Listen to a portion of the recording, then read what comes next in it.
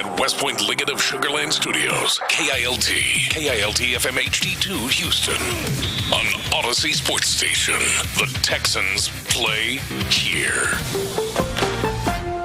Sports Radio 610 presents Seth Payne and Sean Pendergast. We coming to H-time. Let's get the work in, man. Let's go. Great day, great day. Oh, give me some juice, baby.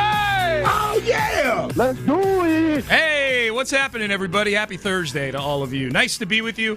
Appreciate you getting up with us. We are with you till 10 a.m. this morning. I'm Sean Pendergast.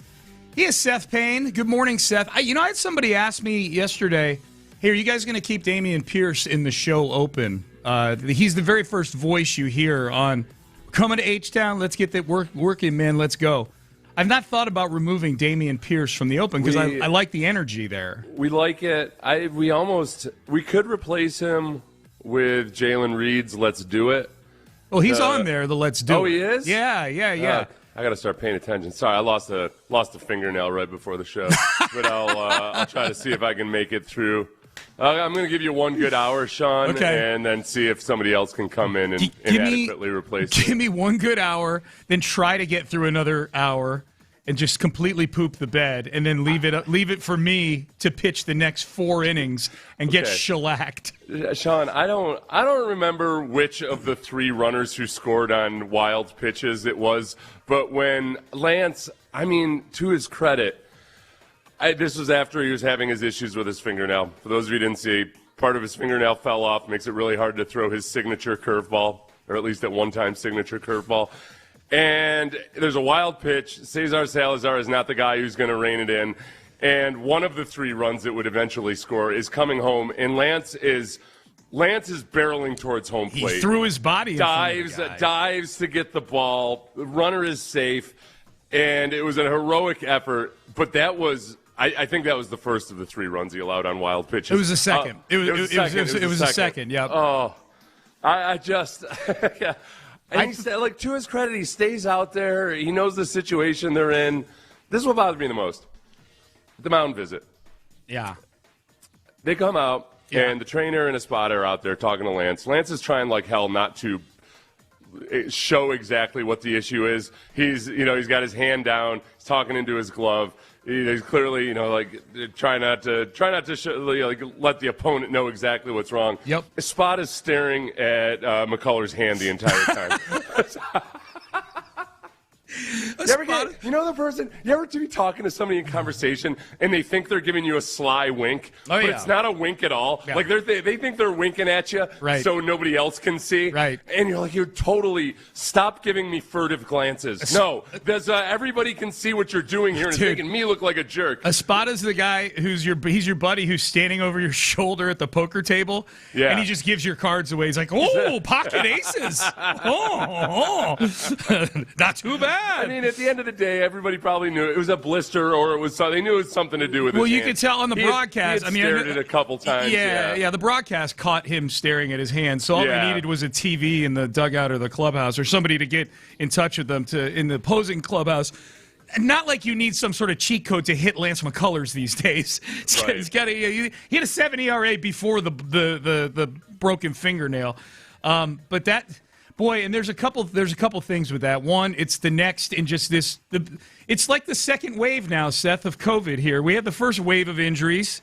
We had like a week off. There was like a week where they had no injuries. It was amazing. And now, Yainer Diaz, Carlos Correa out for the year. We'll talk about that in a second. In case you don't know, Carlos Correa out for the year. Yeah. And then Lance yesterday, and he said afterwards. In fact, let's play Lance here real quick.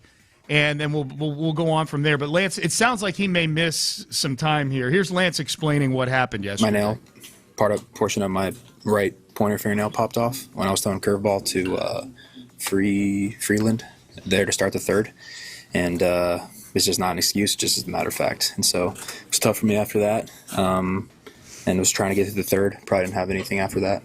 But just trying to get to the third. So, try to give whoever was going to come in a clean inning. And, had a chance to keep it close. Just, didn't do it with Bajas. Mostly curveball. Couldn't really throw the rest of the inning, but pretty much everything. Just like But it's not, like I said, it's not an excuse. Just kind of down a pitch and, tough. I was just trying to make it through. When they came out, I'd say, hey, let me just try to make it through this inning. When Josh came out, I said, hey, I can try to make good pitches, try to get out of this inning clean. But, didn't happen. That's sometimes these baseball guys, man. Like, I just wanted to hand whoever was coming in next a clean inning. I didn't want him to have to come in with guys on base. Like, okay, so let's leave the guy with no finger out there to pitch to these guys so that so-and-so doesn't have to go through the stress of having guys on base. Jason Alexander, you're handing it to. It's not like you're handing it to Josh Hader in the middle of the 8th inning or something like that. I want to be sure that when Jason Alexander comes in, the game is already lost. That's what it was. Ultimately, I want to. Oh, Sean, I don't think I even sent it to you because I know you hate these depressing, like this is the first time since type of stats. I do hate them, but I like that we bring them up on the show. You're a glutton. Give them to me. I'm a glutton. Yeah, I'm a glutton. Give it to me. Well, I have to. You know what? I foolishly decided to update my phone before. Boy, that was dumb. Yeah. I remember the last time I updated my phone. I'm a stupid head. We'll find it later. Well, it was one of those things. They allowed 8 more. I think I remember it. Okay. You can fact check me on this later. Listeners can. Yeah. I want to say they've allowed more than 8 runs 14 times so far this season. Yep. All of last season, which was not a particularly awesome season. It was not. They allowed it 15 times. That's a correct stat season. by you. Yeah. I saw the same thing. That is 100% correct. Take that, iPhone. I don't need you as much as I thought I did. Yeah, technology. Screw you. You got. Yeah. Why would we do that when we have Seth's brain, right? Yeah. Why would we do that? That's a crazy stat. Think about that. Let's be honest. They're losing that game whether Lance gets shelled with a broken finger or not. Yes. Yeah. Fingernail. Well, he had broken finger is more dramatic. It is. He had already wild pitched a guy home before the fingernail popped off. It's not like he was doing great things. I wasn't clear on that though. Do we know that for sure? Was that? Yeah. Oh, okay. He wild pitched a guy home in the first inning, and then the nail. Well, no, I know, but do we know that the finger wasn't an issue already at that point? We don't. I'm using him calling Espada out and starting to look at his hand as the benchmark. Yeah, maybe it did. I have no idea. But think about that stat. They gave up 8 or more runs 15 times all of last year. They're 1 game away from matching that total before Mother's Day. Like if they do it against the Reds Friday or Saturday, they'll have matched that same total by Mother's Day. This pitching staff is so bad. This is the year for sure that you got to step off that. Hey, Unless they make a huge run like they did a couple years ago in June and July, obviously. But you get to, I mean, it's just so weird if you think about this organization and where in 2017 the frustration was that they didn't make a big move at the trade deadline. Mm-hmm. And they ended up making a big move at the second trade deadline and getting Justin Verlander. And that's kind of, things were pretty good after that. And then they got addicted to bold moves and never counting themselves out, and it worked out. But, man, this is you are at the bottom of the barrel. The pipeline needs to be restocked. Yeah. And as much as you want to cling on to hope, tooth and nail every single year, it's time to start thinking about selling some stuff off. I think it is. You gotta close the book on the era definitively. Yep. I know we know it's all. People are already referring to the golden era in the past tense. Yes. If they make a resurgence, it's going to be a new era. But man, it's ugly. It's ugly out there. Yeah, it is. And it's a minor league team, just like it was last year. Yeah. You're out there watching guys I shouldn't know the name of or face of, except that now this is 2 straight years we're seeing those guys on the major league diamond. Yeah, the only variable, not variable, but like the one thing that is, if you're looking to rebuild, if you're looking to tear it down, if you just think this team is flat out not good, and they're not good, but here's the issue is that the division's not good. Yeah. The division is keeping them alive right now, and my fear would be if you're somebody who wants to tear it down, and I'm leaning that way right now. I'm not all the way in on it yet. I need to see a little bit more play out, but it's certainly trending in that direction. But I think if you are one of those people, like Ocho is a loyal listener who texts in every day, boy, he's ready to just blow the whole thing up. And I think there's definitely an argument for that, as you just pointed out, Seth.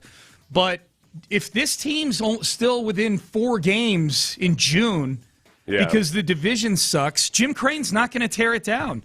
He's going to think that they can win the division. He's way more likely to fire Joe Espada as a light the fire under the team move than he is to go start trading pieces off. Yeah, way which more is the likely. first step in the process. I suppose that's what we got to start thinking about is, all right, let's think of stages of the process for an owner that, to his credit, just never wants to give up, always wants to fight, but you got to temper that somehow. Yep. It's that, okay, the first step in the process would be, is there something we can do to shake things up before the trade deadline? Yes. When there's still time to figure out exactly what is this team capable of. Yep. And I say this with all due acknowledgement of the fact that there's only so much Espada or any manager can do when half your roster is on the IL. Yep. And it's really hard to fault the pitcher, the manager for the fact that very few of your pitchers have looked like competent major league pitchers. Yeah, if Espada gets fired, it kind of falls in the Brad Mills, Bo Porter category, which is, all right, well, this guy, he's not set up for success this year. The combination of a strangely built roster and just this slew of injuries, none of that's, excuse me. And the fact that the pitchers who remain can't put the ball over the plate. None of those things are Joe Espada's fault, but yeah, you're right. That's probably step one, and then you just got to see how it plays out after that. It's very depressing, and we haven't gotten to Carlos Correa yet, and that's very depressing. I'm going to play Carlos's whole media availability because it's only about a minute and a half long. We'd end up playing most of the cuts anyways. So here was Carlos. If you missed it yesterday, he popped a tendon swinging a bat in the batting cage before Tuesday's game. And it's in his left ankle, so this is important to note. This is not the ankle that had the Giants and the Mets canceling their contracts they agreed to with him in free agency. This is the other ankle. So it just popped with him swinging the bat, and he is now going to be out. Well, we'll let Carlos tell you how long he's going to be out for. Carlos, what's your prognosis? I need surgery on the tendon, my left ankle. Which will require for me to miss the rest of the season. How tough is it to get that news? Tough, really tough. Not what I was expecting, but now it's time to deal with it, face it head on, and focus on the rehab. What happened? I was hitting the cage, normal day, feeling great. I went through my whole routine, took a swing, and just felt a pop. It just completely snapped on me, and then it fell to the ground and couldn't put weight on it. It was just when you landed, planted. Normal swing. It was a normal swing, and I felt like a loud pop. I heard it and felt it, and right away I knew something was wrong. Did you know yet when you're gonna have surgery? Not yet. We're gonna wait for some other opinions and all that. Go through what we all go through, and when we have this type of injuries, and just make sure that surgery is the right move, or it's a complete tear. So most likely it'll be surgery at some point this week. What's like the timetable in terms of 6 to 8 months, depending on how it recovers after. So we'll see. All right, so there we go. That we want to get in. So it's a 6 to 8 month recovery, assuming everything goes as planned. Have you ever heard of a guy popping a tendon just swinging a bat in the batter's box? I don't. I ran a search and with zero medical expertise. It said that the Achilles tendon was most likely for something like that to happen, just from a sudden explosive movement, which makes sense. So it's kind of like with you hear about people tearing their Achilles or their patellar tendons a lot of times just from relatively simple activities. Yeah. So I don't know if I've heard of that specifically, but it's not like it never happens. Tends to happen with injury-prone guys who are in their 30s and maybe who've been asked to play shortstop more than they expected to because they were excited to come to Houston because partly they were going to be able to play third base and it's less taxing on the body. Guys that get into their mid-30s, and that's when you got to worry about Achilles tendons and patellar tendons when guys get into their 30s and the tendons get a little bit more brittle. Yeah. But I have zero clue which tendon it actually was. I would think if it was the Achilles, they would have said it was the Achilles. This is the Astros, Sean. Yeah, that's true. I'm surprised they didn't say it was his left temple. Yeah. It was that is a great point. It is the Astros. Yeah, it's in the ankle area, so let's call it the ankle. I don't know. It's in the I have neighborhood. Zero clue. Yeah. I don't. Yeah, people keep saying this. I've never heard of this before. I don't know. We hear about guys getting injured during batting practice or whatever all the time. Yeah, I just can't remember it. I can't remember a guy just swinging a bat and then he's out for the year. It's not as weird as somebody stepping in a gopher hole or something on their ranch. Right, It's right. just it's a classic sports injury. Yep. Here was Joe Espada on his conversation with Carlos Correa. My conversation with Carlos, ask him, he's going to be around. It's important for his presence to be felt in the clubhouse. Obviously we're going to see when he's going to have this surgery and where, we don't have the exact date. But once that happens, having him around, his presence is important. His message is important. He's like having another coach. So he said he's all for it. So I'm not surprised by it. I thought two things when I heard Espada say that. First person I thought of, Seth, when he said, well, he's going to be around. He's going to be, he's going to be here as a sounding board, blah, blah, blah. The first thing I thought of was Fred VanVleet.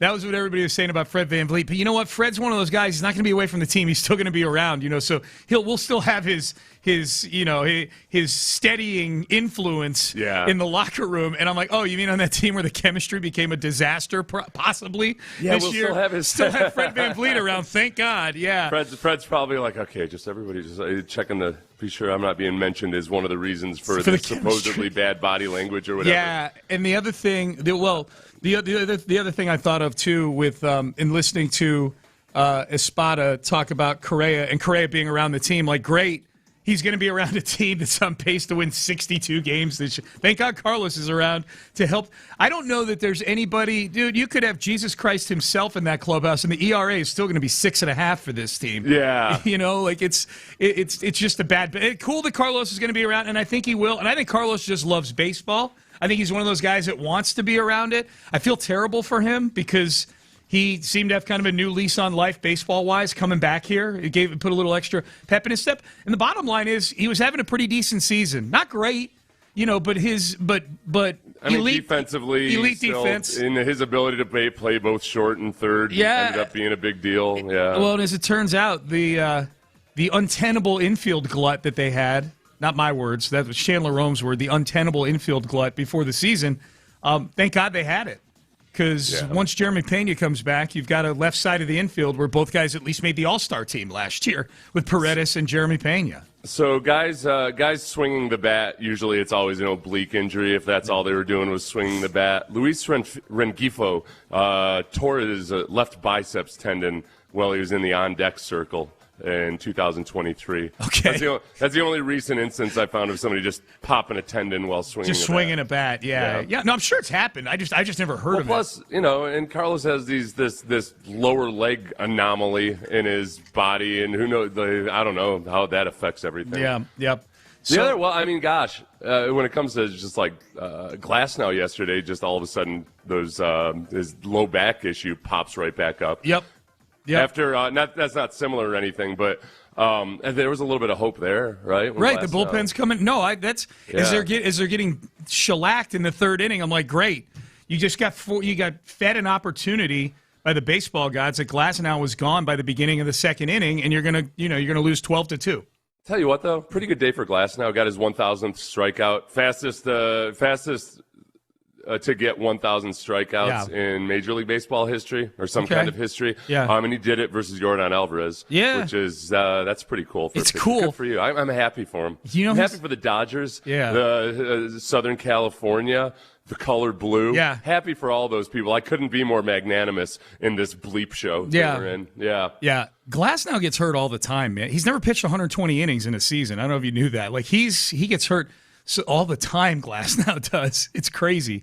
And he's a huge. Carlton, I'll tell you that. He's no Steve Carlton, that's for sure. All right, Payne and Pendergast with you. All right. Similar to the Astros injuries where it'd been about a week since we had one, it's been a few days since we've had a Diana Rossini and Mike Vrabel update. This one is twisted, man. This one is twisted, and we will have it for you coming up next. But you know what's not twisted? Saving on your property taxes. It's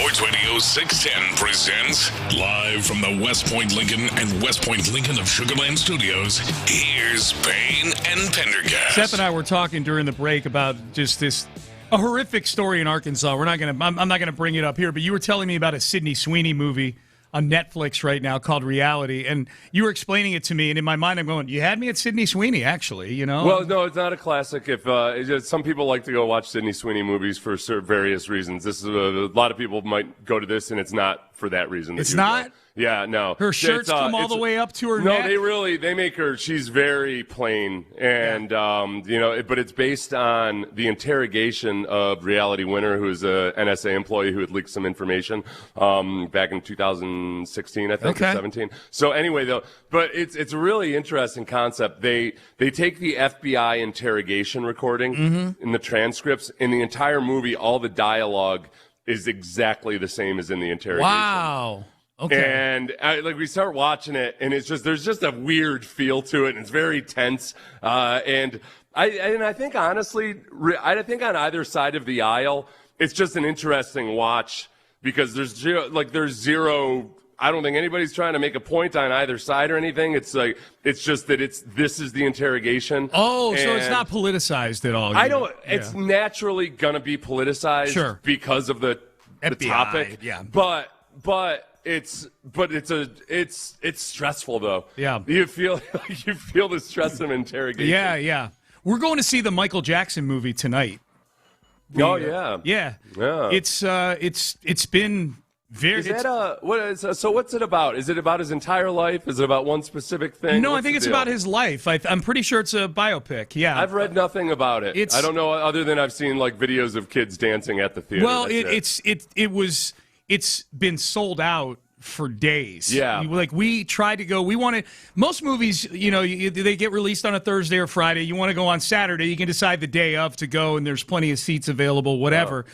There were no seats available for this movie this weekend, and Michael Jackson is played by Jermaine Jackson's son in the movie. Oh, wow. And he apparently put on a really good performance. This movie's got great reviews. It takes it from the Jackson 5 era through the 1988 Bad Tour. Okay, well, there you go. And that's the crux of the musical part. A lot of other stuff with Michael Jackson, a lot of lanyap out there, on either end of those things. That was one of the weird things about that Mark Twain book that was freaking me out. Mm-hmm. You remember when I was depressed for 2 weeks, and it's because Mark Twain's life was so depressing? Yes. I hated that book by proxy. I was reading his biography. Yeah. But he had this thing late in life where he had... it got weird. Yeah. There's some Michael Jackson elements to it where people had questions about, why exactly are you hanging out with these young women all the time? Yeah. So I'll give my review on it tomorrow when I come in. But, we're going tonight to go see it. I'm looking forward to it. I don't want to just glide past that. There's a lot of debate amongst historians about just, how improper the relationships were or were not. Because he always had chaperones around and everything. Yeah. But it was really, really weird. Yeah. It was weird. Are you done with that book? Oh, yeah. Remember how I've been happy the last week? That's what I thought. I finished the Mark Twain book. I just want to make sure you didn't, put a bookmark in and there's still 5 chapters left or something. I have a hard time. I've realized, I don't know if I've just become more empathetic or something as I get older. Movies and books and everything, they affect me. Yeah. And I got to be careful about it. Yeah. I mean, I'm reading a freaking boring bio. It's not like it's a, it's a biography of Mark Twain. Yeah. But his life was depressing me. Well, let's workshop this empathy here. Here's the latest story with Diana Rossini and Mike Vrabel. This popped up on TMZ yesterday. I love how TMZ's all in on the Vrabel-Rossini thing now. At first, they're like, we don't want to police the bedroom. We're not buying those pictures from Sedona. No. Let someone else do that. So the New York Post does it, and now TMZ is just they're just Katie bar the door, man. Anything they get sent, Vrabel and Rossini now, they're all over. So someone tipped them off to this story where in June of 2021, the two of them rented a private boat for a day in Putnam County, Tennessee. They had copies, TMZ had copies of the signed waivers that Rossini and Vrabel both had to sign before going on this boat trip. The reports were that the two of them were very cautious with taking pictures with people and whatnot. Yeah. Rossini wouldn't take any pictures. Vrabel took one picture with the crew of that boat company and told them, do not post this anywhere. I'll take the picture, but so he's just trying to be nice. Just don't put this on the internet. Yeah, right. Spoiler alert. Yeah. It's on the internet. It's on the internet now, 5 years later. It's now on the internet. It's now on the internet, yeah. This is the kind of I called it twisted, the twisted part about this story. Diana Rossini is very pregnant at this juncture in her life. Yeah. In June of 2021. Months? Is that what it was? Her son, Michael, was born on August 7th, 2021. So it's at the most a couple of months before she gave birth to her son. I have no idea if he was premature. How long or do anything women like stay pregnant? Is it like 2 years? It varies. Okay. It varies. Yeah. So I'm just. Well, your first couple of kids were. You could tell how ambitious they were. 9 weeks. Your second and third. No, right? first and second. Oh no, it's James and Judy. James and Judy, fraternal twins. Yeah, yep, and they're preemies, and they were 9 weeks early, and that's 9 weeks. 9 weeks. Good for them. 6 weeks in the NICU. Getting a jump start on life. Just chilling. Yeah. This is a weird one, man. Like that she's very pregnant, going on little dalliances and journeys with Mike Vrabel. And honestly, as you might expect from a relationship that seemingly lasted at least 5 years with these two, 5 or 6 years, going back to COVID, that it wasn't just like a fling or something. They looked like they had a deep and meaningful relationship. Yeah, the timeline is starting. There's at least something that's been happening, it feels like, every year between 2020 and 2026 with them that's getting revealed. Like, just leaked. You see this in movies all the time, where like these, a lot of times it's in movies that about two high-powered people that it's just like all of a sudden there's a scene where they meet up with this person. Well, they're on a business trip, and it turns out you realize this is what they've been doing for years. And this is where I blame Hollywood. I think these two are inspired by Hollywood to think this is what high-powered people do. Yeah. They have these relationships that kind of dip in and out of your life, and for a long, long time, decades even. Are you? I blame who was the bald guy that used to do the little trips around America? Charles. Our listeners will know. No idea. When he died, it turned out that he had like a bunch of long-term relationships. Oh, yeah, a woman in every port. Yeah, no, but like he'd had these affairs that were ongoing. Yeah, like a family in every city, all that type of stuff. Yeah. I think there's a lot of professional athletes that are in sports where you travel a lot that have that. They've got different. I mean, you hear behind-the-scenes stuff in baseball. Those baseball players are on the road all year long in different cities all over the place. So that was what ultimately got me rolled out of the Coast Guard. Was I didn't realize, you hear all these stories about sailors and everything. Yeah. And I didn't realize that, while I was based in Buffalo, right, going from suburb to suburb, it's harder to keep that in line. So sure. It's like I thought, I'm living like a sailor. Yeah. And they're like, no, Seth. It's supposed to be like different countries and ports of call and everything. And people don't realize. And then you decided to get into football after that. Yeah, that's what drove me into the NFL. Right. I had to flee my life in Coast Guard. This is twisted to me. I'm just putting myself in the shoes here. You're clearly in some sort of extramarital relationship, and you're getting together. Talking about those two, not Seth Payne. Not you, you. Yeah, I should be clear. Pronouns, pal. Yeah, Michael Vrabel and Diana Rossini. If they're getting together when she's like 7 months pregnant, there's part of me that feels like, okay, if I'm Vrabel, maybe you do that if you know it's your kid she's carrying, and if it's not your kid, it's really twisted after that. But I think this is the thing where we just don't know, and people are left to speculate and kind of put on their own.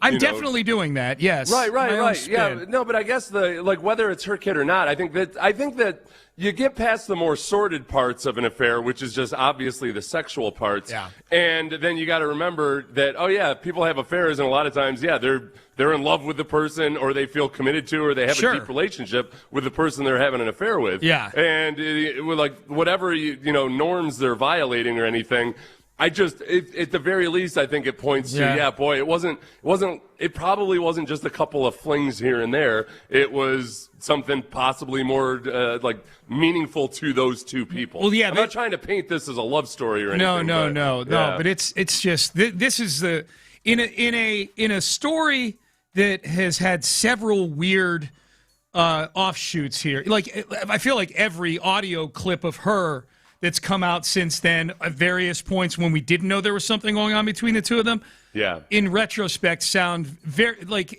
at the very least a little strange. And she was so in on insulting her husband and praising Vrabel. Like, it was almost like she was daring people to figure out there was something going on extramaritally in retrospect. This one, and we're starting to fill in the timeline, like those pictures in New York at COVID that you mentioned in the New York Post. That's 2020. This is June of 2021. There's a shot of them that TMZ had in a casino after the season was over in 2024. Like all these things are getting filled in where it's like, man, it feels like there may not have been a lull at all. This might have been a 6-year ongoing thing that they've had. You know, the thing that might get Vrabel out of this, except that he might never admit to because it would be too devastating a blow to his reputation professionally and as a man, is if he were to come out and say, guys, it's hard for me to admit this, but listen, this is the God's honest truth. She had me in the friend zone the entire time. Platonic. I was just going to say. This was strictly that platonic. Picture at the bar, that was me it. trying to kiss her. I knew and she pushed me away. But I couldn't escape. No. I wanted to be there for her in case it did break down with her husband at some point. Yeah. And then I was going to be there. I don't know if he's got the gonads to go with that strategy. That's a hard thing for a man to admit. Dude. I risked it all to be in the friend zone for 6 years. Tell you what, I cannot wait for her to talk about all this. I mean, she's... yeah. Is Oprah, is that the best bet? Yeah, something like that. Is Oprah still on the air? Something like that. Yeah, I think Oprah's still doing her thing. Yeah. I have no idea. Is Dr. Phil still a thing? Is he still there? Good question. Is he still doing stuff? I'm not sure about Dr. Phil or Ellen or any of those, but it'd be that type of show, I think. Ooh, all right. What about Ricky Lake? Not around anymore. Well, I think alive, but not doing a show anymore. All right, Payne and Pendergast, let's get to headlines powered by the Men's Tea Clinic. Astros, even though we have people begging not to talk Astros, it's headlines. We got to talk about them in headlines. They're in our friend zone right now. Yeah, maybe you. I'm stuck in the friend zone with the Astros. I am not. We'll get to headlines powered by the Men's Tea Clinic coming up next. Speaking of the Men's Tea Clinic, if you're a man and maybe you're not feeling quite right, you lost.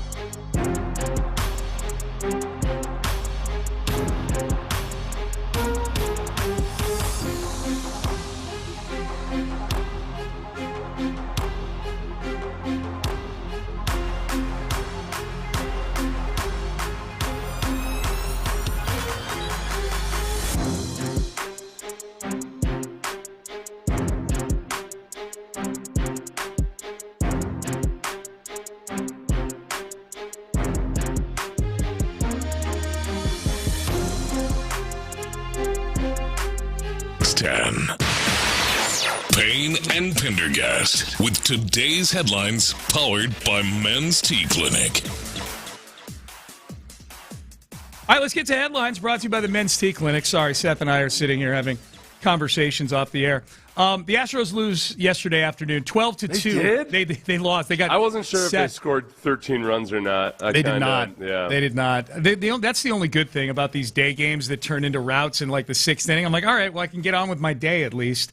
I liked it better when they were winning and I watched all 9 innings, but the silver lining, if you're going to lose big. Lance McCullers, he gave up 6 earned runs in 2 2/3 innings, and who knows what it looks like here in the near future because he had a fingernail pop off on his right. He called it his pointer finger. I call it an index finger. For some reason it annoys me that he's calling it his pointer finger. Except he has young children, so I guess that makes sense. Maybe. Yeah. Here's Lance McCullers on the injury he suffered. Yeah, my nail, portion of my right pointer fingernail popped off when I was throwing curveball to Freeland there to start the third. And it's just not an excuse, just as a matter of fact. And so it was tough for me after that, and was trying to get to the third. Probably didn't have anything after that, but just trying to get to the third. So, try to give whoever was going to come in a clean inning, and had a chance to keep it close. Just didn't do it with Bajos. I get what he's saying about the clean inning. Like, it's better for a guy to come in with nobody on base than guys on base. I admire the chutzpah of wanting to somewhat finish what you start, the third inning, I suppose. But it was probably not a great decision to leave him in there. 2 2/3, he gives up 6 earned runs. His ERA is approaching 8 now. He had 3 wild pitches to allow runs to score, including one that was before he even had the fingernail pop off, and then he allowed 2 more after the fingernail popped off. You and I were talking during the break, Seth. I think it's a heavy favorite for me right now, and I hate saying this because I like Lance a lot. I don't know that he makes it through the year with this team. I could see once guys start coming back, where he would get DFA'd. He's the only reason he is pitching right now for this team is because 1, they've been ravaged with injuries, and 2, they're paying him $17 million. So you're just trying to get something out of this investment at some point with Lance McCullers. You were trying see if it works out, and if it doesn't, then hey. I don't know if you guys realized or not, but they brought in 6 pitchers this offseason. I seem to remember you mentioning that a couple times. Suck. They all suck. Yeah, they're bad. Except for Lambert. Well, and Kaiwei Tang.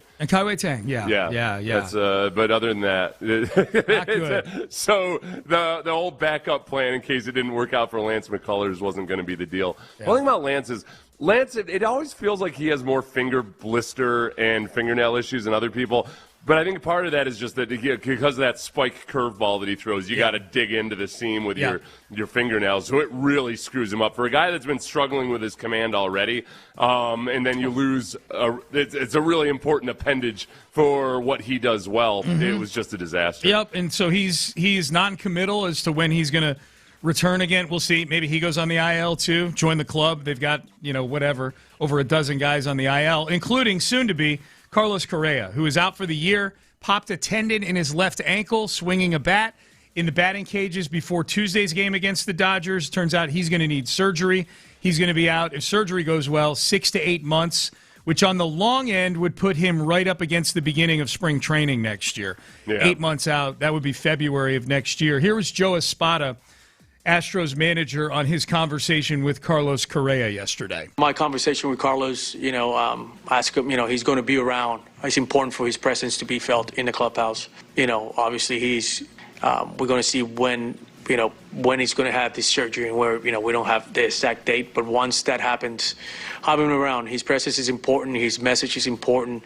He's like having another coach. So he said he's all for it. So not surprised by it.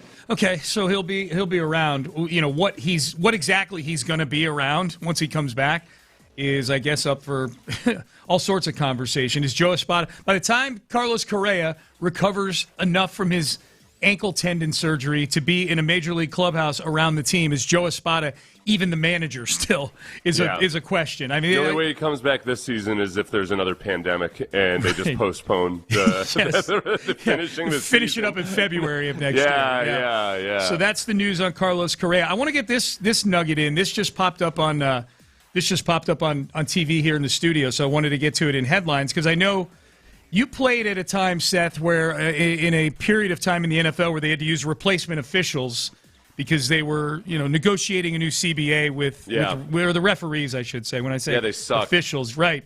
It looks like we're going to avoid that this year and in the next few years. The NFL and the Referees Association are on the verge of a new deal. It's expected that they ratify the new CBA tonight, the referees. So it looks like we are spared replacement officials this coming season.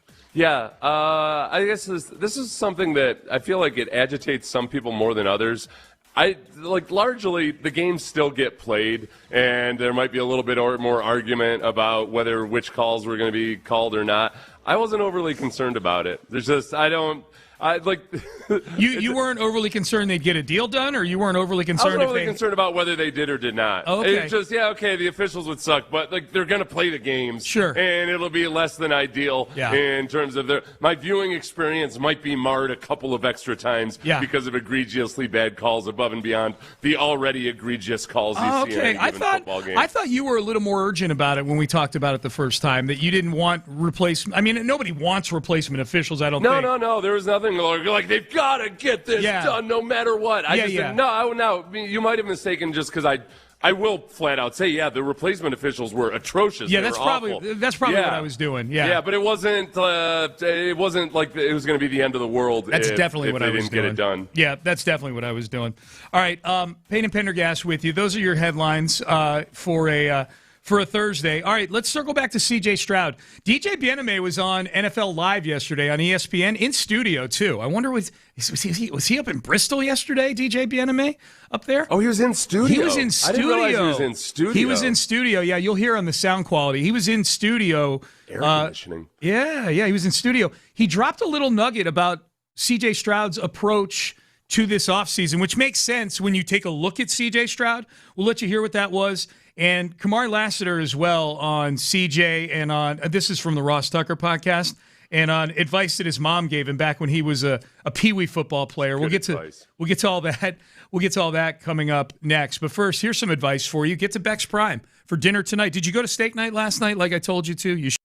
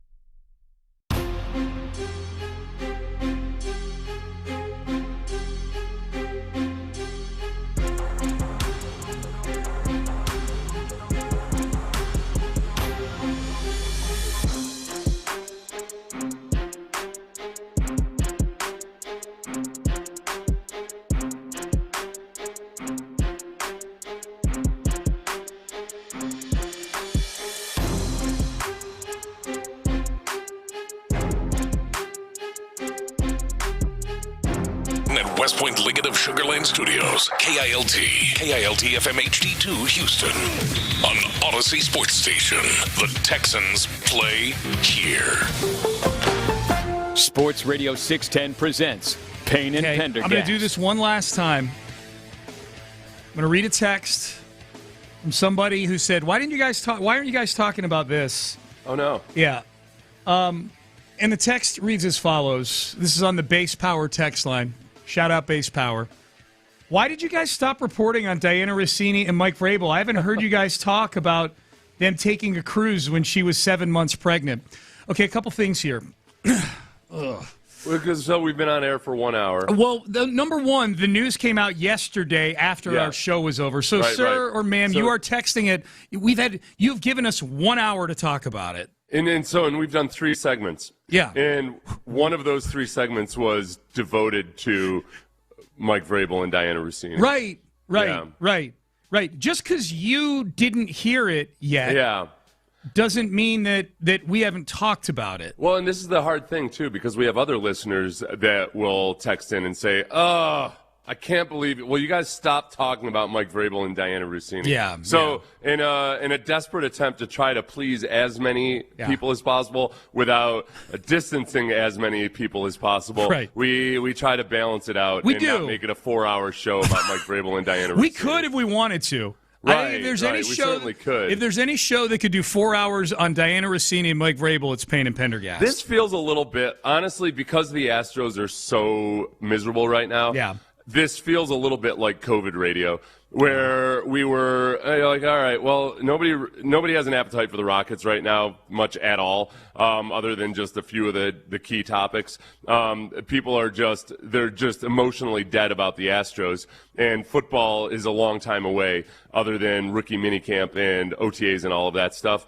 And so Mike Vrabel, Michael, as he signs it on his boat. Yeah, he signed it. Yeah, that's his government name. Yeah. Mike Vrabel and Diana Rossini is probably gonna, be a topic whenever anything new comes out. Yes. This is. I felt, a couple years ago I read a book about the Black Death, Sean, which is 50% of the population of Europe was killed, and I remember just struggling to try to feel like what was that like. And then the Astros happened. Yeah. And I get it. Yeah.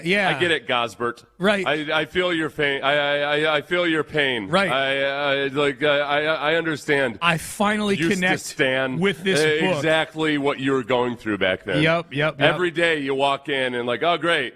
Just bring out the dead. Put Carlos Correa on the death cart. There we go. Up. Oh, you got a little fingernail issue there, Lance? Right. Well, you're gonna get gangrene and die. Right. Okay, I get it. That's the Black Death. Yeah. So the texter, I'm not angry at you. I'm bordering on that, but I'm not angry at you. This is just me telling you and others, because we get a lot of texts like this. Just because you didn't hear it doesn't mean we didn't talk about it. So when you say, why did you guys quit reporting on such and such? I can tell you right now, this would be the last show that would stop talking lock, stock, and barrel about Diana Rossini and Mike Vrabel. I can promise you that.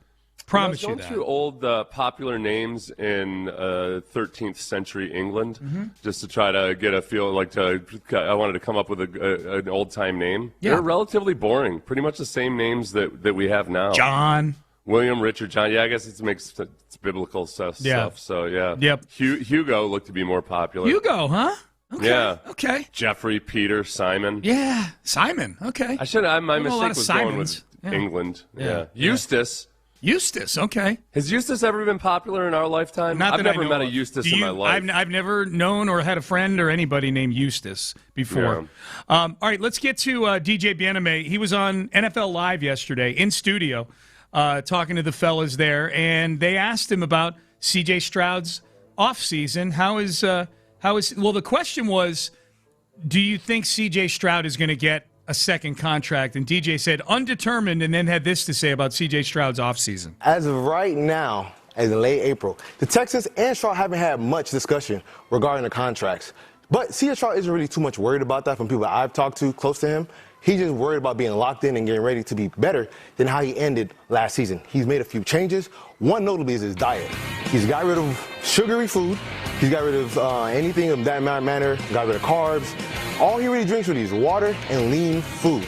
That's how he's been able to slim down and be slimmer. I know there's been a lot of talk on social media. So expect a slimmer Stroud, expecting a better CJ on the field. We've seen and discussed the new slender CJ, skinny CJ, and there's plenty of footage on the Texans' social media of their workouts yesterday. They're actually working out on the field yesterday. Yeah. So there's plenty of footage out there of CJ, and he looks to be in great shape.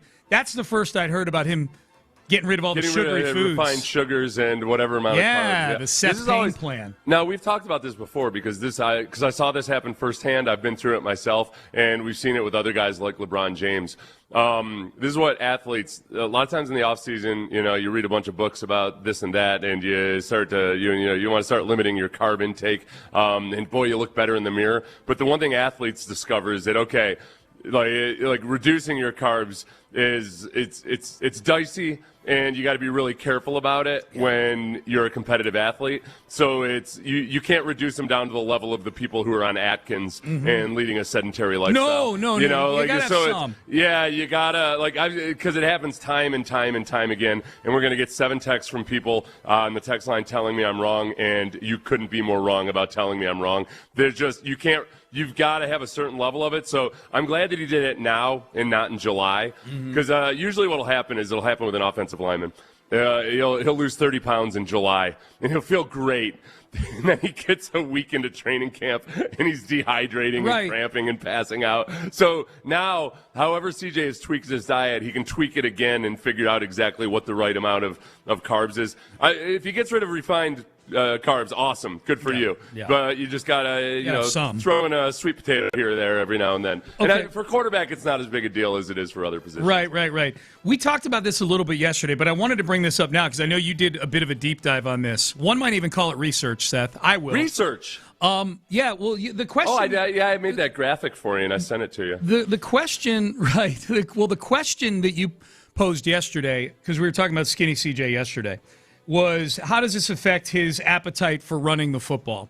Because he ran the football a lot from the postseason 2 years ago, 2024, up to the concussion he suffered in that Denver game in Week 9 this past season, and then he came back from the concussion, and statistically, you just had to look at the stats and go, oh, wow, he's not really running the football, and he's not really running it effectively when he does. 19 carries for 20 yards. But you, Seth, did the deep dive yesterday on all of the running he did after the concussion, and it's even worse than 19 carries and 20 yards would indicate. Right, and I didn't tabulate it. I just went through and watched all of his runs before his concussion and after his concussion. I mean, we've heard the statistics before, but it is still kind of just jarring when he ran 29 times for 189 yards in the first 8 games of the season, including the Denver game when he got injured. He had a couple nice runs in that game. Well, he got injured on a scramble. Yeah, and he got injured on that scramble. Yeah. So he had 23.6 rush yards per game, before his concussion. He came back and it was 3.3 rush yards per game. But even in watching it, what I realized in watching the cut-ups is, oh wow, half of these are QB sneaks. A couple of them are just botched plays that are classified as QB scrambles, or just a bad snap and he gets tackled immediately. That's not a sack. That's a rushing yard stat. Mm-hmm. But his scrambles they were few and far between, and it was hesitant. It was him running out of bounds a couple yards past the line of scrimmage. It was just night and day. Even though you knew the stats, so before the concussion he was 6.5 yards per carry. Yeah. After the concussion, 1.1 yards per carry. Yeah, it was. And a lot of those yards were coming from getting 1 or 2 yard on a QB sneak. And that's, in the modern NFL, the quarterback who doesn't run for yardage is the exception, not the rule. Yeah. And it does something to a defense where if they got to be cognizant of the fact that you can pull it down and run for 10 or 15 yards, it makes it easier as a passer. And it was eliminated from his game. And that, alone, if he just returns, if he psychologically gets over the concussion and he gets back out there and maybe in feeling a little bit lighter and a little bit sleeker. Maybe he'll feel like he'll be able to better protect himself from contact and everything, get down to the ground faster, all of that. Yeah. That maybe we just see he doesn't have to be awesome at it. He's just got to do what he was doing really in the second half of 2024. Yeah. And then in the first 8 games of 2025. Yeah, it turned into a bit of a weapon. Not like Lamar Jackson type of threat or anything like that. But if you can move the chains a couple times a game with your legs as a quarterback, that's a big deal, especially in as many close games as the Texans play. And so that would be my biggest wish, I think, for C.J. Stroud, Seth, as he's, trying to kind of get back to the level he's been at before, is that my biggest wish for C.J. doesn't have anything to do with throwing the football. I hope he starts mixing in 2 or 3 scrambles a game again. It's a big deal. It keeps the defense honest out there. So no refined sugars for C.J. Stroud, according to DJ Bieneme. Kamari Lassiter was on Ross Tucker's podcast, and Ross dropped that this week. And Ross asked him about the way C.J.'s season ended and how you feeling about C.J. Stroud. Here's Kamari Lassiter. Yeah, I mean, I talked to C.J. C.J.'s one of my guys, so it's like I talked to C.J. before the game. I talked to him after the game. Win, lose, or draw, we still going to be locked in. And the thing is, though, like, the speculation and all the outside noise, whether we would have won the game or lost the game, whether he would have threw 4 touchdowns or whatever, it would have been speculation regardless, and I would still be in his corner because I know CJ, I know what he can do. I've been playing CJ since college, so I know that he's one of those guys. I know that the ball doesn't roll your way all the time. It happens for all of us, and it's just a matter of when it happens, And I just feel like with CJ, he knows that we still support him. He knows that I have his back. The guys in that locker room have his back. We trust, we believe in them. And, I feel like that's just where we should leave it at. People, sometimes the ball doesn't go your way. Yeah, and Kamari is echoing what everybody, player or coach or GM, has said about C.J. Stroud this offseason. I thought it was funny. He's like, I've been playing C.J. since college, and I forgot, I hadn't forgotten about it, but you're reminded of that playoff game, Ohio State and Georgia, which, ironically, in that game was a game where people were like, oh, wow, C.J. can run. Yeah. He didn't have to run ever at Ohio State in the Big Ten because they were just dropping 500 yards on everybody through the air. But you're playing against that Georgia defense, against Kirby Smart and all those players, all those great players on Georgia. And sometimes you're forced to do that. And that was the game where that was the first game, I think, where people kind of realized, like, oh, okay, CJ's got that club in his bag that he can run the ball.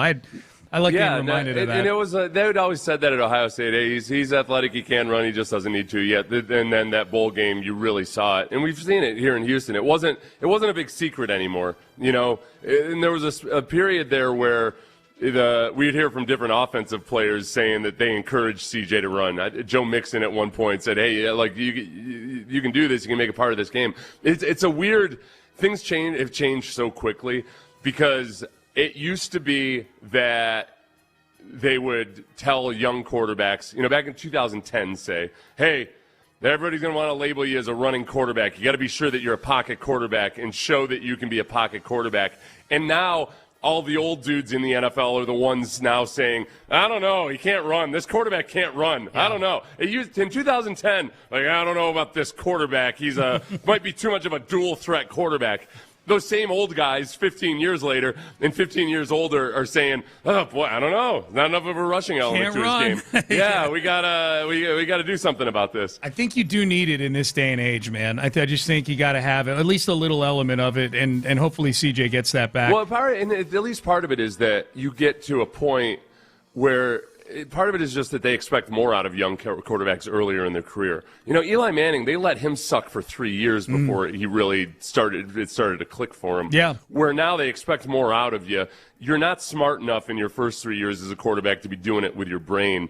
So you take advantage of some of these wide open spaces and run. And then along the way, by the time you get to the age of 30 and you can't run as well anymore, you can dissect teams with your arm and your brain. Yep. One more from Kamari Lassiter. This was from the Ross Tucker podcast. Says he likes big hits. Said his mom likes big hits. This is a pretty funny quote, Kamari talking about. Oh, yeah, listen, and Ross had asked. Ross was surprised that Kamari only weighs 190 pounds. Yeah, that's in here. Yeah, it is? Okay. Yep, gotcha. Yep. How much do you weigh? Like 190. Is that it? Yes, sir. Dude, you play like you're 205, 210. Yeah, I do. Are you ever, afraid I don't want to say afraid, but like even when it's like a tight end in the flat or a running back, like you're not just trying to get them down. You're trying to light them up. Yeah, I'm trying to run through your phase. Yes, sir, every time. But that's just like I grew up playing the physical brand of football, you know, so I just feel like. You're from Georgia? I'm from Georgia. Where? Savannah, Georgia. Okay. Yes, sir. So I just feel like that's just how I play. And that's how we grew up playing. That's all we know is physical football. Like, my mom used to tell me when I was a little kid, big hits all day. That's all. Like, that's what we know. Your mom told you that? What? Of course. Big hits all day? Yeah, big hits all day. Oh, my gosh. Big hits all day. Dude. That's much better than Bang Bang Chicken and Shrimp. That's way better than that. Yeah. Shout out Chris Polk. You know, it's funny. I went through my archives, and I had one of the files I had saved was Kamari Lassiter TFL. So I pulled it up, and I had forgotten about this play. Kamari's coming off the edge on a corner blitz against the Bills, and he gets credit for an assist on the tackle, but he blew up the fullback. Yes, I remember He blew that. up the fullback the way a middle linebacker blows up a fullback on the inside. Yeah. He just destroyed the guy, and it was like that was the play I looked up after he said, "I want to run through your face." Here he is coming off the edge, fullback's coming across formation, and he just runs through this dude's face and knocks him right into the running back against the Bills. God. It was beautiful. Yeah. Okay, people weighing in on the base power text line about the guy who asked us, hey, are you guys going to talk about Vrabel and Rousini in this new story, which we did at 6:30 today on the show. Stop talking about Vrabel and Rousini, guy here. Please stop. Okay. Guys, you can't please people these days. Don't even worry about it. You're doing a great job. Thank you, Texter. We appreciate that. We appreciate the kind words. This is a funny one. I demand that you two run multiple different radio shows simultaneously so that you can please everyone. I want to please everybody all the time. Yeah. Abraham Lincoln said that. Yeah. You can please everybody all the time. That was the end of the quote. That was it? Yep. Yeah, that was his most famous quote. Mm-hmm. Was, you can please everybody. I think that was in the Gettysburg Address. It was at the very end. Yeah, he got up over and standing in front of a bunch of dead people and said, you can please everybody all the time, and then he dropped his mic. That's it. Walked off. Mic dropped, twerked, and then crotch chopped. And then that was the thing about Lincoln, put man. it up on TikTok. He was such a better dancer than people realize. They don't realize it, man. He would have been killer on TikTok. Abe Lincoln twerking up there on stage. Lincoln. Why don't y'all do an entire segment on Lance's fingernail?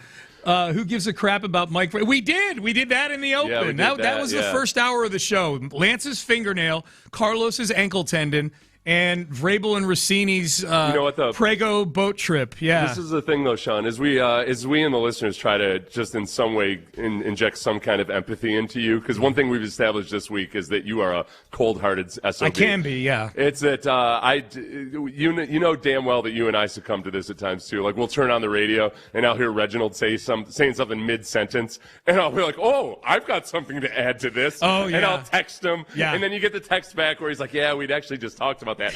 Damn it!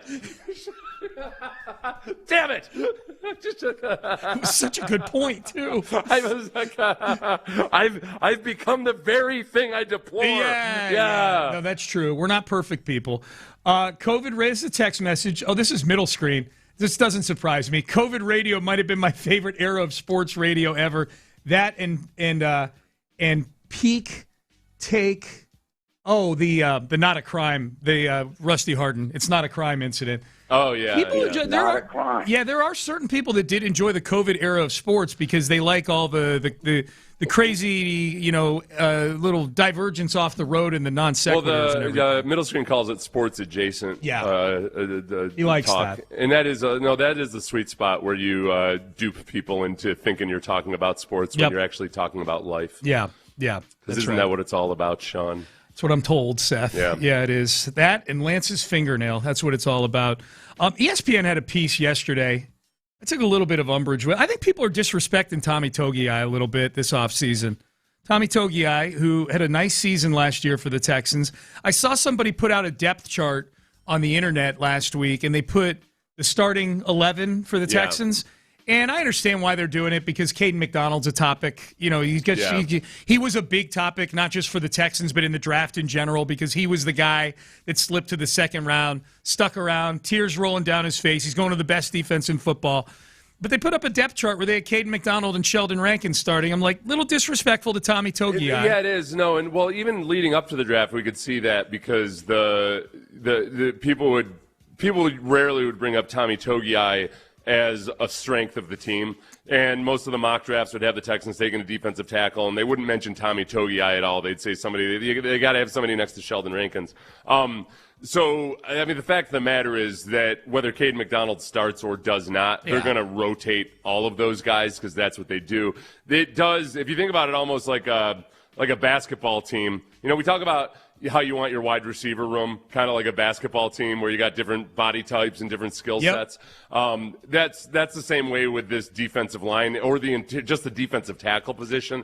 They want to have different guys for different situations. Mm-hmm. And there's times now where you're going to have Tommy Togiai and Caden McDonald in there at the same time, and possibly a Naquan Jones or something, just because, all right, we want more beef in there. We got to stop the run here. But we still have, we have the ability to get pressure on the pocket with those guys. Logan Hall's another guy like that, too, where he could play in run situations. He can go out and play edge at certain times. That they've got more options for different scenarios and different offenses. So I'm like, and this is a frustrating thing when you're a player, too, on the defensive line when you rotate a lot. Yeah. You might be the starting defensive tackle, but if the offense comes out in a certain personnel group, like, wait a second, we need the run stopping package out there. Yeah. And you're out there, and then you don't get the start on your stats. Oh, and, and like that's Pro Football Reference. You got the G column for games played and the GS for games started.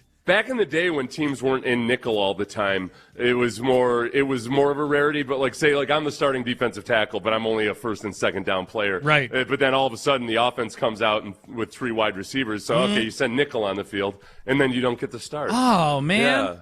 Yeah. Did that affect contract negotiations at any time? No.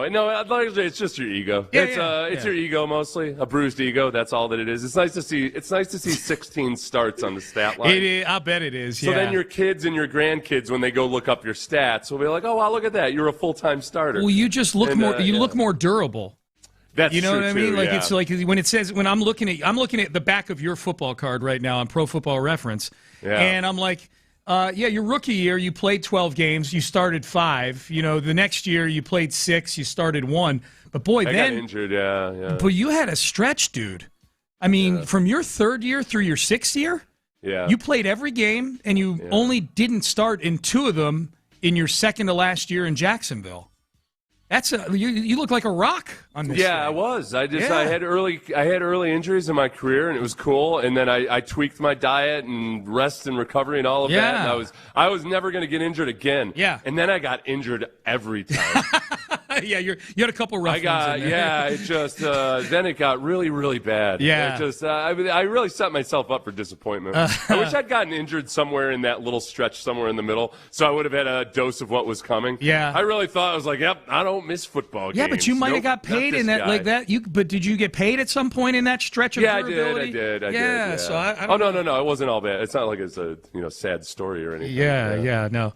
Tommy Togiai, 9.7% stop rate according to Next Gen Stats. That's where you tackle somebody and it's a negative EPA for the opposing offense. Yeah. Highest among all defensive tackles in the sport last year. Yeah, he was really good last year. That's why there's times where, when you got to stop the run, you absolutely have to stop the run, or the offense comes out with a real run-heavy personnel grouping. You've got Tommy Togiai and Caden McDonald in there, and a guy like Naquan Jones. I don't want to leave Naquan Jones out of all of this, but that's where Caden McDonald is going to play a bunch. But also, you're right. It's weird. It seems relatively rare for people to just pencil in a second-round pick on the starting depth chart at this point in the offseason.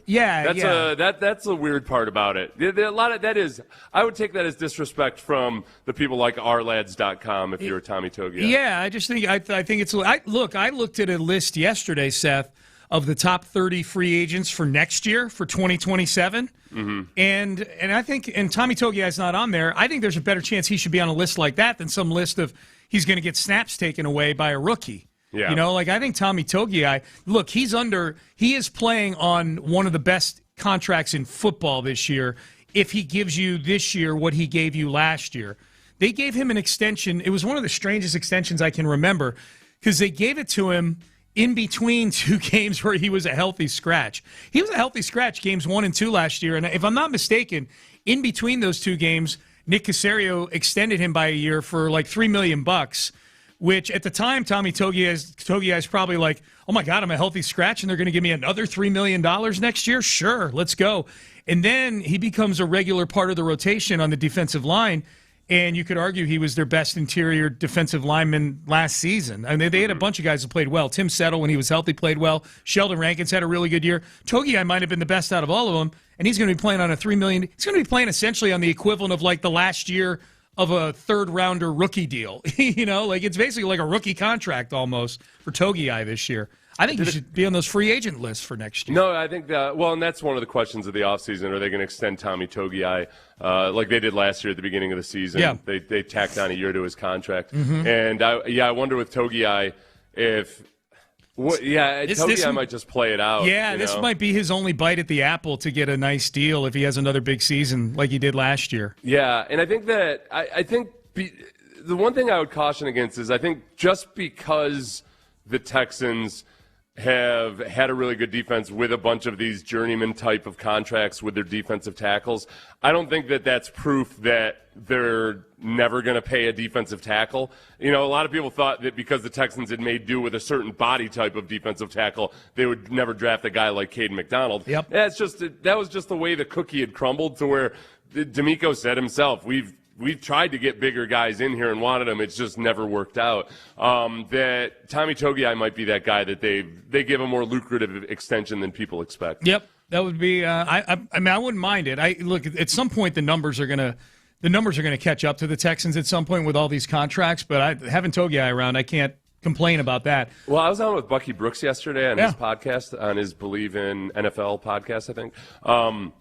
But he was kind of laying out the future of the Texans. He said, wow, you got all these guys on defense locked up, and now you only have to worry about the offensive side of the ball. And I had to remind him about Kamari Lassiter and Kalen Bullock, at least. And that there will come a time at some point where either to extend those guys, you have to let one of the older beloved veterans walk, or you got to just make a decision, kind of like the Texans had to do with Mario Williams back in the day. Yeah. That we can't pay Arian Foster and Andre Johnson and everybody else, and also pay Mario Williams, so they just let him walk. Yeah, they let him walk. I mean, you had J.J. Watt and Connor Barwin on that team, and Brooks Reed, which allowed them to that. And I think that's one of the things that I know you and I have expressed some nervousness about, you in particular on the edge, which is like, okay, and I know your concern is about this season, that the depth behind Will Anderson Jr. and Daniil Hunter really doesn't feel like it's there right now. The guys they have back there are not guys that really get you super excited about those 20 or 30 snaps they need to take a game. If you extend it out further, they need solutions when Daniil Hunter's contract is up at that position. You know, they need solutions at corner if they have to move on from, let's say they have to move on from Stingley because the dollars just get too big in the secondary. I'm just picking Derek Stingley randomly here. But let's say because you could trade him and get some good draft capital, something like that. But you got to have somebody to take his spot, you know, and that's the thing with this team right now, are the young guys that they've got at some of those positions defensively, if they do have to start moving on from guys. Right. Well, when you think about that, you know, they moved on from Mario Williams. That was the 2012 offseason. Yes. And at that point, Brooks Reed had gone off in the playoffs, and you had Connor Barwin already, but you're thinking, okay, well, Brooks Reed isn't going to be Mario Williams, but maybe, you know, he can bring, you know, by committee you can at least replace some of the pass rush, and he didn't end up being nearly that same level. No. Of course, JJ then became the defensive player of the year. That helped. No, you're right, but JJ also hadn't looked like he was going to be a future. You were banking on youth at that point. You were, definitely. And you just that was it worked out in some ways, with J.J. Watt, but the Brooks Reed dynamic. Well, and then Connor Barwin had to walk a year after that and go to Philly. Yeah. Like, this is a point that we've been making the last week or so, and you were the first one to bring it up when we were, I think it was after the Aziz contract, where you brought it up and said, look, they've got to draft really well. If they're going to spend this much on the defensive side of the football, they got to get these draft picks right on the offensive side of the football if that's where the cheap labor is going to be. Mm-hmm. Keelan Rutledge has to work out for this team.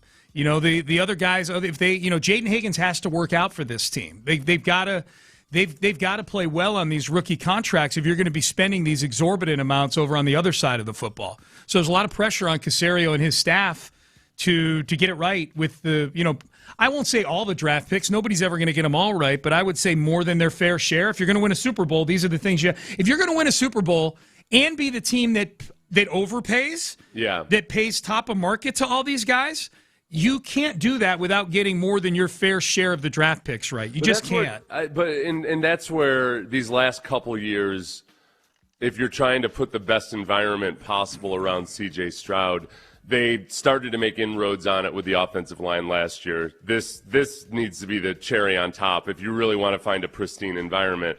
But then the biggest thing, I mean, kind of like as it was with Fred VanVleet and the Rockets this year. I mean, Joe Mixon all of a sudden becoming a complete and total non-factor right before the season last year, right before training camp. That threw a wrench into everything. Yep. I mean, the improvements on the offensive line would have, they didn't really click until midway through the season last year. It would have looked a lot better if they had Joe Mixon in the backfield, Yeah. I said something on Bucky Brooks' podcast where I said that CJ hadn't had a really good rushing attack the entire time he's been here. And I understand why people outside of Houston would have this objection. I saw in the comments, a couple of people said, hey, Joe Mixon had 1,200 yards rushing. Yeah. And you got to say, well, no, yes, he did. And it was a heroic effort by him. But those came in games where he would get hit behind the line of scrimmage 5 times in a row. Yeah. Then you would break off a big run. Yep. It wasn't a good rushing attack. No. Joe Mixon had some good, impressive runs in a few performances, and it wasn't his fault, but it wasn't steadily churning out yardage. His success rate was the lowest it had ever been since he became a full-time starter in the NFL. Yeah. Like, it was the lowest since his rookie year, and his rookie year he wasn't full-time. That was it. It wasn't a good rushing attack that year, and it hasn't been in any of the 3 years that CJ's been Totally. Here. No, that's the perfect assessment. Think about it. You'd rather have a guy rushing for 110 yards in a game where his long carry was 12 yards than a guy rushing for 110 yards in a game where his long carry was 62 yards. No, remember that Patriots game? Both Damian had a big run too. Yeah. And Joe Mixon had a really respectable yardage. But after the game, nobody thought, oh, yeah, we ran the ball really well. No. It was like, no, we got stuffed over and over again, but we had 3 big runs in the game. Yeah, if you just look at it in terms of number of good plays, just put your hand over the yardage, just number of good plays. And, that rushing attack last year probably had the fewest number of good plays. 2 years ago. 2 years ago. Yeah, sorry, 2 years ago. Wasn't great last year either, but yes, I meant 2 years ago. Yeah, it wasn't. You're 100% right about that. 100% right. You guys should change text message, base power text line.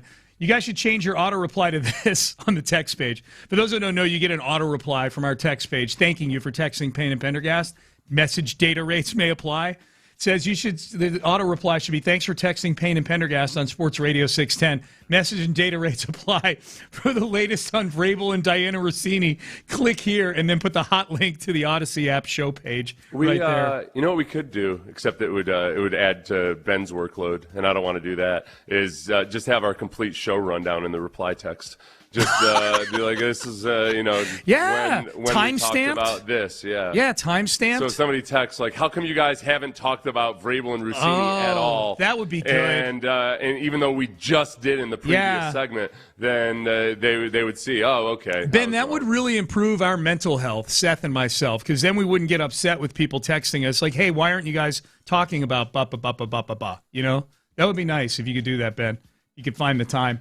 One thing I noticed last year when CJ we were talking about CJ running and how he just pretty much stopped running after the concussion. was in a couple of the still shots as I was looking at stuff. Is like, oh yeah, that big encyclopedia he had in his wristband to make all the calls. They gotta get a better Velcro system. Do you think that gets uncomfortable with the thing flapping against your arm like that? It's uncomfortable for me. It's a little stressful to watch. It's almost like watching somebody. It's like watching a kid run with a notebook where the papers are all just about to fall out. Oh, you know, it's just you're like, oh no, this is. I'm worried for the kid. So likewise, I'm worried for CJ when he's got that. That is stressful. It's like he's a pilot with his checklist, you know, in an emergency or something. Yeah. That is stressful. How depressing was that watching all his carries yesterday in the second half of the season? It was. Honestly, I knew the stats, but visually going through one after the other, it was kind of depressing. He just looked so uncomfortable when he did decide to run. Yeah. He just looked reluctant, you know. And I don't think, I mean, obviously we've kind of tied this into the fact that he's slimmer and whether that means that he might be a better runner. Yeah. I think the biggest obstacle is just psychologically, whether he was, and I know that he was asked about it a couple times last year and he said he doesn't think about it or anything. I mean, it's just jarring how different it was. 6.5 yards per carry before the concussion, 1.1 yards per carry after the concussion, and half of those carries, give or take, were QB sneaks. That's the biggest thing to me. It's not even the numbers. It's the nature of the carries. Yeah. It's not not just how few times he actually pulled it down and attempted to really get serious yardage running the ball. He just didn't do it often at all. He was usually just running for a couple yards past the line of scrimmage. Yep. All right, Payne and Pendergast with you here on a Thursday. All right, we didn't get to touch on this yesterday because it came out right at the end of the show. But The Athletic had their poll of 161 players. This is the most participation they've ever had in their postseason anonymous poll of players. And there is one Rocket that made a stamp on this poll in a category you do not want to be at the top of. Do Rocket fans agree with this? And does this dictate maybe what direction the Rockets should go with this player? We'll have that for you coming up next. But I can tell you one thing, not overrated at all. If anything, it's underrated. And that is Blue Chew and Blue Chew Gold.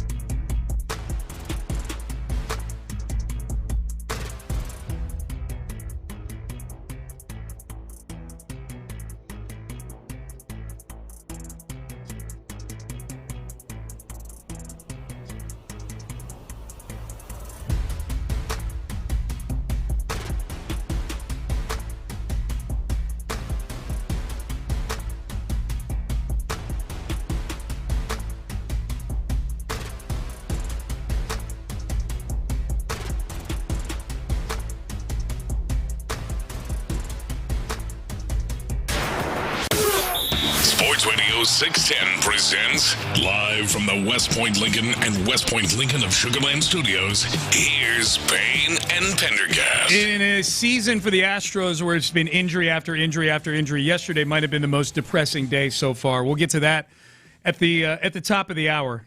If you're looking to be depressed, tune in at 8 o'clock today on the show. We'll bring you down. We'll bring you down. Maybe you're worried. You're like, I'm riding a little too high. I'm setting myself up for a fall. We'll knock you down a peg or seven. We'll get you in the HOV lane and make that fall happen now. Mm-hmm. Now. Speaking of which, The Athletic, their poll of 161 NBA players. This came down late in our show yesterday. We really didn't get a chance to dig into it too much.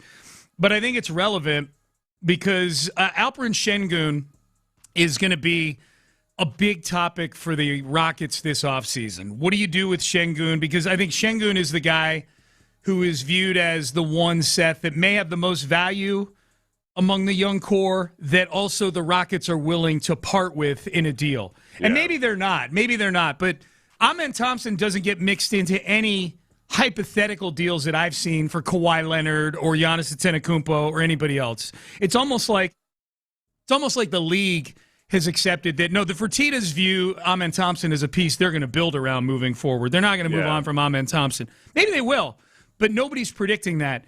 Every deal for an aging all-star has Alperen Sengun mixed in, which, if you are to believe the 161 players that voted in this postseason anonymous poll, whatever team it is that would procure Alperen Sengun from the Rockets would be acquiring the league's most overrated player.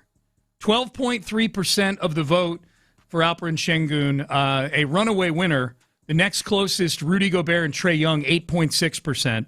So 161 of Alperen Sengun's peers, Seth, think that he's the most overrated player in the NBA. Yeah, and he was going to be set up for this especially because he's a big man, I think, and people love chopping down a big man if he fails on the physicality side of things, the defensive side of things. So if he was going to have a disappointing season, that is people are primed and ready to just just chop them down as much as possible. Bigger they are, the harder they fall. I think the other thing, and it's highlighted in here, a quote from one of the players is this, quote, "He's crying every play. He's talented, but, dude, just play hard," end quote. He does. That bothers me. It bothered me with P.J. Tucker. It bothered me like crazy with Eric Gordon. Eric Gordon argued every single foul call against him. Every one. Yeah. Every single one was a bad call in the eyes of Eric Gordon, where he do that thing where hands out, palms up, mouth agape, like, what?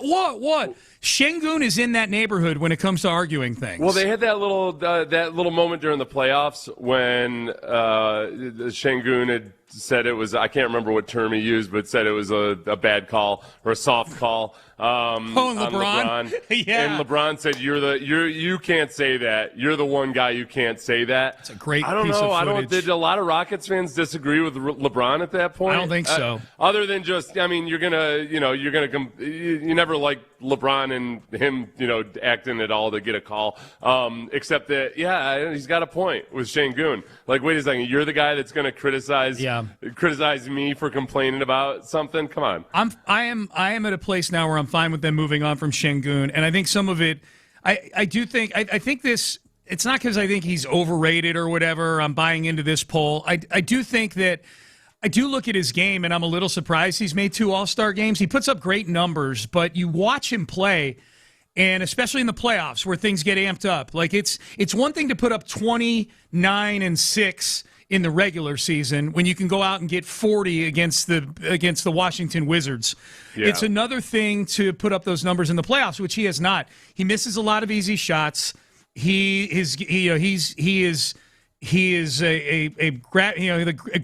does not affect him well on either end of the floor. I think the league has kind of figured out his repertoire a little bit too, which is when he faces up at the top of the key and he starts dribbling and backing guys down, just let him do his little spinneroonies down there and just keep your feet, keep your arms up, and he has a hard time getting his shot off against taller guys down there. And I think there's a big part of the league that's figured him out. He's a very skilled guy. I'm not saying he doesn't have a place in the league, obviously, but if he's your if he's your second best player in this Western Conference, you're going to have a really tough time getting out of the conference. Look, and on a big stage like that, this poll, I'm guessing, was done before the playoffs. But in terms of anybody who had this perception before the playoffs, watching him get locked down by DeAndre Ayton probably didn't change their opinion at all. Taller guy. Yeah. Like, wait a second. There's tall guys I might have to beat. Right. I might have to defeat length in the NBA. Right. Yeah, no. They're just leave. Put DeAndre on him. Aiden will take care of Sengun. We don't have to worry about anything else. Yeah. It's okay to be baby Jokic. The problem with being baby Jokic is, by definition, you're probably smaller than Jokic too. And he is. He's not as long as he's not. Jokic. He's not younger Jokic. He's baby Jokic. Baby Jokic. Yeah. This was. I think if there's a player that Alperen Sengun could get sent out for here, it's Giannis Antetokounmpo in Milwaukee. I'm still really skittish about that, just based on Giannis's recent injury history. But this was Jimmy Haslam. Some of you may know him as the owner of the Cleveland Browns. He also is an owner of the Milwaukee Bucks, and he was asked what's the latest on Giannis Antetokounmpo and his future with Milwaukee. I just think before the draft is a natural time, right? Because you're going to, if Giannis does play somewhere else, then we ought to get a lot of assets, and that's John's job to do it. If he's here, then you build the team differently. So, I think that's also necessary. I just want to stress, though, that our relationship with him, despite what is reported by certain ESPN writers, is very positive. Is this a decision that keeps you up at night? It's a big one. It's a big one, and you got to get it right. And John knows it, and Wes knows it. And we didn't hold back with Taylor. We just said, listen, he may or may not be with us, so don't come because of that, because you want to be straight up with people. Okay, and Taylor is Taylor Jenkins, their new head coach who replaced Doc Rivers, who just did his introductory press conference yesterday. I cannot imagine being a fan of an NBA team and finding out that Jimmy Haslam is buying into my group, my team, 25% and that he's going to be speaking on behalf of the organization. What a horrible feeling. With a straight face. Yep.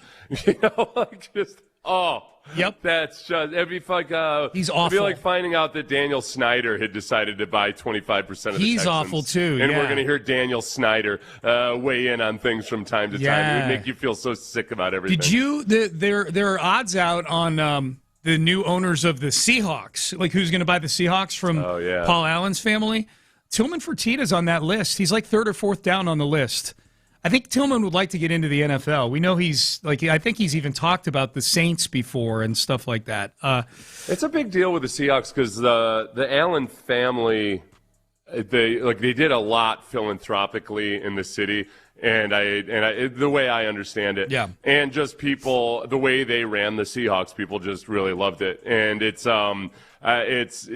a connection to the Allen family there that goes beyond what you might expect with a billionaire. Sure. And it's going to be it'll be just interesting if it ends up being somebody from out of town or something. Yeah. Tillman would definitely be that. I guess if it were to stay in that part of the country, the Pacific Northwest, I guess would Bezos be the logical, like the West Coast? I know, like in terms of like Bezos, meanwhile, is known for not doing a damn thing for the community. So the difference. I don't. The way I understand it, I don't know. The feel between Paul Allen and Jeff Bezos in terms of community pride and everything is I believe. Now anybody that's from the Pacific Northwest can correct me, but this is just from conversations I've had. It seems like it's a big difference. Yeah. All right, Payne and Pendergast with you. I guess the big takeaway from that Jimmy Haslam cut, other than thank God Jimmy Haslam's not an owner of one of our teams, is that it sounds like they're ready to move on from Giannis Antetokounmpo. He literally talked at the beginning of that, right before the draft is probably a good time because they could get assets that could actually help them this coming season as opposed to doing it in July or August or something like that. So it sounds like they are in a place where they realize moving on from Giannis Antetokounmpo is going to be a thing. And if you're a Rocket fan, do you have an appetite for that? Base Power text line 713-572-4610. All right, in a season that's been just a sea of injuries, yesterday might have been the most depressing day so far for Astro fans. We will discuss coming up next. Zadok Jewelers right now. Very, very important. Zadok. Know that.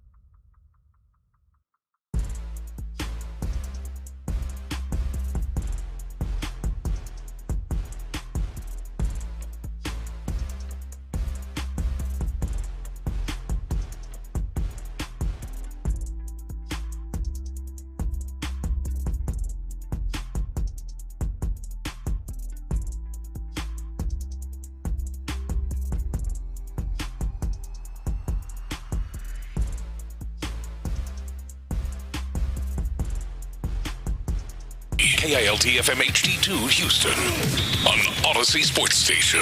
The Texans play here. Sports Radio 610 presents Payne and Pendergast. All right, of all the days with the Astros this season, and make no mistake, this has been a real slog of a season for the Astros. I think yesterday, there's something symbolic about yesterday and the two injuries that the team, within the last 48 hours. The Carlos Correa injury, which actually happened on Tuesday, but the end result of it was announced yesterday before the game. And then Lance McCullers, who had to leave a game yesterday with a fingernail that popped off his right index finger. Obviously, the Correa injury, way more serious and way more impacting to this season and who knows, maybe future seasons. This was Carlos Correa. Get comfortable. This is about a minute and a half, but this is Carlos Correa's full media session giving out the information on his injury and what the surgery and time frame are going to be. Carlos, what's your prognosis? I need surgery on the tendon, my left ankle, which will require for me to miss the rest of the season. How tough is it to get that news? Tough, really tough. Not what I was expecting, but now it's time to deal with it, face it head on, and focus on the rehab. What happened? I was hitting the cage, normal day, feeling great. I went through my whole routine, took a swing, and just felt a pop. It just completely snapped on me, and then it fell to the ground and couldn't put weight on it. It was just when you landed and like planted. Normal swing. It was a normal swing, and I felt like a loud pop. I heard it and felt it, and right away I knew something was wrong. Do you know yet when you're gonna have surgery? No, yeah, we're gonna wait for some other opinions and all that. Go through what we all go through, and when we have this type of injuries, and just make sure that surgery is the right move, or it's a complete tear. So most likely we surgery at some point this week. What's like the timetable in terms of 6 to 8 months, depending on how it recovers after. So we'll see. Okay, so it's the worst news you can get. It's a lower leg injury with Carlos Correa. I don't know how to feel that it's the other ankle, Seth. It's not the ankle.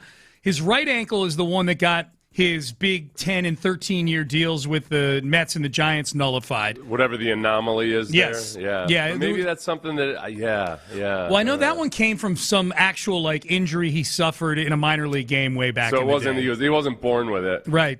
He's not genetically defective. As far as we know. All right. This was the other ankle. I don't even know how to feel about that. I mean, at this point, it's just like he's a guy in his early 30s who's just getting all these injuries, man. Sean, I knew the ankle got kind of complicated anatomically. Yeah. There's so many tendons in your ankle. Oh, have you been doing a little Googling right now? The Achilles is considered an ankle tendon, I guess. It's the back of the ankle. Yeah. But then, and that's the big cojones. I feel like if it was an Achilles tendon, they would have called it. They would have just said it was an Achilles tendon. Yes. But, yeah, there's 12 other tendons, so who knows what the hell happened. Yep. We don't have a whole lot of experience with guys popping tendons in batting practice or in the batting cage. When you suffered your knee injuries, did you hear a pop with your knee injuries? Carlos just said he heard a pop. I had when I tore my ACL. Both times I tore my ACL, it was like a thud. Yeah. Because my it's like the bones hitting each other. Yeah. I didn't hear a pop. I just felt a shift and a thud. Oh, why did I ask that question? That sounds terrible. You know when you see a kid fall on concrete and their head hits the concrete, and you're like, that's the worst sound in the world. Yep. It was emotionally, it was that same sound. Okay. It was like little old Sethers had fallen on the concrete and knocked this gigantic toddler noggin. Little old Sethers. Yeah. Yeah, the ironic part... My head when I was 3 years old was pretty much the same size it is right now. I am a medical miracle. The fact that I somehow made it through life without toppling over at every opportunity. We need pictures so badly of this. Oh, my God. The ironic part about this one... It looked like a glowworm. This one's just depressing because of what Carlos means to the team, and there was so much excitement with him coming back last year to the Astros, and I know it excited him too. But the problem with this, or the ironic thing about this Correa injury, is that they're actually built to withstand this injury more than some of the other ones once they get Pena back. Yeah. Once you get Pena back, the left side of your infield is fine. You got two guys that made the All-Star team last year. This was annoying me about that, though, Sean. Yeah. This is what's annoying me about this. It's that we talked about this ad nauseum leading into the season. The team was trying to trade Paredes. Yeah. imbalance on the roster, everything. But we would say, as would others, well, but at the very least, it might work out if you get a bunch of injuries in the infield. Yeah. That at least you have Paredes. But, great. You're here, but let's not remember you're only here because the Astros couldn't do what they were trying to do, which was trade away Paredes. Yeah. I can't give them credit for stumbling into, well, at least it works out this way. I will give them credit. I'll give Dana Brown credit for not just dumping him because right, that's he thought true. because not just taking whatever offers. Yeah, out there. because he Okay. thought the situation was untenable. I mean, that's a good point. Chandler Rome was talking in his article like this was something that was going to tear up the clubhouse. That Isaac Paredes wasn't going to be getting regular at bats, or you'd need to play Jordan in left field just to get all these guys in the lineup. And boy, what a train wreck that's going to be to have Jordan in left field. And I don't necessarily disagree with all the puzzle pieces you've got to move around. That it's a bit clunky, but the whole thing the whole notion that if you have this guy in the club, boy, you just got to do something, because if you head into the season with these 5 infielders, it's going to be some sort of mutiny going on. I think it was a little bit silly. And so, yeah, I mean, I'll give him credit not just for not buying into that sort of thing. Like, we just need to get rid of him and go with this infield. I partially agree with you on that. The other one yesterday was McCullers losing a fingernail on his right index finger in the early part of the third inning. And then he stayed in the game. They came out, attended to him. He wanted to stay in the game to get through the inning, so whoever he handed it off to had a clean sheet going into the fourth. Didn't work out that way. Lance ended up giving up 6 runs, 3 of them on wild pitches, 3 of them on a 3-run homer to Pages, who hit 3 home runs yesterday, by the way. We haven't even talked about that. Dodgers had a guy hit 3 home runs. Now, one of them was off Cesar Salazar in the 9th, so that's sort of a half a home run. But at any rate, here's McCullers on his fingernail popping off. Yeah, my nail, portion of my right pointer fingernail popped off when I was throwing a curveball to Freeland there to start the third. And it's just not an excuse, just as a matter of fact. And so it was tough for me after that, and was trying to get to the third. Probably didn't have anything after that, but just trying to get to the third. So, try to give whoever was going to come in a clean inning, and, had a chance to keep it close. Just, didn't do it with Pages. Yeah, and we'll see what happens with Lance. Lance has intimated Seth that he may miss some time here, which, how much of the fingernail is gone, and how quickly can he go to Spain, wherever Doncic went, to get some kind of growth factors injected into his finger and have that growth? Take your collagen supplements and whatnot. Yeah. It's where we need more guys like Arian Foster back in the day. I would like to see what the fingernail looks like. Can you put it up on social media for us, Lance? Because Arian used to put one time until the team shut him down. But he put the MRI of his hamstring up on Twitter, and I would like the bad acidus tendon or something like anti-awesomeness. that. Anti-awesomeness. Anti-awesomeness is what he called it. Yeah. That was the year I was doing a weekly show with Arian, so we had a lot of fun with that. Oh, really? Yeah. 2011. Did he address the fact that Kubiak was upset with him releasing that? Yeah. Did he? What did he say? Do you remember? I don't remember. 15 years ago. Yeah, it was. Yeah, he acknowledged he probably shouldn't have done that and took it down, or whatever. The other thing that still pops up and annoys me sometimes with Arian is that people will cite him as a list on lists of vegan athletes, where he was vegan for about 3 weeks. Yeah. And he had stopped doing it. Right. He had just tweeted something randomly about it, messed around with it for a while, and then he was totally back to eating like a carnivore. And but yet he still is on lists of vegan athletes. That's a great lesson for kids out there. Yeah. If you do anything on the internet, if you just partake in anything, but it's just a phase that you're going through, just know that it's you're gonna show up on Google searches and whatnot. The other one that annoys me is that Tom Brady will be on those lists too. And remember when Colin Kaepernick went vegan too, and people were saying like, "Oh, well, Tom Brady's vegan, but Colin Kaepernick can't be." And Tom Brady was never vegan. No.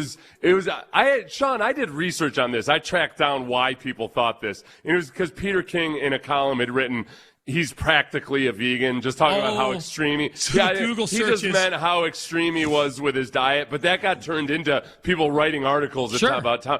Meanwhile, Tom Brady's got a book out where he details his actual diet. Yeah, do some research, man. Yeah. Back to the Astros. Well, here's why here's why this is so depressing. This is why the last 48 hours have been the most depressing to me. It's not just because Carlos Correa is, of all the players who've gotten hurt so far this year, you could argue Correa is the best of them, depending on how you feel about Pena, depending on how you factor in Hunter Brown, a pitcher versus an everyday player. Undeniably, if you factor in defense and leadership, Carlos Correa's absence is a huge, huge deal for this team.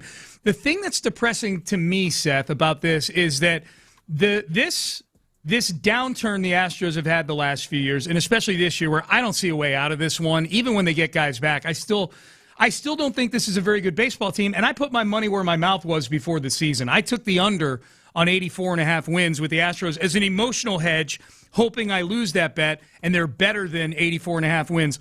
But I've gotten very nostalgic, I think, over the last, over really this season, and watching this season unfold in such a depressing manner.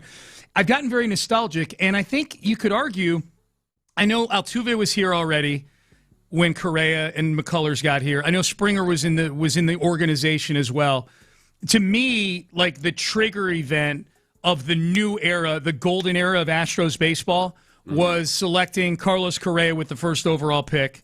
Because that was a Jeff Luhnow pick, not an Ed Wade pick like George Springer was. Yeah.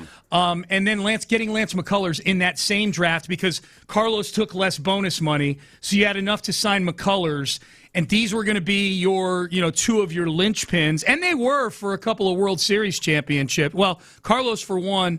Really, Lance for one, because he by 2022 he was dealing with injuries and things like that. I know he pitched in the postseason, but he gave up 5 home runs in a game to the Phillies. Yeah. But I think those two getting drafted in that draft just so symbolically marked the beginning and the dawning of this new era. And you always hope with guys like that 10 years later we're talking about them as perennial all-stars, foundational pieces. And the fact of the matter is, Carlos Correa is on his second stint as an Astro because they let him leave in free agency, and now he's on his second stint, and he popped an ankle swinging a bat. And I don't need to go into the whole litany of things with Lance and the injuries. The people know that already. That's the part that's most depressing to me, and the fact that they got injured within a day of each other, and Carlos's is a season-ending one with an ankle, and Lance's is a freaking fingernail. Right, except that, man, Lance, it's always something. It's always Whether it's something. major or it's minor, it's dropping a weight on his foot. It's blisters, and because of his spike curve and all of that, it does seem that blisters and fingernails pop up with him more and more significantly than perhaps other pitchers. And then you have the major injuries that have kept all of it. You're 100% right. Well, and if you frame it that way too, going back to the drafting of Carlos Correa, I mean, Altuve didn't take his real big jump into terms of becoming the player he is now until 2014. Mm-hmm. So there was that period, 2012 and 2013, Altuve was a nice young find and everything, but you had no clue that he was going to become what he was going to become. Hall of Famer, you never Yeah. That a lot of it, Correa and Springer predates a lot of the, just any kind of real hope that these guys might become. So, in terms of the hope emotionally of the fans, he was the guy. Yeah, he was the guy. He was at the draft. He's putting on the Astros hat. Yeah. That's the the Correa McCullers thing.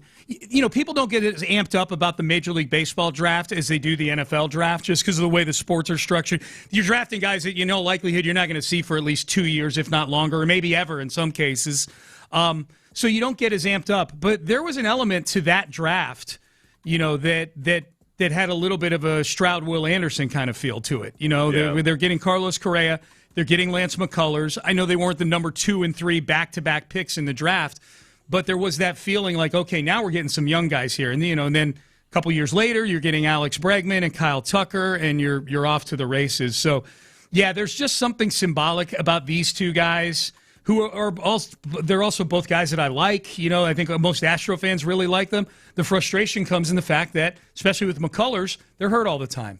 And so that stinks. But, yeah, it's we'll see what happens, man. There's a really good chance that a month and a half from now, we're doing segments about garage sales, fire sales with this team, the way it's going right now. Yeah, I think that'd be my only fear is that if it just keeps on this track, the that this organization, which will never give up on a season, and it served them well for a long stretch of time.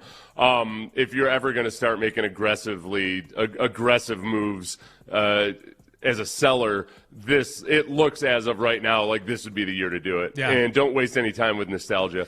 And just like Crane's been through this before. Now, Crane went through it and everybody in the city hated him, et cetera, it was before he had tasted the love. Yep.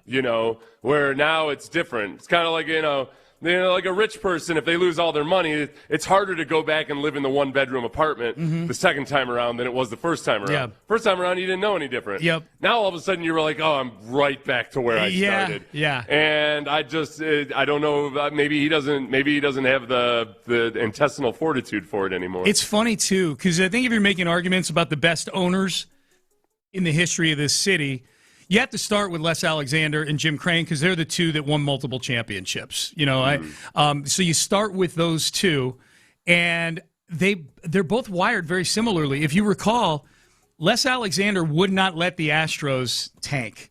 He wouldn't. He would say, "I need to. We're still going to." Daryl. That's why Daryl Morey had such a tough job as the GM here. Is he had to thread the needle of churning the roster constantly to build up assets while at least still trying to win 40 to 45 games every year. Yeah. Because Les Alexander wouldn't let them do that. That's the big question now for Jim Crane. It's one thing to stomach a rebuild when you buy a team knowing that it's a distressed asset, knowing that this is what we're going to have to do. It's an entirely different thing to admit your role in this, quite honestly, because Jim Crane has a role in this failure when they let James Click go, went without a GM, made a few really bad decisions, and then hired Dana Brown, who we don't know if he's a good GM or not. There's a chance he's a bad GM. Yeah, it almost felt like Click almost feels like the guy that Enron fired in the middle of, like, whoever Enron fired at some point, I'm sure somebody stood up and was like, hey, guys, maybe we need to slow down on this a little bit. Like, get out of here. You're fired. You get your stupid wimp ass. Go grow a pair. Yeah. But you're not going to do it here. Go grow. Yeah. Go out, leave, grow a pair, and then go somewhere else. Bagwell. That's what James Click was. Bagwell, you're in. Go. Your turn. Oh, my Let God. it burn, baby. Oh. Yeah. All right, hey, let's give away some tickets here to the Houston Gamblers. Giveaway right now, 713-572-4610. Caller number 5 wins 4 tickets to the Houston Gamblers versus the Orlando Storm this Sunday night. A little night game at Shell Energy Stadium over there in Edo. Caller number 5, 713-572-4610. You want to go watch some fun UFL football over at Shell Energy Stadium. Keep listening all day for more chances to win Gamblers tickets. You're listening to Houston Sports Leader, Sports Radio 610. Brian Baldinger, we like Baldy. He had some thoughts on the Texans draft. And how did the Texans do this offseason? Are we a little too close? Do we feel maybe they did better than they actually did? Did they address all their needs? We'll hear from Brian Baldinger, and we'll chop that up coming up next. Yordan Alvarez is your AL Player of the Month. The Stros star led the league in hits, homers, batting average, and RBIs. Doesn't get much more dominant than that. Congrats, Yordan. Houston's sports leader, Sports Radio 610. From the Attorney Steve Lee Traffic Center, 713, call Lee. Heavy delays continue over on the Beltway westbound after JFK Boulevard. An accident over to the right shoulder and hazmat cleanup still underway due to an earlier heavy truck accident at Montgomery County. FM 1485 eastbound at Old Houston Road, still affecting all of those main lanes. Stop vehicle to watch out for over on the Southwest Freeway on the HOV lane northbound at Hillcroft. Overcast this morning, 69 degrees. This afternoon, mostly cloudy and a high of 77. Amelia Escobar, Sports Radio 610. This is the highlight of my morning. Hey, what's up? It's Island. And I'm Josh. And a little thing we love about the Chick-fil-A Bacon, Egg, and Cheese Biscuit is that it's our go-to morning comfort. And you've got that nice golden fluffy egg. With a soft, flaky biscuit. Crispy bacon. Melty cheese. You want something quick, you want something convenient, but most of all, you want something good. There's no better way to start your morning. There we go. Start off the morning with a Chick-fil-A Bacon, Egg, and Cheese Biscuit with Simply Orange Juice. Order on the Chick-fil-A app today. Real guests paid for their testimonials. You know that Big Bargain detergent jug is 80% water, right? It doesn't clean as well. 80% water? I thought I was getting a better deal because it's so big. If you want a better clean, Tide Pods are only 12% water. The rest is pure, concentrated cleaning ingredients. Oh, Let me make an announcement. Attention shoppers, if you want a real deal, try Tide Pods. Stop paying for watered-down detergents. Pay for clean. If it's got to be clean, it's got to be Tide Pods. Water content based on the leading bargain liquid detergent. At some point, you stopped calling it pain and started calling it just how it is. That's not it, man. Deep down, you know it. Look, I'd love to lead you back to the normal you, the one who was active and carefree. What do you say? Let's get started right now with an introduction to the medical team at QC Kinetics and their long-lasting regenerative treatments for chronic joint pain. Look, they're helping patients with pain from arthritis or injury in their knees, shoulder, hips, and lower back. And right now, those same folks are moving, sleeping, golfing, running, all without surgery or long recovery. Look, the science is real. Treatments are natural. Your body already knows how to heal. QC Kinetics finally gives it the right tools. No operating rooms, no hardware, no watching summer come and go from a recliner, not anymore. Just you getting back to being you. And now's the time, because the longer inflammation sits, the more damage it does. So this isn't a I'll get around to it situation. Right now is the right time. QC Kinetics, better starts here. Schedule a free consultation today, 713-913-5285. 713-913-5285. 5285. They're in Sugar Land, the Woodlands, the Heights, and in Cypress. It's almost summer, and do you know what your electricity bill will be? When it hits triple digits and the AC doesn't stop, the rate you're on really matters. And if you don't know what your rate is, you're probably overpaying. Traditional providers quietly raise rates. It's a whole business model. Base Power is different. Their rate is guaranteed below the Texas market average. Now and at every renewal. Switch before summer hits, and we'll cover up to $150 on your cancellation. See what you'd save at basepowercompany.com/610. basepowercompany.com/610.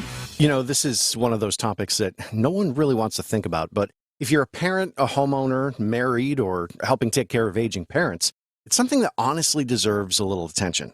I'm talking about estate planning. And before you tune out thinking it's complicated or expensive, that's actually why I want to mention Trust and Will. Trust and Will makes estate planning feel way less intimidating than it sounds. They offer modern, attorney-designed wills and trusts that you can create online. And the process is surprisingly straightforward. In fact, you can create a will in as little as 30 minutes. That includes things like guardianship for your kids or pets, how your assets are distributed, and even healthcare directives. Don't wait until it's too late. Protect your loved ones with Trust and Will, the most trusted name in online estate planning. Go to trustandwill.com/win to get 20% off. That's trustandwill.com/win for 20% off. Trustandwill.com/WIN. The basketball playoffs are underway, and now you can trade every game on Kalshi. You can also trade on who wins each series, the conference finals, and the championship. San Antonio is trading at 21% to win it all, meaning a $100 trade pays out $451 if they take the title. On Kalshi, you're trading against other people in a live market. No house, no odds makers. And as the odds move, you can buy in and out anytime throughout the postseason. For a limited time, download the Kalshi app and use code FAN to get $10 when you trade 10. KALSHI. Kalshi. Trade on anything. Injured? Call Mokaram Injury Lawyers. 281-222-2222. I'm Bob Burke, founder and chairman of Burke America Parts Group, a family of brands that includes RepairClinic.com, an appliance and HVAC parts solution company that's grown into an international brand. Before AmericanEagle.com, we partially launched a new technology platform developed by another firm. American Eagle helped take our technology to a whole new level with digital marketing, software development, and business insights into our key markets, appliances, HVAC, and outdoor power equipment, and did so both on time and on budget. AmericanEagle.com has the resources, experience, and talent needed to produce solutions. Our new technology platform, developed by AmericanEagle.com, has produced tremendous results with higher traffic, conversion, engagement, and online revenue. If you have any home repairs you need to take care of, check us out at RepairClinic.com. If you need a world-class website or technology project, then I would highly recommend AmericanEagle.com. Call AmericanEagle.com at 773-NETWORK. That's AmericanEagle.com, 773-NETWORK. Payne and Pendergast is powered by Mokaram Injury Lawyers. Hurt in an accident? Call Mokaram Injury Lawyers at 281-222-2222. Sports Radio 610 presents, live from the West Point Lincoln and West Point Lincoln of Sugar Land Studios, here's Payne and Pendergast. All right, NFL Network was going through the off seasons of the various AFC South teams, the Texans, Colts, Jags, Titans, and it would be Brian Baldinger, Cameron Wolfe. They were on the set yesterday, chopping it up about the Texans. We enjoy Brian Baldinger on this show. We love the Baldy breakdowns that he does on Twitter. He's carved out a good niche. He really has. In the modern social media world where everything's so toxic, his niche is extreme enthusiastic positivity. With very little technical sizzle. It's him basically holding his phone, filming his laptop screen, and just gushing about whatever he's looking at. I was talking to somebody from NFL Network a few days ago about that, about Baldy, and he is that's not like a shtick or anything. He is low tech. Yeah, he's a dinosaur. He's like basic in a good way. Comes to trying to figure out how to connect to the internet and everything. It's it's just not always ideal. Connect to the internet. Comes to turning on a light switch. Guy's he's a little challenged. That's all. All right, so here's Brian Baldinger yesterday on the NFL Network talking about the Texans draft. I thought Nick did a great job, and they addressed some real weaknesses. They've been trying to rebuild this offensive line, trying to toughen it up, trying to get a better protection for C.J. Stroud. So Keelan Rutledge came in from Georgia Tech, and maybe some people thought he was going to get drafted later, but regardless, I think he's got position flexibility. It won't surprise me to be the starting center for the Houston Texans with his overall toughness and attitude. So I thought Keelan Rutledge coming in there was huge. And then, they just gave big contract extensions, right, to Will Anderson and to Danielle Hunter. They needed better push inside.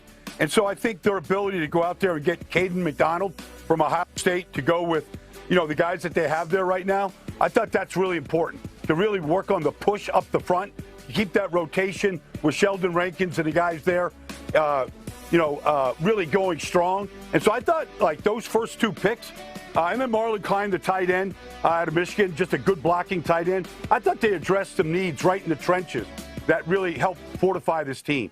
Okay, so that's Baldinger. Yeah, the one thing I would disagree with there is if he's talking about push up front in terms of pass rush, that's not why they signed Caden McDonald. I think, look, they've rushed the passer pretty damn well, and they've gotten good push up the middle. They don't have a bunch of guys that are going to get a boatload of sacks or anything. But the Caden McDonald, I was honestly kind of surprised that Caserio and D'Amico talked about it as openly and specifically as they did. They basically said, he's here to stop the run. Yeah. Anything on top of that is a bonus, and he can develop into that. But we're not. Repeatedly, they were asked about, what's his upside as a pass rusher? And Caserio all but said, we don't care. We need to stop the run. Yeah, that's his role. Yeah, so that is. Especially in specific situations and in short yardage and against certain offenses, they want a massive body in there to help stop the run. You know what the goal is? My goal for Caden McDonald this year, Seth, now that we're playing Baldy here and talking about the breakdowns, if Caden McDonald gets a Baldy breakdown, that'll be a successful rookie year for me. He's turned into that where a lot of that's what young defensive linemen love is when they get a Baldy breakdown. Yeah, if he gets one, it's something that you almost aspire to. Oh yeah, that you kind of made it if Baldy does a breakdown. If he does a breakdown of you, that's what I'm thinking. Like if Caden McDonald, if we're in like week 5 and we get a Caden McDonald, like Baldy going, oh, look at Caden McDonald here. Yeah. Look at this guy. He brings his lunch pail every day. Yeah. Look at him shed right brings here. His Happy Meal. Yeah, brings his Happy Meal. He's making dad jokes about He'll McDonald's. make 17 jokes about Happy Meals at McDonald's and everything. So that would be good. I've not listened to this Cameron Wolf. I'll let you set this up. Oh, this is Cameron Wolf. Yeah. On the same set as Baldy. I just didn't get that far in the video. I haven't listened to it since yesterday, and who knows what happened yesterday. Other than basically World War III to the Astros roster. Yeah. This is Cameron Wolf talking about the building off of what Baldy had said about the offensive line.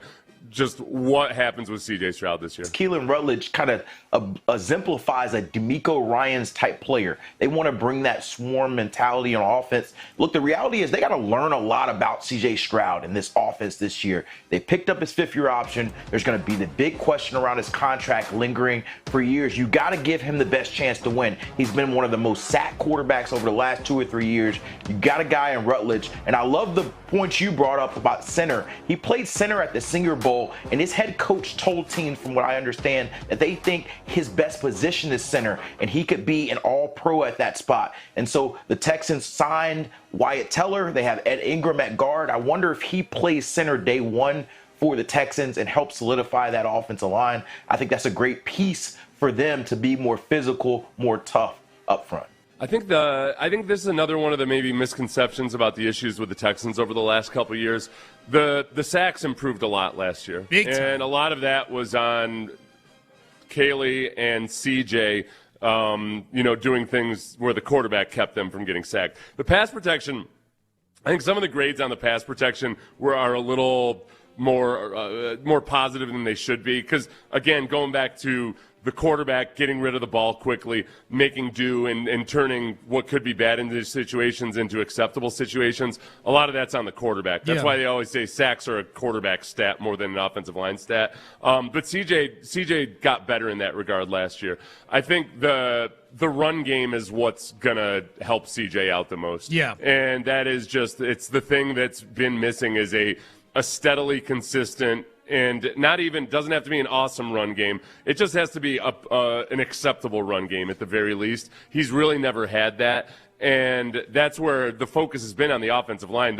It's not about pass protection. Yeah. They're almost like intentionally going after guys whose profile is really good as a run blocker, but he's got some question marks in pass protection. Yeah, like they want to be able to protect the passer well by using the play action a lot. Sure, so that when you run the ball on first down, you're either using play action or you're actually gaining yards with the run that you call. And I think that's I like that they've had one specific mindset and strategy and how they're going to improve the offense. And it all starts with increasing the physicality, making them more swarm-like on the offensive side. In general, I like the offseason the Texans have had. Do you like the offseason they've had? Yeah, I do. It's weird. No, it's funny. We talk so much about it, and then just like that very simple question. Yeah. If we were to grade it, you have to tell me to either grade it or put it into a tier. Okay. Well, grade it. Great. It's a sports radio, Sean. There are no yes or no answers. Let's power rank this compared to all their other off seasons. Yes. Do you like it or don't like it? It's a little too binary for me. I'm going to dislike something about everything. Damn it. What would you give your gut feel grade to the off season for the Texans? My gut feel grade on it is that do I like it or dislike it? I like it. I think I'd put it at a B. That's what I was going to say. A B. Yeah. I was going to say a B. I mean, you look at what the Bears were able to do with their offensive line last year in one fell swoop by being super aggressive about it. Yep. That's what I would have loved to have seen from the Texans last year. They chose not to. Mm-hmm.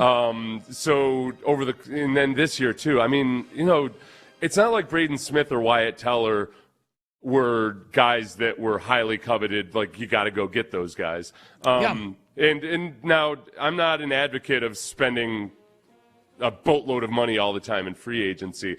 I think the fact that they've aggressively addressed the offensive line, both just by quantity, by a couple of free agent signings, by retaining Ed Ingram, and then by drafting two guys in the first 4 rounds for the interior offensive line specifically. Because we know that's the interior offensive line has been really the thing that you could almost set your watch by it these last few years. Man, if they face a defense that has a stud interior defensive line, it's going to be tough sledding. It'll be a long most day. Of the time for the Texans. Yep, going to be a long day.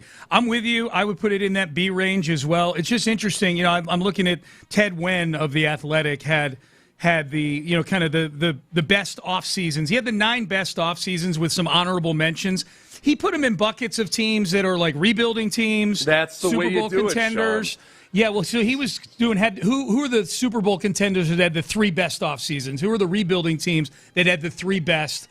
And then there was one that was like fringe teams or something like that. I think you could argue to put the Texans in either of the Super Bowl contender or the fringe teams, depending on how you feel about them. I mean, they have a Super Bowl contending defense, but Vegas says they're going to win 9.5 games this year. You can put them in either of those. They're definitely not a rebuilding team.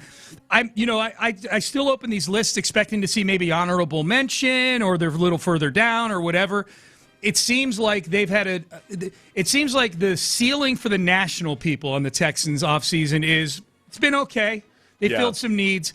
The places where people have disconnects with the Texans offseason is Nick Caserio overdrafted on a few guys, especially Marlon Klein and maybe Keelan Rutledge, compared to the consensus board.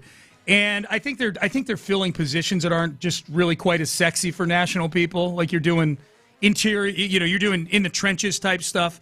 That's not as headline grabbing as maybe some of the other things. And I think also, though, I think people look at it as, I think you're 100% right on that last point, is that because the conversation about the Texans is going to be about C.J. Stroud, that's the lead item every single time. Yeah. I think in terms of looking at it from the outside looking in, if you're talking about helping C.J. Stroud, it would have had to been marquee moves in free agency on the offensive line, a top 15 pick at the offensive line, or it would have had to have been a skill position player or something in the draft, and again, probably in the top 15. Yeah. To where people really feel like, oh yeah, now C.J. Stroud's got what you need. But they went for quality over bling, I think, or quantity. They went for quantity over, I'll say bling, not quality, because again, high-priced free agents, it's dicey. You're walking down the street and you pass a couple of your neighbors' houses. One of them is having foundation work done. The other one's having a swimming pool put in the backyard. Yeah. Which driveway is more interesting to walk down and take a look at the work? I'm power ranking the swimming pool people. Yeah. I don't care if their foundation's crumbling. What's it matter to me?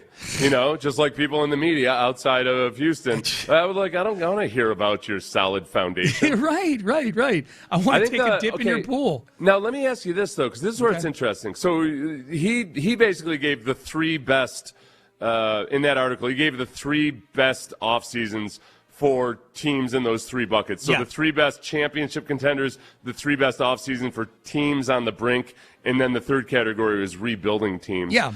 Do you think if you had to press him for it, would he have put championship contender or teams on the brink? Oh, that's a great question, Seth. It sounds like. Who are the teams that are on the brink? Who are the top three? I'm just trying to get the quality, the type of team. I don't really see it. Okay, so the title contenders. Yep. He put as the Eagles. Yep. The 49ers. Okay. And the Rams. Okay. And I don't care about the rebuilding teams. I got it open now too. So I got the brink teams right here. So those are the title contenders. All teams that the Texans, they didn't play the Eagles last year, but they beat the Niners and they stood toe to toe with the Rams in Week 1. Teams on the brink: Cowboys, Vikings. Oh yeah, the Giants. Oh yeah, no. So the Texans would be in the teams on the brink. They'd be the contenders, I think. Excuse me. Yes, contenders. Excuse me. Contenders. Yeah. I think for sure. So that's what I thought too when I went through the exercise. Yeah.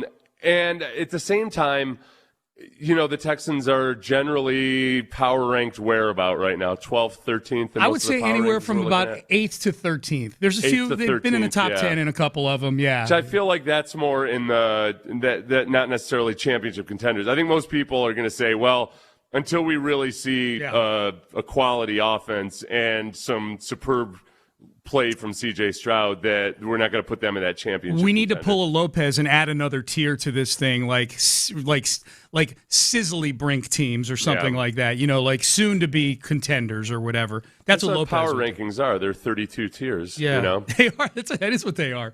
It is what they are. All right, coming up next, Draymond Green. Little disrespectful to a part of Rockets history, I would say. In a way that weirdly has us Houstonians sticking up for somebody in an era that he played in that I never thought I would have expected. Thank you. Ever. This is how much people hate Draymond Green. This is like you have to, when you hear who Houstonians are defending, you're going to get it. Yep, you will. And we'll do that coming up next. Trajan Wealth. When you hear about Trajan Wealth, you're going to want to give him a call.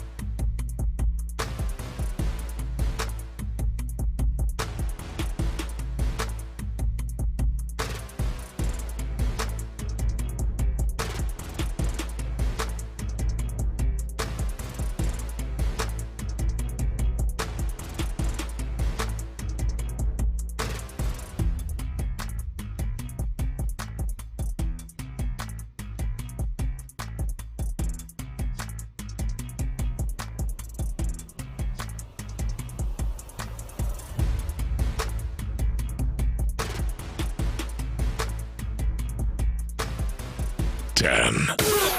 Sports Radio 610 presents live from the West Point Lincoln and West Point Lincoln of Sugar Land Studios. Here's Payne and Pendergast. All right, this was a little disrespectful from Draymond Green last night on Inside the NBA. Now, Charles, this was the audio you're about to hear was preceded by Charles essentially saying that the run is over for the Golden State Warriors. This is with Draymond on the set. So Charles was giving his opinion on the Golden State Warriors and that, just you're an older team, time's up. That Draymond has pretty much said himself, hasn't he? He absolutely has. Yeah, we played that audio last week of him saying something similar to that. It may be over, but so Charles gets to a place in talking about this topic where he just says, look, when you get to be 37 or 38 years old, you're going to hear it here in a second.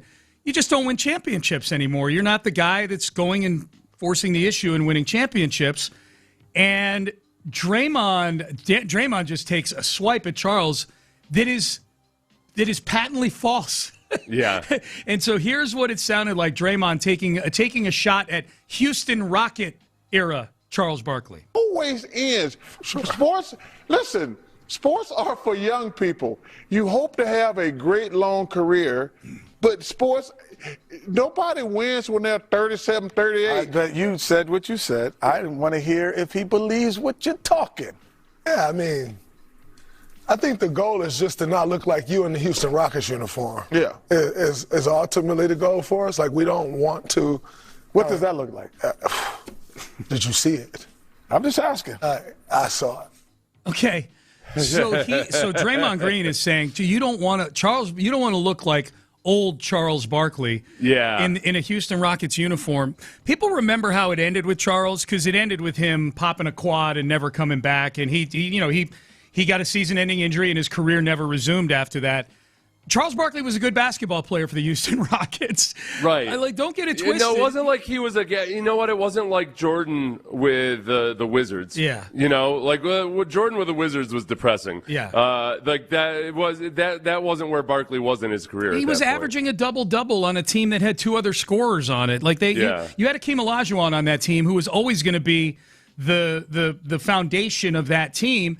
You had Clyde Drexler early and then Scottie Pippen late, so you had another guy kind of handling things on the wing. Charles's role on that team was to bang around in the paint, get rebounds. He averaged 18 points and 12 rebounds in the first year that he got here, and they made it to Game 6 of the Western Conference Finals. They never won a championship with Charles Barkley, and I think people here in Houston, I moved here in between the two championships, so I was here for the second one. And definitely here for the Barkley trade. And I'll caveat by saying Charles Barkley as a player was my favorite player of all time. Still is. But Charles Barkley was my favorite basketball player. I was super psyched when the Rockets got him because of that. People act like the Rockets broke up a championship team. They had won the championship 2 years before that. But in '96, they were not a great basketball team. And they traded Robert Horry and Sam Cassell. Sam Cassell would go on to play for 9 more teams in the NBA. So they weren't the last team to move on from Sam Cassell, who was a good player but always felt kind of expendable by the teams he was on. And then Robert Horry turned into a role player, which is, ended up being his ceiling. And Robert Horry had a phenomenal career. Draymond, that's take-a-mania level stuff there. Charles was a good player for the Rockets. I think that he's a better player for the Rockets than Draymond is for the Warriors right now. I'll tell you that much. I've only heard the clip a couple of times, but tell me if I'm right on this because I haven't watched it. To me, it didn't sound like they were necessarily. It felt like, if anything, they were a little bit confused by what point he was trying to make. Yeah. At first, they didn't necessarily perceive it as an insult at first. They were trying to think well, wait a second. What do you? Okay, in their minds, they're like, okay, wait, that wasn't an awful display by Barkley. Here's the thing, Seth. They never panned over to Kenny Smith or Charles Barkley after. He said so they just had Kenny asking the question. It was the way Kenny asked the question. It was almost like, well, wait a second. What do you mean? But then he said, "Did you see it?" Yeah. Kenny probably was confused because Draymond's he's lying. Right. Yeah, he's just talking. He's just spitting it out and trying to. It's hard. Now, in defense of Draymond, which I know everybody wants. I do feel guys go on that show and they're sitting in Shaq's seat And a guy like Draymond thinks, oh, yeah, okay, so this is my role now. Yeah. I'm gonna take jabs at the guys and everything. Yeah. And I don't know. It's hard if you're Draymond to walk that fine line because you're not necessarily known for being the glib, funny, happy-go-lucky guy. Right. And also, I mean, I think look, Shaq and Charles are peers in terms of the time they played with each other on that show. There's already a bit between them where they jab each other. Yeah. Draymond is still a player. There should be a level of respect there. To me, it was just awkward. Like, nobody laughed. Nobody thought it was funny. And I wish they had panned over to Charles to get the look on his face, because that feels like something that would get Charles' dander up a little bit. I think they were all just taken aback, like, I can't believe he just said that about Charles, because it's not true, for one thing, and it's also supremely disrespectful on that set. You know, you're the guest on the set. Like, that's like Draymond coming in, grabbing the remote, going to somebody's house, grabbing the remote, and put his feet up on the table, his muddy feet up on the table, and like, all right, what are we watching here? Like, hey, we live here, man. It's our house. It's been fun. I saw somebody from Houston. I was surprised to see this. He made an argument about, like, well, Draymond's not 100% wrong. Why is everybody so mad at Draymond? Like, they're always mad at Draymond. Everybody's always mad at Draymond. what That's kind of his question whole is that? thing. People. Please, show me. Most of all, Draymond's teammates at various times seem to be most agitated by Draymond. Right. What are you talking about? Why is there hate for Draymond? You don't think Jordan Poole was angry at Draymond when Draymond punched him in the face that day at practice? Hey, Jordan. Yeah, I can imagine the paramedics were probably asking Jordan Poole, hey, why are you mad at Draymond about this broken nose? What's going on here? Yeah. He gave it to me. Hey, can I get petty for a second? Would you mind if I just got a little bit petty? I want to get petty. We haven't talked. It's not a time of year where we talk a lot of college football, but Dabo Sweeney was on a podcast recently, and Dabo is the ultimate complainer when it comes to the environment we're in today with the portal and the NIL. Dabo wishes everything was 1975 when it comes to college football, and he's very open about that. This was Dabo Sweeney talking about Clemson and how tough it is for Clemson to compete on the NIL stage with all these other powerhouse schools. We always got to, have a chip on our shoulder. It just is what it is. We don't have the alumni base that some places have. We don't have some of the things that some of the schools that we've played and had to compete with over the years have. It's just the way it is. But I've always we're 3-1 against Ohio State. We're 4-2 against Notre Dame. Notre Dame has their own TV station. They make their own rules. They print their own money. They got like a money machine in the backyard or something. Okay. Wait a second. Yeah, all right, go ahead. What were you going to say? The whole Notre Dame thing Clemson is 9th in NIL spending. Okay, and here's the other thing, too.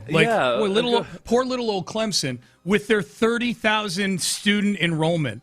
Notre Dame's got like 10,000 students, man. Like, if you want to take shots, and he went on to list all these other schools that they have winning records against, going back to like 2015, not the current version of Clemson that won 7 games last year or whatever it was. Dabo Sweeney with the cash machine in the backyard, get your ass to work, man, and work on the alumni. Stop sitting around and complaining that the environment has shifted, the ground's shifting underneath you, and go move your house to somewhere where the ground isn't shifting and go talk to your alumni base. Notre Dame doesn't have a cash machine in the backyard. They have worked at getting people engaged in their collective and developing NIL. Again, I just don't know how anybody at a place like Clemson or anywhere else can sit here in a year after Indiana wins a national championship. And, to your point, get Mark Cuban involved, at Indiana. I'm sure if I looked up a list of super rich people who went to Clemson, there's a pretty good list of it. There's 50 in the NFL alone. And Sean, they had the ninth highest NIL collective last money. year. It's not like when you are not in the group of have-nots. God. There's just the reason you can't compete in that arena is because you've chosen not to. Yeah. It's not because of an inability to. He's such a baby, man. I've interviewed him twice. Once was with you on a Zoom, and I enjoyed talking to him. The other was the day after Deshaun Watson got drafted. I enjoyed talking to him then, too. But, man, just to listen to a guy who coaches one of the really, it's a program that's become a sort of a neo-blue blood program here in the 2000s. Yeah. To hear him whine and complain about he's got a cup of pencils in front of him, and I didn't know that stat about where they are NIL wise. That makes that cut even more infuriating. But man, taking jabs at Just because the school I went to is they got that blue-collar, hardworking development department there that's getting all the money. Stop rolling your eyes, Ben. Big Miami fan, you. You know who went to Clemson? Who? Dan Cathy, the founder of Chick-fil-A. Okay. Really? Yeah, you can't get some Chick-fil-A money in their program you're complaining about. You got Chick-fil-A money? Those are cash machines. Yeah. The Chick-fil-A's. Those are cash machines. Shout out Tony Levine. All right, Payne and Pendergast, into the 9 o'clock hour we go here on the show today. Let's circle back. Okay, so for those of you who didn't hear it a little bit earlier, we do have another chapter in the Mike Vrabel, Diana Rossini saga. We've gone about a week without any news. We got a bit of a bombshell yesterday. So we'll dig into that. We'll circle back to the Texans and the Astros in the 9 o'clock hour as well. Stay there. Mokaram Injury Lawyers, they've been helping Houstonians.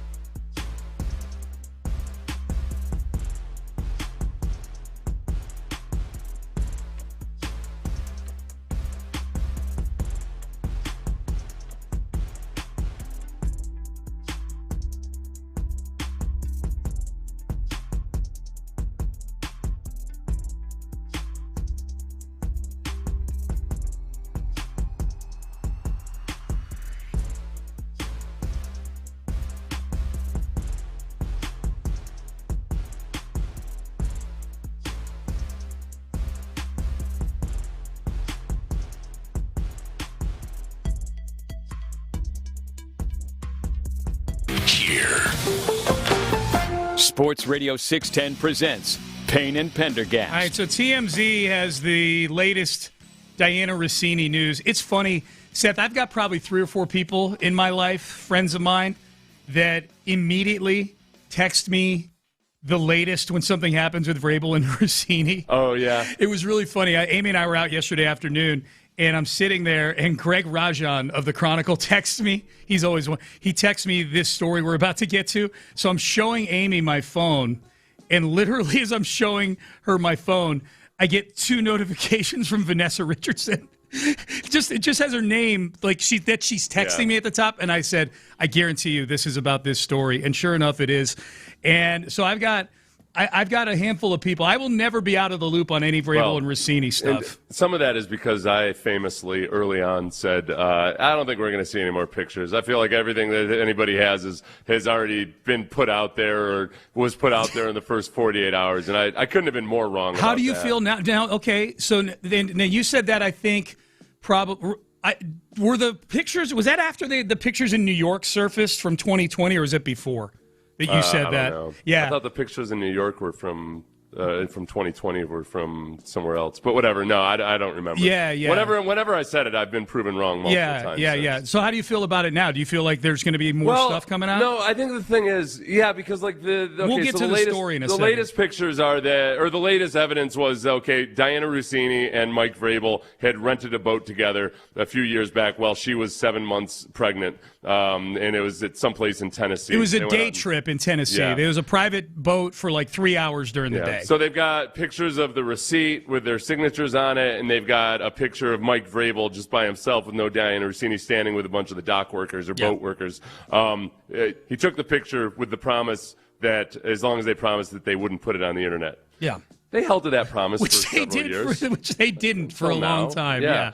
All it takes is sharing it with one person that ends up, The best part was their faces were blurred out on the version that got posted yesterday. You got to protect the dock workers. The dock workers, yeah. There's Vrabel. As if they're actual dock workers, like down at the port or something. Yeah. Okay, so this is the thing. Like all of this, it colors it in, and people can speculate about this or speculate about that, and it becomes more of an ongoing story. But I think in terms of the actual damage done, I think by far, like any of this is bad for Rossini, obviously. But I think the fact because she hasn't admitted to it yet. She hasn't officially admitted to it. She's spoken twice since this thing came out: a denial to the Post and a resignation letter that implies that we're all the crazy ones. Well, and Vrabel hasn't technically admitted to it. He's apologized for an unnamed occurrence. He's gone to counseling. Apologized without actually naming what he actually did. Yeah, and he's gone to marriage counseling. Right. But I think with Vrabel, for the pure football side of this, it's that the reports are that Vrabel is pretty distraught over the whole thing. There was a weird report where one of the reports was also that, not only is he upset about, obviously his own family, but that he ruined Diana Rossini's life, which, Vrabel's pretty affected by this. And as long as something's coming out every couple of weeks, or you're just waiting for the next shoe to drop at some point, I think a real question is, how much does it actually affect his job?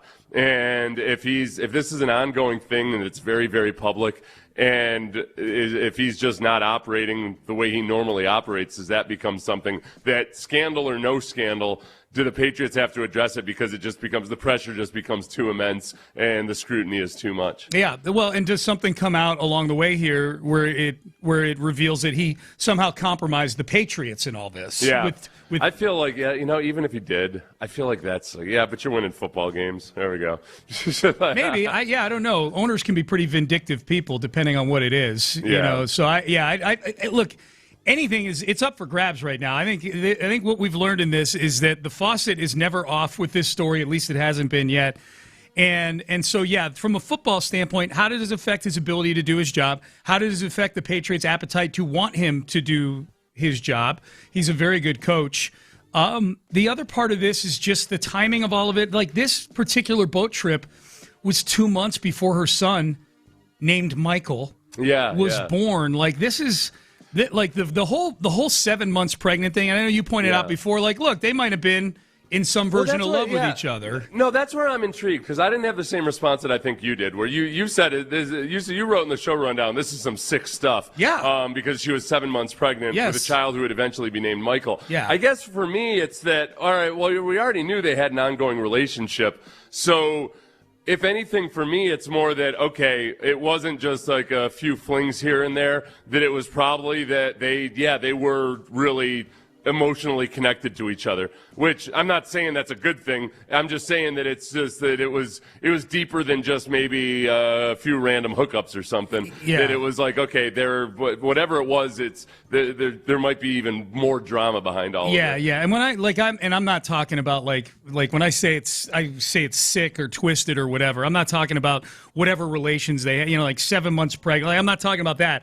I'm talking about just the symbolism of a pregnant woman there with a child who was either her husband's child or his child together in a private boat in Tennessee when she lives in New Jersey is just some, like, it's next level beyond, like, hey, we're just getting together in Sedona, Arizona for a weekend. Like, it's just like there's an imagery part of that to me.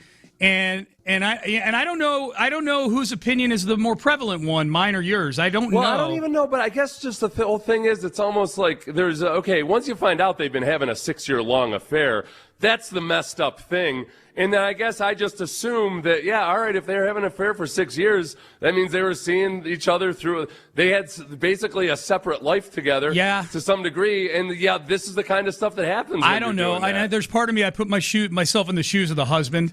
Of Goldschmidt, and I'm like, God, hold up, all this stuff's coming out. You were pregnant with my son, and you're on a boat with the guy? Right. Yeah. No. And I guess that's all encompassed in, it was a 6-year affair. Right. Like, I guess to me it doesn't strike me as anything worse or different than what they'd already, like, that you already know about as a spouse. Yeah, that she's having this completely separate life. Yeah, I disagree. I have a different opinion on it. Like, I don't think every encounter is just the same in all this. Yeah. And I think, like, you're getting together with him when you're like 2 months away. She could have gone into labor on the boat. What would have happened then? You know what I mean? Like, you're close enough at that point. I guess it's just, I don't know, maybe I had more of a drastic understanding of what I thought it was going to be. Yeah. Because, she was leading like almost a completely, that was her side piece for a long time. Right. And that's what happens when people have side pieces for a long time. I understand. It's not like if you were her husband. It's not like if you were her husband, you were like this whole time, like, oh, okay, well, we'll work our way through this. We'll work our way through this. No. Wait a second. You went on a boat? Okay. That's it. That's enough. Well, it's not the boat part of it. It's the pregnant part of it. Right. Yeah, like it's not the boat part. You know that. It's just, my proclivity to power rank things. And maybe I'm just power ranking all these encounters. Which ones are the worst? And this one is terrible. This is awful. I think this is the problem. It's because you don't automatically assume the worst. So when the worst happens, it's a shock to you.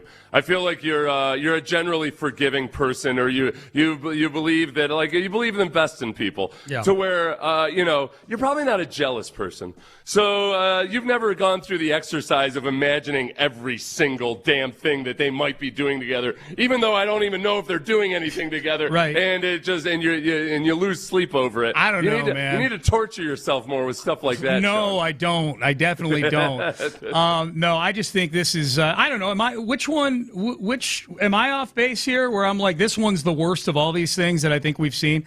Text in 713-572-4610. I guess, I just throw it into the lump of everything. It was already really bad. Yeah. And it's just like a little bit more detail on something that was already really bad. There's also the outlying possibility that it might be his kid. You know what I mean? There's that too. Yeah. At that point, it just becomes a tender mother and father moment. Which is less twisted. Yeah. Like if... it's more twisted. No, it's not. No, it's not. If they knew it was his kid, then it is much more something like you're talking about, where it's two lovers getting together for a tender, compassionate connection with each other. But this is the thing that I guess, you know why it didn't freak me out, I guess, the way it's freaking you out is because, all right, we already knew that they probably were doing something back in 2020. Yeah. And then they were still doing something in 2026 that along that time, she'd had a couple of kids. Yeah. And it was, okay, I don't know, is it better if she takes a break from the affair until 3 weeks post-birth? Listen to what you're asking me. And then we'll start the affair back up. Now, hold on a second. Let's put the affair on hold. That's definitely better. To answer your question, I don't know if it is. It is that she stops boinking another guy who's not her husband for a few months? You see, I think this is a problem. I think you've made this, that's what it is. Okay. You've made this way too much about just sex. And now that you're realizing that it's more than just sex, that it's like that. Wait a second. They could have gotten together and not had sex because she was 7 months pregnant. It was just they were hanging out together. That's where it really stabs you in the heart because now you feel emotionally betrayed by. No. I just think it's twisted. That's all. I'll get over it as soon as we get to the break. It's all twisted. Yeah. All right. Payne and Pendergast with you. Weigh in. Am I overreacting here to this, or is this just another log on the infidelity fire? And to be clear, don't try to act like I'm saying it's totally cool that they were doing it. No. I know you're talking to the audience. I'm not doing that either. Somebody out there listening right now is saying Seth is sticking up for this extramarital affair because that's how little. There's people that just don't listen to a damn thing. For sure. And they're like, I can't believe Seth is sticking up for Vrabel and Rousini. For sure. Not what I'm saying at all. Okay, yeah. Text message, base power text line. You're right on, Sean. Okay, thank you, texter.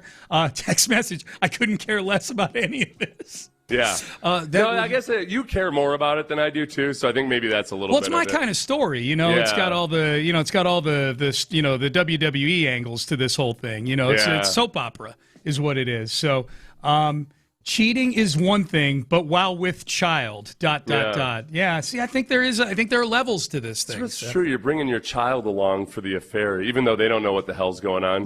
They're in your womb. That's all I'm saying. That's all I'm saying. I'm not trying to say Vrabel should be going to jail or she should be going to jail or that whatever. I'm just saying, like, it's a little weird. It's a little twisted. That's all I'm saying. As a whole, everything. When people have a 6-year-long extramarital affair, they're doing some messed up stuff. Hey, give me Brandy's number since Seth just said it's okay for her to step out. What happens on a paddle boat stays on a paddle boat. That's right. Oh, my God. I'm with Seth on this. Okay, I want to make sure that your people are getting read here too, Seth. Someone's saying for me, Sean, take a chill pill. I'm just reacting to a story is all I'm doing. Trust me, I'm not going to go home today crying about Diana Rousini being pregnant on a boat 5 years ago. I think, honestly, like, if I put myself in Diana Rousini's husband's shoes, the whole thing, I guess for me, when I think about it, it's like any detail at all is going to be devastating to me. Yeah. Because anytime you hear anything, it's like, I don't know, they ended up going to they ate dinner at a restaurant that used to be our favorite dinner dating or something. That would be even more messed up in my mind. It's just any little detail that you have to visualize would be.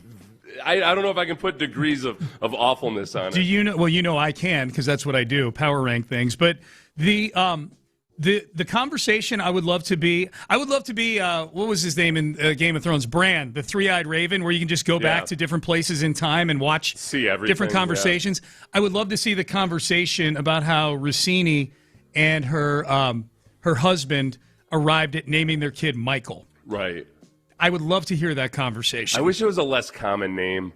I wish it was Jaime Vrabel or something, and you'd know for sure. Aloysius, Aloysius Goldschmidt. well, this is interesting. That's the same name as the coach where you cover their team all the time. Aloysius, huh? Oh, my God.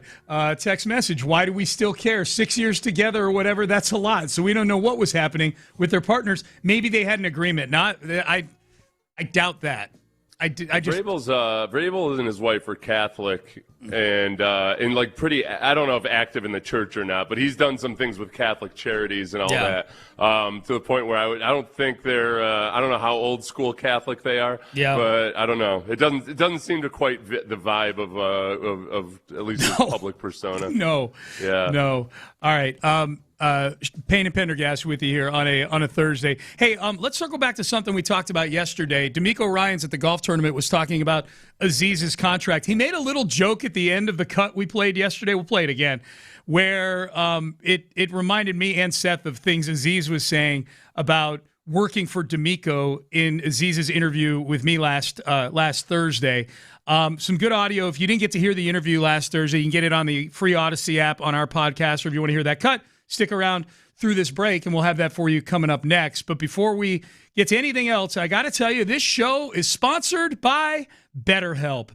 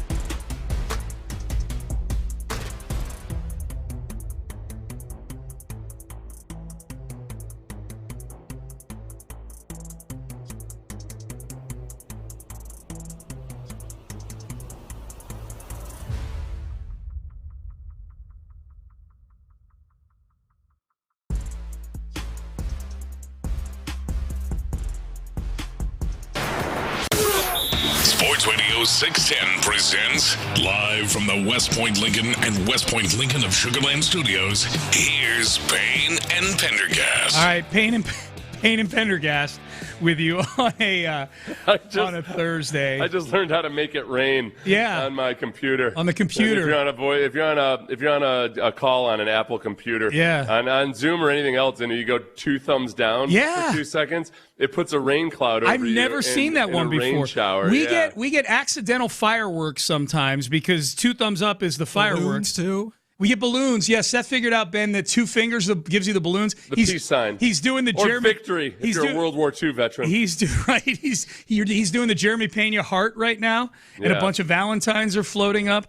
You know what he's doing, Ben? If you can get the hotkey ready, he's messing with the Zoom. Is what he's doing right now. Messing with the Zoom. Yeah, that's right. He's messing with the Zoom. That's how you end up. Well, you know what? The Zoom draft did yield Jonathan Grenard. It did. Accidentally. Jonathan Grenard. Still.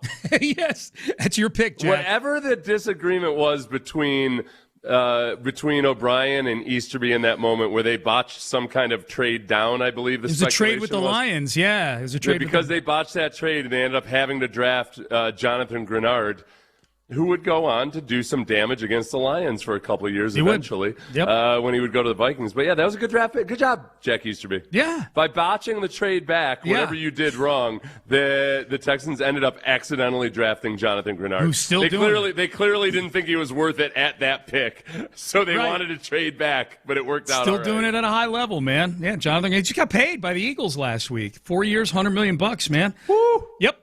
D'Amico Ryans, he was at the golf tournament on Monday, the Texans golf tournament, and he had this to say about the new contract for Azeez Al-Shaair. For Azeez getting the contract that he got, I'm so proud of him because I've known Azeez since he was an undrafted rookie, and I saw the talent, I saw what he had in him, what he was capable of doing, but to see someone, live out and work at it and really maximize their talents and see them be rewarded for it is really, it's a special feeling to me because that's why I got into coaching. I got in coaching to help young men fulfill their dreams, to become that success. And it's great with the contract, but it's not about the money. It just shows that, man, if you work at your craft, whatever you do, if you work at it hard enough, if you put the time and you put the work in, you can become great at your craft and you can be rewarded for those things where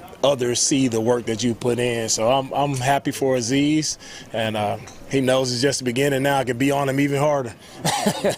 When that part, he chuckled after that. But as we learned from Azeez... Talking about being on him even harder, because Azeez had talked about how tough it is to play for D'Amico Ryans. It's a sinister chuckle is what that was. It's a chuckle where he's twisting his mustache and rubbing his hands like, now I can coach me. You belong to me, That's Azeez. Right. Young Al-Shaair. He's going to go full Sith Lord. Yes. Yeah, you will subscribe to my teachings. So are there other Sith? If you are a Sith, are you a Sith Lord, or are there Siths who aren't Sith Lords? There are Siths who aren't Sith Lords. The Siths come in pairs. So they and then like a Sith Lord is has an apprentice. A lot of these other pairs. Yeah, I guess I don't have the whole org chart in front of me with the Siths. Yeah. There's only a couple that I'm familiar with, but yeah. If it's anything like mafia families, it's they've got a twisted sense of morality, and don't be too beholden to that organizational chart. No, but they do have a code. But it's death is very prevalent on that tree. Much like the Sith.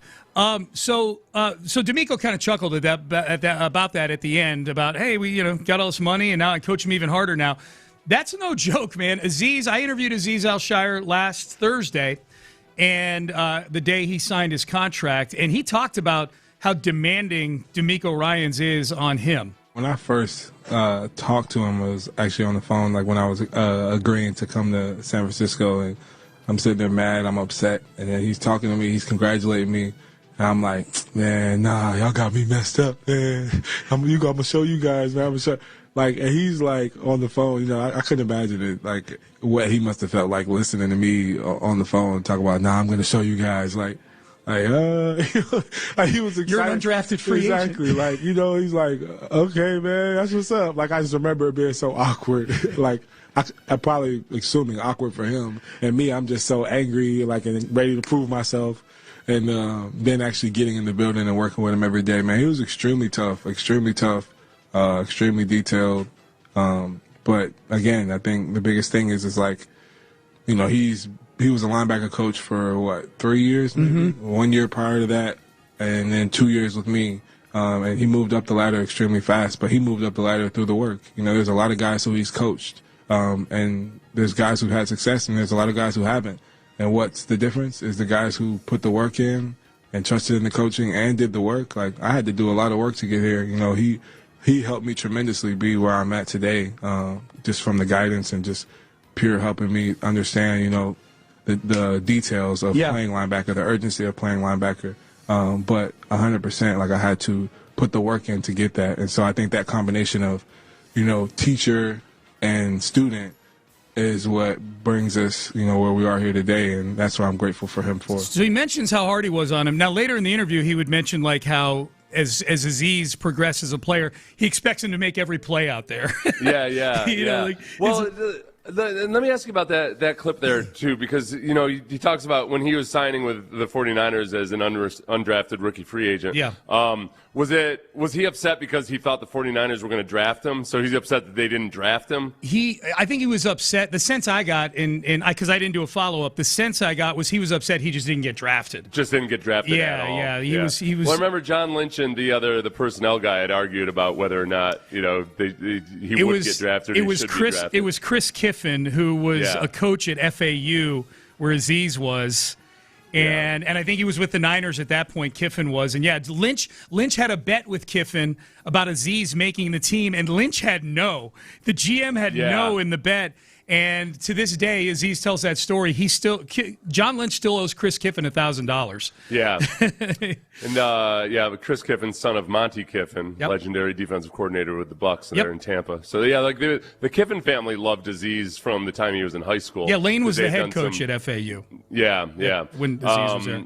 So, that was it's funny because I think Aziz is definitely one of those guys where you see him. It's an angry young man football player where they've just got so much like good raw aggression. And as a coach, sometimes your job is all right. How do I keep this guy?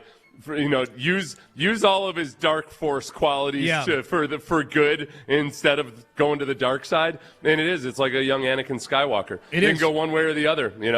And Aziz managed to keep clear of killing all the younglings, he went on to and he saw the light. He did, and he killed the evil Trevor Lawrence for an afternoon. That's right, right? He did good. Yeah. He did good. Well, they say the devil comes disguised. Trevor Lawrence does look a little like a blonde-haired Kylo Ren. I will say that. Adam Driver, the actor, that's one of the newer Star Wars movies. No, I know who Adam Driver is, and I'm trying to figure. Kylo Ren is the son of Han Solo. No, I know, and I know Adam Driver. Yeah. I'm trying to, but I never in a world would have thought I'd make that comparison. I can't get past the ears there with. They both have big schnozzes. With Adam Driver, they have big schnozzes and long hair. Does Trevor Lawrence have a big nose? Yes, really? He does. I think he does. Ben, does Trevor Lawrence have a big nose? Break the tie here. Yes. He does. Yeah, oh, okay. He's got a big nose. Yeah. He's an odd-looking guy. So is Adam Driver. Trevor Lawrence is one of those guys where you're like, wait, is this guy good-looking or is he actually subhuman? Yeah. I can't figure it out. It's one of the two. Right. So he's probably really appealing to one group of girls. Yeah, I feel there's like a teenage niche. girls like the look of Trevor Lawrence. Yeah. They like Adam Driver, too, from what I've learned. Jesse Watt, big Adam Driver fan. Well, with Adam Driver, it's the whole, he's just such a great actor. He's a good actor, The force of his charisma and everything makes him better looking than whatever the conventional standards might be. There you go. There are people weighing in. It's somewhat split on the text page about our Rousini Vrabel debate in the previous segment, where I said you were freaked the hell out, and felt like it took it to a whole new level. That it turns out that she and Mike Vrabel had rented a boat together while she was 7 months pregnant. Yeah. I felt like I was kind of like, it was already messed up. They're having an affair for 6 years. This doesn't move the needle for me. Yeah. It just seems like the kind of thing that, okay, I guess it's felt to me this entire time that, wow, this was way more of an actual relationship than we might have thought when you first hear about a couple little escapades here or there. Yep. So I guess it wasn't as much of a shock to me. It didn't change necessarily the sordidness of the whole affair. Yep. It's one thing to have a one-off affair, but you're bringing in the whole family when she's pregnant if you don't back off, if you're Vrabel, I guess, is what that texter's saying. But we already knew that he hadn't backed off twice while she was pregnant. Like, I already knew that. Next text, 100% agree, Sean. Her being pregnant is the worst one. It's next level. It also tells me the kid is his. Okay, well, we don't know that. Someone asked on here. He would have had to imprneate her 7 months earlier. Right. So she didn't get pregnant on that boat. Not on that boat. Yeah. No, that would have been. And that's why I'm like, it's just, they carried this affair on through two. Yeah. I already knew that they had carried the affair on through 2 pregnancies and 2 childbirths, and it was still going strong. Present day, yeah. Yeah, like I just like the timeline of when they took a break or when they didn't everything. It doesn't freak me out. Text message. See, this is a little. Sean, what would Vegas put the line at for that Rousini's baby belongs to Vrabel? I'm not going to. I mean, it's like plus 140, but I'm not going to answer that. All right. I'm not going to answer that. That's where the side of it. I mean, they got to leave the country. They just have to. Who's they? Which people? Rousini. The Rousini family. Her family. Yeah. Like, and I'm not saying they have to do it together, but if I'm her husband, I'm like, I'm getting custody of the kids, and I'm gonna go live elsewhere. Dude. Just because my kid, people are gonna be doing the whole Schwarzenegger's kid thing. Yeah. You know, where they realize like, oh wow, this kid looks a lot more like their maid than Maria Shriver. Yeah. That I don't want to put my kids through that. Yeah. And I don't know where you go in the world. I mean, you can't go anywhere in the world where people aren't going to figure it out.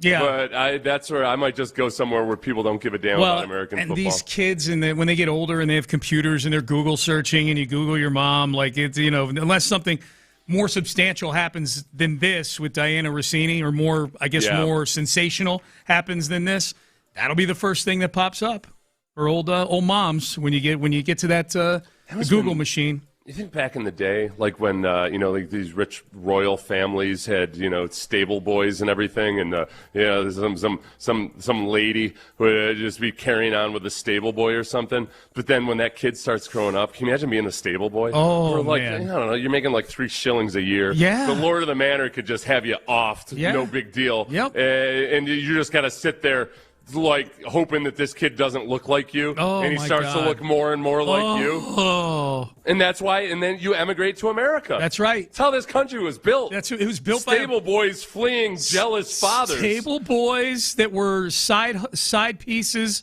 of rich women. Yeah, that's what this country was built on. You can't do that anymore. No. I hear Lord Fountain Pomp can Google you. I hear George Washington impregnated like 5 of them over there before he sailed over here. That's what I heard when he was a stable boy. Yeah. I just can't get. All right. I don't know how absurd you're being with the joke. No. I'm just. Oh, okay. I didn't know if you thought that George Washington actually was immigrated from somewhere else. No. Okay, gotcha. No, I'm just talking about the founding fathers of America, that kind of thing. All right, so Payne and Pendergast with you. Good piece by Chandler Rome in The Athletic about the unsustainability of the Astros and their pitching woes. How is Joe Espada handling all this right now? How is he handling all of this right now? We'll rate Joe Espada dealing with all the injuries. He talked about it in depth yesterday after the game against the Dodgers. But right now I want to tell you about Klein's Jewelry. It's Mother's Day coming up this week.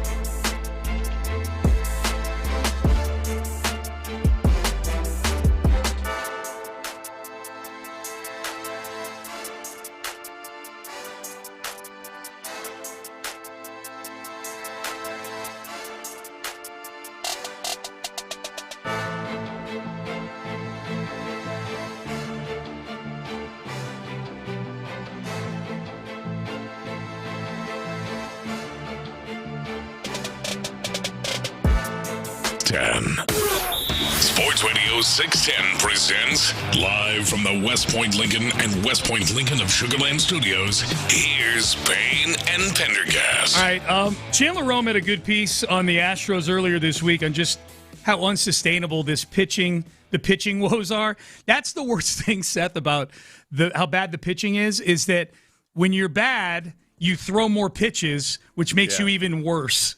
Like, it's a total snowball rolling downhill thing. You're just, because you're already bad, and because you're bad, you're out there pitching more pitches. Fatigued. And generally, even good pitchers get worse eventually with too much pitching. With too much pitching, yeah. And then you bring in another guy who's also bad. Yes. And he pitches more. Who just pitched yesterday. Because everybody else has pitched. Yeah, it's just that chart they show on these broadcasts that show the number of pitches the relievers have thrown over the last 7 days has been one of the most mind-blowing things to watch this season. And Chandler makes some good points in this piece. Like, other staffs are really depleted too. The Yankees are without a few guys. Cincinnati, who the Astros play this weekend. Detroit just lost Tarek Skubal, and they've had all kinds of injuries. Their whole starting rotation, other than Framber Valdez from the beginning of the year, is all dealing with something right now. And they're not tanking as badly as the Astros are in this in this particular season. The other thing, before we play this audio from Espada, I felt so bad, Seth, for Jason Alexander yesterday as he's out there. You know, Jason Alexander, who came in for Lance McCullers to clean up the mess in the third, which he did, and then he stayed in for 4 more innings. And it was totally clear that he was getting the Ryan Weiss treatment, which is, no, we're going to leave you out here for as long as possible. You're going to throw as many pitches as you can.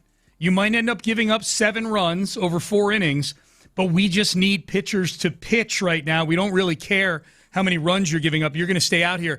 And with every run that he gave up, the camera zooms in on him, and he looked like a kid that was in the school play that didn't want to be out there, like that had stage fright. Like he just looked like he wanted to be anywhere else, and nobody was coming to get him. Nobody's warming up in the bullpen. And then, much like Ryan Weiss, after he does his duty of pitching 4 1/3 innings of horrible baseball, but throwing 95 pitches in the process, back to Sugarland, buddy. Yeah. He gets sent back to Sugarland right after the game. What a thankless job that is, to be one of these back-and-forth guys from Sugarland right now. Oh, my God. The tough thing, too, about the pitching, it's just sometimes as much as fun, it's fun to look at Jordan and see where he is on the leaderboards for various batting stats. Yeah. When you look at the Astros, remember for a little while there we were trying to say, or people were trying to say, well, look, the pitching's bad, but there's some bad luck involved in it. Nope. BABIP, they're second worst in the league. Yeah, there's the bad luck thing is. But no, and that's where the BABIP, so that takes the luck out of it and everything. Expected ERA, all of that. They're now everything. The expected stats are matching up with the actual stats. They're still one of the worst clubs in the league. But you pair with that the fact that the Astros defensively have been really good. Yeah. Like, their fielding should be making the bad luck less detrimental. Right. But even the Astros' good fielding can't rescue you from being an absolutely atrocious pitching staff and definitively the worst in the league. It's so bad, man. Like, the Phillies are a below average defensively. Yeah. So you could say some of that bad luck for them might be hurting them more. Nope, the Astros, they got no excuse. They're horrible pitchers. They are bad. They're bad. Here's Joe Espada yesterday. It reached a crescendo, I think, yesterday for Espada probably, in a year where they've had over a dozen guys on the injured list pretty much the whole season. You lose Carlos Correa and Lance McCullers on back-to-back days. Not that losing McCullers baseball-wise is a big deal, but you're just losing arms at this point. You just need guys to be able to run out there to pitch that aren't minor leaguers where you got to open up spots on the 40-man roster and whatnot. And the Correa loss is a big one defensively and behind the scenes for sure. This was Joe Espada when he was asked, hey, man, just how are you dealing with this, dealing with all these injuries right now? It's a good question. It's a really good question. I have faith in my group of players, faith in God. This is part of the game, right? The storms, how you manage this makes you stronger. I got to stay steady. I'm the manager of this team, and I have faith in this group. And if I shaken, they see that, and I'm not going to, because we're gonna stand up and we're gonna continue to fight. That's who we are. And it's a long season, y'all. It's a long season, man. It's a lot of baseball left, and we're still in this fight. You win 3-4 games in a row, and you're back in it. So, tough, man. You just got to keep grinding through this. There's two versions of there's a lot of baseball left. Two. One is the one Espada is doing there, which is, hey, there's a lot of baseball left. We've only played 40 games. We're only a quarter of the way through the season. Yeah. The other one is the one that I've been feeling, which is, oh, my God, there's still 120 games left this season. There's a lot of baseball left. That's my version right there's a third version, too, which is that when you're doing things are going really well, you can say, well, yeah, look, there's a lot of baseball left. That's true. Yeah, good keep point. an even keel here. We got to remember there's going to be some highs and lows over the rest of the season. They're not in that. Okay. We don't need to put that as one of the candidates. That's true. It all looks the same on a transcript, but said differently, said in a certain nuance, they all mean different things. There's a lot of baseball left. Yeah. There's he brought up faith in God, and it wasn't the kind of like, hey, that's how we were able to overcome this or anything. Right. I don't know. Every morning I pray that I'm going to be able to walk out that door without crying. He's in a thankless spot right now. I've been pretty critical of Espada. We were super critical of him the other day when he was answering the question about Ryan Weiss and Chandler Rome asking him, hey, what about a change of scenery for Ryan Weiss? And and Joe Espada's like, well, what could you possibly mean, a change of scenery? Yeah. And then he gets sent to the minors the next day. We were very critical, but this is a thankless job right now, and this season may reach a point too where someone like Joe Espada getting let go might be relieved by the whole thing. It's because I don't know that the organization is going in the same serious downward trajectory that this season is going, but it's definitely going downward to some degree. Like the glory days are over, and do you want to be the manager that's the steward for a team that's sliding into the abyss? I don't know. Yeah. Pays pretty well, I guess. That's I think the thing with Espada though too is that he stepped into a situation where obviously things were starting to careen towards exiting the golden era, and he doesn't necessarily have a whole lot of shine on his resume or on his name right now that he's a foregone conclusion to get another job somewhere. That's right. So, I mean, the most impressive thing he would have going for him was when he dug out of the hole that they were in 2024. Definitely. And ended up making the playoffs. Yep. And, so how well does he interview and everything, that might go into it. But, yeah, it's almost impossible to look at what's happened to the Astros this year and imagine that, like, any other manager would have a winning record right now. Correct. With them. Yeah. It's okay. Would a better manager have done things differently and maybe they'd have a few more wins? Possibly. I can't lay the blame on him for a ridiculous number of injuries. B, the fact that very few of the pitchers have actually shown up and pitched like they belonged in the major leagues. Yeah. There's just so much that's gone awry that it's like trying to crash the plane gently at this point. Yes. Yeah. You guys buried the lead. Text message, base power text line. What happens to the HEB soap opera commercial featuring the return of Carlos Correa, where he comes out of his coma to show going back in the coma? Altuve. They got to put him in one of those old school full body casts that they use in TV shows and cartoons. This should create a new episode of the soap opera. Mm-hmm. Absolutely, yeah. So that's what's happening with it. It's they showed that. I'll tell you what's happening with it. They keep showing it. They showed it 5 times yesterday while I was watching the game. They should have a rule with HEB that if the guy's on the injured list, can't show his commercials. That's a tough one. Or he's got to be AI'd out of them, Yeah, then they'd have to produce a whole lot of extra commercials. Well, that's the bed you get into when you get into bed with the Astros. Everybody gets hurt. I don't want to get into a whole price of eggs debate here, okay? But I don't want those costs passed on through to me. Oh, that's okay? true. All right? That is I don't true. want to be paying more for my salsa and whatnot because HEB had to up their commercial budget. Not even for just for replacement commercials. Yeah. I just remember Lance when Lance was still doing the commercials, but he was on like a 2-year injury rehab. People are like, dude. Yeah. Read the room. Or the worst HEB commercials in terms of bad timing would be Brock Osweiler. And especially because the Brock Osweiler one, they had him so goofy looking in it. Brock did his before. He did him when he got here, so it was before they were still playing him. Yeah, were they still playing him during the season too? Yeah. So I think and it was how goofy and stupid he looked. Yes, Brock's were the worst.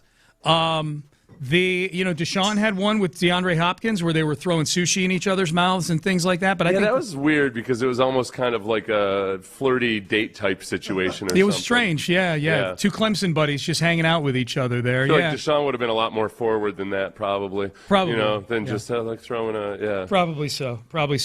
But Brock takes the cake, man. Brock takes the cake. All right, John Lopez, Reggie Atatula, they are here. They are in the loop. Hello, gentlemen. Howdy. What's up? I am going to see the Michael Jackson movie tonight. Have either of you seen it yet? No, but I have to see it. I've heard it's must-see. I've heard it's really good. Have you seen it, Reggie? I am a contrarian, so I will not see it. Why? You just aren't going to go see it at all? No, I'm not, especially not early because I've heard that there's people in there singing along, and I'm like, hey, that's cool, but that's yes, Seth mentioned that there's people dancing in the theater and what. I think you mentioned it, Seth. A little bit. I feel like some of that might have subsided. Honestly, my bigger gripe personally, and again, I'm no fun. I get it. I would prefer a documentary than a biopic 10 times out of 10. Do we have one on Michael Jackson? A documentary? We must, right? There's got to be one. There's a few. Yeah, are there? Okay. That's so fun. That's a lot funnier than you guys gave it credit. What is? I would rather see a documentary than be entertained. Every time.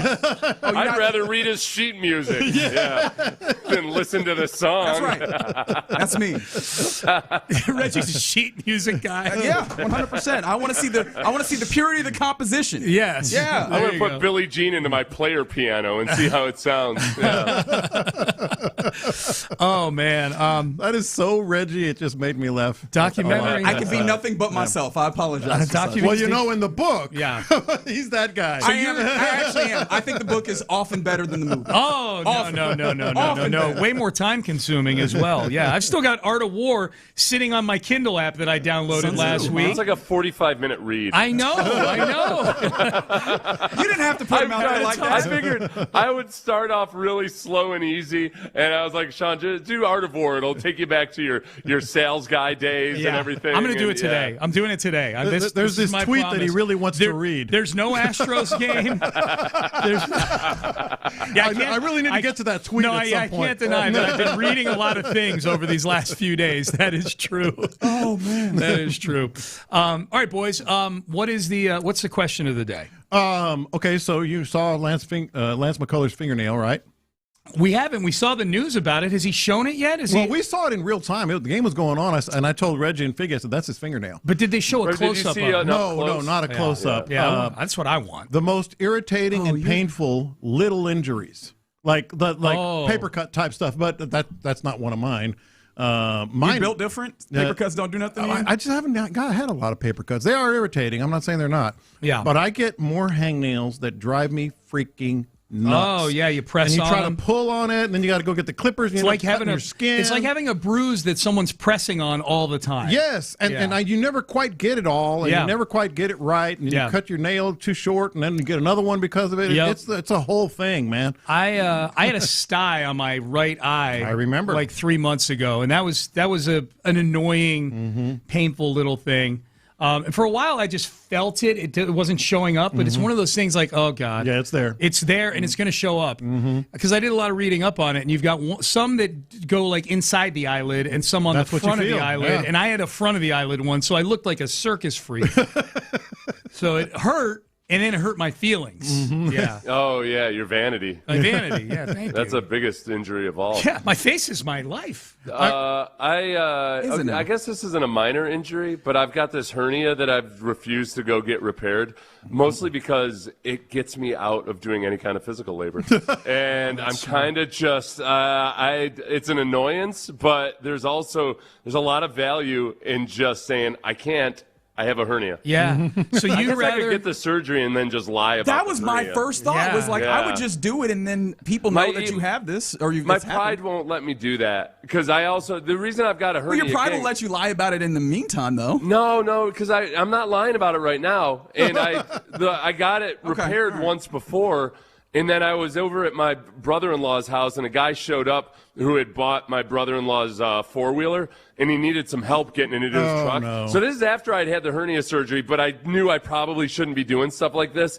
I helped him lift this four-wheeler like up out of a trailer and onto a truck and just and re-aggravated my hernia. Yep. And I'm like, all right, well, look, I was dumb enough. The first time I got it fixed, it didn't keep me from doing stuff I shouldn't be doing. So I might as well just leave it unfixed. Yeah. And then I'll genuinely tell people I can't do stuff. Someone's asking me on the text page, wasn't getting pelted by a Tide Pod in your eye the worst pain? No, because you weren't actually injured. You rolled around on the ground like a baby about it. Listen to you. Oh, man. I you know what? I had finally gotten to a place because it got brought back up yesterday. Yesterday was a good litmus test. So there's a sales meeting yesterday, and the sales team the meeting was about rolling out all the different promotional packages for the Texans this year and things like that, all the different sponsorships and whatnot. So they had me and Parker, our boss, and Clint Stoerner in the meeting to talk about the Texans and talk about various aspects of. You're not going to distract me with that garbage you're doing on Zoom right now. All the various aspects of the Texans and why it's exciting. Like, so they had me talk about what are the biggest storylines with the Texans. Right. Get them all hyped up, right? And Clint talked about Thirsty Thursday and Football Fridays, out at the bars, out with the people. Parker was talking about a number of things, including Radio Row. Yeah. And one of the things he brought up was sort of this, you never know what can happen on Radio Row. Yeah. And he's listing this interview here and this interview there. And then he puts his arm around me and he goes, sorry, Sean. But things like Sean getting pelted in the eye with a Tide Pod. I got chopped by a female wrestler. Yeah, you did. But you asked for that. I did. I didn't ask for that from Seth. Hurt me. Yeah. But it was a good litmus test because I'm like, you know what? I think I'm over it. You're over it. I think I'm over it. I can talk about it. I can laugh about it. I can laugh at myself. Not anymore, though. No. Now Seth's coming in like, you baby, you're rolling around on the ground. Oh, you weren't even hurt. Had less than 24 hours. Yeah. I was in a good place, and then here comes Seth, and he just drops a bomb on the whole thing. We called you an Argentinian soccer player. Yeah. It was. I was a flop. I was flopping. You should probably get therapy. You should go to an intensive, somewhere out in wherever Utah Vrabel went. That was a scary moment. There was trauma involved. It was. There's trauma, and that might have caused the sty. Actually, that was the eye that I got hit in. Was the sty was after the Tide Pod? The sty was after the Tide Pod. No, if the sty was there when the Tide Pod hit me, that thing would have burst pus all over the place. That was a 95-mile-an-hour fastball, man. Might have pierced the Tide Pod. Yeah, right. Yeah, that would have been the irresistible force meets the immovable object. Oh, Lord. My sty versus a Tide Pod. You ever get a grass burr in your shoe and you can't find it? Yes. Oh, like God Almighty!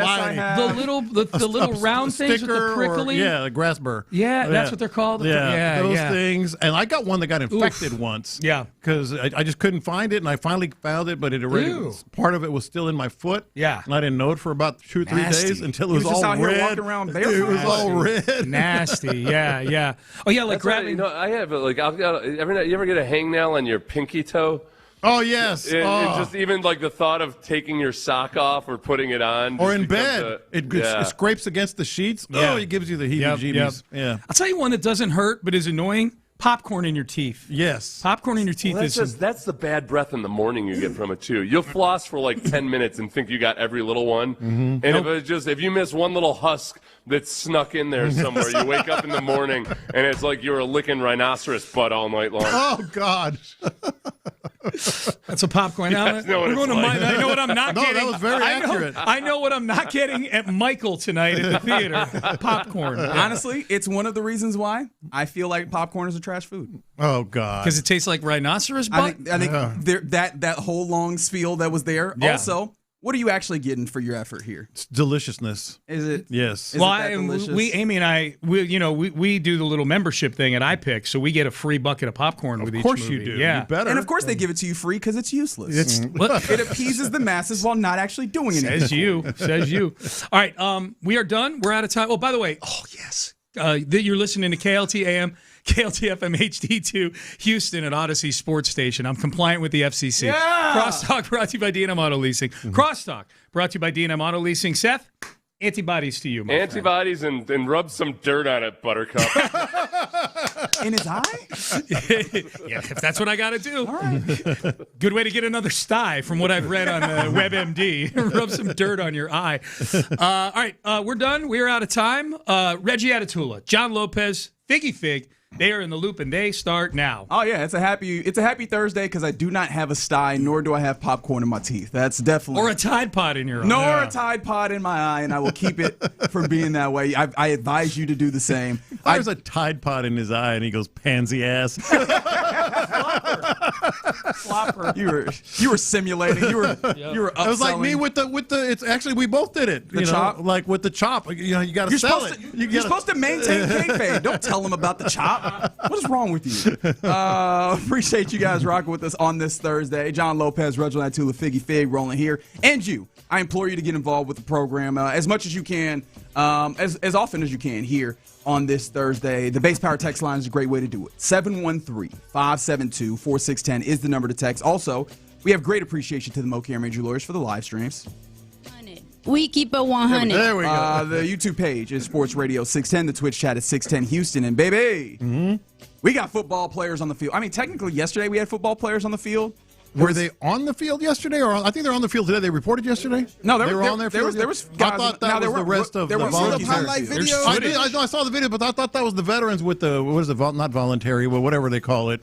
Yeah, the phase 2 of the off-season program. Which look, that was enough to get people going. I didn't know the rookies were.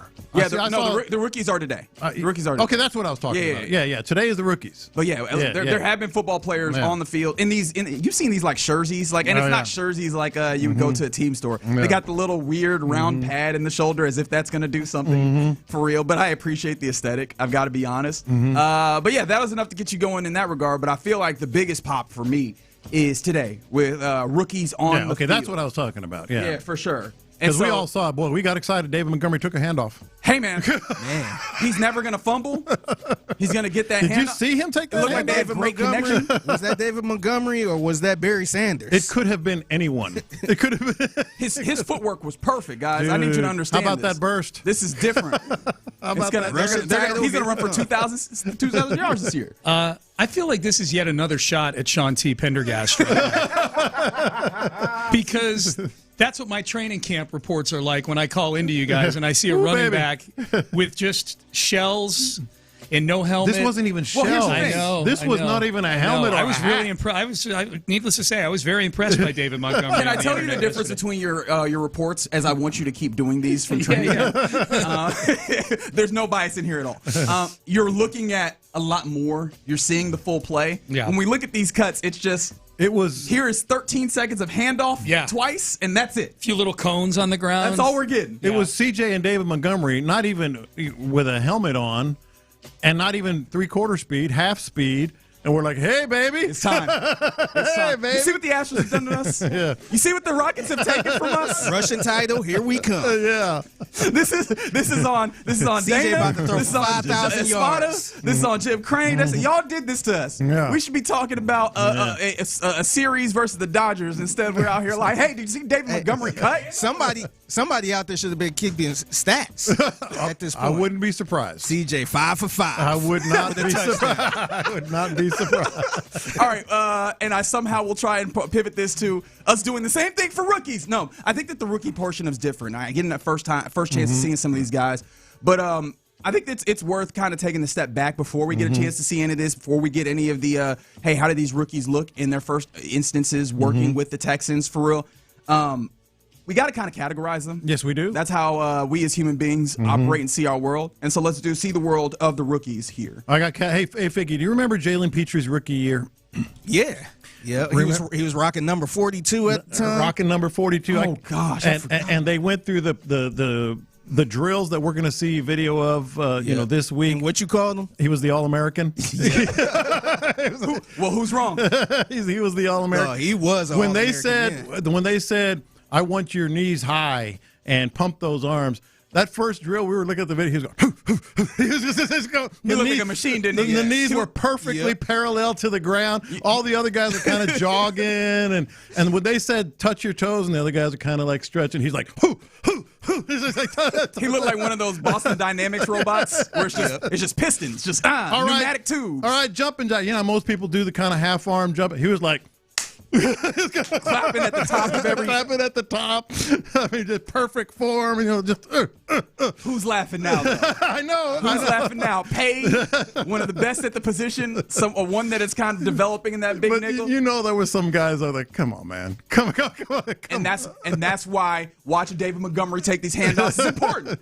Okay. Which leads to the first category, also known as the Jalen Petrie Award. Okay, very good. Who is most likely to be the try-hard of the rookies? Who's most likely to be the try-hard? Inherently, because of the way this works, right? It feels like it should be someone lower down the draft pool, right? Oh, I have an answer. One of the things that's hard with this draft class is this is the whole appeal of the way that they draft. Like, is they trying to get the dudes who are going to be Jalen Petries? Like, this was part of the rubric of picking dudes. So I could very much see our guy, Keelan Rutledge, getting out here. Didn't he say that he was going to be on people's asses if they wasn't on their That might be another category. I have him in another category. This is tough. I'm just going to go ahead and throw it out here. Linebacker, special teamer, Wade Woodass. I was going to say Lewis Bond. Oh, that's a good. I think Lewis Bond is going to be that one. You like, ooh, okay. My answer is Marlon Klein. Went to the academy. Only been playing football a little while. Michigan guy. I think he's going to be the Jalen Petrie.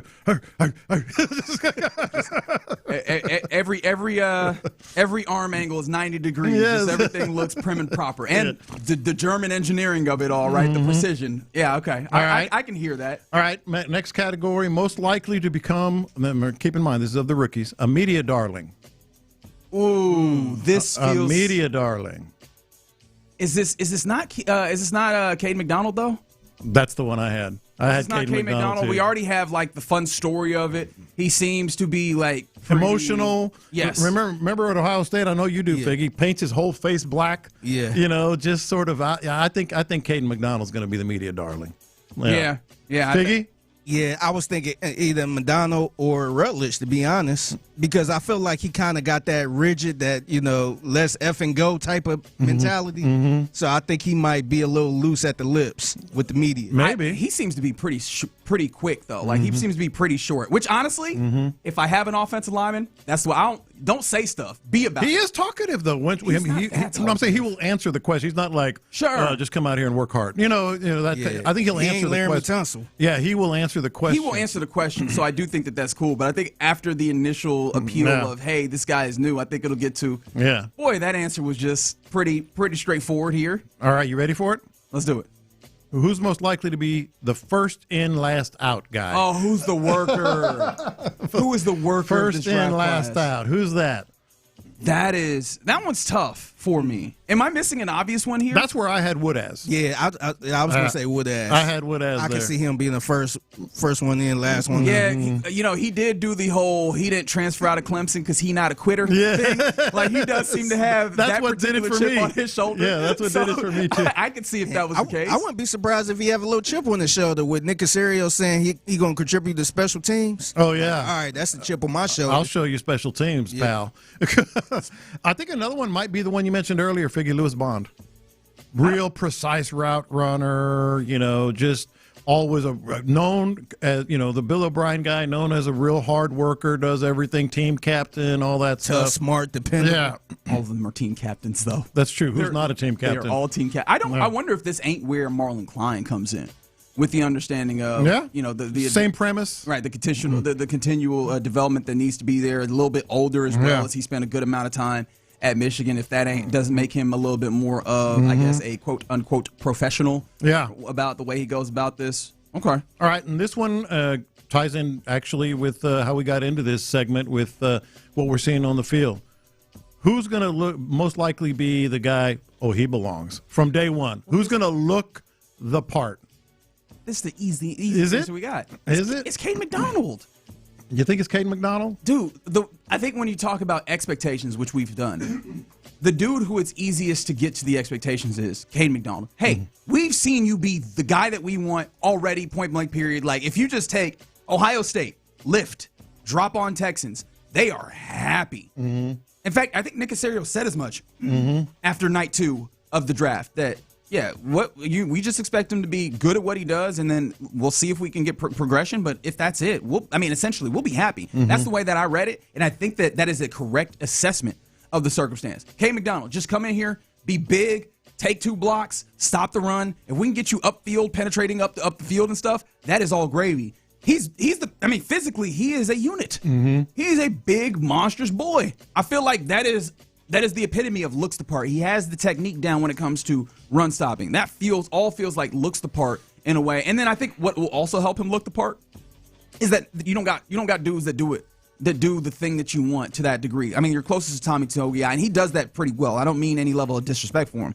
But at the size that we're talking about and at the caliber, he would immediately drop in and has the probability of being one of, if not the best dude on your team at doing that. I think that looks the part if we talk about it. Yeah, I'm going to have to agree with Reggie on this one. I did consider Rutledge as maybe that guy, like, okay, he's solid out there, but nah, I agree. I think because this is a guy that probably should have been a first round pick, and I think he gonna look like a first round pick out there. I thought it was obvious, man. Marlon, wait till you get a look at Marlon Klein. 6'6", sleek. Just all right, we gotta talk about your love affair for him. It's not. I didn't realize we had a Marlon Klein fanboy. I said about 3 different answers, man. No, 2. 2 and a possible. 2 and a possible. Like, look, he got drafted because of his physical stature. You didn't have any numbers to speak of at Michigan. That physical presence is going to be there. All right, so let's talk about this preseason hero. Most likely to be the preseason hero. The guy that, look at the plays he's making, and it may or may not transfer to the regular season. I wonder if this isn't where Kamari Ramsey comes into the conversation. That was my answer.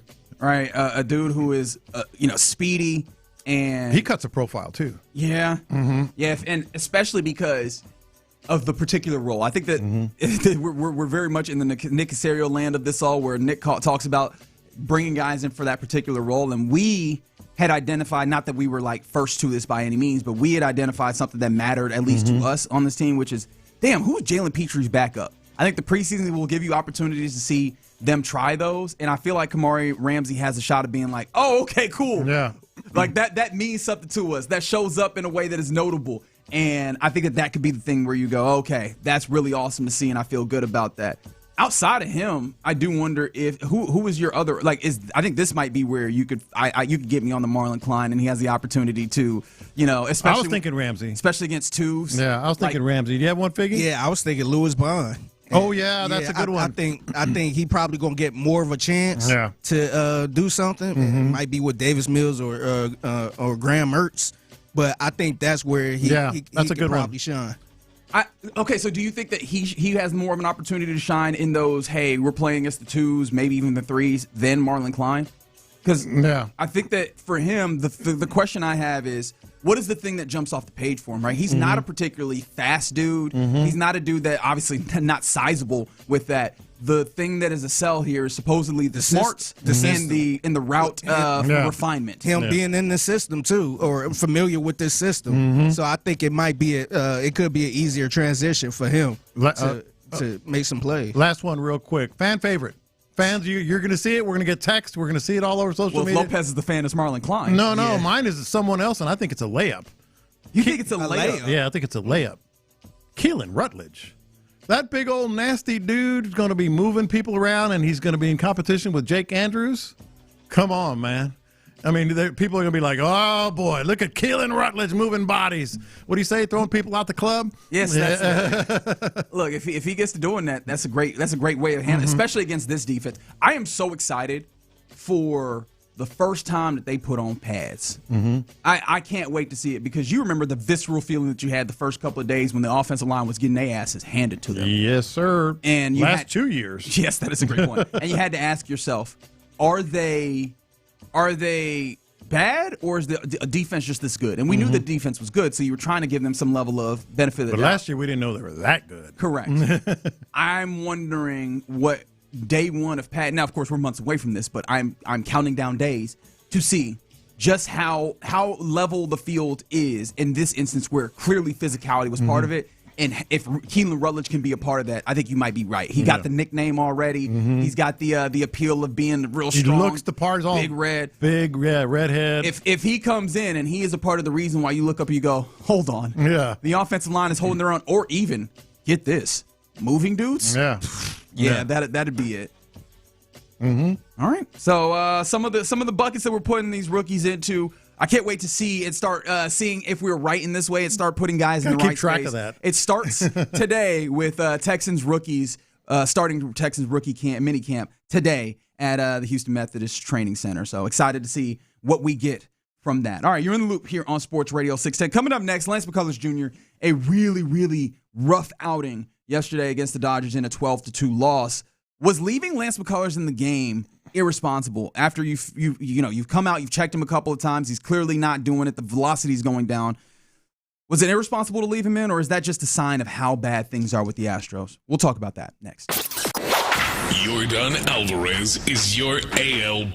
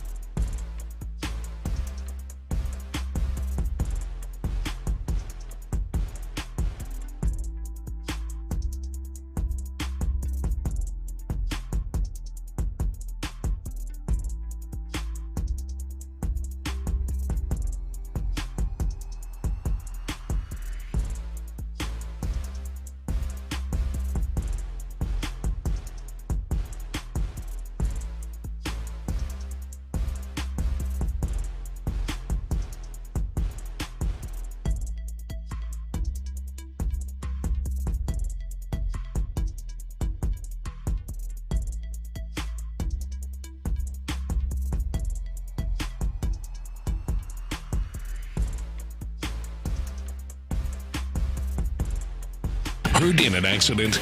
Call McCullers Injury Lawyers at 281-222-2222. Biggie, let's hit it big time.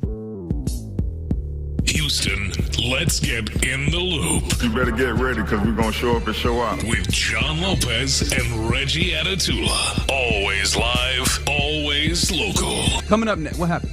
Nothing, man. Continue. Hey, man. AB conversation. Right. See your way out of it. Okay, all right. You know what? I'm ready to be done with the show, and that means that coming up next. You're in the loop on Houston Sports Leader, Sports Radio 610. No 713, there are no tacos in the studio, but you are in the loop here on Sports Radio 610. John Lopez, Reginald Atatula, Figgy Fig. Well, I made the prediction. What happened? I nailed that prediction. Don't y'all owe me tacos? Isn't that how y'all decide things?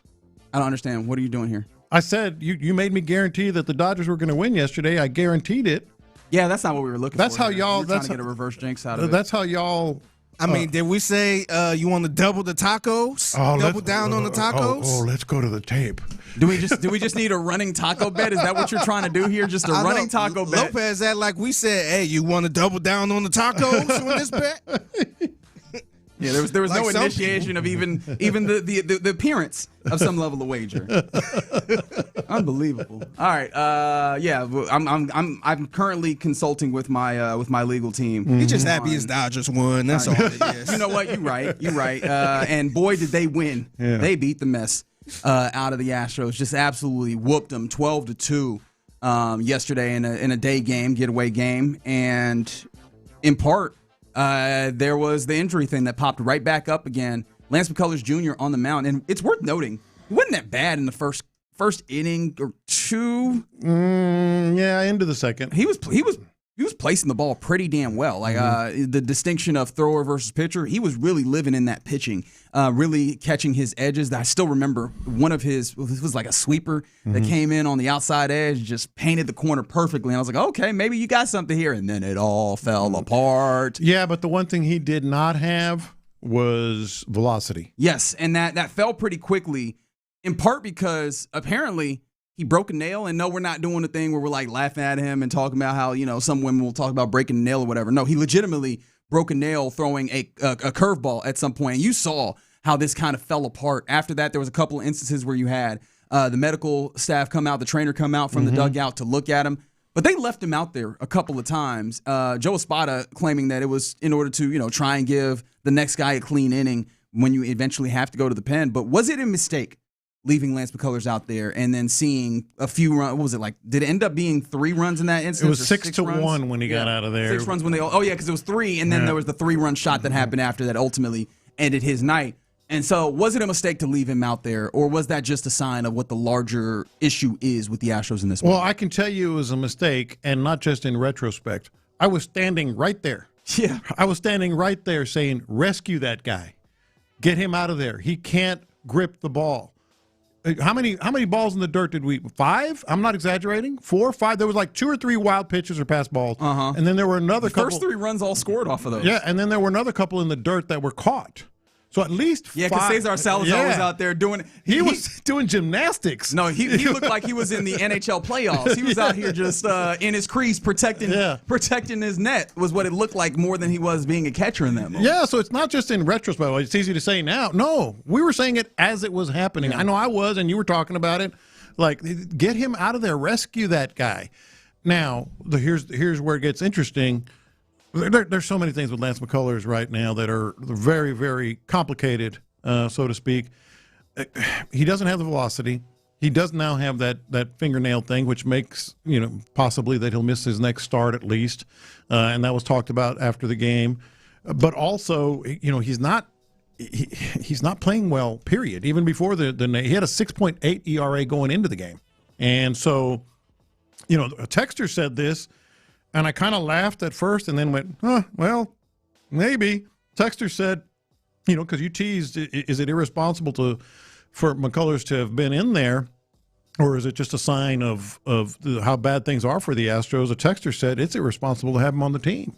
Yeah, and if you get to that point, it's absolutely getting there. I mean, to be commended to start, right? He needs to be 100%. commended for the amount of effort that he's given in this. This is not for a lack of trying. Right. That this is not coming together for Lance McCullers Jr. We've talked about this before. I mean, and we're not novel in this. A lot of people have talked about this.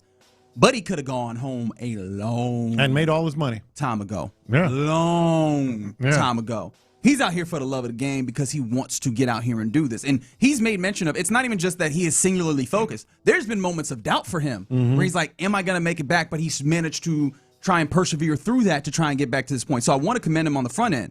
This is where you have, as an organization, have to have clarity in what's happening here and acknowledge, hey, dude, this just isn't working. And especially because you mentioned the velocity. That is not insignificant here. The idea that you cannot get your velocity going and people are just going to sit on your off-speed pitches, and then when you have to lean on your off-speed pitches, you get things like this, like a nail popping off that makes it so that you can't get your curve or your curveball over. Right? You just end up in an atrocious place, and it all falls off the table. And the clear thing is, he's not been able to maintain velocity. Right. And we're this has not like, been we're talking like 91. Yeah. 92 on his his sinker was coming in at like 89 after the first inning or so, right? Like this immediately fell off the table. And this has been a trend where you've seen, okay, he maintains velocity for a very short period of time and it goes down. A game two goes down. And so if we're talking about this at the early portions of the season when ostensibly you're more well-rested, we're not going to get through the remainder of the season. Yeah. So I think in the longer scale, it is irresponsible to have him on the roster at this point.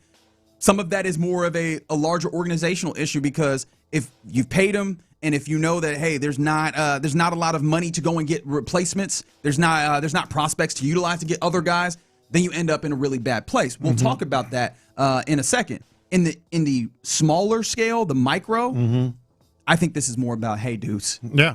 We just gonna burn it. We're gonna burn our bullpen to the ground every single day. See, I think that's the dilemma here for the Astros and for Joe Espada, particularly Dana Brown as well. You know, you have to realize, all right, as you said, incredible kudos, incredible credit for what he has done just to get back up here, just to be ready to be a major league pitcher on the roster. You have to give him credit, but you have to also sit back and say, this might be it for him. The dilemma part is, if this is it for him, obviously that's bad news. But if you're in a position where you have to, your pitching staff, your starting pitching staff especially, is so thin, you have to keep trotting him out there if you can, because he's still more qualified than anybody else you got until Hunter Brown gets back. Yeah, and in the meantime, do you want to do the experiment of seeing who your starting pitchers are? Like, who are the guys that could even be starting pitchers for you? That's why it's a dilemma, because he's clearly at the top or near the top of the list, and he's not great. You want to play the game? Let's play the game. Spencer Arrighetti, right? Of course. Okay, cool. Peter Lambert, right? Yes. All right, cool. Mike Burrows, kind of just have to. Is Cody Bolton? Yeah, Cody Bolton.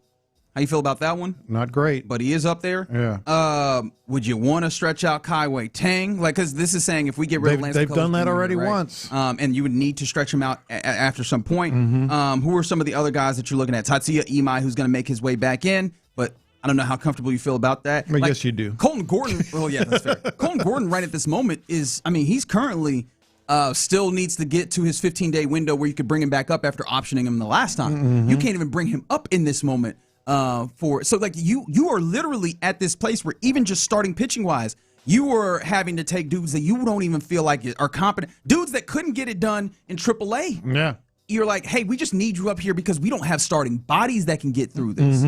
And so when you recognize that, when you look at the bullpen, I don't think it was irresponsible to make him wear that, even with the nail thing. Because if the nail thing had already happened, like it's not like are you going to make it worse in that moment? And are you going to maybe possibly find something and help him get back to this? Once it was apparently really apparent that it was done here, you pulled him out there. But we don't have the luxury here of being quick with the hook. And honestly, this is why I came to Joe Espada and was like, I don't know how much heat I can even have for him in this moment, because what options does he have? Well, I think it was irresponsible in that game yesterday afternoon just because he couldn't grip the ball. You have to save him from himself, so to speak. But in a larger context for the season, as you just illustrated, I agree with you. Like, Lance, it's going to be a rough year maybe, man. But you got to get out there. We need you. I think you have to be – there are no options. You just went through the list. Buddy, they brought up Jason. They put Jason Alexander in eventually when they did in that third inning. How'd that work out? And he was cheeks as well. Like, I'm so mad that we have entirely lost the summer of George. That was a one summer only. Yeah. Like they got their lightning in a bottle last year, and it feels like that is entirely done because they lit his ass up, boy. And so even those instances of, hey, we're just gonna duct tape this thing together. The duct tape options that you used last year in true duct tape fashion, once you peeled them off, you can't put them back on. That's right. Like, it's not sticky anymore. It's showing up in this way. So you have seemingly even fewer options when it comes to trying to find answers here. And that's the more uncomfortable part is it does feel like the Lance McCullers thing is probably done, and that means that you're even slimmer when it comes to options. And we will get to that today. Yeah, we absolutely will. But all right, you're in the loop here on Sports Radio 610. Coming up next, in honor of what had to be a very irritating injury for Lance McCullers Jr. in that fingernail issue. What are the most irritating and painful minor injuries that you could sustain? That's our question of the day. Answer it, 713-572-4610. We'll talk about it next. Payne and Pendergast. You wasted a year with Kevin.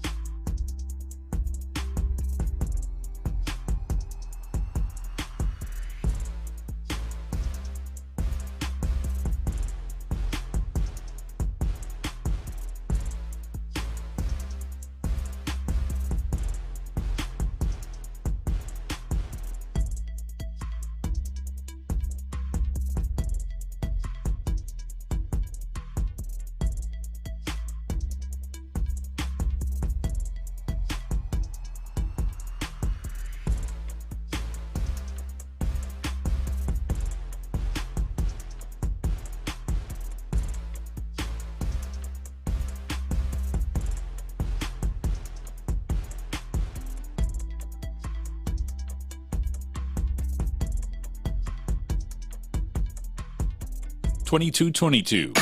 The Sports Radio 610 text line is energized by Base Power. Save money and switch today at basepowercompany.com/610. Sports Radio 610 presents live from the West Point Lincoln and West Point Lincoln of Sugar Land Studios. Here's In the Loop with John Lopez and Reggie Atatula. Yeah, you're in the loop here on Sports Radio 610. We're about to get to our question of the day. What are the most irritating and painful minor injuries? 713-572-4610. We got this text in from the Base Power text line, and I'm genuinely curious here. I'm not trying to be hateful or anything because I don't really see very much value in that.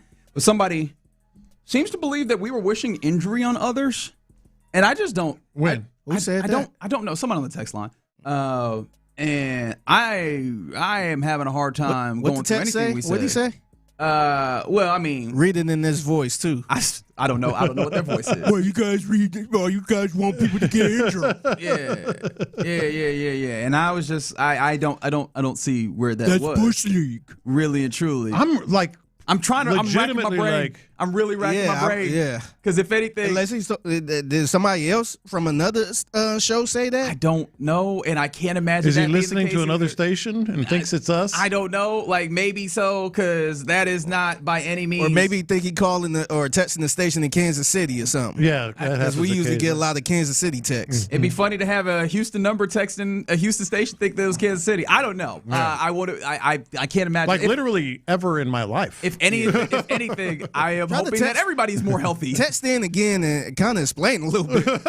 Who said what? I would love to understand this. Yeah. I feel like we were really decrying injuries, which is what we're doing here as well, whether big or small. Injuries really stink. And so we kind of wanted to think about what are the most irritating, especially the little ones, like the one that happened to Lance McCullers last night that really derailed his whole situation. Someone else on the text line made mention of, after all that Lance McCullers Jr. has been through, would it really be a fingernail that is the final straw? And I don't think it's a fingernail. I think it's the velocity, loss of velocity, and the inability to maintain it. Yeah. That'd be it.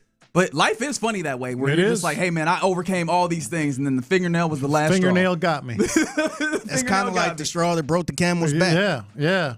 Those things, those little injuries, I saw that, and I'm like, that is just, it's probably not clearly is not the most painful thing he's ever felt. But that was just like, first of all, it's creepy when you get some of these little injuries, like paper cuts and stuff. It's just like, oh, you get that little shiver up your spine. But it's not the most painful thing you ever felt. But there are little injuries that just drive me nuts. Hangnails to me, the little skin that, oh, God, I hate them so much. And I get them all the time. And you never get it right. How you kind of clip it and pull it. And my wife gets so mad because I always tell her, pull in the opposite direction. What?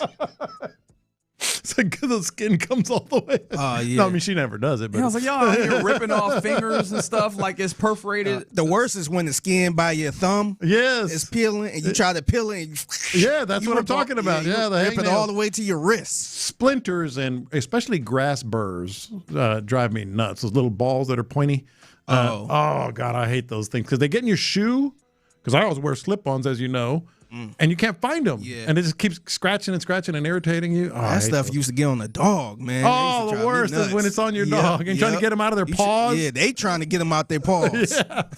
Yeah, that's the beauty for me is that I only remember doing that when I was young, when I was a kid. Like I have been so far away from like the grass burr. Outside. We know that. I told y'all, man. This is why we created Inside for, man. I'll tell you though. The real predator of the inside, and this might just be the number one seed. I don't even know if this is really close. Is the toe stub? Oh yeah, middle of the night, got to go to the bathroom, whatever. Stub. Boom, and you try not to make noise. It's just why is there so much pain sensitivity in this thing that could so easily be clipped, especially your shin by the corner of my dresser? Mine is the shin, like you hit the table or something. Oh, that drives me nuts. The other part, the other, I ever tell you guys about that real cold playoff game, Buffalo and the Raiders? Wind chill was 25 below, and I was down on the field afterward and had a glove on, and I just like rubbed something on my forehead. I don't know what it was, maybe snow, whatever, and I just rubbed it, and I got a little scrape across my forehead because it was so cold. Your skin gets real tight feeling and all that. I had that scrape on my forehead for at least 2, maybe 3 months. It was just there. And painful as all get out. And I just rubbed my forehead. So there are a couple more that came to mind for me when this came up, and I see you on the text line. Close to it, I think someone else had made mention on the text line. Biting the inside of your cheek. Oh, yes. And then you just end up with that. You can't eat anything spicy. It's just something right in there. And it's the thing that really upsets me is it's the emotional damage of I did this to myself. Yes. I can't be mad at anything external. Like I can't even be like, damn, why is that dresser there? Right? Because it's like your cheek been in the same place. Yeah. for years. How about opening the stove? And you get that slight. Yeah. You pull your hand real quick. It's not a bad burn. Yeah. But it's like, ah! No, the one that's similar to that when you try to open the crock pot. Yeah. And then that steam come out. And hot, yeah. Oh, yeah, that steam come out and burn you up right here. Man, that one tough. 100%. When was the last time you got a paper cut? It's been a while. I haven't had a paper cut in a long time. But I feel like that's going more digital. Has messed up the paper cut game. It has. It's going down the list. Which thank God. Thank God that we are pulling this further away. It's plummeting. Any of those things, especially you said stubbing your toe, but when you're playing basketball and they hit that pass and it just kind of does jamming your finger? Jamming your Jam finger's a mug, man. It's a mug. All the whole rest of the game. It's not broken, because sometimes you do break your fingers, and that's a big injury. You feel broken, but it's not. And you just keep shaking your hand. Something in your eye is the worst, because then you just over here rubbing your eye for hours. And you tell yourself not to rub your eye, but you know what you do? You rub your eye. Figgy saw me with one of these, which is not really painful, but more embarrassing. So we go out on Cinco de Mayo, celebrate, we're on the show Hughley, and we're just chatting. I take a bite of a fry, and it just ends up lodged in my throat. And I'm just coughing, trying to get it free. Yeah. I think I said something funny. You start laughing, and you start coughing for like 10 minutes. Start hacking. I was coughing. To the point Ron was like, hey, man, you all right? I couldn't. And it's like you try and stop, like, all right, I'm not going to cough. And you're just like, well, if I try and talk, it's going to happen again. The irritating thing when you get something stuck between your teeth, let's say you're eating something, popcorn or really any food, you get something stuck between your teeth and you're trying to get it out and you always grab the wrong tooth. You're like, no, not there. Oh, not there. Oh, where is it? Oh, I gotta go get floss and everything else. Okay, I was wondering how many people would come up with this from the 832, hitting your funny bone, hitting that arm in that weird place. That's like real pain, tough. but only for like a second and a half. Oh, losing your wind. Oh, when you get the I literally every time. You know what it is, but every time you think I'm dying. Well, yeah. I'm gonna die. Your whole body goes into shock. It's like, hey, we needed that. Why did you take that away? Like literally, it's like, I'm dead. Oh, there it is. Thank God. I can't remember the last time that happened either. We've been moving all right. Yeah. Unfortunately, I can really think of the last time that this happened. When was the last time you just like burned your tongue? And you do it again. Yeah. Like a pizza burn or soup or something. And you're like, ow. And then what do you do like 2 seconds later? You take another bite. No, the worst is when you cut your tongue. Like I cut my tongue trying to open something. And I had like a little, I guess it was like a paper cut on my tongue. Yeah. Nope. And the funny thing is I was here. I was working here. Didn't realize I was leaking. So I'm like leaking. So I got a paper towel on my tongue. I think I remember that. Yeah, it just kept leaking. I'm like, damn. You ever get a cut like in the little webbing between your fingers? Oh, it's been a long time. Oh boy, that's irritating and painful. Your whole hand is out of commission. You can't tell nobody nothing about it because they'll look at you like you're an idiot. First and foremost, how did it happen? And secondly, really, that's taking you out? It's just that? Sean Pendergast mentioned this earlier, how you get the cut between your mouth. He said when it's cold, but sometimes you cut it. Yeah. Sometimes it's sore. Yeah, and of course you got to keep opening your mouth. Oh, here's another winner. Hot sauce in your eye. Oh, you're cutting jalapenos or you get some hot sauce. Oh, you said your eye? Yeah, you rub your eye by accident. So we went and got wings, myself and some friends in college, and we're eating wings. And then a friend of mine was like, "Yeah, I'm about to go to the restroom," and he did not reverse the order of things in the restroom. So we went. He took his leak. He's washed his hands. He came back out. My boy was squirming for the rest of the night. Oh, man. Yeah. You want to talk about your eye? No. There's worse things you could touch after getting a handful of spice. Yeah. I know you two guys won't relate to this, but I guarantee you a lot of our listeners will relate to this. I was wade fishing. I had a jellyfish go up my shorts. Oh, man. No, like, I can't even begin to tell you. I cannot even begin to tell you the pain when a jellyfish goes up your shorts to the nether regions. Have you ever been stung by a jellyfish first time? No, of course not. You have not? No, Come on, man. Come on, dog. I don't think I've seen a jellyfish in person. Unless it was at the zoo or the aquarium or something. Nah, man. What's wrong with you, Pete? You guys need to go out some more, man. So we could get stung in the nethers? It's not all the time. That's just occasionally. Yeah, let's go out and see some lions and tigers, too. Yeah, right. And then I feel like 281, I feel like you might be out of the realm of this conversation because somebody said a kidney stone, and buddy. Yeah, that's real pain. That's real Y'all pain. got it. Yeah. The image that I always think about is just seeing peas go through a straw, and I'm just like, nope. Y'all got it, man. Like, I just refuse. Brain freezes? Texter said? Yeah. Good answer. Yeah. Speaking of feeling like you about to die, you be feeling like you about to die. Yeah. And the worst, you look like it covers your whole head. You it starts in the front and goes all the way to the back. You're just like, I look like a moron right now. It does not matter because get this away from me. Get this feeling away from me. Yeah. And now take all of these feelings that we've described and imagine you're in the middle of your job and you're flailing. Mm-hmm. Like I felt so much for Lance McCullers Jr. in that moment, man. He's like, hey, I need this finger to get it done, but the nail popped off and now my knuckle curve won't get over. Yep. What am I supposed to do here? And apparently the answer is give up a 3-run home run. Yep. Apparently that's the answer there.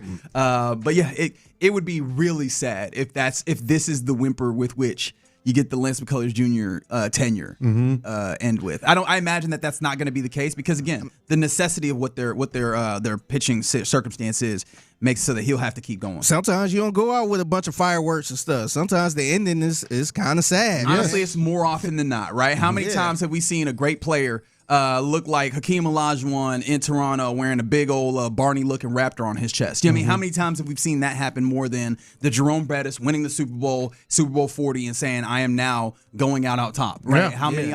It's more often than not the sad way, unfortunately. Yeah. All right, you're in the loop right here on Sports Radio 610. All right, 346. What are we doing here? They said when you overwork your tongue and strain the tendon underneath. What's the work your tongue doing, big friend? What's that? You want to tell me what that is? We need to move on, man. All right, moving on. You're in the loop here on Sports Radio. Clearly he was eating the ice cream cone. Clearly, you're right. Yeah. You know what? My bad. Yeah. Coming up next, let's go around the NFL where, man, someone at TMZ hates Mike Vrabel. We'll do it next. Just when you think it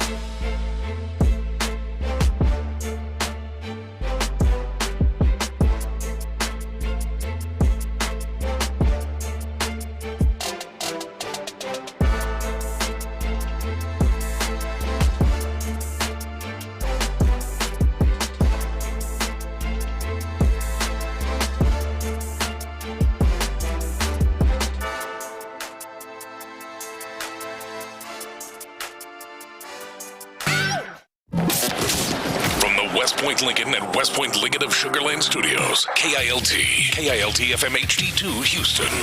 On Odyssey Sports Station. The Texans play here.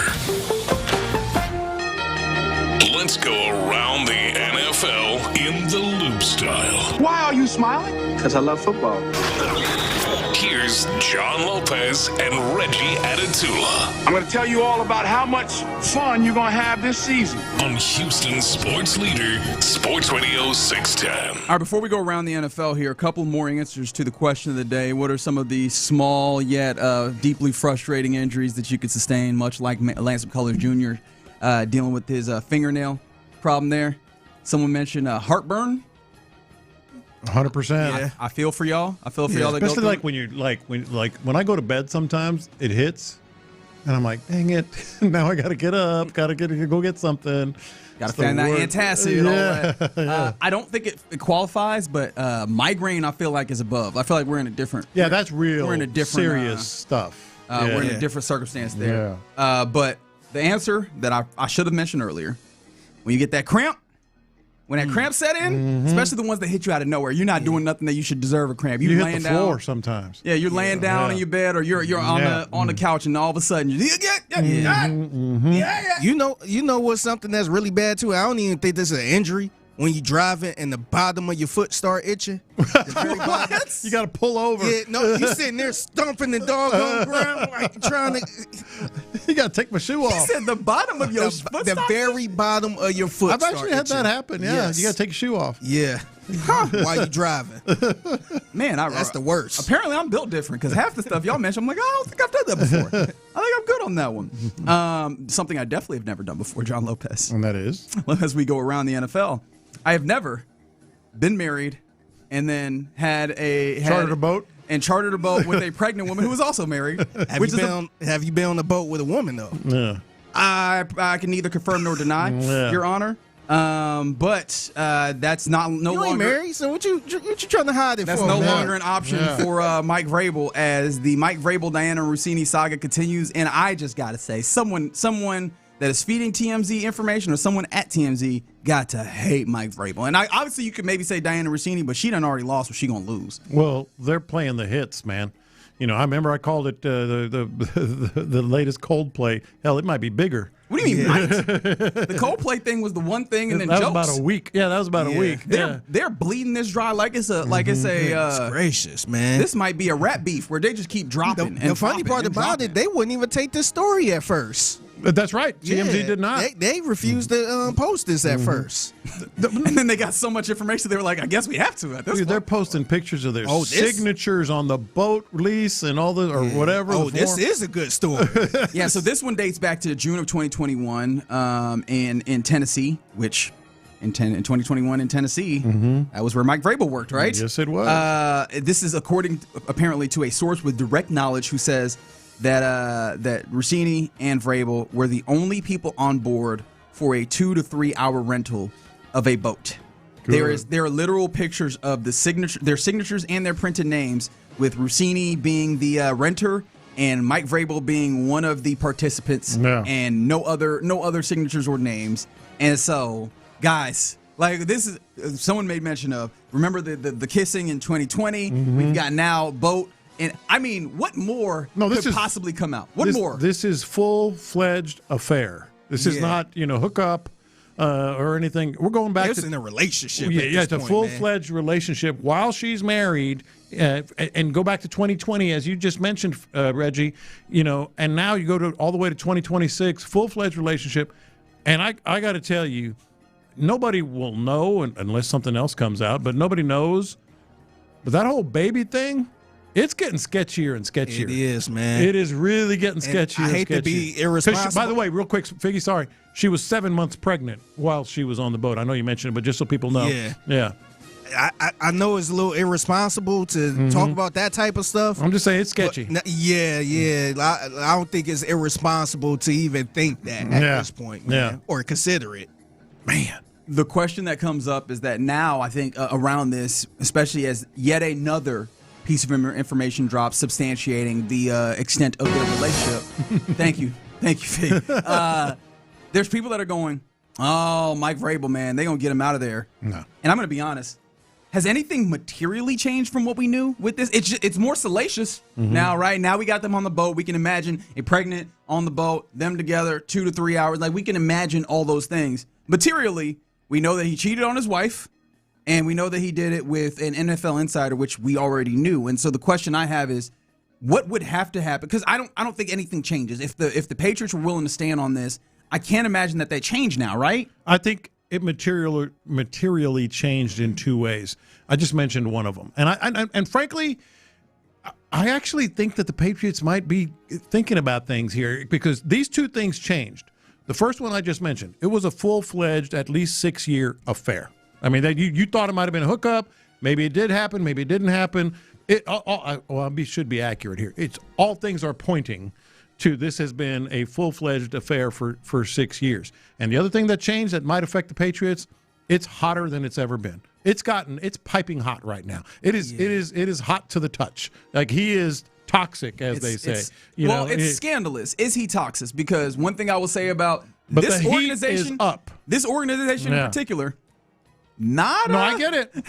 They're kind of accustomed to handling scandal, aren't they? I'm wondering if somebody is trying to get him to resign. Yeah. Like, get him to quit. Right. Because I don't know if the Patriots just going to say, we got to let you go or anything like that. To me, it seems like they're trying to put the heat up where he step away. Kind of like what she did. Hey, exactly. I need to step back you know, and go to – no, I Boy, she really did maintain her innocence through that. And it was just she really did. It's getting real hard, Miss Mama. But that's kind of my point, hard. Reggie. That's kind of my point. I think it's just getting – like – it's one thing that, hey, we can withstand this, let's let it pass, et cetera. We're the Patriots, we don't care. But when it gets so hot, so scandalous, there is a line somewhere. I think it's going to get to a point where he might consider, maybe they have a meeting where they kind of force him to to step away on his own. I think it seems like that's the motive right here because why y'all keep bringing up these stories? Like, we know y'all were together. Yeah. It seemed like they're trying to make him quit his job pretty much. I'm still laughing about, that was a girls' trip. From the very first picture? Yeah, their initial lies are pretty... Totally mischaracterized. What? And Mike Vrabel, this is laughable. Yeah. Well, who's laughing now? Yeah, no kidding. Yeah, the initial lies are really hitting you in a really, really bad way. Now, you know who I do feel bad for a little bit? Quarterback of the New England Patriots, Drake May, just yesterday, in an official capacity. Obviously, they're doing their offseason activities. Yeah. Called Mike Vrabel a great human being, and said he doesn't believe that the coach's off-field issues will be a distraction for the defending AFC champs, right? And so, with that being the case, the timing of this really stinks for him. Again, I think that that's the answer that you have to give as a quarterback, especially if until the team makes any level of decision, like, hey man, that's the guy that we have. We'll follow. You really laid a good amount of sauce on. You didn't have to call him a great human being. A great human being. And then literally the same day, here is evidence that he was out here with the pregnant part of it. Like, we knew if this relationship was sustained all the way through that there might be some of this. When you get the actual evidence that, they was together alone on a boat while she was pregnant, it again makes that he's such a great human being. It falls flat, and I'm like, hey, I imagine the young man in Drake May was just trying to support his coach. All of a sudden, his coach letting him down. This is one of those, man. And see, that's another reason why I think you're right, Lopez, that New England probably need to consider this a little bit because now, of course, it's not affecting the on-field product right now. But now you got your star quarterback having to answer questions like this. Yep. And, New England. That ain't putting the fire out. Robert Kraft isn't going anywhere. They've had other scandals. This is different. It's not the owner. And it's not your star quarterback. And it's not your star quarterback. And it's hotter than it's ever been. It's keeping the heat on. Yeah. But we also have to remember the context. Bill Belichick started going down the drain a little bit in the way that he did things. They brought in Gerard Mayo. It was ugly. They got Mike Vrabel, and it was like, we are back to winning. Yeah. And I imagine they're like, hey, we don't want to go back to the dark days. We don't want to. Like, they didn't do it long, right? We were all annoyed by Patriots fans acting like they had suffered through the wilderness just to get back to the playoffs. However, they don't want to go through it again. So I imagine that's probably it means a little bit more than we are probably setting this up. I do wonder if this keeps going. If let's say it get worse as far as the news wise, I wonder if the NFL will maybe step in and be like, hey, y'all. Well, I we guarantee keep getting these headlines, man. Defining step in is going to be difficult, but I do think there have been discussions already. Yeah, because if it keep going, let's say it keep going during the season. Just in passing, even, just at the draft or, this week where they're talking about. At this point, it's just like, all right, man, we got to protect the shield at this point. We can't keep having headlines at New York Times of this scandal. I appreciate this text from the text line. Thinking through all the possibilities of this, they said they believe that these two were in open relationships that we found out about. My thing about it is, once we find out about it, that is a great, hey, guys, actually everything's cool, calm down. Yeah. I feel like they would have and should have used that a lot sooner than right now, if that was the way that they were we wouldn't get the little private pictures and, like it was clearly and also like I think that. the spouses, there's a lot of, buzz and nothing really solidly reported about the spouses are really, they didn't. It doesn't strike me as any kind of like open relationship. Yeah. They maybe had an idea about it, but it's definitely some lying going on. Is this the last bit we're going to get? No. Nope. Buddy, they out here getting boat rentals. Yeah. And this is the thing that I thought, which you expect, right? If you're a business, you want to have some level of, decorum and whatever. Mm-hmm. Hey, man, they was in the area where Mike Vrabel would be most notable. Yeah. Out here renting boats together, signing with their official In Tennessee. name. I don't know what they would have signed otherwise, right?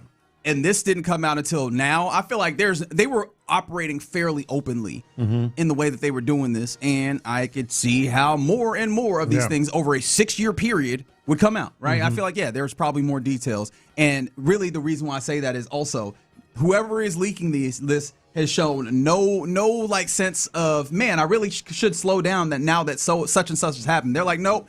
Push the pedal to the metal. We're going to keep going until we feel happy about this. It seems like they trying to lead up to a narrative.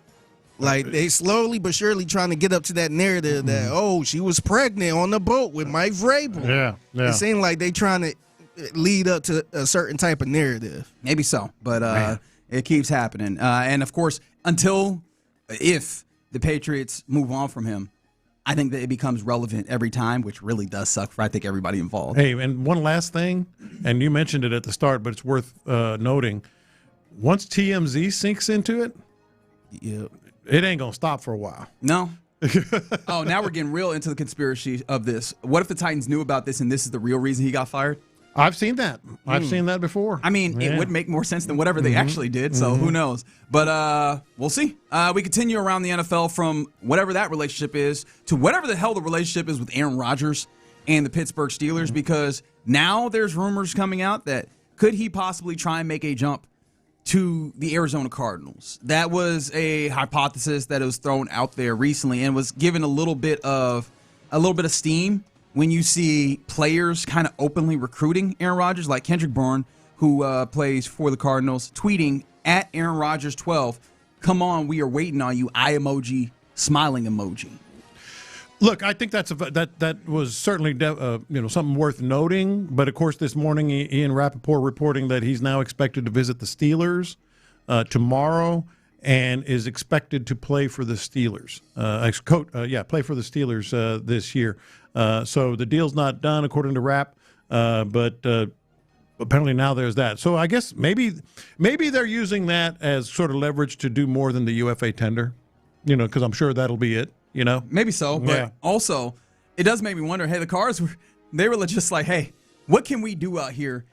And is it possible that this was more than just kind of a singular player making an overture? Is it possible that the Cardinals actually thought, can we jumpstart this quarterback thing with Aaron Rodgers? Oh, I think it's possible. I mean, that's kind of what his role is now.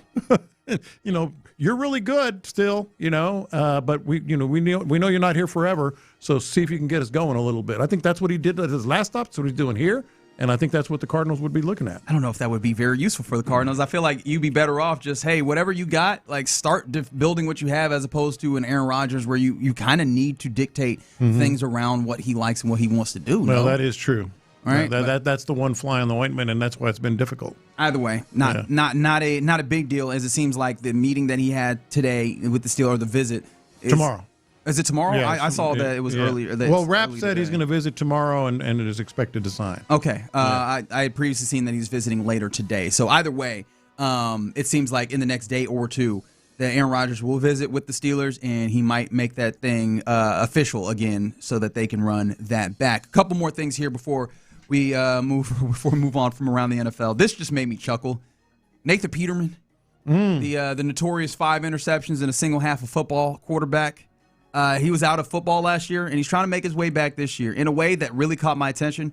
He'll be participating with the Broncos, and you go, all right, so. Yeah. He's participating in their rookie minicamp. Let's go. All-American. He's going to be doing those knees high, all that stuff. I mean, it's really not that big of a deal, all things considered. It's just, I mean, whatever you could do to stick in, I just feel like if you got to go to the rookie minicamp to get on, I feel like we should probably acknowledge what's happening here. Hey, that's where you at. It kind of is, but what'd you say he's been in the league 9 years? Or been playing for? I mean, he was a 5th-round pick in 2017. Yeah. And he's 32 years of age. He's played 15 games total. And, yeah, man, like he's just kind of bounced around. Yeah. Hey. He's been around longer than I would imagine. Yeah, no doubt. But I don't mind it. I mean, it's going to earn some points. Yeah, to me, this is like somebody coming in to intern a little bit. Yeah. Try to see if they can. What do I have to do? I'll do it. Yep. I guess so. All right, how do you feel about this? Jameis Winston has become – he's kind of crossed over from knucklehead that people laughed about to, guy that people kind of really love, the personality that he has, so much so that he's getting media jobs behind it, including he will be a World Cup correspondent for Fox in this World Cup. Who doesn't love it? I don't. That guy right there. What do you mean, who doesn't love it? It's not. You don't want to see him breaking the soccer down? He's not going to be doing that. He's going to be roaming the streets like he did in New Orleans, like he did, in this past season. He's going to be doing silly stuff, and people are going to love it. He's not going to be talking about, building from the back and, crosses and. He's not going to talk about inverted fullbacks. You don't think he's going to be talking about that? Yeah. I'm playing like, long ball versus. You getting tired of Jameis Winston? Especially in this capacity, like at least the Jameis Winston in tangential things to his relevance, sure. Yeah. We out here talking about soccer, and all of a sudden Jameis Winston pop up, and what's he gonna be doing? Like basically, he's gonna be outside the stadium or roaming around talking to crazies and all that stuff. But you got to give him credit; he's found his lane, man. He has. I do wonder how he has found his lane. I wonder how sustainable this is, though, for him. Right? Like he is kind of a little zany or whatever. But I wonder how long that works for him, as this can be the calling card. Now, of course, hit for your lick, get what you can while you can. I just wonder if he wants to make a real move into media, is it sustainable to just be like the zany former player? I think he's the kooky neighbor on a sitcom. You give him small doses here. You mean there. literally on a sitcom? Like they might actually put him on a sitcom? No. Like this is his version of being the kooky neighbor, the Kramer or whatever. I think he's sort of like who's the guy that does bits that used to do bits like on. What, Rob Riggle? No, well Riggle's a good example, but like is it? That Hispanic guy that does bits on late night talk shows. Guillermo? Guillermo. I think he's going to be like Guillermo, something like that. Small doses. I could see him actually getting out of sports and doing just a regular reality show. I think that would be a miss. Or something like that. Well, maybe a reality show wouldn't miss. Just a regular in the life of Jameis Winston type deal. Yeah. I could see him just doing that because he's not really breaking down a lot of plays or anything like that. He's just kind of having fun. Yeah. And I think if I was a reality show or something like that, I would consider it. And when it comes to getting a job outside of the realm of sports, Johnny Manziel apparently is gearing up to fight UFC. Oh, boy, that's going to be ugly. Goodness. That's going to be ugly. What are you doing, man? Trying to get some money. May 23rd, UFC Apex in Las Vegas. He's going to get crushed. He's going to face a social media influencer. So, yep. I guess I won't say Jameis Winston is in that vein, but I would not have imagined that he'd be Johnny Manziel-esque in any way. And this is one of those. All right. You're in the loop here on Sports Radio 610. Coming up next, I saw a proposed trade when it comes to the Rockets, as now we're in the offseason. Those conversations are coming up. I don't think it would happen, but which part is a deal breaker, if at all? 713-572-4610. We'll go through the trade next.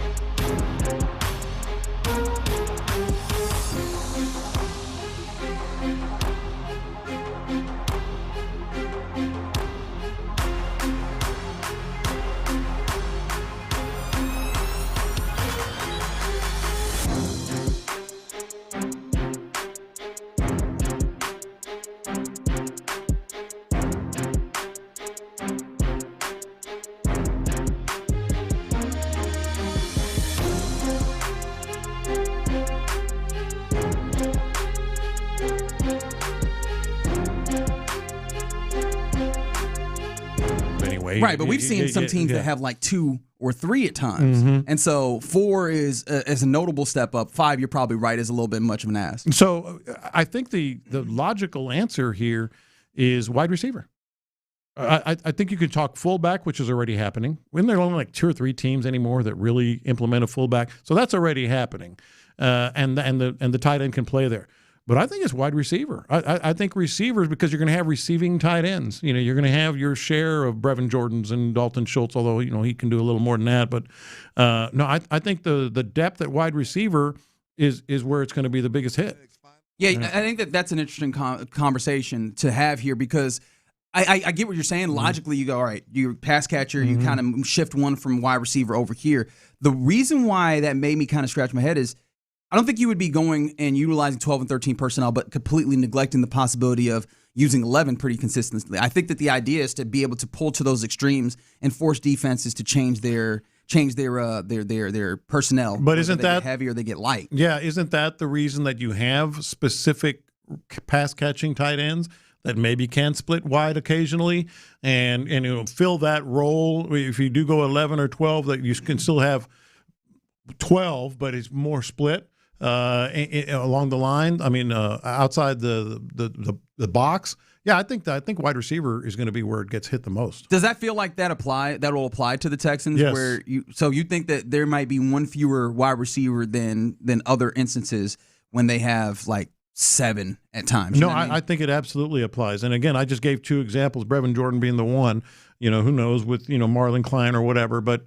I think you can use these guys that are maybe a little more versatile, a little more pass catching heavy. I think those are the guys that can really fill those roles. And if that's the way that this goes, I feel like Marlon Klein absolutely needs to demonstrate his capabilities and receiving and being able to like stretch the field. It's one of the things that I'm most interested for him is he has been a dude who's demonstrated, at least in Michigan, in the small amounts of catches and opportunities that he's had, some capability of getting down the seam and getting these corner routes and getting downfield as a pass catcher.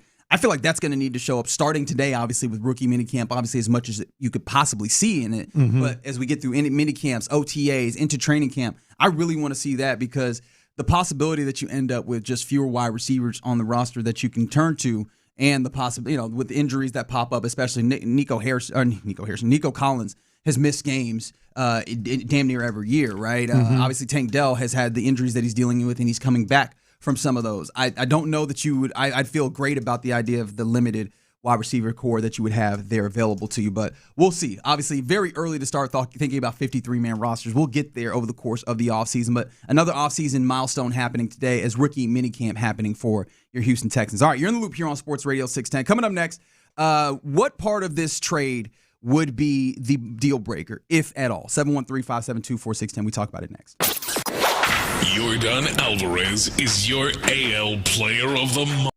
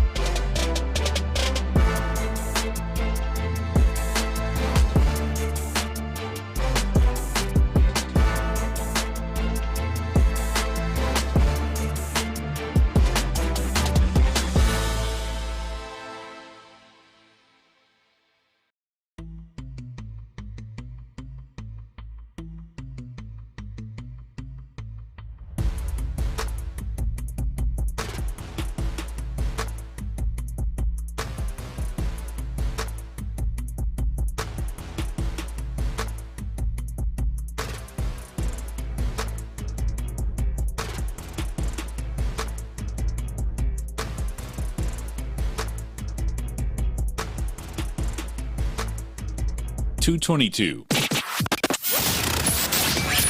In the Loop is powered by Mokaram Injury Lawyers. Heard in an accident? Call Mokaram Injury Lawyers at 281-222-2222. All right, you're in the Loop here on Sports Radio 610. A little bit of the post-mortem time for the Rockets here after they were bounced out by the Lakers in the first round of the playoffs. And so there's a lot of conversations to be had in the near future about what does the future look like for the Rockets. And one of the things that I've seen proposed out there were offers for a particular trade, and the Rockets did come up in this. And I'm wondering. Giannis is the one that comes up a lot, right? Obviously, that's been the conversation. And I don't even want to have that conversation just yet. We will, I'm sure, at some point because the noise will get louder, let's be honest. But I think at the heart of it is what you're doing with Alperen Sengun, and he pops up in this trade proposal that ESPN had. I don't think this trade would happen, first and foremost. However, which part would be the deal breaker? As this is one that would happen with the Clippers that would bring the Rockets Brook Lopez and Kawhi Leonard. Okay. Now, I'm sure there's a lot of people already balking at this because Kawhi Leonard, injury prone. But this past year, played a good amount of games and great. Yeah. Still very, very good. Incredible defensive guy, which that matters here. The Lakers would get in this trade Alperen Sengun, Steven Adams, and Reed Shepherd. What part of that is a deal breaker for you, if at all? You know what's sad? And I think this is the bigger conversation, kind of the temperature right now with gauging the temperature right now with Alperen Sengun. He's not my first choice. He's also not my second choice. Wow. The Alperen Sengun would be the part that you are most comfortable with when you talk about – this almost feels like three levels, right? You have your just solid role player that really has a niche in this league in Steven Adams. You have your Reed Shepherd, your young developing guy that you go, hey, maybe he can be like I think McMahon in the ESPN piece that we referenced yesterday talked about him, them viewing him or someone in the building viewing him as maybe like a Steve Nash, right? So you have your young up-and-coming, hopefully Steve Nash. And then you have the dude who is supposedly your star now. Yeah. And you're like, the star? I'm good with it. Yeah. Well, the thing is, and tell me where you guys fall on this, because I know on the surface it sounds insane. You'd keep Steven between those two. You'd keep Steven Adams before you'd keep Sengun. My initial gut reaction on that is more, what I still believe, and they certainly talk as if it is still window is open. Let's try to make a push. We got KD for another. If you keep KD, which you are, and you want to build on the once and future Steve Nash, so to speak, with Reed Shepherd, and you have Sengun has been an issue with this offense. We've always talked about the offense in terms of just how it jibes, how it grooves when KD's on the floor and you're trying to get space and movement from other guys. It's been a sticking point. It's been bulky, so to speak. Whereas Steven Adams, they were singing his praises in the postmortem. You don't understand how important he is. No, I think we do. He's really important. So if the window's open, you got to have him in another year, even though he's hurt often. If the window's open, you're going to keep KD. If the window's open, you got to have your shooter. What is Sengun the third pick? Yeah, that feels wild to say. Yeah.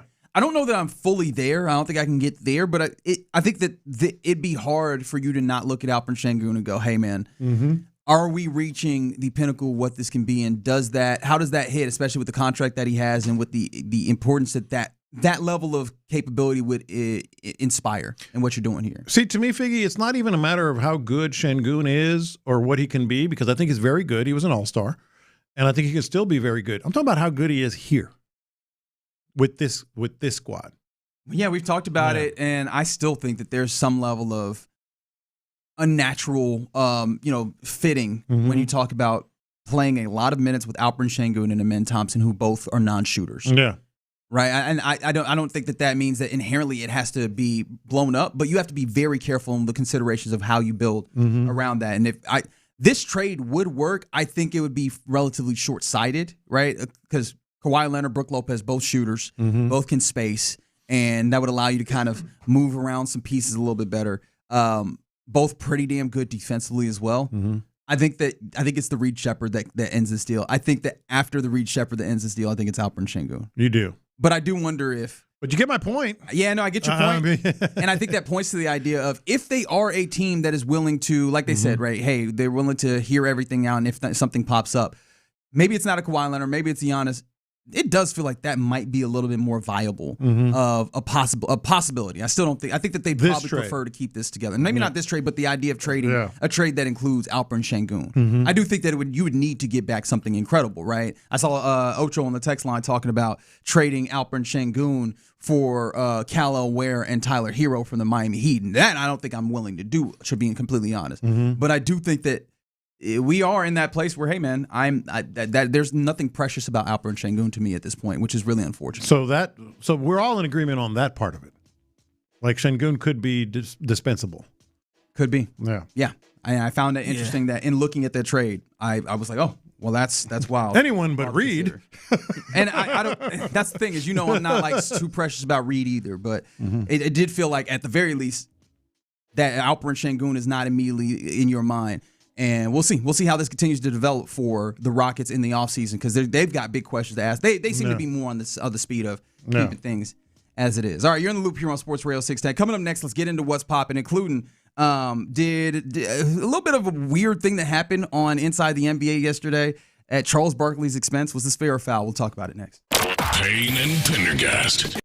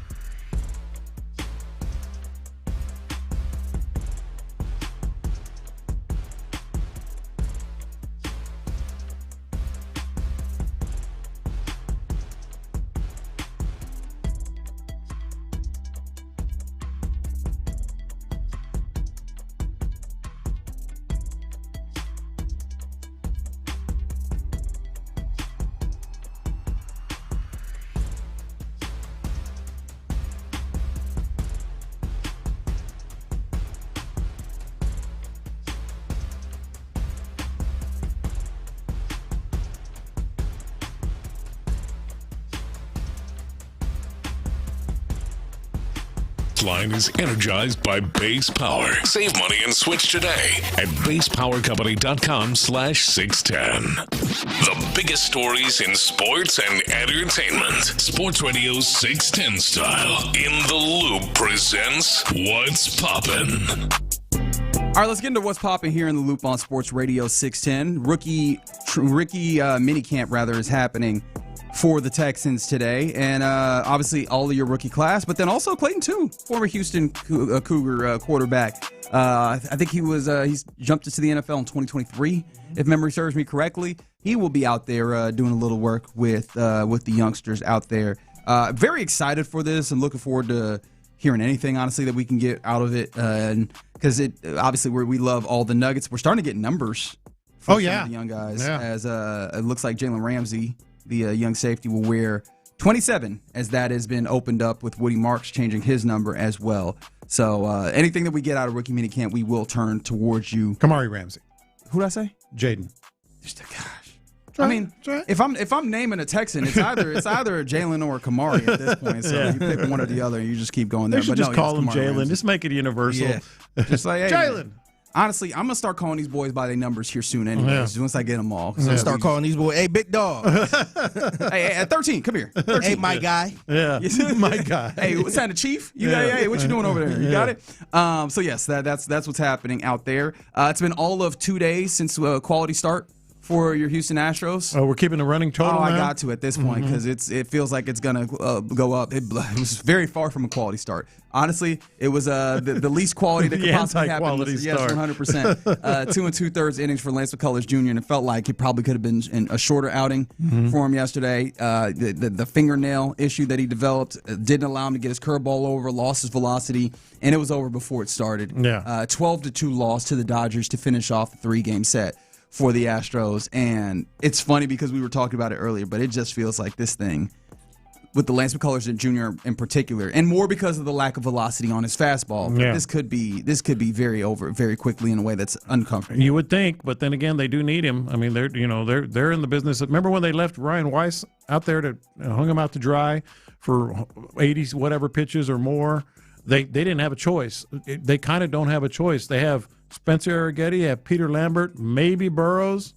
That's it that you can really look at. So they're going to have to keep trotting him out there until it's just so obvious. I imagine that he won't make his next start. He said it after the game that he did not think that he'd be able to make his next start. Yeah, that would have been Tuesday, May 12th, which timing wise, you go, that's about right when Tatsuya Imai makes his way back, but maybe he takes over the spot, one of these other spots that's in the rotation. But man, this rotation is really, I mean, we're talking about trying to figure out a way to cobble them together on the guys that you can know days ahead, that you can get out there, talk less of what you're doing with the bullpen and so on and so forth. Exactly. And that's actually something that was worthwhile. Jason Alexander somehow fared worse than Lance McCullers Jr. in that outing. So it feels a lot less like he could even be one of the answers that you turn to as you're trying to duct tape this thing together in hopes that you get back a Hunter Brown sooner rather than later in early, was it June that we were talking about or something to that effect? Yeah, at the earliest. The idea of getting Christian Javier back, the idea of possibly getting Hayden Wesneski back, like all these guys in the future you're hoping to get back, but you've got to maintain it. And it feels like you're getting fewer and fewer options of guys that can help you maintain it through that. The Astros will be back in play the day off today, which is much needed for us, the fans, and I imagine for them as well. Forget them. We need it. Yeah, well, starting with us, we just needed a day to breathe, and today is that day. Yeah. We'll be back in action, holding our breath against the Reds in Cincinnati on Friday.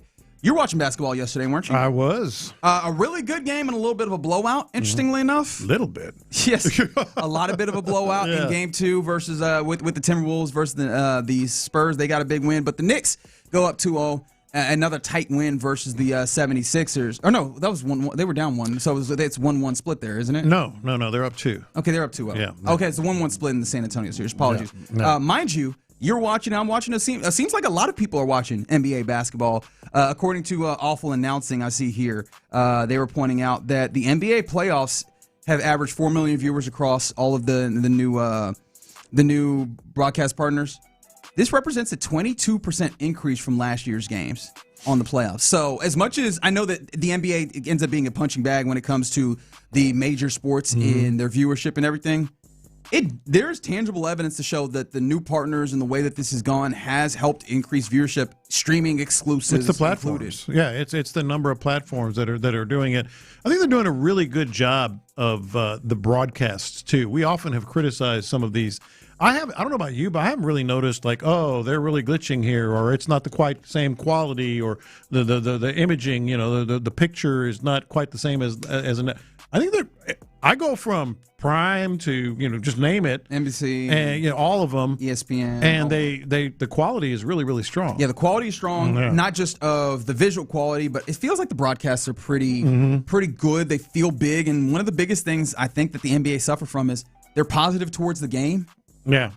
In a way that, that hasn't always been the case. The negativity that shows up, and I hate to say it this way because it's one of the most fun, ends up being on Inside the NBA sometimes. And we saw that in a way that I did not anticipate. Draymond Green filled in for Shaq, who was supposedly on some level of special assignment that I have no idea about. Special assignment. Yeah, whatever that is. But Draymond Green, who notably is capable of doing this because his team is not in the playoffs, sat in with the Inside the NBA guys. And in the midst of it, Charles Barkley, who notoriously 76ers player, Phoenix Suns player, but also 4 years as a Houston Rocket, that comes up in this clip as Draymond Green was trying to explain why, what the outlook is for an aging Warriors team.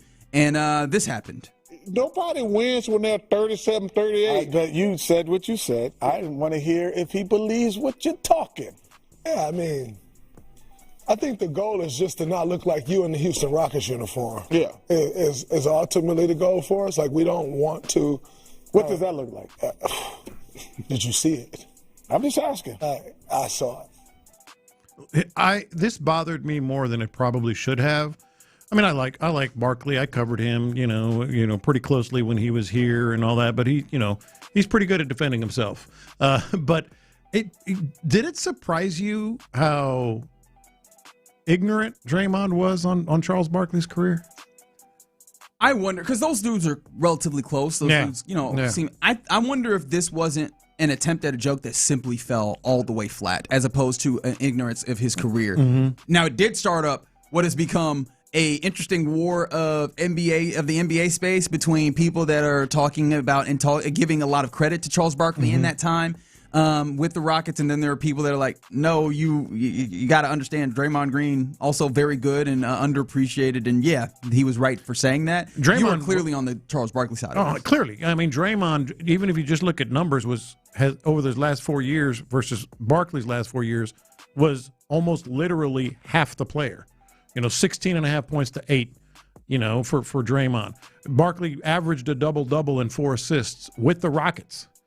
It didn't happen. They didn't get to the finals. As a third option, even? Yes, exactly. And Barkley was, it didn't work out. The plan didn't work. He was really good here. He wasn't quite the MVP. And that's the other thing. Yeah. Charles Barkley always gets short shrift on a lot of things. He was a superstar, man. Superstar doesn't do him enough credit. Yeah, he won an MVP in an era where Mike was in there and Hakeem was in there. Yeah. He legitimately won an MVP that no one tries to take away from him. During that era, he was a superstar. And I've said this on this show, I know, in the past, and it's just worth repeating. There was a pretty long stretch, at least 4, maybe 5 years, where it wasn't even a question. He was the second best basketball player on the planet. The problem was Michael Jordan was playing. He was incredible, and to average 16 and 12 as a Rocket? Yeah, I think I think there's a few things working here. If we're taking this from the idea that Draymond Green was talking, like he was being honest and he was being actually critiquing Charles Barkley in that time period. One, I think Charles Barkley himself kind of talks down on that time period with the Rockets, so it makes it easier for others to talk down about it. And then I think that within this context, this is the issue with the rings conversation, because I think that's Draymond Green is a very good player. Draymond Green is a Hall of Famer. There's maybe there's enough talked about this, but it might not be talked enough about the ability as a playmaker, obviously the way that he organizes their defense and those types of things, the ways in which his versatility allowed them to play small but still not give up too much. Those things matter. But it also feels like he is emboldened by the idea of I am a dude who is a champion. In this instance, you're talking to a dude who's not a champion, and thus I have all of the credibility to talk about this in a way that I probably shouldn't. No, you hit it just square on the head. That's all it is. Charles Barkley is Dan Marino, and I know Dan Marino. Yep. You guys aren't as well versed in him because he was well before your time, but Dan Marino was the best quarterback of the era that I saw, and I understand. He didn't win a Super Bowl, but that's Charles Barkley. Like I feel like Marino does not get nearly enough credit. Just how freaking awesome he was, throwing for 5,000 yards when second place was like 2,500. So that was Barkley. Yeah. I also wonder within this, right? Because how much of this is just Draymond has just been taught. He's been in a war of words with a lot of folks. Mm-hmm. Recently, he's been getting at it after it with Austin Rivers. Oh, and Rivers been was clapping back. Yes, Yeah. yes, they've been going back and forth as well. And so there's that portion of it. How much of this is the possibility that this was not about Chuck's play at all, and this was just an elaborate fat joke? Because he had gotten big by the Rockets' time. Mm-hmm. Maybe. How much of this was like literally look at what you looked like with the Rockets? I think it was just a really bad joke, or he's ignorant. Yeah. Yeah, and quite frankly, I wouldn't even put Charles Barkley and Draymond Green in the same conversation. They don't belong in the same conversation. Oh, yeah, Charles Barkley is in that special wing in the Hall of Fame. Yeah, they don't even belong in the same. Yeah. I look at Draymond, and I like Draymond as a player, but I look at him as the Michael Jordan of Ben Wallace's. Yeah, maybe. Yeah, maybe. It's not bad. Yeah. It's not bad. Got to be honest. And real quick before we go here, one of the things that's popping, Golden Tempo won the Kentucky Derby. Immediately not racing in the Preakness. Nor should he. Really? You don't think so? Why is that? They just too quick a turnaround. Too many horses. No Triple Crown. Is that going for the See, Triple the Crown? Triple Crown is why they do it. What needs to happen? All right, here's what needs to happen. All right. Go ahead and fix it, big dog. They usually go now 2 to 3 weeks between the Triple Crowns, the races. They need to extend that by a week, and then problem solved. He would have raced. It's too big. It's too quick a turnaround for these horses. The allure used to be, well, it's the Triple Crown. You got to run, and they did. And sometimes, occasionally, you would have a Triple Crown winner, but more times than not, you'd have injury. You'd have just a horrible performance, et cetera. If you just spread it out a little bit, you would get more. He would have raced. Golden Tempo would have raced. Even just push it back another week. Maybe so, but I feel like obviously the team with the horse have to take into account their investment. I'm just like, look, man, if we're doing this, what's the point in winning the Kentucky Derby? Obviously, there's a point, but it feels like what's the point if we're not going to push for this champion, like this opportunity to do something great? It feels like that's what we're in sports for, and when we don't push for greatness, it feels like we're leaving something on the table and we're abandoning what this thing is supposed to be about. I'll tell you what you're not abandoning.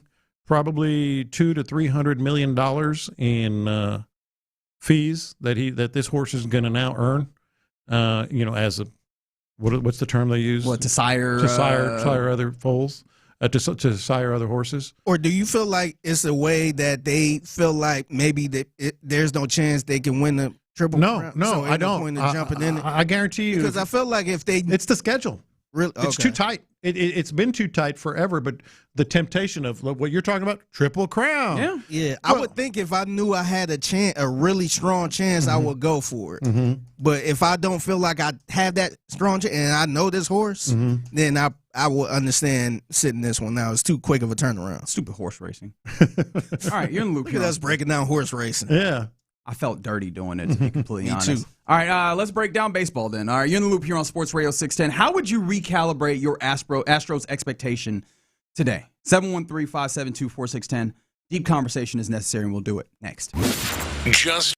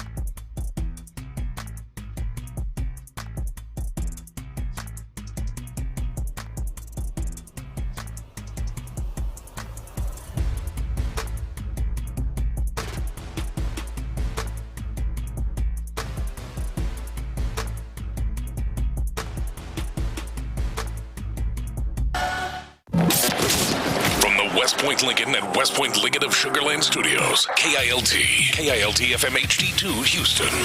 On Odyssey Sports Station. The Texans play here.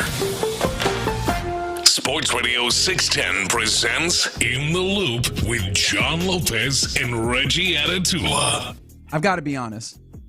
One of my favorite texts of the day to this point just came in that break on the Base Power text line, 713-572-4610, in which they said, hey, can y'all break down more horse racing over the baseball? That's just too depressing right now. And I'm not happy about the fact that baseball is depressing. Far be it from me. But it is hilarious that it's like, hey, anything, man. Let's talk about horse racing. And then we proceeded in the break to actually talk more about horse racing and how absurd it is. It really is it's the type of hobby that only a rich person would come up with. And not just rich. Filthy rich. Yeah, you got to be, filthy rich. Okay. Yeah. You guys, only those people will come up with it. And also, I mean, even you were talking about it, even the filthy rich, they get in and realize, this ain't for me. No, I was just talking to Reggie during the break because I actually looked up some of those. Look, I get the whole, here we go again, the whole Triple Crown thing, the lure of it all. The cost of maybe your horse getting injured in the amount of money that you could make right now in breeding, it's not worth it. That's why you got to stagger these races more. But I was telling Reggie, there are lots of really, really rich people that get into horse racing because they think it's cool and it's elite and all that stuff, and then they get out of it because it is a money sinkhole, really expensive. It is a money sinkhole, and you've got to love the game because otherwise you're just like, what am I, a zoo now? Yeah. Like, hey, we bred this horse so that we could raise it, so we can race it. Hopefully, it wins, so that then we can go breed again. Yeah. Really? This is the whole cycle. This is it. This is it. This is the whole thing. So yeah. That's more power to Golden Tempo and the team that owns him, and the first Kentucky Derby winning woman trainer and all those things. More power to them. I'm done. I've done my part. Hopefully, Texter, we did a little something for you there. And now we talk about the thing that has been honestly heartbreaking, which is the Astros' expectations completely missing the mark. And honestly, I thought that we had done a decent job kind of expectation level setting on the front end, understanding where they are in this kind of cycle of arc of competition. Like, we knew that this is not the team of 2019. This is not the team of the 2020, the early 20s. Like, you were getting to this place where this is a team that was coming to the end of the window, and we were talking about propping open windows rather than going and flatly just raising your competition. And even that looks so obnoxiously bad. So how do you recalibrate right now for the Astros, obviously for a fandom, but I think more importantly, as an organization? As the organization. They've got some questions to ask themselves as an organization, because there's a lot of things that look funny in the light right now. You know what they say, the first step is recognizing you have a problem. Astros have to be sitting over there at Union Station thinking, we have a problem. We have a problem. It's not early. It's not this or that. It's 14 players on the IL, I believe is what I saw yesterday. It's the heartbeat of your team in terms of and actually Joe Espada talked about this. I'd like to hear it because we mentioned it yesterday, about the loss of Carlos Correa is not just, everything that Carlos Correa can do, but he's always the first one going to talk to the pitcher. A lot of times he's setting things up. He's a leader in the clubhouse, the most vocal guy, very candid guy, even publicly. This is what Joe Espada had to say about it. And I thought it was very enlightening, kind of reinforcing what we talked about yesterday. Conversation with Carlos, ask him, he's going to be around. It's important for his presence to be felt in the clubhouse. Obviously we're going to see when he's going to have this surgery, and where, we don't have the exact date, but once that happens, having him around, his presence is important, his message is important. He's like having another coach. So he said he's all for it. So not surprised by it. I would argue his is the most important. And now he's and I get he's going to be around, but it's different, man. And certainly his production and everything else. You have to recalibrate. You just have to recalibrate what you are. But I think the most important thing, and this is what you're alluding to, where you're going and how you get there. Yeah, that's the big thing. The idea of, prying up in a window, that's fine, but that's also, in a way, you're kind of, shrieking the responsibility of acknowledging the near coming future, right? If you're like, hey, we're prying open the window, that means we know that here in a second we're going to need to have real questions about what the next step is. I mean, this is where questions about do they trade Yordan Alvarez? Right, it's being mentioned right now. It's being mentioned. That's a foul territory. Had Ken Rosenthal, obviously of Fox, and The Athletic talking about it. To be fair, I do think that he came to the answer, which is logical, which is no, you can't probably see them trading Yordan Alvarez. And honestly, even if you get to that place, you start asking your question of who is making those trades. Do you trust them? Are you in this? I think that's first and foremost. Who do you trust to move into the next era of this team? I think that is a question that needs to be answered because clearly it's not. If it was, you would have a manager or at least a general manager who has a contract moving forward. They do not have that. And I think the first question is, who do you trust to do this? And as of right now, I do wonder what the trust level exists in that building because I have a feeling I know what it is outside with Dana Brown at the helm. Well, there's only one person that I would trust because his voice is going to be the one that matters, and I'm not sure he's ready to go there. That's Jim Crane. This is not a, hey, I trust my general manager to make these decisions. No, this is the owner has to make the decision. The owner, who's very much a baseball head, he has to make the decision. I'm curious what your thought is because I think if you don't recalibrate as we're talking about it here and decide we've got to take a step back and we've got to rebuild, then you're going to be here again very, very soon. This is going to happen again next year because nobody's getting younger. Altuve, Correa, these pitchers, that have arm troubles. We'll see how they respond. The roster is not getting deeper. The farm system is not getting better. If so, marginally. At the lower levels. Perhaps if you're optimistic. No, you have to, and it has to be Jim Crane. There is no one else. No one else. It has to be Jim Crane that says, you know what? I know I said as long as I'm the owner, we're going to consider ourselves a contender and do things to contend, but that has dramatically changed. And you know what? Yeah. Maybe it doesn't have to be that specifically, but it does. Jim Crane, that is the correct answer. Like Jim Crane's got to manage what's happening here, and maybe it doesn't have to be, hey, we step back. But if that's the case, if you want to live up to the mantra of, hey, we want to be a team that is always contending, you got to pony up, man. You can't keep doing this, but we only do it under these terms. Open the checkbooks or change your mantra. Like we were talking about this earlier before the show, and it hits my ear as, hey, man, I want to have abs by the summer. I don't want to count my macros. I don't want to keep track of my calories. I don't want to go to the gym 3, 4, 5 times a year. And then you're not going to have abs. And it's not going to happen. It's point blank period not going to happen. And so this idea, it's fun to be able to use this quote. It's very quotable that as long as I'm the owner, we're going to be competitive.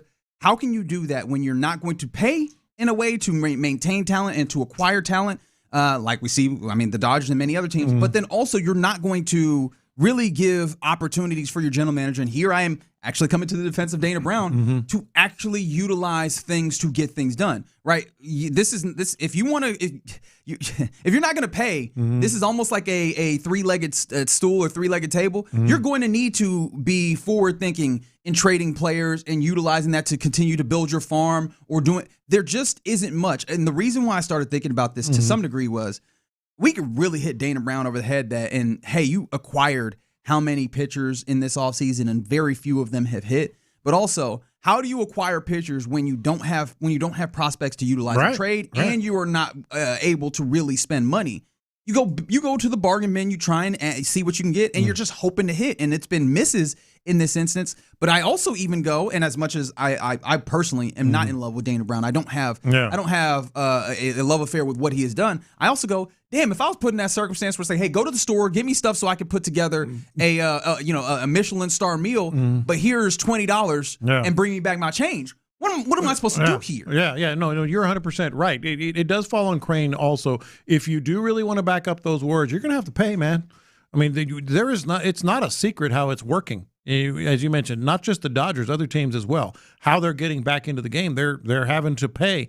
Okay, you don't want to do that? Well, then you don't have much of an option. You're gonna go to the bargain bin, like you said, 5-star meal with Spam. You're gonna do that. And I bet someone could do it, but I don't know if Dana Brown can. And so again, this is where the expectation setting needs to happen over the larger course. Obviously, you probably need to figure out where you're going this year. But I think the reason why we start with this, what does this rest of this year look like, is everything for this year points to you need to start setting yourself up for the next term of 2-3 years of baseball, because you could go with the circumstance where you go, all right, you're going to try and keep pushing. But if you're going to try to keep pushing, there are consequences to that in the next couple of years. Mm-hmm. If you're going to try and turn things over and go to a retool or a reboot or whatever you want to use here, that's when you start talking about, well, who's making the decisions? And these are also long-term conversations. And so it really starts with Jim Crane. Who do you want to be? And if you want to be that, you got to be that all the way. Yeah. Like, you've got to set the table so that there's an opportunity for success, because this playing it, half-stepping, it worked for a while, but you saw the drain that happened, and now you're at the very bottom of your levels of capability. And it kind of got good to him a little bit, perhaps, simply because there was such a long stretch of the proverbial pixie dust, and you pick up a pitcher and, oh my gosh, this pitcher is really, really playing well. Kikuchi and not just him, others, that came in, and you're like, holy smokes, it's working. It's not working now. So the other parts of the puzzle too are not the same players as well. And we're talking about, the everyday players on the roster. And then the final thing is, do you think that he does have that plan to either rebuild or restructure, but he's just waiting for the offseason? This is just one of those where it's like, you know what? Let's keep talking about, Tuesday dollar dogs and, all these other promote, try to get as many people to come as much as they can this year, and then fire the general manager, fire the manager, move on, rebuild, trade some big assets, whether it's not, Yordan Alvarez, but, big time players, and start the rebuild next year, and they're just like riding it out. It's possible. I think it's possible. It's gonna. Yeah. And I think that there's the way to be successful in that, but there needs to be intention there. Mm-hmm. And I haven't seen enough intention with the way that they do this. Hell, we've seen the farm system go to hell. Yeah. And that's considering that it wasn't like it was in the best place before, but we've seen it go entirely to hell over a period of time where even bad teams should have been able to show up and have some level of something cooking. There's nothing there. You know what I mean? And I don't think that you can it's not like your general manager is controlling all of this, right? There's a larger way to look at this, and the organization has not done that well enough as a whole, right? This is not simply a failure of Dana Brown. You could say that there is a failure of Dana Brown, but this is larger, and getting to that underlying portion is going to be necessary before you even figure out what you're doing right in this moment. And the ultimate answer to me is you have to recalibrate now. You have to start leaning toward these decisions, making moves and decisions, toward some kind of complete change, because you can't run it. My biggest worry is they're going to run this back. Like, hey, we saw some things with this player or that player, and hey, we got players coming up, injuries. Dang it, those injuries got us again.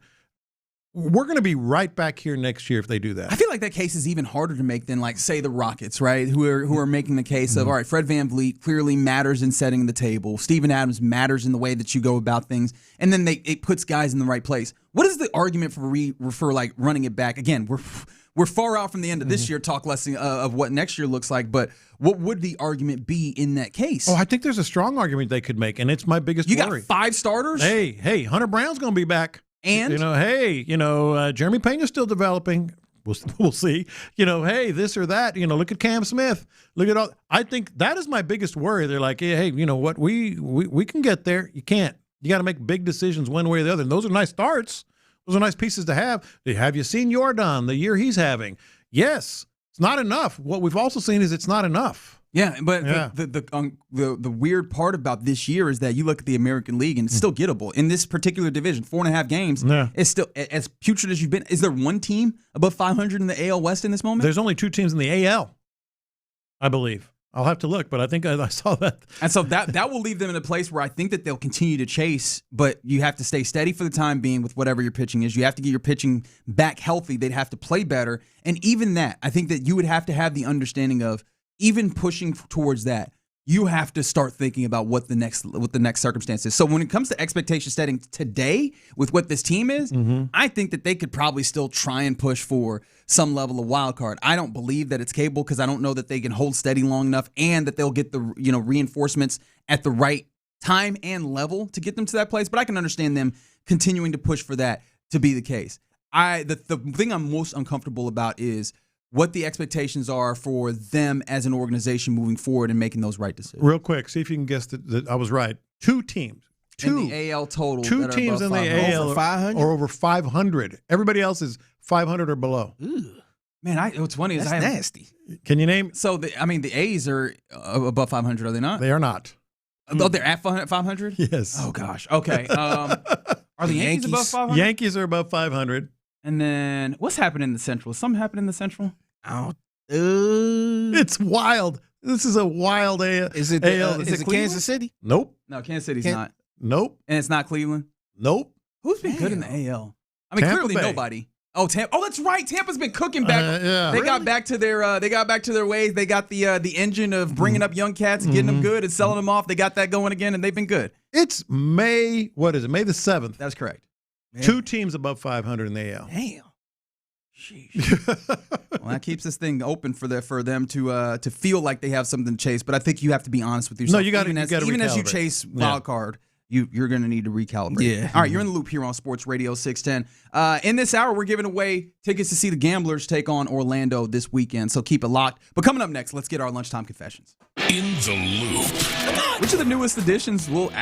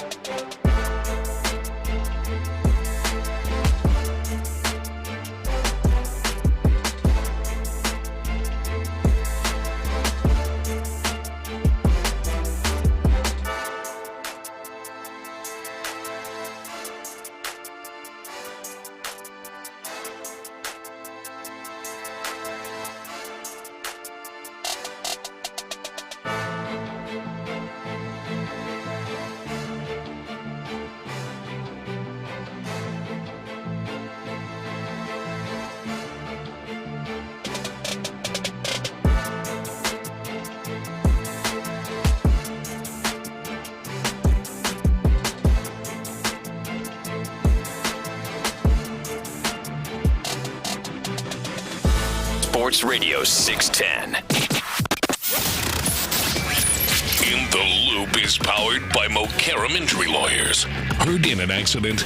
Call Mokaram Injury Lawyers at 281-222-2222. Sometimes it's sports, sometimes it's not. Whatever it is, Reggie and John are keeping it real. It's In the Loop's Lunchtime Confessions, presented by the Men's Clinic on Sports Radio 610. Watch this.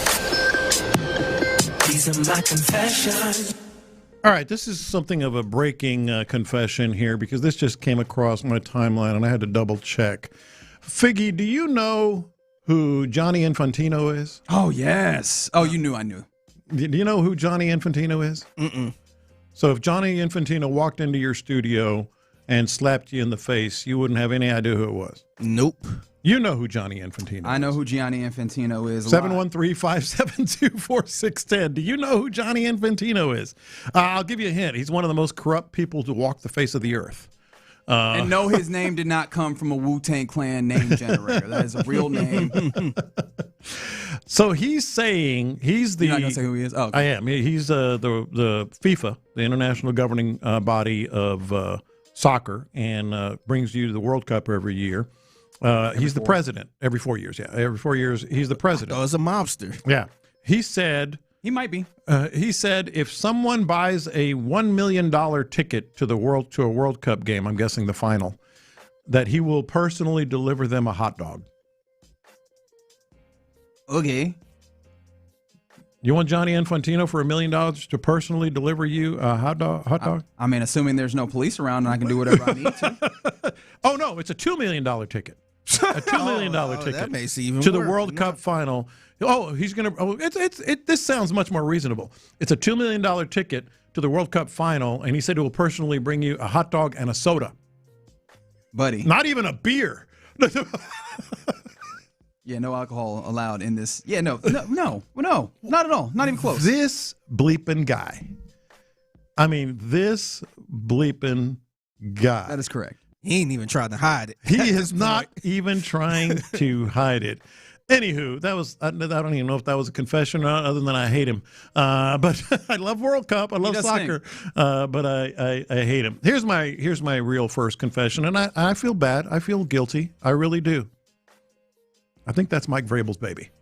I think that's Mike Vrabel's baby. I always say you can't. Our guy Lopez made a bold proclamation of. It's a excellent confession. use that I drop. Excellent use that I drop. I know it's awful to think that with absolutely nothing but social media posts and you were a TMZ reports. You were a journalist. I am a journalist and all that stuff. But I often always say you can't help how you feel. You know, that's what he's saying right now on the boat. You can't help what the feelings are that overcome you. You know, that hit you. That might be what Diana's saying. For 6 years. Husband. For 6 years. It's slimy. The boat rental when she's 7 months pregnant. What did I text you guys yesterday? Y'all tweeted, or Figgy or somebody texted me the link yesterday afternoon. I said, that's quality time with your babies. Unbelievable. Unbelievable. I can't help it. I'm sorry. It's called confessions. It is called confessions. I feel that way. Okay. At this point, would it even surprise anybody? Do you feel that way, or are you not there yet? I'm kind of at a place where it wouldn't surprise me at this point. Okay, so you feel because that it seemed you don't want to say it out loud. it seemed really serious. It wasn't just a little fling type of thing. Mm-hmm. It seemed like a full blown relationship. Man, 6 years. Yeah, just oof. And by the way, honestly, is that was she pregnant with the kid named Michael? That's it. That's the one. 7 months pregnant. Honestly, kudos to them for keeping this under wraps for as long as they did. It usually gets out, though. That's something to remember. That's the thing that I was surprised about. Yeah. They thought they were going to take this to the grave. For people like that, you are hiding the child. Let that boy come home. They thought they were going to take this to the grave. it's one thing if, like, whatever, and it happens every day. There's a paper trail. They thought they were going to take this to the grave. It's one thing, and it happens every day. It's probably happening, around us, and we don't even know it. That people have affairs, and it never gets out. But Mike Vrabel and Diana Rousini, It's going to get out. Yeah. Now, you know I know what they're mad about? Mm-hmm. Like, man, why isn't it about 50 years ago? Because 50 years ago, you could have a whole nother family about 2 blocks from your regular family, and it would never be found until you were in your box. Yeah. And then you had 2 different families at the funeral going, wait, how did you know him? Like, that's what it used to be. Now, they couldn't make it more than 6 years, which is still a lot. Let's say this was end up being true and this came out. Is it any way that he stays the head coach for the New England Patriots? Patriots? A whole different level. We've been talking about this. Like, he fathered siring a child. With an NFL writer or NFL reporter. Yeah, that is next level stuff. If you want to take it to another level, at that point, I think Mike Vrabel might have to step away. Yeah, to kind of work on his family again. The commissioner of the league was like, "Well, he don't violate nothing on the conduct policy." What do you like to say, Figgy? Our guy Lopez made a bold proclamation of. These are my confessions. I sincerely, after hearing Jeff Passan of ESPN, their baseball insider, jumping on with Rich Eisen, I think something that I haven't been able to really nail down what the time period is, but I do believe something about ABS now. I think it's great. To what degree? I'll let you hear what Jeff Passan said about ABS. When I heard this, it really changed my mentality even more so on how much I like ABS. MLB, I think, has done a decent job of giving umpires the ability to get in-game feedback. I don't know if you knew this, but umpires have the two-way microphone, and they can talk to the ABS operator and be told that, hey, you're calling strikes a little bit off the plate today. Bring it in a little bit. And that real-time feedback, I think, has helped. Yeah. I think the ABS is the biggest change that's happened in sports in like the last decade at least. Since replay. You think you go all the way back to replay? I'll go back to replay. It's that significant. You know, I've liked it from the start. I just thought it had a world of potential, but I didn't know this was going to happen. I didn't know this either. I thought that this was just going to be, hey, we're going to get this right. But the reason why I didn't go as far is because it feels like gamification. And I kind of understand why we have to gamify some of these things, right? Make it so that, oh, did you catch me being wrong? You caught me being wrong? Okay, you caught me being wrong. You got it. Right? I understand why that's the case, but it feels like if the idea is we want to get it right, then why do we gamify it? Apparently, there's the gamifying for the game itself, but then on the back end, they're like, hey, you're calling a little bit wide on the outside, tighten that up. In the middle of the game, I really like that, so that really does speak to the spirit of we want to get this right. And at the heart of the game, like that changes the entirety of what we're doing here. Yeah, no, the game in its essence is about those balls and strikes. And so if we're getting that tighter to being correct, I think this is a whole different ball game, and that is made possible by implementing the ABS and the way that they've implemented it. I think it's fantastic. I think you're not overstating it. It's probably the greatest, sort of rules adjustments or technology advancement in sports, I think, since replay. Did you see the one, just real quick, Figgy, when it looked like the umpire did it to himself? Oh, he looked like he was ABS. I don't know if he actually did, but he called like ball, and then he goes like this. Actually, I might be wrong on that one. I could be wrong on that. Let's double check that one. Hey, you might want to challenge this one. I don't think that's a problem if he's like, let me see. That's my bad. That's my bad. I don't think that was a strike right there. He challenged his own call. That's hilarious. And then there was also the instance which, and who was it? And I've already forgotten who the batter was. The batter challenged the call that was a ball. Oh, yeah. And then the umpire was like, hey, buddy, I don't think you want to challenge this one. I think you got that one. You won. You didn't hear it, but it's because the umpire said, "Hey, it's a 3-2 count" to let him know. Yeah. He said it real aggressively, and it sounded like he was calling a strike. Like, 3-2. He's like, "Oh, okay." All right. Here's the video right there. He goes, he taps his own. Challenge his own call. He said, "Hey, we gotta look at this one more time. I think I'm wrong about it." These are my confessions. I got to confess. I guess I'm starting to see why a lot of people have something against people that skateboard all the time and just be skateboarding all in the way. It's old man Fig, y'all. Old man Fig. No, I kind of see it now. Let me see how old man y'all are. All right. So it was a couple weeks ago. Saw a guy in the airport skateboarding. Damn it, old man. In the airport? Come on, man. What you doing? I thought you meant like inside in the parking lot or something. Inside the airport. No, don't do that, man. Come on, bro. I guess it's cool with Reggie. I just said I'm old man Reg too. Come on, man. It was like 5 different people. Not only was he skateboarding, but he did that trick with looked like he about to hit you, Mm-hmm. and then grabbed the skateboard Nah, and man, went into don't the do bathroom. that. Don't do that. Man, people were so mad. I thought it was kind of hilarious, Yeah. but also in my mind, I'm like, dog, what are you doing, man? What are you doing? And then there was an old pilot that was walking by. He was like, grow up.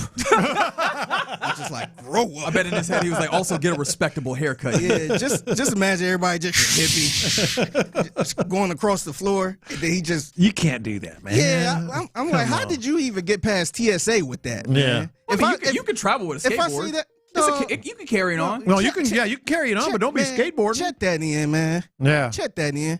No, we don't need you rolling around a skateboard in the doggone airport. Right. Check that in. By the way, real quick, TMZ just dropped another one? A new video. It's video of Mike Vrabel and Diana Rousini getting on the boat, embracing and getting on the boat, and the headline is "The Love Boat!" exclamation point.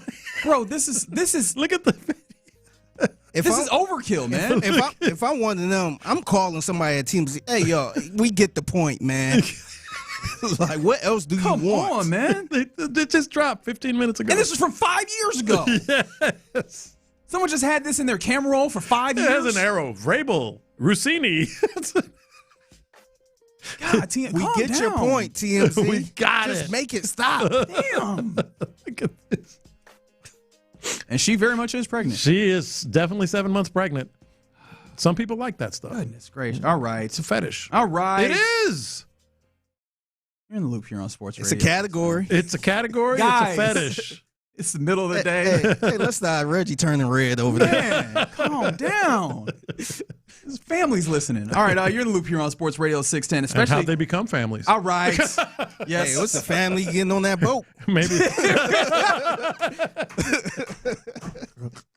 I would like to do something for the families to apologize for whatever that was. We'd like a chance to win a 4-pack of tickets to go see Gamblers. Speaking football. of families. Yeah.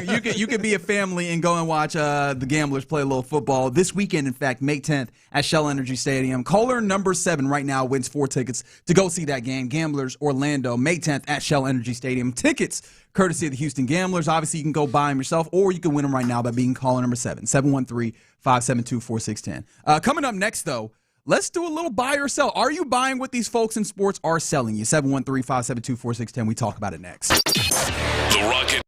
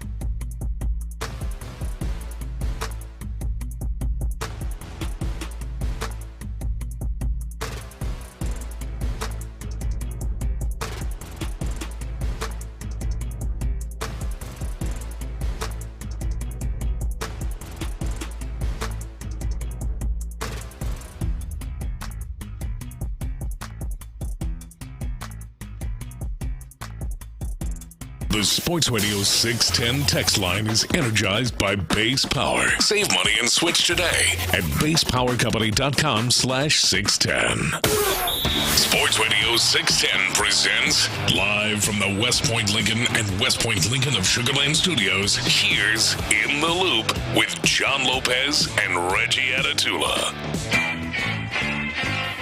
Oh, yeah, baby. It's a Thursday. It's 12:40. Let's do a little buy or sell. Are you buying what these folks in sports are trying to sell you? 713-572-4610. The way that this works, Lopez will bring a statement or something that was said by someone in sports or sometimes otherwise.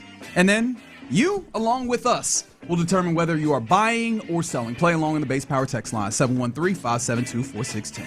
All right, yeah, y'all are familiar with the work of one Framber Valdez, right? Yes, yeah. I am. Are you familiar with his recent work, as in hitting Trevor Story between the shoulder blades? Yes, and on top of that, he's gotten a 5-game suspension. 5-game suspension, you're right. Ooh. This is what he said. Yeah, they were like, we've seen your movies. We know who you are. Go ahead and sit down for me. Framber Valdez, direct quote, "It might look like it was on purpose, but it wasn't." You know who I am in this segment, right? You know who I am. You're gonna say, well, maybe. Yeah. I am buying this, ladies and gentlemen. And maybe it doesn't help that when this happened, I checked all the various broadcasts. We didn't actually play it yesterday, but I even checked the Tigers broadcast of this, and they went Zapruder film. First and foremost, I was surprised that the Tigers were so willing to go, he just got here, but we will do he is our guy, and so we're going to find a way to excuse this. Oh, they were defending him. I will say, when you look at him, he isn't making a face that is menacing or anything as to say, like, bleep you or whatever. That's his face, though. It is his face. Yeah. But it did look like there was a little bit of, damn, I just can't control this no more. Mm-hmm. And so I do, and we've seen Framber just get, like, really bad all of a sudden. And he was bad enough to give up 10 runs total, 7 earned. I do feel like he just lost it. Like, the dude just lost it. In more ways than one, but I do think the dude just lost it. I will buy that. Bless your heart. You need to be a judge or something, man. My judge. If I'm ever accused of something, I want Reggie to be the judge. This world might be a better place.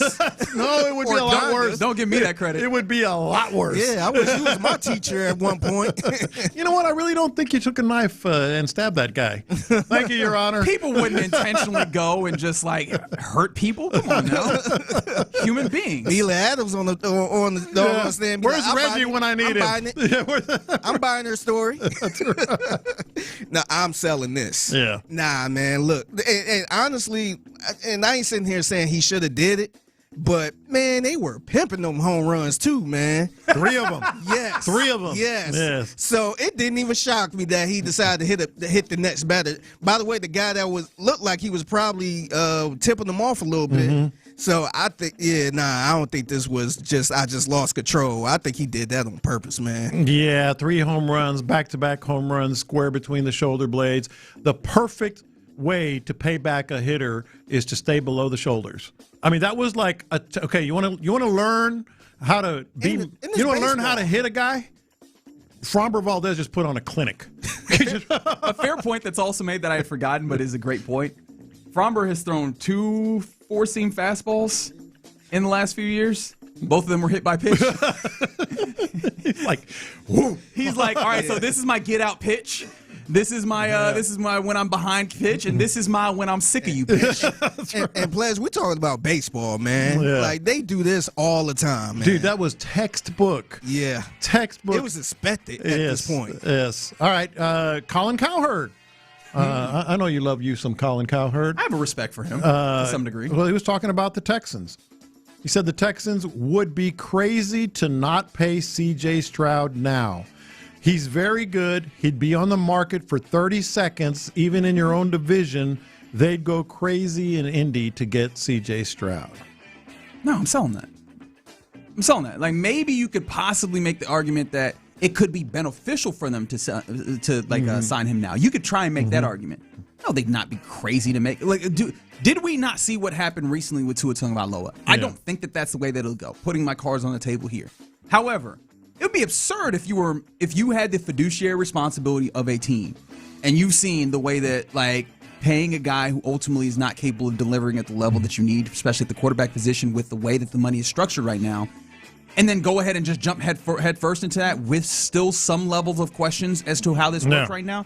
that would be more of a shirking of your duty than just than doing what you're doing right now, which again is still supporting him vocally, giving him everything that he could do to be successful, but understanding that, hey, when we see it, then we will pay him the money, which I imagine is the case. Like, no, I can't get down with Colin Cowherd here.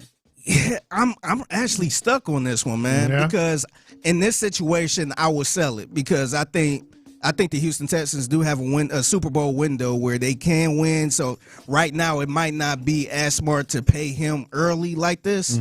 But I kind of agree with. I think if he hit the market, I think a lot of people would pay him. No, I agree with the second part. I think so. Yeah, no, I absolutely agree. Somebody's going to, somebody going to pay him that money. I don't think other teams would be like, oh, you got to earn this, and they should. Yeah, right. If he hits the market, they should. Yeah, because there's always the revival. And then not to mention, we can find a system that worked for him. So we gonna get him back to that old rookie CJ. If they had said the idea of extending him, period, would be crazy. I can maybe get to where you're going, Colin Cowherd. The idea of it has to happen right now. Yeah. No, I can't go there, especially because I think what he's going for is, okay, what happens when the next crop of guys get paid and the dollar amounts go up and you're paying more? Right. Then you're just going to have to pay more, but I think that certainty matters. Like that, if that's the cost of certainty, I think that certainty is worthwhile right now. No, I totally agree with the second part. He would be on the market for 30 seconds. Somebody would say, we can fix that, We give him 60. But the first part, I would actually buy it if there were other words that he said. He said they would be crazy to not pay C.J. Stroud right now. I would agree. I'm going to sell it, but I would have bought it if he would have said they'd be crazy to not pay C.J. Stroud right now under market, or for $15 million. That's what I was thinking. They have to try, and they may well be trying. All right. Would you buy or sell this? And I do need to, it's from Raphael Stone. I do need to set up a little background here. Now, he said in the post-mortem press conference, that they never told KD, they never said that it was that it was win or bust or what championship or bust. That I think we can all buy that. They probably never did, but this is what he also said at the end, and this is what I want you to determine: would you buy or sell this?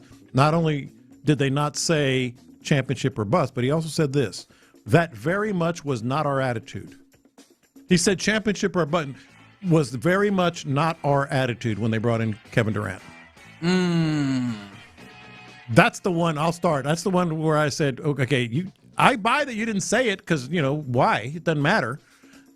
But that was your attitude. Your attitude for bringing in KD, I'm selling this. All right. I know this feels like Reggie doing the bit. I will actually buy this, in part because you can get there, especially when you consider they made sure to not give up future first-round picks. Right, if you're going championship or bust, you go, who cares? Right, let's utilize what we need to. Let's throw it all in there. I think that there was still some level of opening themselves up to the possibility of growth and development. It's 37. Yeah, I hear you. Yeah. I hear you, but I think that they're looking at it as, can we progress? And if we can win a championship in that span, cool, but can he help be a catalyst to progress this thing forward? I think that's the question that they seem to be asking when they made this move. It does feel like, though, the tough thing about what he's saying there is, enough of your players felt like that was the case. Attitude. It's at least your attitude. KD said it clearly, right? Yeah. There was something happening within your organization where people felt the need to say it. But I will agree with him on the idea that they did not inherently set out from the top of that. Yeah, I don't think I'm selling it, by the way. I don't think he said championship or bust or anything, but I do think that was the mindset. Because remember, last year, that was their first time in the postseason for a minute with a young roster, like a Jalen Green, and they gave up on him for a 37-year-old. So I think if it was the whole mindset of letting these young players grow and all that stuff, they wouldn't have made that trade. They would have just ran it back with the young squad and maybe added some pieces and stuff like that. But they went out to get Kevin Durant. Brett Veach said Patrick Mahomes is, quote, way ahead of schedule. I think just being who I am and who I am, I feel like I have to sell that just inherently. It is yet another one of the he's in the best shape of his life. It's just such a cliche that I inherently turn away from it. It's quite possible though. We kind of did the mental math of it. It's always possible. We did the mental math of it. They just say it every time. Like that's the case. My natural reaction is word. Yeah. All right. Yeah.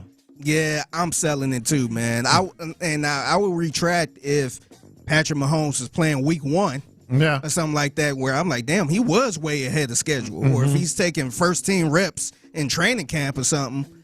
But nah, I mean, way ahead of schedule. Yeah. You could at least say he's on schedule or something like that. But way Nobody ahead, says that.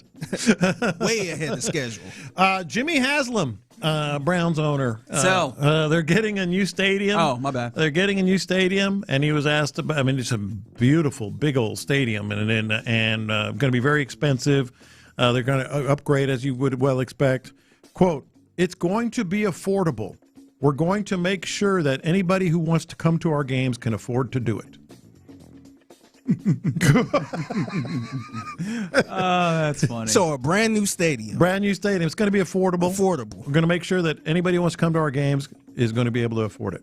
I'm selling this, and I hope that I'm wrong, because it does feel like this is becoming an epidemic in sports, is the affordability of this. It's getting harder and harder for the layman, for the average fan, to get access to this thing that had for a long time felt like the domain of the everyman in America.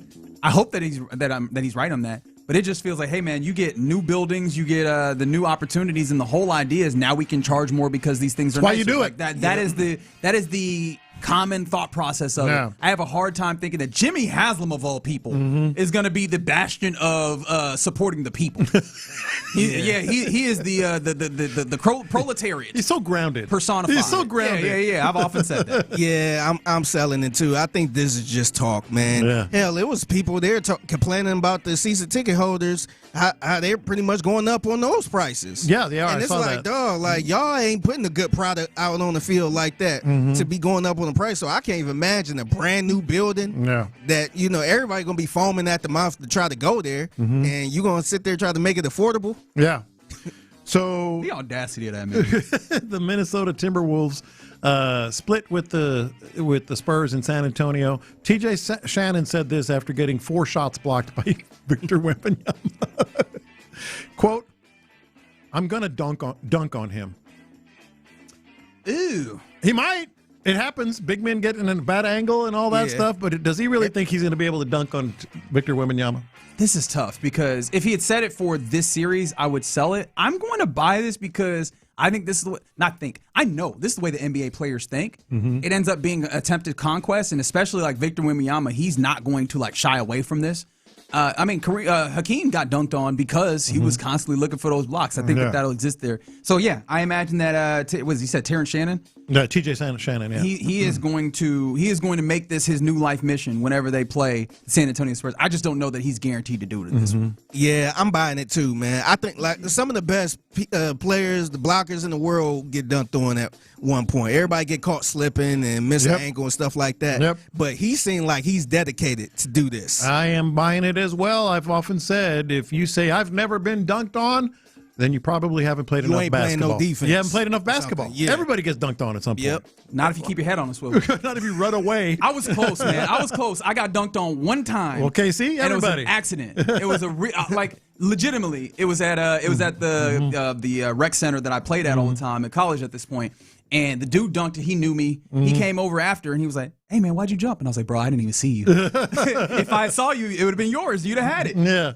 All right, one more real quick one here. Remember that Tigers manager, my confession? Every time I hear, was it violation of club policy? Oh, the AAA manager that was fired? I immediately think, okay, he was having an affair. He was having an affair. He spoke yesterday about it. I sent a single text message that was meant as a lighthearted joke. I'm selling that. I am selling that. I am selling that. I am selling that. He might have sent a single message, but buddy, you knew you were shooting. You were shooting, brother. Yeah. And you know what?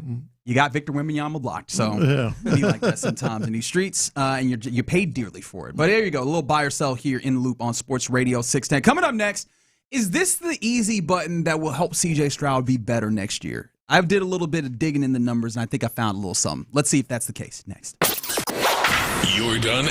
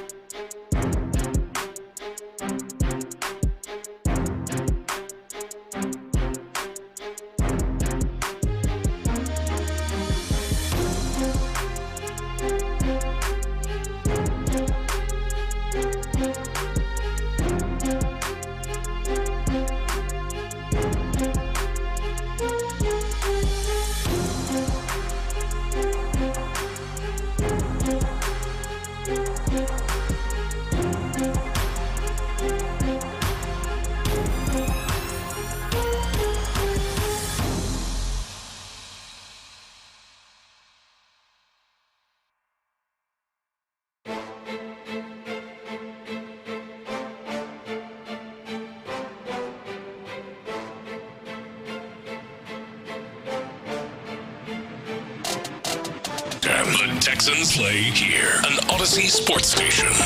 Sports Radio 610 presents In the Loop with John Lopez and Reggie Atatula. Yep, you're in the loop here on Sports Radio 610, and I guess trying to be true to the ethos of the name of the show. We got to keep you in the loop on something that's developing in the world of college sports. The NCAA has they're doing it. In fact, yeah, it's official. 76-team NCAA basketball tournament is coming next season. So they move up 8 additional teams from the 68 that you'd gotten accustomed to over the last handful of years. And it's happening. In fact, interestingly enough, The Athletic had written a piece recently. I think it came out maybe yesterday or something, in which some of the some coaches in the sphere of college basketball talked about. And of course, if you're talking to coaches of magnitude, Kelvin Sampson is one of them. He was interviewed for this. It was kind of interesting how pragmatic he was about the prospect of this. He said it's just not going back. You have to figure it out. But I love that he was so astute to notice that it's going to help save some jobs. Coaches are going to be able to get to the tournament and probably wouldn't. And I guess the undercurrent of that is probably shouldn't in what had been the previous era of this. But 8 more teams now getting that opportunity to get into the NCAA tournament. Yeah. At first I was thinking, I'm not sure how I feel about this, but I think I'm pretty sure. I don't like it. But I guess we got to get used to it. Shout out to Kelvin Sampson. I'm sure once it comes, that we'll all be able to, see it and adjust to it and still have our fun. But boy, that is diluting it, man. It is. In fact, Kelvin had a great quote who said, "Cinderella is what helped make the tournament what it is. I hope we don't lose that piece of it." But in going to 76, somebody's going to benefit and somebody won't. And he hypothesized that the way the power structure is set up right now, the schools that are going to benefit is the mid to lower tier teams in the power conferences, and the one bid leagues will remain one big leagues. He even went as far as quoting Bob Dylan and saying that's part of it, whether fair and unfair. The times they are a-changing. The times they are a-changing. Good for you, Kelvin. Well, I'll give you an example. Miami of Ohio, remember? Yeah. Would they have made a 76-game team tournament? Well, I know they ultimately did, but the argument was, if they don't win the tournament, their conference tournament, they won't get in. And would that be like a non-factor? Would they automatically be? Because I don't think so. And I think that might not even be the best case, because that is the extraordinary anomaly let's say then SFA forces your way in. I think that some of those teams, like a second team in their conference, actually they ended up being a 2-team league, right? But a team where they did not do the extraordinary and went on a crazy run of a number of win games, but a team that probably maybe had won a good amount of games. And if you think about the quality and the caliber, where this was the same as another team in like let's say the Big Ten, who was near the bottom, like let's say Maryland. I don't know how Maryland was this year. Likelihood they were bad. Not good. Right, but a team that was on a bubble in that conference, I feel like the bubble team that you're looking at that would get in is the power conference team, and that ultimately feels like that dilutes the Cinderella. Not that, hey man, the Cinderellas that were already there are still going to get in, whether that's through the having an incredible at-large bid or largely through their automatic bid from winning their tournament. But now that puts even more teams in their path. That honestly, whether the quality is, it's just more teams that are in your way, more opportunities to stumble, and less opportunities to have some of the magic, as Kelvin Sampson says, of the tournament, which is these Cinderella teams. I'll give you an example here. You mentioned the Big Ten. Maryland, by the way, 4-16 in conference, but like an Indiana, all right, 9-11 in conference, 18-14 overall, but they're Indiana. They finished in 10th place in the Big Ten. In the Big Ten, they would be in. I could easily see it. Right? That's what this rule is for. The Indiana banner, the Indiana, logo, 18-14. Hey, that's not bad. But they would be in, and not SFA if McNeese State wins the conference tournament or something like that. No, I feel you. Yeah. No, I hear you, and that feels like that's not worthwhile. Plus, I think the continued churn at the bottom part of this tournament anyways, is one that I wonder and I go, why exactly? And maybe the ultimate answer for those of us that are listening and talking about this lies with this text that comes in from the 281. Now I'll never get a perfect bracket. That's the thing that's going to do That's it. what matters. Clearly, that's what matters is making sure that we have the better chance of getting a perfect bracket. Yeah. Maybe there's a chance for C.J. Stroud to be a more perfect quarterback. You know me, I'm a sicko that sometimes in my free time just dives into some statistics just for the fun of it. I saw a tweet kind of talking about the efficiency over the middle and obviously the value to quarterbacks. And we know that, right? If you want to be a good quarterback, throwing over the middle can be incredibly helpful. And I got curious, as one does. I decided, let me look at what C.J. Stroud did throwing over the middle in this past season. Would you be surprised to find out that C.J. Stroud, when it comes to EPA versus per dropback, which is EPA's expected points added, right? Just a general metric to see how beneficial whatever you're doing in that moment is towards helping you win and adding points, obviously. Per dropback, he was the single best quarterback of the qualified quarterbacks this past year, throwing over the middle. Would that surprise you at all? Absolutely. That's first, viscerally the best. Yes. I mean, we're talking about all the other quarterbacks you think about, all the ones you're thinking about right now, dear listener. Yes, C.J. Stroud was the best efficiency-wise at throwing over the middle. The reason why I didn't feel like that, I imagine, is because he literally threw the fewest attempts per game of any of the qualified players. And that got me thinking, and clearly it's not going to be so simple as just press the button, but I do wonder, is that something where if they up the opportunities of getting over the middle for C.J. Stroud, is that something where you just see a huge uptick in what he's capable of doing? I think the bigger question is, will they up the opportunities across the middle? They know these numbers. They see that it was beneficial, and he was the best in the league at that, even though he did it the fewest amount of times. But keep in mind, they are all in on this style of offense now. And I think when you talk about maybe some of the frustrations that C.J. Stroud has had with the offensive approach, that's it. That's an example. Like, dude, I want to be able to do these things, and they're not letting them do it as much or often. Maybe they'll change their ways, but I think that's kind of Exhibit A right there. Yeah, and thinking about what kind of like middle, because I was like, are these routes that we're talking about just sit down routes, which I imagine that helps it, right? When you just have these instances of Dalton Schultz finding the soft spot in the zone, sitting down between linebackers and passing, like clearly that is a completion that's going to be relatively efficient, but also there was explosive plays that happened over the middle, but they weren't deep middle. What it was, and when I say it, it makes sense immediately. It's these crossers. Yeah. It's these crossers that are happening, and you go, hey, how can you take advantage of that? I do wonder if one of the ways that will help them possibly, because I think that some of this is a Nick Caley circumstance as well. I wonder if some of this will be having Jalen Noel instead of Christian Kirk as more of a cross. He seems like he very much fits the ethos of we getting across, getting the ball to his hands and letting him just go from there, getting him going at full speed. We know Nico Collins' ability with crossers. I wonder, we've seen Jaden Higgins do some of that. I wonder if that continues. Could this be something where they find a way to create more of an uptick in the way that they go offensively? And how much does an improved offensive line give them an opportunity to do something? Well, that's key too, and that's a good point. He was having the middle of the defense come up in his face, quite often. And I think it was a point of frustration for him. Being able to limit that opens the middle just inherently. If they're not in your lap, you should be able to have a pocket and be able to use it more. So, that's a really good point. I still think, are they – I know they're going to look at it. They have to because they know the numbers and say, hey, he's good at this. But are they going to be able to implement it, play calling included? Yeah, no, 100%. And then – on top of that, because again, there's a lot of numbers that I was looking at. He has the fourth highest explosive play rate, again, over the middle, but it's never deep. Like second lowest of qualified passers when we're talking about throwing deep pass. So I do wonder if some of this also is a level of attention on those crossers. Obviously, the ability is there. I'm not the only one who has these numbers by any means. I'm sure defenses, as they're building and looking at what this Nick Caley iteration of the offense looks like, they're probably identifying that, hey, we can't allow these crossers to happen.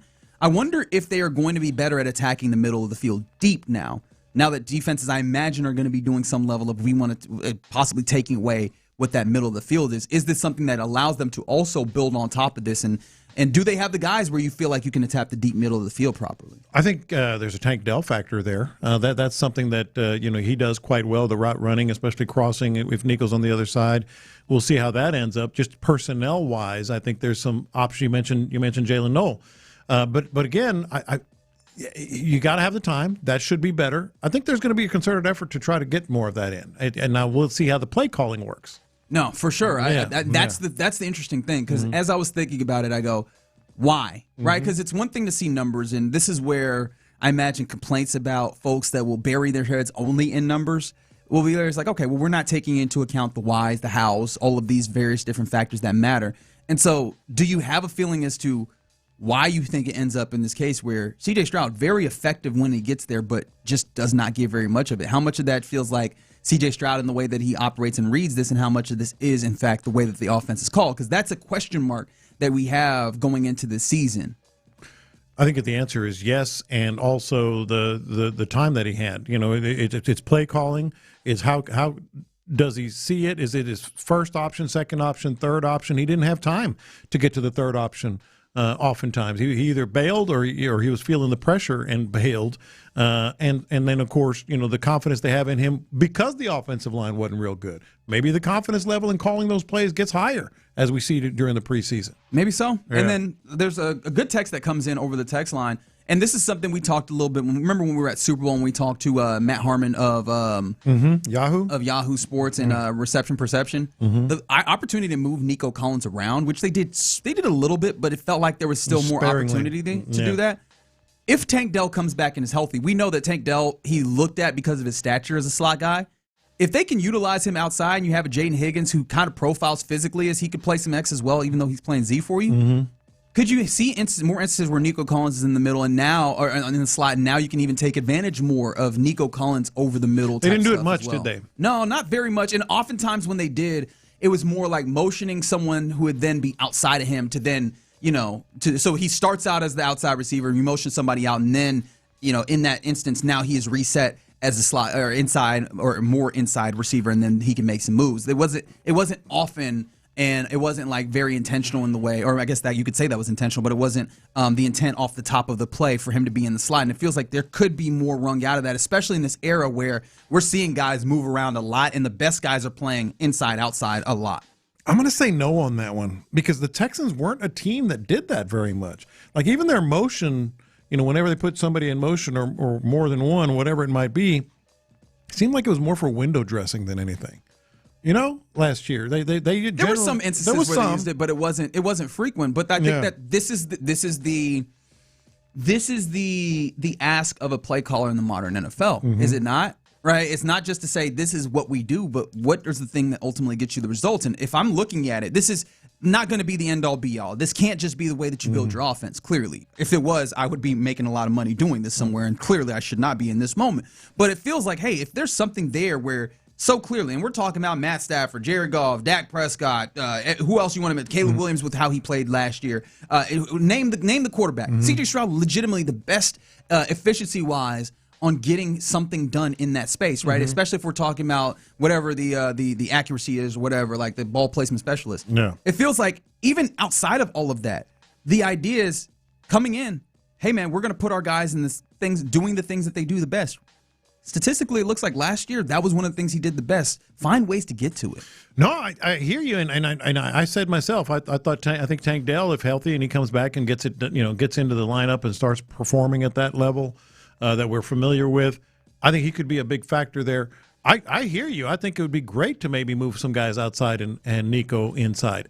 I didn't see them do that very much. Right. And I think even their motion, which to me, that would be the best thing with Nico, is get him into motion inside and then go from there, because you might have a better chance at having a step up or a matchup advantage or whatever. I just didn't see a lot of that. I think there's a lot to what you're saying in the numbers in terms of things that they might focus on.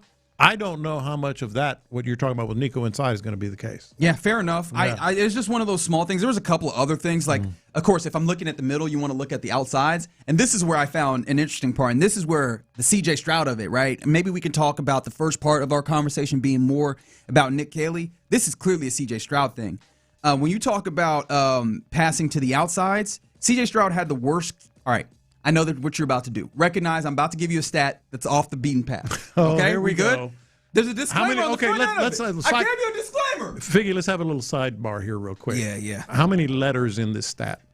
I'm going to say 4. I'm going to say 5. All right. Lopez was right. All right, it's a catchable air yards rate. But basically, we're speaking of what we're talking about, accuracy and the opportunity to actually get the ball in a catchable way with this passing. He was worst at that outside the numbers. The old catchable air yards rate. Yes, that's an R. Thank you. C-A-I-R. Or C-A-Y-R rather. But back on track. Not to. No, but sincerely, ultimately what we're getting at is the accuracy towards the outside of the numbers. And last year he was bad about that. And so that is where CJ, I'm hoping that the mechanics that he's undertaken will also help this where, yes, you were good over the middle, but so much of this is still going to be, you're going to need to throw outside the numbers. We can't build the entire plane out of over the middle stuff. And that's where CJ is going to need to come back, whether it's the mechanics or whatever. This needs to be back to being more catchable. Now you just got me feeling bad again about CJ Stroud just out of nowhere losing that accuracy. Yeah. Just out of nowhere. That was his game. Yeah. Those outside the numbers throws. Getting it right where it needs to be. Okay, I'm glad that you mentioned that. Yeah. So does that give you more encouragement that could come back and maybe last year was more of an anomaly? Now he gets himself the mechanics, working with the quarterback coach out in California, and he's back to what you've seen him be able to do? Or does that feel more of a scary thing for you that this was such an entrenched thing and now it's fallen off and maybe it doesn't come back? It is absolutely scary, but I am encouraged, and not to waffle, simply because we've seen him do it before. We've seen him make those throws in the small window outside the numbers. So I'm encouraged. It was just so frustrating that he just lost that. Yeah, so a little bit the numbers dig that I had and how maybe you could find something within what Nick Caley does this year that could possibly accentuate a thing that he did really well but didn't have enough opportunity to, which is throwing over the middle last year. All right, you're in the loop here on Sports Radio 610. Coming up next, you look up and you see the time, and damn, it's about time to hand things over to Figgy Fig for the mixtape. What you got, man? Yeah, so a CEO of a very popular restaurant is just lying to our faces at this point. Oh, no. Wow. All right, well, let's tap in on these lies. We'll hear about that next. Payne and Pendergast.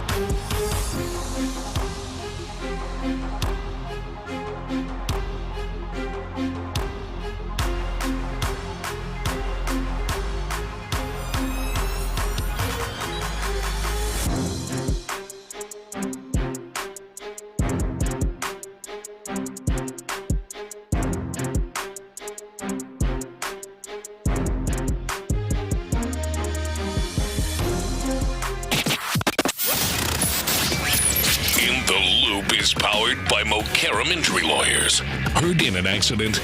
Call Mokaram Injury Lawyers at 281-222-2222. Pass the aux cord and crank up the volume.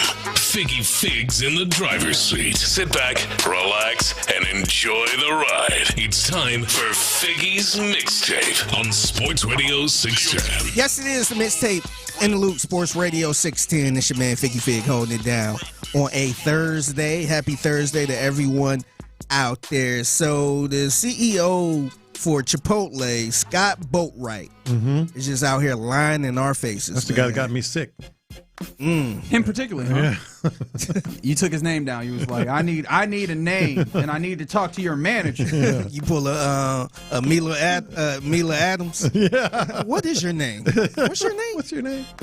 So here's what he had to say to the people who want more in their burrito.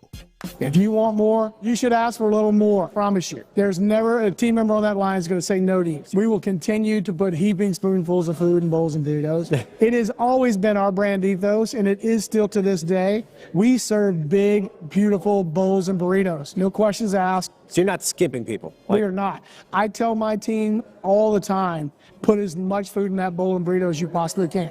I want the consumer to tell you it's too big. We're about abundance. We're about value. Value equals benefit over price. If I can hold the price constant, which I am working hard to do, even in the face of mid-single digit inflation that I'm seeing in my businesses, I'm not passing that off to the consumer. We're absorbing.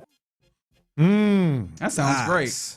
Lies, man. I would love to check with a someone working at ground level at the store. Yeah. What they be telling you, what your manager be telling you. Because I know CEO Scott don't be coming down here. Right. And they ain't filling your bowl up or nothing, man. Oh, it sounds like you know from experience. Oh, yeah. And it's hit or miss, too, because it's not like you could go in and be like, all right, I'm going to get a full bowl or whatever they put in my bowl. Yeah. Some days, man, they give you half a spoon, a steak. You be like, damn, they ain't no full spoon. Yeah. So, I haven't been to Chipotle since I got food poisoning there at my son's, the night of my son's engagement party, and they've been married 3 years. So 3 years, I haven't been to Chipotle. But there was a hack that I used to use that would fill your bowl.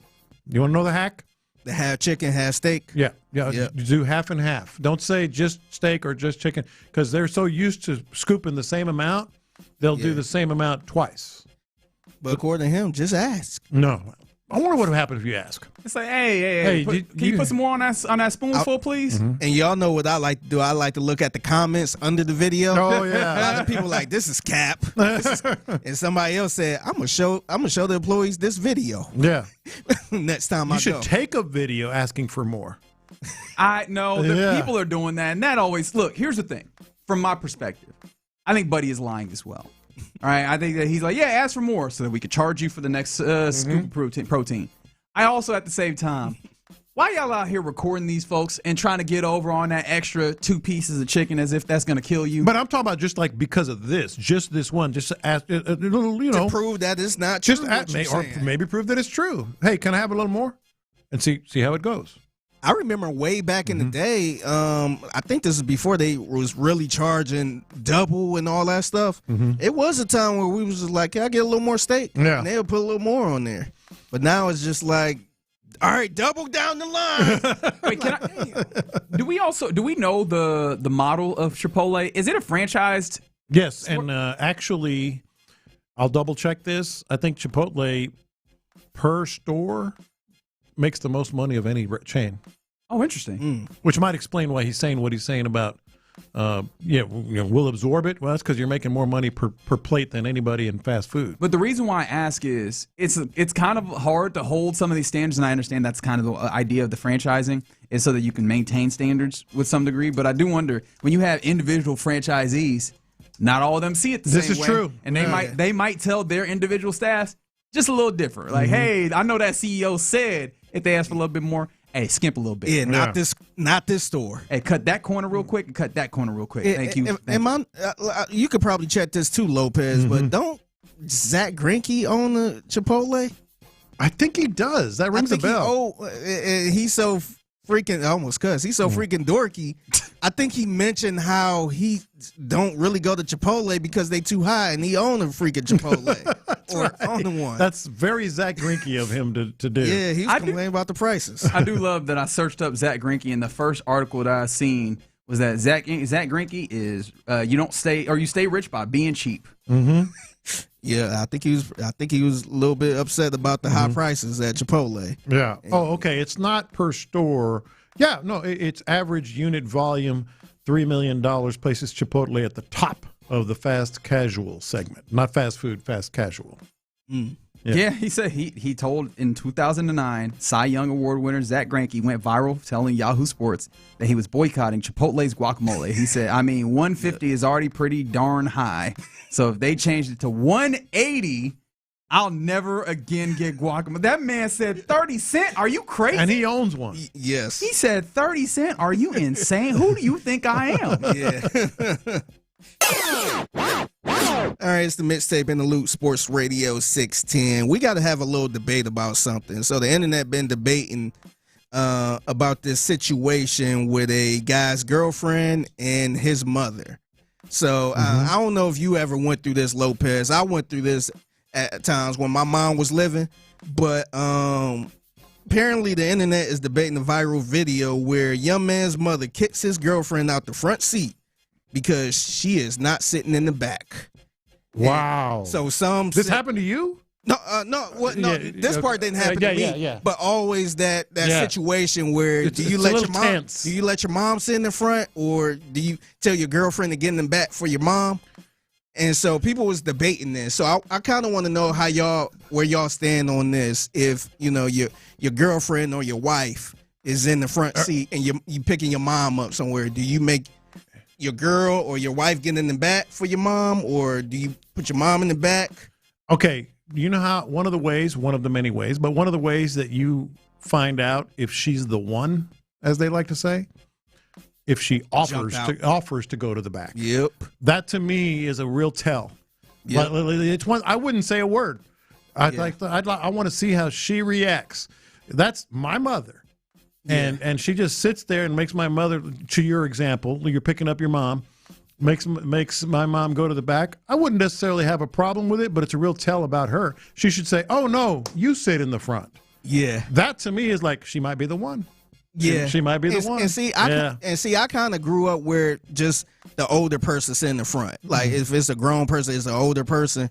I'm fine jumping in the back seat because I understand sometimes sitting in the back can be a little tough, especially for older people and all that. And my wife is the same way. She always jump in the back. Yeah, whenever she's the one. My mother. Yeah, that's why you said wife. That's right. And sometimes we have to fight with my mother-in-law because sometimes my mother-in-law don't want to sit in the front because she don't want to move my wife to the back and all that stuff. But we had to fight with her that like, no, it's okay, you can sit in the front.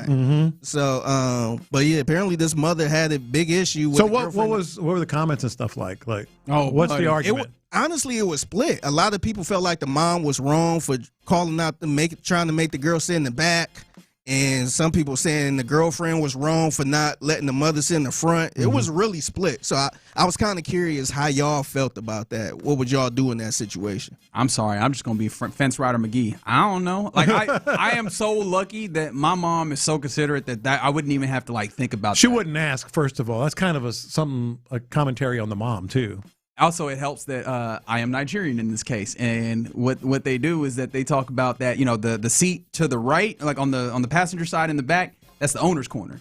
You know what I mean? Like if you were being chauffeured, so to say, your driver would be in the front, you be in the back right. Yeah, that's the owner's corner. I always sit in the back right anyway. I don't like sitting behind the driver. No, I don't either. Yeah. I don't know what it is. The driver that way. Yeah, but I don't know. For some reason, I just rather not be directly behind the driver, especially if ain't nobody else in the back. Yeah, no, I agree. Yeah. And so maybe this can help anybody who might find themselves in this circumstance. See if the owner's corner might help. Like, oh yeah, just sit in you got the owner's corner, right? It's not the back, but it's like you're sitting in the owner's corner. You ever had an Uber driver ask you to move over? No, no, I don't think I did. Yeah. Can you move over to that side? Yeah, I see. Maybe because I always get on that right side. Yeah, the right. I do too, but I got in on the car on that side. I was planning to go over there anyway, and he asked me, actually, she asked me, "Can you move?" Yeah, that makes sense. Let's get to where I can see you. Put your hands up. In fact, what are you gonna do? Yeah, put that arm over and put him in that Stephon Diggs chokehold or whatever. It's the Mixtape in the Loop, Sports Radio 610. I think I got time to talk about this. So, a woman left her stressful teaching job to earn $100,000 a year. Can you take a wild guess of what she doing? Please tell me this ain't an OnlyFans conversation. Yeah, that's where I went. Nope. No, not okay, OnlyFans. God bless. Thank God. Not okay, OnlyFans. All right, so she left the job, $100,000. Let me see. So, okay, so if it's not something like OnlyFans or whatever, it's got to be something that you wouldn't, a lot of people, not you. Is she a content creator, though? Is she like a YouTuber? Wouldn't put up at the same level as teacher in terms of. It's not anything like a teacher. Yeah. It's not a content creator or social media thing. Not streaming. But this is also like a job this is something you'll never see. You got to help us. So she left her teaching job to earn $100,000 a year as a professional cuddler. Yep. So Ella Love, she left her job of teaching after 13 years because it was overwhelming. Salute to all the teachers out there. It is tough and they don't pay them enough. So after taking a $300 online course in professional cuddling. Come on, man. She officially turned it into a full-time business. Come on, man. And now she can make up to $100,000 a year. You know how you train? Working about 3 hours a day. You know you train to be a professional cuddler? You cuddle. Well, some people are good at things, you know? Maybe that happens. Watch your elbow. Yeah, so she only charges $150 an hour for non-sexual cuddling sessions. Well, you got to pay extra for that. Saying many of her clients are middle-aged, married men looking for emotional connection and someone to talk to. No, they're not. You know what came to mind? They are not.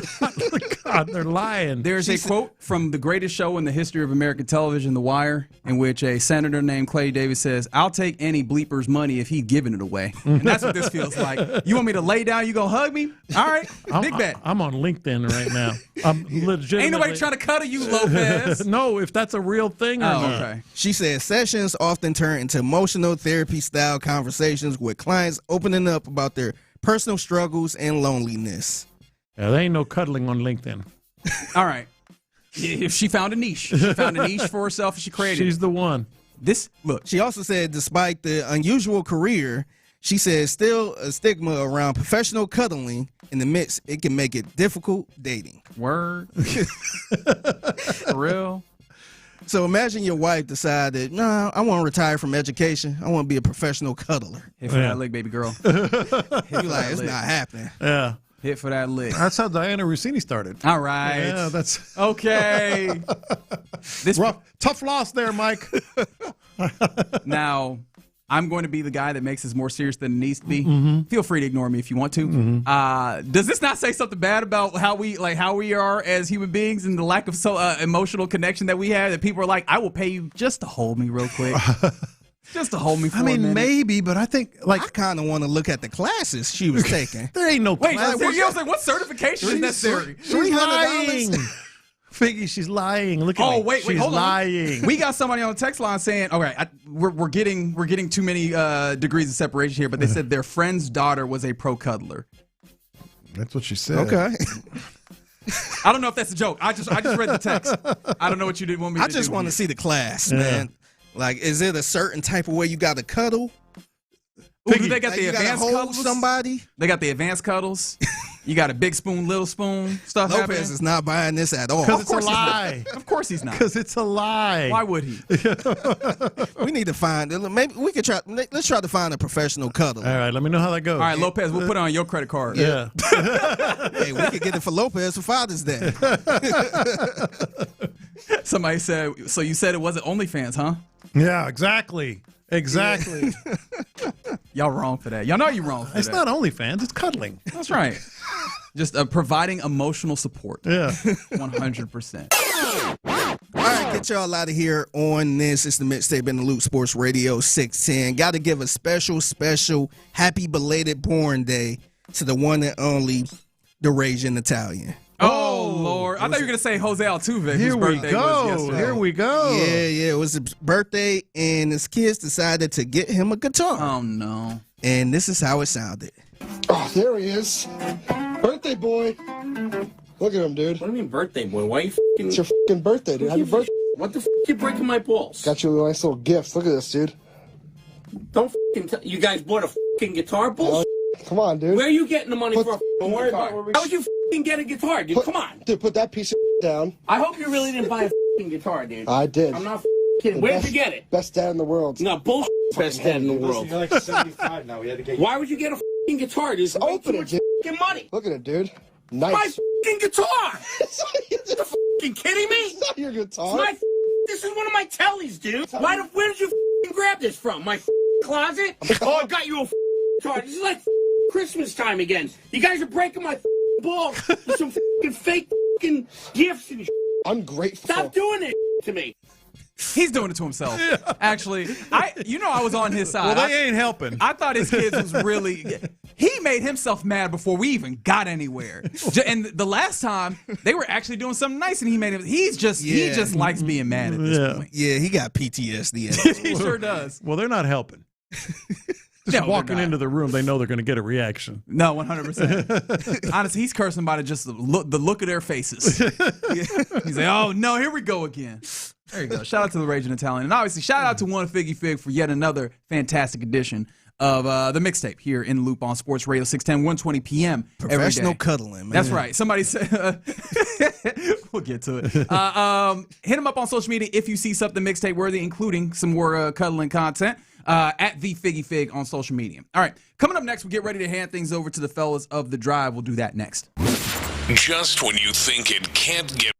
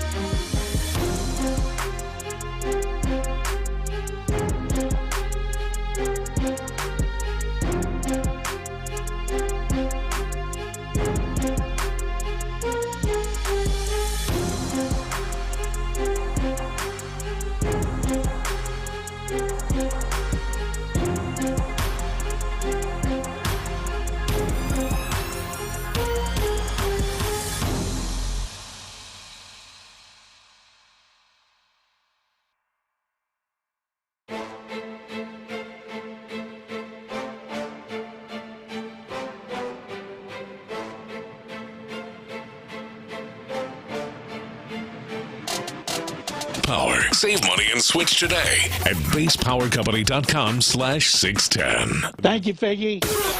Sports Radio 610 presents live from the West Point Lincoln and West Point Lincoln of Sugar Land Studios. Here's In the Loop with John Lopez and Reggie Atatula. Appreciate you rocking with us here in the Loop on Sports Radio 610 on this Thursday. Man, people really took to that cuddling segment now, didn't they? Cuddling. Somebody said just texted their wife just texted her parents that she wants to be a professional cuddler. They're waiting for a response. I think I know what the response is going to be. It's going to sound like the raging Italian is what's going to happen. They're about to make their parents mad for no reason. And then going back to the conversation about sitting side saddle, whether it's your wife or your girlfriend, somebody said, it don't matter if they wife or girlfriend. The rules of shotgun still apply. I like that. Y'all better call it in the air.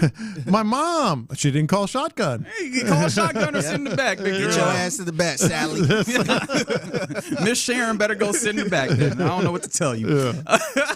Yeah. Man, appreciate you guys rocking with us here. I mentioned the NBA's player poll. I did not mention something that we didn't get to because obviously they're asked more than just a few questions, and it's an anonymous player poll, mind you. Mm-hmm. There was a question where a Rocket came up that I didn't get a chance to talk to, and I wonder, does this matter to you at all? And that is in regards to coaching. Mm-hmm. One of the questions was about the what was the proper terminology? Let me make sure I get this right so that I say this correctly. The least impressive coach. Least impressive coach. Mm-hmm. I'm guessing that one Ime Udoka was mentioned somewhere. If you're bringing it up here, that is correct. Ime Udoka was mentioned here. Now he wasn't of 100 votes. He did not get the most votes by far. We're talking about Brian Keefe, Doc Rivers. Oh, I could see that. Oh, for sure. Doug Christie, even Steve Kerr got 6 out of 100 votes. Mm-hmm. You had to go all the way down, and Ime Udoka tied with Jordy Fernandez from Jordy Fernandez. Where's Jordy Fernandez this year? Actually, I think he might be. I can't remember. Don't worry about it. Jason Kidd, Jamal Mosley, who just got fired, JJ Redick. Ime Udoka got 3 out of 100 votes. Does this mean something to you? Is this meaningful in any way, or is this notable? How many coaches got votes? Of the ones that I see, there's 2, 4, 6, 8, 10, 12, 14. So 16, pretty much everybody got something. Not everybody, but pretty much a majority got some sort of a vote. Got to be honest, not really. Not really. When we talked about it off air and you sort of framed it, I was like, okay, well, that probably means something, that someone somewhere is like kind of seeing through or thinks they're seeing through something, But if that's JJ Redick, Steve Kerr, some really respected coaches out there getting votes. I think that's just going to happen. Just kind of nature of the beast of the workplace. And he got it. The boss doesn't like me. He got at least a couple of votes for most impressive coach. He's still very far down. Joe Mazzulla gets a lot more vote. He's the highest vote getter. Mark Dagnall, LKC. So he's not showing up on the high end of this. He's not showing up on the low end. What do you take from that, if at all, if anything at all? Yeah, like I said, I think I don't worry too much about him not being on the high end. It's not something that I would expect given the year that they're having, and then a lot of times recency bias is in there in all these types of votes. So maybe it means something, but I don't see it. I don't see it one way or the other, to be honest. Yeah, I didn't either, but. Yeah. I did, and also when you go through and you see some of the reasonings that are given for various votes, right? Somebody said, I don't even know who's coaching the Wizards, but whoever coaches the Wizards, right? That's sometimes the extent of the conversations. And then in some instances, the vote that gets voted, like Steve Kerr's vote, somebody said, I think he's a great coach. I just thought the way he handled Jonathan Kuminga. See, it's stuff like that because of the recency bias of the season, or like a recent individual thing that goes. Yeah. I think he's good, however, and so I would be curious to be able to get some specific quotes on Ime Udoka, or if he's kind of just falling into a place where people go, and which is probably the most simple and probably the most correct of, man, he's really good at drawing up defense. I have no idea what he's doing on offense, and that's just fine in the league. But it does feel like though. A notable departure from what you thought Ime was early on. Yeah, look, I think it's a very notable departure when he got here and sort of some of the acclaim that he got in Boston. Maybe that's what is to be taken. Yeah, because compared to Joe Mazzulla is the guy that people look at as being the most impressive, and that's a dude who took over for you, went and won a championship with the kind of the staff that you had started that you set up there. Yeah, and you compare that to a Rockets team that has not like taken off like a rocket ship. Now they have made significant strides since he's been here. You don't want to take that away. You remember where this team was under Steven Silas. It's not anywhere different. But the idea that we could be talking about ever having any thoughts of championship or bust is far and away from where this team was in those periods. So there is a big change here. The question that continues to come to mind is, okay, where is the opportunity for growth? No, there's a big change, but I think there's a big change both ways, because even though there were some questions, you brought up some, as he gets here, Ime Udoka gets here, I don't think they were to this level. Like, oh boy, people really starting to question, severely. Like in Boston, it was slightly different. And it's fair. Somebody mentioned that maybe one of those three least impressive coach votes was LeBron James. Just he called me a B word, so I don't think he's all that impressive out here. We'll see ultimately how the Rockets decide to move. But yeah, excited to also I'm excited to, at the very least, get the Houston Texans social media sending out some of these pictures and images and videos of guys taking a ball. Yeah, man, we got hype. We got hype watching David Montgomery. I can't wait to get hype watching. You got hype watching Keelan Rutledge pass that. See him, yeah, man. See that snap. 2 players on the field and a bunch of cones, no helmet, half speed. Man, that would look good. Man, that looked good. That's what you like to see out here. That's what you want to see. But yeah, appreciate everybody for rocking with us on this Thursday. Someone, pursuant to the mixtape, someone asked, speaking of pro cuddling, who at the station would be the best cuddler? And I don't have great answers. I got who would be the worst cuddlers. That one I know for certain. Those are the ones that I have answers to. Best cuddlers is a question that I'm not sure if I can answer. Maybe. So the worst, Clint? I think Clint's probably the worst cuddler that we have. I feel like. Why is that? I feel like Clint Stoerner is not here to suffer the indignity of spending all this time cuddling up with you. I could be wrong. Like it's not like he can be a sweet man at times, but it feels like he's just like, I'm not doing this with you. Yeah. Especially with someone that is not his beloved, right? Especially in a pro cuddling circumstance. I just can't imagine that Clint Stoerner is willing to suffer. I think you'd be a horrible cuddler. You think so? Yeah. You'd be talking about catchable air yards. What was that stat? You got it. Catchable air yard rate. Kyer. The old Kyer. That's right. Yeah. I'm going to hold you, but I'm going to tell you about catchable air yard rates. Hey, man, there's a little give and take. Yeah. You're getting the comfort, and I'm getting somebody that I can run by some of these advanced stats with. I feel like it's fair. Why not? It's really not fair. I think it is. You know what? I ain't gonna lie, I might be probably the worst cuddler. You think so? Really? I can't last long, man. No kidding. Hey, about your arm be going to sleep? Yeah, I'll give you maybe about two minutes. 2 minutes, and then I'll be like, all right, get up off me. All right.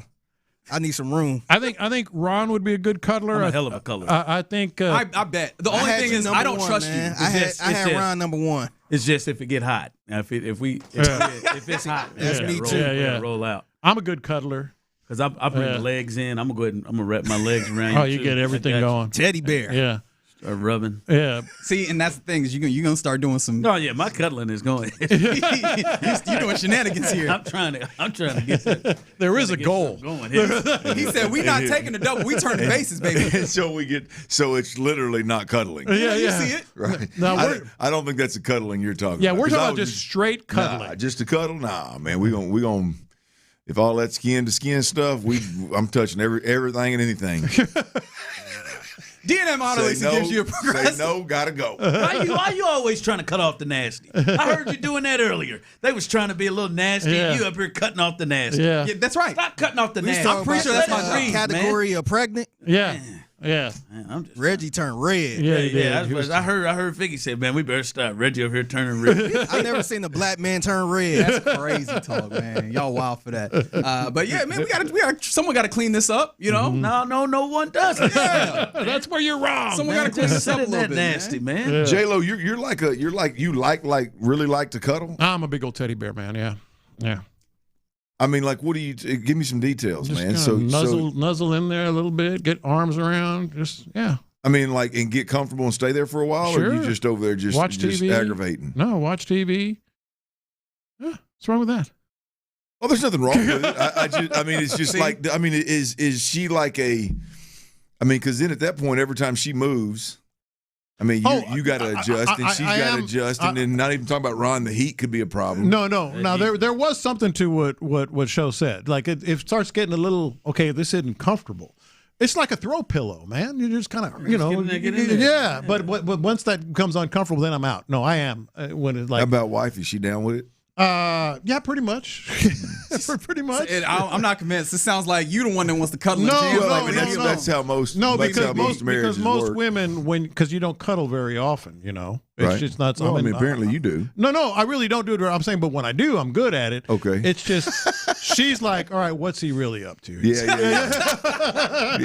So it's like, what's the ulterior motive? Oh, sure. Yeah. And I'm like, nah, man. But sometimes I'm like, yeah, man. I mean, look, if mine is anything beyond a quick hug and a peck, yeah, I got motives. See, I called you. I got motives. I'm going in. Motives might take place an hour later, maybe 30 minutes later. I got a motive. Golly, I'm glad you brought that up. I got to be better. I got to be better. Did you just bark into the microphone? Goodness gracious, man! Control yourself. I got to be better than my old lady, man. I got to see. I thought about rolling over and hugging You can get a pro cuddler. That's what we learned in the mixtape. That's how it came up. There's a professional cuddler. We got pro cuddlers I ain't out here. doing that. Yeah. I just probably ought to give her a hug every now and then without expecting any kind of intercourse. Not for $100,000 a year?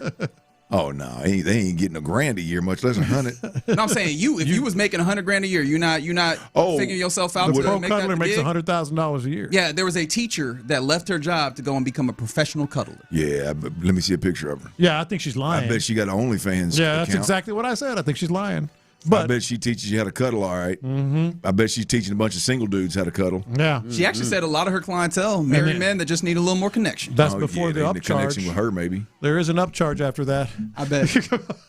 Come on, man. Hell yeah. I think there's a lot of play. I mean, it ain't hard to make $100,000, be honest with you. Yeah. But I guarantee if she ain't looking the part, she ain't making 100 stacks off no. That's true. No, sir. Fill me in on the making $100,000 thing and how. Well, he just is T-Mill high on the cuddling rank this year? I'm an elite cuddler. No question. Elite. You feel like actually I did Tyler the service because you are probably on the podium of Sports Radio 610 cuddlers. I bet. What makes you an elite cuddler? I was gonna say I'm versatile, big spoon or little spoon. Oh wow! Got position flex. Yeah, position flex matters. Yeah. I know all the right places to graze or really touch. Oh, okay. A lot of aspects to my eliteness whenever it comes to the cuddling world. Okay. The cuddling world. Put some thought into this. Yeah, he's a very intellectual cuddler. I've heard that. He understands the system really well. Yeah. Well said, Reg. Well said. For sure. Yeah. Huh. I knew that. I would have guessed. I knew that already, but had I not known it, I would have guessed he was. Yeah. No question. I mean, you seen the pictures of him cuddling with his dog? Well, that's different. Everybody cuddles with their dog. Pupper cuddles are the best. Not that mud I got. Damn worthless dog, man. You hear that, Khaleesi? I mean, she runs from me. She doesn't. I mean, she ain't even unless she wants something. She ain't nowhere to be found. She is awful. But I bet she cuddles with someone in the house. Mm-mm. No? But that's her breed. That breed. Okay. She's an Alaskan Klee, so it's a husky family. So it's like they sleep under beds, like in caves, like thing. So they don't, and they never just lay on the couch and let you. Wow. I mean, nothing. Never. Probably not a strength of Sean Bijani. Yeah, I don't think Bijani. I think that Seth is going to be a bad cuddler. I'm going to be honest. He's going to be like you. He'll be distracted. I mean, I just question his old lady if she likes to snuggle with a caveman. I mean, that's a big old boy. Now he got that beard growed out. Well, I mean, the size would help. Like the size, he can wrap you in and get you good and tight. Yeah, I mean, hell, if she ain't careful, it'll suffocate him. Suffocate her. He'll have to fall asleep on her head. She's in trouble. He's gentle. Yeah. I feel like Sean might end up on the cuddle podium as well. I think it's some no. Some order of Tyler. No, Sean. I don't think Sean is the most likely to hire a cuddler. That's a good point. That's well said. For his old lady, if she wants to cuddle, Yes. I don't think Sean even likes to be touched. I feel like Sean's annoyance factor. Yes. Is high. Yeah. No, he would hire a cuddler. He would not cuddle. On the annoyance. So are we headed to a podium of some order of T-Mill, Ron the Show Hughley, and Patrick Creighton? Is that what we're doing here? That's our top cuddlers here at Sports Radio 610. Yeah, I mean, I would think so. I mean, if the other, like, I don't think Sean even appreciates being touched. If he's not motorboat, if he's not at least motorboating, I don't think he wants to be. I don't think he wants to be touched. Seth, I don't think there's the big guy. The guys that are that big. Yeah, no chance. Yeah. All right. I think we did good work today. Who else? Boys. I think Lopez is dead. Did you put Lopez in that? No, I'm kind of middle of the road because I don't do it a lot, but when I do, I'm good at it. Yeah. I mean, that's like most things, right? Yeah. Thank God. Thank God. You'll get by with that. What is it? C's get degrees. That's the equivalent of that happening right there. It's like the Billy Wagner of cuddling. Yes. All right, let's get out of here before we add to the nonsense of this circumstance. Catch you tomorrow at the Insperity Invitational for a Friday show. John Lopez, golf. That's right. That is the entirety of his statement is golf. All right, you're listening to KILTM, KILTFM, HD2 Houston and Odyssey Sports Station. Appreciation again to D&M Auto Leasing for the crosstalk. However, right now, the drive is live. The drive is live, that's right. As those of you on the base power text line 713-572-4610, you can be a part of the show that way, YouTube and Twitch. As always, as I see many of you chiming in, you got all day as we're here for the next 4 to chime in as well. You got a chance to win some gambler tickets that we got a little bit later on? Yes, sir. Got a 4-pack. A 4-pack, so it pays to listen to the drive in Sports Radio 610. You can win a little action, see a little UFL out there with the Houston Gamblers. So that'll be coming up at some point in the show, but you got to be listening to know when that happens. So a lot to get to today. There's Clint, there's Tyler. If you see him there on YouTube and Twitch, he is showing nipples and hair. Tyler, we are. I'm due. Yeah. Yep. You're gonna put yourself in one of those positions again where it's gonna take a lot to shave that chest. You're approaching Magnum PI, and you know yourself. You know you get there very, very quickly. They curling up on you? Oh, yeah. I'm way overdue for some manscaping, no doubt. I think you should let it go. Nah, not my thing. Okay. Not my thing. Well, I don't. I mean, it appears like it's your thing. You just completely let it. No, it's just the fact that it takes so long. I'm just being lazy. I'm just avoiding it, but I'll do it the next few days. It just takes longer the longer you let it go. It's the other part of it. It grows. It takes longer. You know what this man Champ Slice said to my friends at those corgi races whenever we ran into him a few weeks ago? Oh, boy. Upon introducing Champ Slice to the friends I was with, he said, "Y'all know how many times I've seen this man's nipples?" Yeah, right there, man. Probably more than his wife right here. I've seen his nipples so much. She should have fought him off. No, you have not seen those nipples more than I have. Shout out Champ Slice. There you go, Champ. Champ, there you go. Make it uncomfortable. That's what you should. See how he handles it. See how May handles it. Oh, he's proud of them nipples. He's proud of them. Always will be. Absolutely should be. You'd look funny with some big old sand dollars. Big old pepperoni. You little bitty old fella. I mean, hell. Just got to keep Nair away from them. Actually, yeah, keep chemicals away from you. Be all right. They tried to take them out. There you go, man. All right. What we got tomorrow? Our 1500 show? Yes. Oh, is that tomorrow? 1,500 editions of the drive. How about that? Well, what the hell? Where's the party at, man? Well, it's not today yet. Boy, do you think he's going to make it 1,500? Me? All of us together? I didn't think I would. That's some genuineness right there. And neither did the two of you. I didn't know. I would not have voted on that. I would have set out. I didn't know. You didn't know. You wouldn't have guessed. Yeah, no, I didn't know. Could be tricky. I thought at one point you would be exhausted and just say, I can't. I'm out. I did think that at one point. I don't know that it's ever gotten to me where I think the decision would be for the company. I don't, my ears to the ground pretty good too. It's because it pertains to our show. I don't think you've ever been close to for them to choose to let you go. But did I ever think that? You never know. Ron, I'll show he's about had enough of this. You thought I might walk? Yeah, I thought Show might walk. Man, it's been good. 1,500 tomorrow. Start managing them properties most in-laws got. Start looking around. Hey, it's a radio thing, man. Let me get that landlord, man. We have a good time. We have a good time out here. 1,500 tomorrow, so it should be a fun time. All right, I want to play this. Ken Rosenthal, he was on MLB Network earlier today, talking about the Astros and their injury situation. I want to play what he's got to say, and I've got a thought off of this that I think we should discuss coming up, because I'm wondering, are we putting too much on the Astros injuries this year? Are we putting too much upon that being the reason why they're sitting here where they are? But here is Ken Rosenthal, MLB Network, talking about the Astros. Major League leading 14 players on the injured list, 14. And now they've lost Correa. Pena is still out. We all talked about their infield glut all spring and into the early part of the season. Guess what? They don't have an infield glut anymore because they've lost Correa for the season. And this is a team that, in my mind, would have contended with the Mariners for the AL West title if they had stayed healthy, if they had any semblance of health. But they're not there. And the rotation is an absolute mess. They're going to bring Tatsuya Amai back to the rotation next week, even though on his rehab assignment, he hasn't been very good. So it's just an unfortunate turn of events for the Astros. What can they do? All they can do is keep playing, which is what they will intend to do, of course. But at the same time, with so many players out, I believe it's 4 members of their opening day lineup, not including Pena, who was not in the opening day lineup. It's just a hard way to go about it. And the Astros right now are really compromised physically. All right, there he is, really putting into the injury, and I think he is stating that the injuries are why the Astros sit here at 15-23 or whatever the hell they are, one of the worst teams in the American League.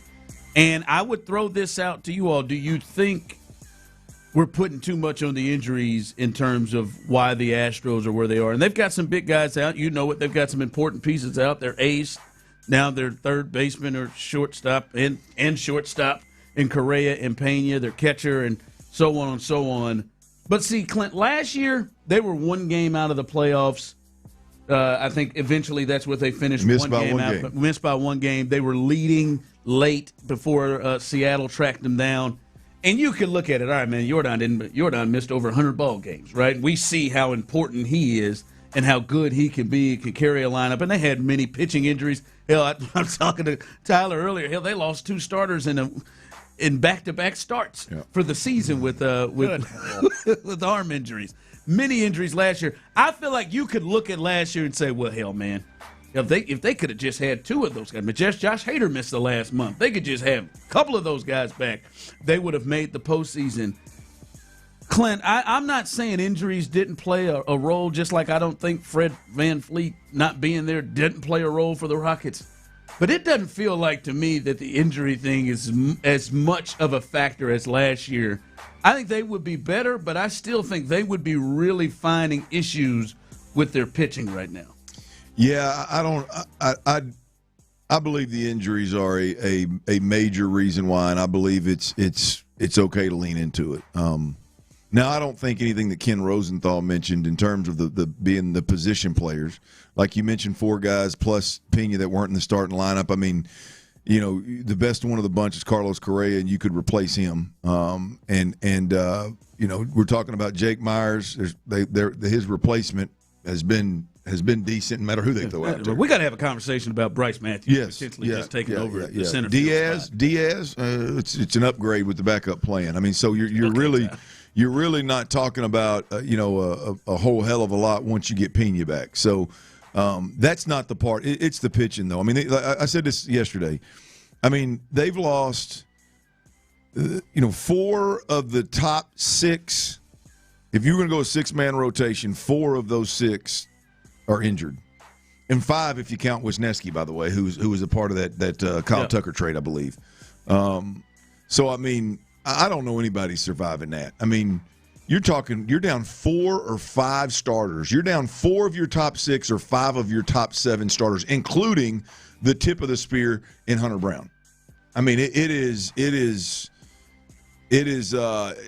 as we're seeing, it is really difficult to overcome that. Even when you've got one of the top 3 lineups hitting ball clubs in baseball, it's just damn near impossible to overcome that. So I think if talking about the injuries as it pertains to the position players and hitters, I think that may be a little rich. I think that may be a little over exaggerated. But when you start talking about that starting rotation, man, that's because that impacts your bullpen, which was already suspect and so you got a bullpen problem. Well, all of a sudden that problem becomes your starter problem because half those guys are starting games and pitching early in games. So the pitching has been an absolute reason why you're watching the Astros at the bottom of a division. Yeah, I think obviously Hunter and Hader would make a difference. I just think like they still got to find the other 4, right? Like I mean, and to be honest, you almost would say whatever the hell has happened with Imai and the injury to Javier has probably been a blessing in disguise because they found Spencer Arrighetti and Pete Lambert, what he's bringing to the table. But Lance would still be in here doing whatever Lance is doing. Mike Burrows would still be in here doing this. And I would be hopeful that Brian Abreu would be pitching better if Hader was there, but I can't guarantee that. We're in back-to-back bullpen game territory. Bullpen starts. Yeah. I mean, so it's just like even if I understand, I agree with you. Those guys, what was Christian Javier bringing to the table? What was it's probably good thing. But man, I mean, we're at a point now where if just half of those guys that are injured were here, and just half of that time they were bringing decent starts to the table, then you at least don't have the bullpen problem that's magnified to where now you got a starter problem and you got a bullpen that's taxed every single week. The bullpen is taxed in one way or another, and so the pitching is absolutely 100% an excuse to lean into of why the Astros are where they are right now, and it's to me it's a reason why you can look at it and say, well, you get some guys healthy, maybe you can turn this thing around. No, we'll see, and that will, I think, tell the story of this. Right now I watch this team, and like you said, man, I mean, we were talking about it earlier, Tyler. They're 1 and 2 in every offensive category in the American League, and a lot of them won, offensively, and that's without having Pena, some of the way, and still having some guys maybe not swinging the bat that you want to. So their offense is really not a major issue. But then the flip side. Yeah, the flip side, that pitching is just terrific. 29th and 30th in every category. Someone texted in Ronel Blanco and Wisniewski could help this team right now. Yeah, they could, but I think we all knew they weren't going to be able to help them at least early. Like we knew walking into the door that those two weren't going to be a part of it. They thought Imai and Christian Javier were going to be a part of this thing. And them getting injured has probably been the better thing. And now they're going to, fire Imai back into it next week, and we'll see what that is. It just feels a little different to me. And I see somebody text in, well, the AL is not real strong. And I think that's a fair point. There are only 2 teams that are above 500 in the AL, so you're still kind of open in there. But this feels different than last year. Last year you could look at them and you're like, man, they're still playing well. They're still winning games. They're still atop the division. They're above 500. It's just like, and they're doing this, and if they could just hang on before they get some of these dudes back that just never would come back. This one, I'm like, God, man, I know Hunter Brown gets to pitch one of these days. Yeah. Damn, we still got to figure out the next 4. Like, and again, we'll see. Like you said, when Hunter gets back, what does that look like with him and Spencer pitching the way he is, and if Pete Lambert can continue to pitch that way, what does that look like? But I don't know, boy. The injury stuff to me is a big deal, but I wonder if it's been that effective to this particular team. I mean, Clint thinks Imai needs a friend. Oh, he needs one, all right. Somebody needs to tell his ass, man. Quit explaining yourself, man. We tried to. We tried to. Man. I mean, quit talking about how hard it is to play baseball in America. Man, you're making $18 million, man, and understand there is a transition there, and I hope you navigate it better than you have to date. But man, somebody needs to help my man out. Just be a friend. Hey, man, stop explaining what the hell's going on. Find you a few more. I mean, he fires all the ones that could be potential friends. Well, it's gone from the mound and the Mills to the way that we approach, the way the Astros and ultimately Major League Baseball in America, the way they approach hitters by attacking their weakness instead of the pitcher using his strengths. I just, even if that's and if that's true, then I get it. But like you quit voicing stuff, man. Quit after you walk 5 people. Nobody wants to hear about, man, we're attacking weaknesses instead of dealing with my strengths. Your ass can't throw a strike. Yeah, attacking it or not. I mean, just quit talking, man. Just quit talking. Quit making excuses because every one of them sound like an excuse. I tried to give my man a little bit of grace, but every time I hear it, I'm just like, all right, man. This is the first athlete you don't want to hear him be honest and tell the complete truth. Well, I mean, he's got a list of 6 or 7 things now that are a problem. Much more than that. And he's been through damn near as many interpreters. Like they're the problem. Damn. The problem is you can't throw strikes. It ain't the mound and how hard it is.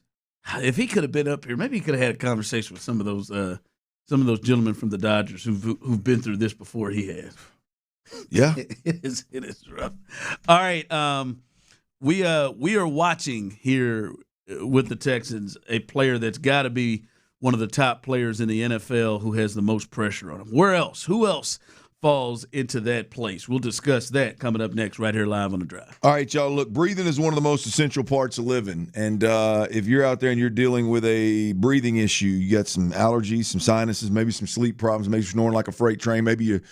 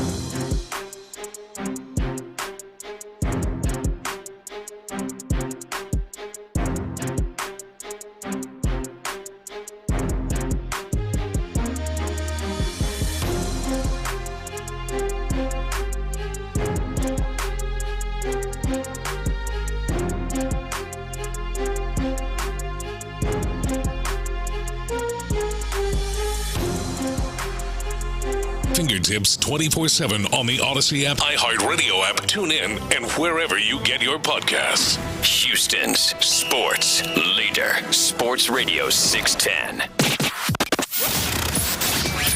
The Drive is powered by Mokaram Injury Lawyers. Heard in an accident? Call Mokaram Injury Lawyers at 281-222-2222. Sports Radio 610 presents The Drive with Stoerner and Hughley. I know we talk about a lot of it here in Houston with C.J. Stroud and the pressure he has on him this season. Last year was a contract year. This is a contract year. Where you going to play next year, or who's going to give you money? This is a huge year from a lot of perspectives, Clint, with C.J. Stroud. But do you think he is somebody – not just here we talk about, but he is amongst the leaders in the league that feels like they have the most pressure on them this upcoming season to have a big year? Yeah, I spent some time thinking about this, and I don't think CJ is in the most pressure crowd. You don't think so? No, I don't. I think even if CJ plays mediocre next year, and say the worst thing happens and Houston decides we're going to go a different direction, let's trade him while there's still a fifth-year option there while you can, which sounds crazy, but let's just say worst case. I think there are a lot of teams that are very aware of the dynamic that we talk about consistently on this show of what's going on the offensive side of the football since he got here, right? I think there are a lot of people. And they'll pay him. Oh, yeah. They'll pay him. They know how what he's capable of doing, and they will value that. Even with a mediocre year next year, they'll value that, I think, more than the Texans do. But obviously, if he has a good year, then he's more in the driver's seat of what happens. Yeah, no question. But I guess where I'm saying is he still young enough to where and green enough to where, there's still the right trajectory. The things are still that he's done that he's done positively. I think people still give him the benefit of the doubt. The people have not turned on C.J. Stroud yet the way they turn on a lot of quarterbacks nationally when they're just good regular season players and don't make a run or underperform to some degree. That turn hadn't happened with C.J. Stroud, and I don't know that it's going to happen until now, I'm not saying it couldn't be bad enough, but I don't think it's going to happen as long as he's dealing with first or second year offensive coordinators, general managers that are talking about, we don't build around nobody around here. Guys that when the belief is still, hey, if Nico Collins isn't healthy, you don't have anybody to throw the ball to. Like all of those, I think, are very real and very, very current. And I don't think a year is going to change that. I think it's about three guys for me, Ron. And I think they're all AFC guys. Now, we probably could, you can talk about Jalen Hurts and, there's some guys in the NFC that I think that could probably be in the discussion. But these are the three guys for me. I think it's Joe Burrow. I think it's Josh Allen, and I think it's Lamar Jackson. We all know that they're great players, right? We all know what they're capable of doing. But we've also all watched great players run through their prime, and for one reason or another, their team can never get to the big dance. Their team can never win the big dance. And, hell, I'll be honest with you, with the exception of Dan Marino, I think it's held against every one of them that never won the big dance. You know what I mean? Yeah. And so I think those three guys that I mentioned, I think they're all on the verge of the backside of it if they ain't careful. Joe Burrow is probably the least likely. Injuries have been his big deal because I think look, offensively they've been tremendous when he's healthy, but they did have big time upgrades on the defensive side of the football. Cincinnati's got to win this year, and they've got to win in a big way for them to keep that thing together up there. But Joe Burrow has performed at an extremely high level outside of when he's been injured, so I don't think Joe Burrow falls in the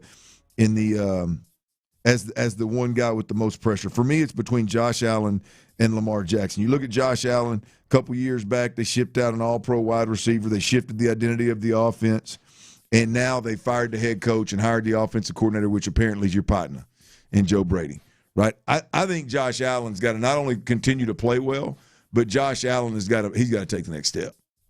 I mean, he's got to get AFC Championship, Super Bowl, or I think it's going to be the great regular season and then the letdown in the playoffs.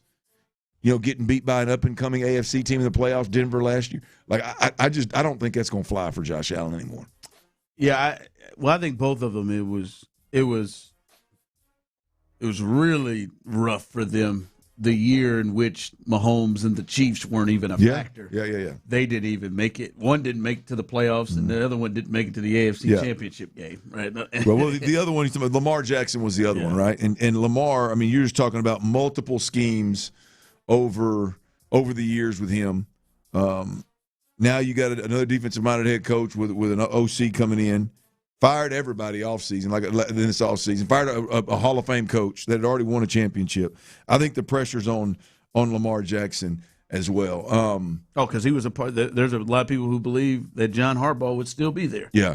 Lamar wanted him to be there. Yeah. So I would say that the most pressure. I think the most pressure. Hell, I think in football is on Lamar Jackson. Yeah, Lamar and Josh. Yeah, I think it's a 2-horse race, but I would say I think Lamar for me. I mean, you didn't just fire the head coach; they cleaned that completely, cleaned house, and it was a former Super Bowl winner, 2-time, right? 1 time, yep. That was right. It was Brian Billick with the other one. Right? He wasn't there that long. That's right. Yeah. So I mean, I think for me, it's like Lamar's got to play well within whatever the hell their system's going to be, and then I think he's got to, again, we're talking about you got to make a run to an AFC Championship or a Super Bowl for this thing. You're going to be on the backside of everybody thinking you're one of the best guys in the league. So I would say the pressure is on the pressure on those guys, even Joe Burrow, but the pressure on those guys is significantly more than on C.J. Stroud. Now C.J.'s thing is, I think, more personal. Just can I get this money? Yeah, and how people view him. Like. Yeah. That's and Joe's already been to a Super Bowl too, so that probably helps him comparative to those other guys. Yep. A couple of other guys, and I agree with a couple that's coming across the base power text line 713-572-4610. The one that came to my mind when you just start thinking about different realms of pressure is like, I think this is it for Kyler Murray. Like if Kyler Murray. If he can't make it work in Minnesota with the weapons that they have and the coach who we've virtually seen make it work with every quarterback that he has had except for J.J. Yeah. And I'll be honest, there's some I think he got the best out of J.J. McCarthy that you can get in his first 2 years. I think Kyler, if this, however it is, by his play on the field or his immaturity that he has shown, if that is a problem, I don't think he gets another shot to start. And also, Jaden Daniels, are you going to continue to follow the C.J. Stroud run where you have the great first year, then you have the weird second year where your offensive coordinator leaves? They did. We talked about it last year. What do you think is going to have to happen for Cliff to get let go? Well, he did. He got let go just like Bobby Slowick. Yeah, it happened. And can you maintain being one of the top, young guys out there, or put yourself in a position like CJ is in? So yeah, there's a lot of guys with big time pressure on them coming up, and I think CJ's up there, but yeah, maybe there's some others in front of him. All right, this is becoming one of the stories of the sports world right now. Is 2 guys that feel like they're similar people from 2 different eras in the NBA went head to head. We'll let you hear it and discuss our thoughts about it coming up next, right here live on The Drive. The Rockets season came to a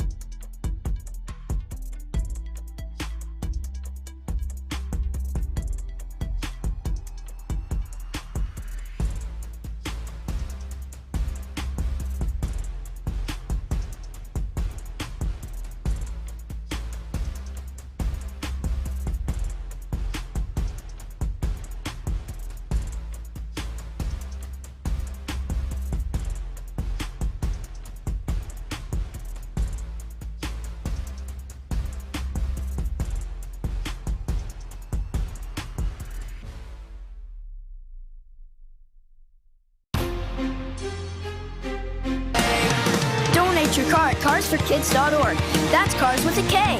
Pickup is quick and easy. You'll also get a vacation voucher and a tax deduction. 1-877 Cars for Kids. Donate your car today.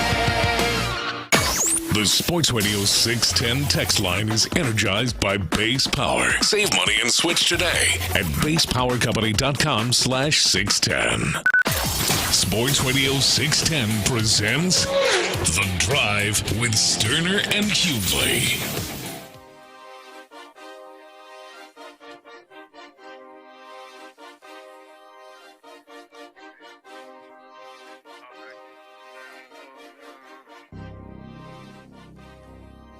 I gotta be honest.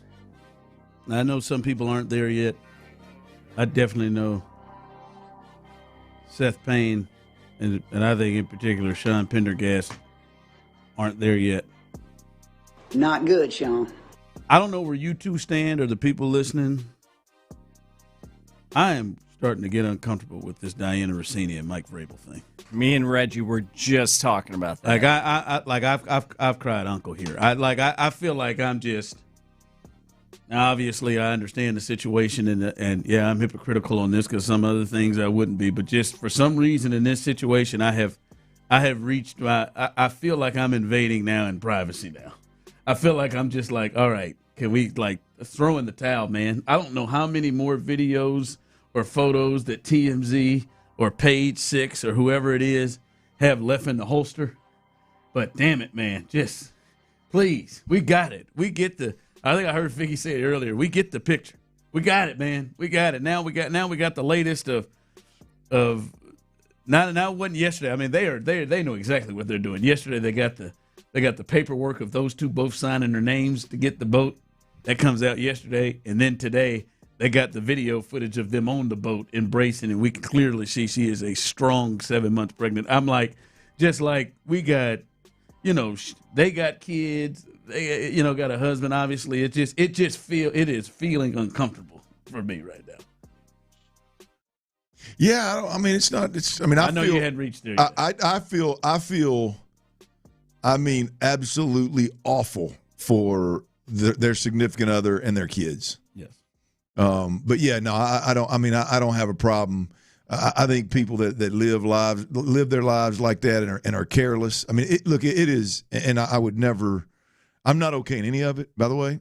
But, to me, there is a huge difference in somebody going out one night, making a mistake that they shouldn't have done when they're with somebody, yada, yada, yada. I'm not saying it's okay, but there is a huge difference in that right there, and then consciously making decisions, God, especially while you're pregnant or with a pregnant woman that's also married. Like, there is a huge difference in that. And so I don't have much of a problem, to be honest with you, with just getting it all out there. Now, I'll be honest with you. I don't know. We need to wait a week between every picture that comes out. I think we just need to get it out there. Like, she needs to speak. She needs to speak, and she needs to say, look, again. Well, I think she want to get everything out there to see before what lies she can get out. Yeah, again, therein lies why I'm okay with what's going on. It's one of those where she needs to come out and say, hey, look, there ain't no pictures out there that are going to surprise me. Y'all, we all know what the hell we was up to. Right? So the next boat, bring the next boat pick. Next cruise we was on, next airplane we were on, next beach we were at, next Tyler, Arizona trip. I feel like they're like building up to a big one. That's what it feels like. It feels like they're setting the stage to release the information that Vrabel somehow this kid's dad. Bingo. Well, I don't know Mike is. That's what it feels like. Mike is. No. I think that is really. I was on to something a couple weeks ago, Ron. I'm thinking they got a real video where I think they've got a make out hardcore sex tape. I don't think sex tape, but something that really is just. I wonder who's next. Damn. I wonder who's next. I don't know. I just like. Diana didn't just start with Mike. I don't know. I don't know. Yeah, text line coming in. What you mean, Ron? It's getting juicier. It is. I'm just like. Well, it's just sad. When she's pregnant, it's sad. Yeah, like that was this last on the boat. That was a little uncomfortable for me. Well, it should be. It should be uncomfortable including Mike. It should have been uncomfortable for Mike too. Yes, and every time and Mike keeps coming up and talking and looking worse and worse every time. At least he stopped fighting it after the first if you're Mike's old lady. I mean, even if you want to forgive him, a picture like that comes out, you got to look at him and be like, "Are you kidding me?" This is post when they went to Salt Lake. They already gone to Utah for that extensive thing, and now was that in Arizona or Utah? It was Utah. Was that the rooftop? The rooftop was. I forgot what the rooftop. I'm talking about Mike and his wife. Oh, that's why he had to miss that Saturday. Oh, they went to some. They went to some place in Utah that's like famous for in-depth, hardcore marriage counseling. Oh wow! And I just like, and we've seen probably 2 more things that have rolled out since. They've gone out for this thing. It's like, all right, man. Okay, y'all, we got it, man. We got it, man. She needs to speak. She needs to face the music, and because right now every one of them. They can't buy them damn videos and pictures quick enough because the people are hung on it. I mean, she just needs. It's obvious that this was going on consistently for a long period of time in several different states. They cross state lines, so whatever crimes they committed, they cross state lines. Can be multiple agencies involved. And she needs to come clean, man. She needs to. Oh, she said she was going. The hard part's out of the way. The old man already knows. I don't know if that's. Who knows? I don't know what the hard part is for her. This is. I've waved the white flag. Come on, man. I hate to break it to y'all, but if I ever slip up, telling my old lady is by far the most difficult thing I would ever have to do. Telling you 2 yahoos, hell, hey man, I made a mistake, boys. I hope y'all don't think less of me. Hey, my old lady, hell no. Yeah. I mean, it's she needs to come on out, man. Come on clean, baby. Well, she's come clean to him. I mean, I don't know when she's going to tell her side of the story. You think she told him about that when she was? I don't know if she's told it, but she's been forced. Like the clean, it's out. Do you think that her initial conversation with her old man was like, yeah, man, when I was 7 months pregnant with little man in the belly, I was posted. No, absolutely not. So now she got to go back and explain. It's just getting worse. Yeah, man. Hey. Text line Cornbread said, no, Ron, they would have released that tape or audio already. No, I don't know, man. They're building up to this. They just released this them at the boat 7-month photo. And they have gone slowly. TMZ has. They have gone slowly. We got the them in the bar one. They turned it down originally, didn't they? Yeah. They turned it down. Now they've gotten it now. Hey. And they've gone slowly, like they're building. Like the hell. Well, there's clearly there's a lot of men out there that are better than me on several fronts. There's no doubt about that. It's not breaking news, Tyler. I know. Don't hit the sounder. Keeping their gas tank full for sure. Right. I'm just talking about better men than me. No doubt about it. By the way, you think this is starting to potentially, like somebody's going to do something about Mike's gig, or anyway, are we approaching this? With Kraft as the owner, I don't know about Kraft, but this is like all right. It was the one time we got it all out thing. This is becoming a saga. I think he may step down. Yeah, like that's what I'm saying. Like, is this getting to a point where, like, damn, man. Like you've gone to the podium 3 times and told us it starts with you, and we still this thing keeps rolling. Like, yeah, every time you go up there, he leads with thanks for being patient. Yeah, thanks. Yeah, we didn't know you was going on cruises with pregnant broads. What's wrong with this dude, man? Well, I mean, I think you know what's wrong with him. I mean, look, I can tied and undefeated. I mean, it is, but damn, man. Oh, that was over the line for you. Well, I mean, it just married and pregnant, like 7 months pregnant, not like just hey, I peed on the stick. We can have this kind of like he knocked her off there, right? Yes. I mean, 100%. I'm talking about in that moment. Yeah. It was probably the safest he ever felt. You don't go out on a boat together. I don't care how pregnant you are without thinking you're getting some ass. I mean, it's probably the safest he ever felt. He knew he wasn't going. Especially because that's not the first. I mean, we're going to go on a limb and say that's not the first time. That wasn't the first time he may have been. He may have gotten some ass. Boy, that'd be a hell of a story. She comes out with, we were just friends then, and after I had that kid, it just came. That's where it started. He treated me so well on that boat that day that y'all see those pictures of. He just treated me so well that I realized that at home I wasn't getting what I needed, and my husband just didn't treat me right, and Mike was.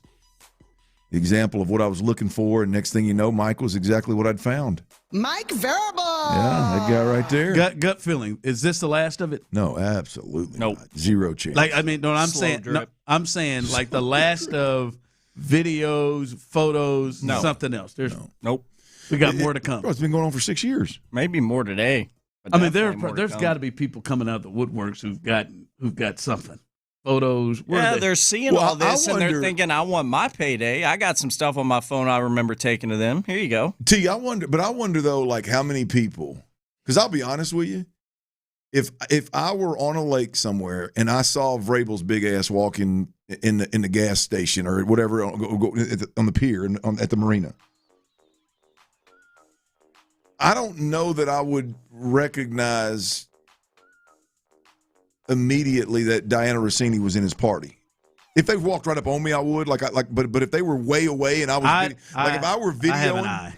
Well, I mean, if she walked right up on you, I'm saying if I saw him and I was like, damn, that's Mike Vrabel, and then we go out and we're going down 2 different piers in the marina where I'm going to video. Look, I'm taking a picture of Mike Vrabel walking over there.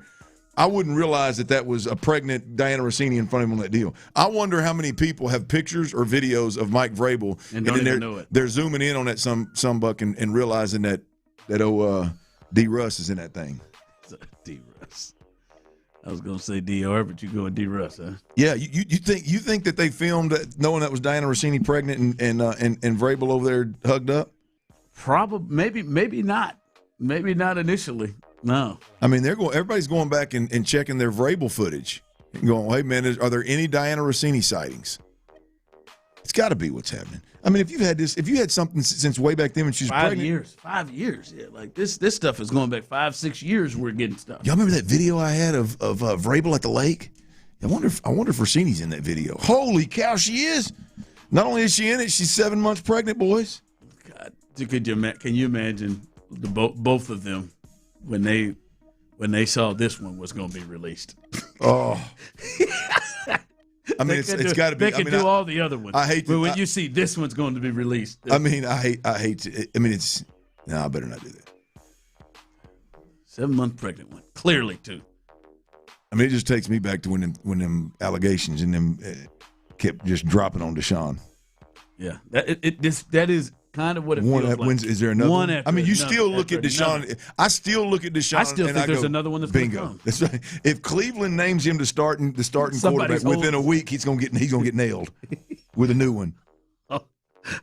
Somebody's got a few in the holster right there. No question. Good God. Jerry. All right. Just please stop, TMZ. Just someone broker a deal, Mike.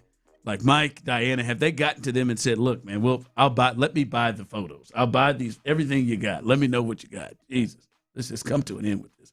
All right, listen, I think I have questioned if this Texans team, Clint, can be a true Super Bowl contender. Like it feels like they're trying to get themselves to. They're close. They're right there, getting to the AFC Championship game. 3 years in a row, they have hit their head in the second round and tried to get to the next step. I think if they improve this one thing, and I think it's actually doable, I think it could really put them in that position. We'll discuss that coming up next.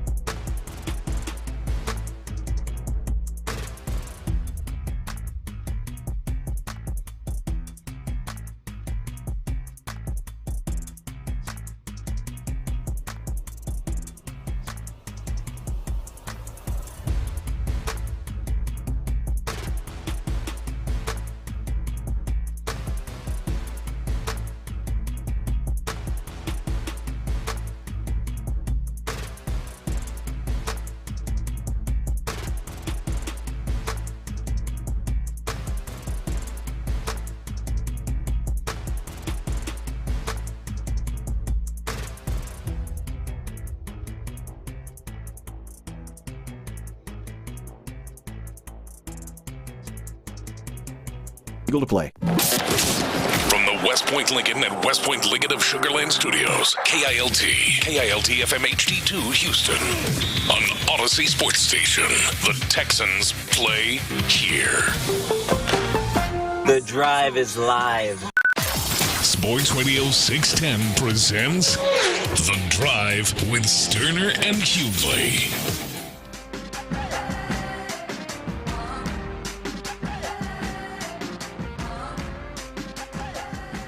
All right, welcome back in as we are live here on The Drive on a Thursday. Is it Thursday already? It is, baby. Goodness. Thursday already. One of them thirsty ones. Yeah, might as well be. Thursday already. Big show today. Your chance to be a winner. You got a chance to be a winner at some point. You can win a 4-pack of tickets to see the Houston Gamblers play. They will take on Orlando May 10th, Mother's Day. Get on out there. Got a chance to win a 4-pack of tickets, and we will hook somebody up with that coming up at some point in the show. Make sure you're listening. When you hear that cue to call, you can be our next winner. Right there, a little 4-pack of tickets to see the Gamblers coming up on Sunday. All right, Clint, as we roll through here today on The Drive, there are a lot of ways we're looking at, all right, how can the Texans take that next step to put themselves in a position where they can try to get to the Super Bowl, get past where they've been, get to an AFC Championship game? What can they do? Right? We know that defense is rock solid and one of the best defenses in football, if not the best defense in football. And Clint, to be honest, you got a bunch of young dudes and then a guy in Daniil Hunter who still feels young. They've added an improvement in the secondary and Blankenship, you would think. They've added, in the draft. Their defense has a chance to be as good, if not better than it was last year when you look at the pieces, and another year in that system from those guys. But it is on the other side of the ball. And they've done some things, and they've changed this offense in a way they want to go. But, Clint, if we can look at realistic things, right, as you've talked about it, like, don't know how realistic it is that CJ is going to come out and be what he was year one. Yeah. Because I don't know if that's the offense and what they're looking to get. Don't know if it's fair to expect him to be a top 10 rushing offense. We'll see. I think that's got to be the goal, but we'll see. But one thing that I think is doable, you tell me if you think I'm wrong, is they can be a much better red zone team. That right there is something that I think is absolutely doable, and I think they have added the pieces to improve that. But when you look at what they did last year, Clint, I mean, they were 29th in the NFL when it comes to red zone offense, and then it comes to touchdown conversion rate. 29th in the NFL with a 45% conversion rate with touchdowns. That's almost down 10% from the previous year that we complained a lot about with Bobby Slowick, where they were almost 55% touchdown rate. They were one of the worst in it, 19 touchdowns on 43 trips in the red zone. We talked about Fairbairn tied the record for most field goals. That's not a good thing in the red zone. They struggled so much, Clint.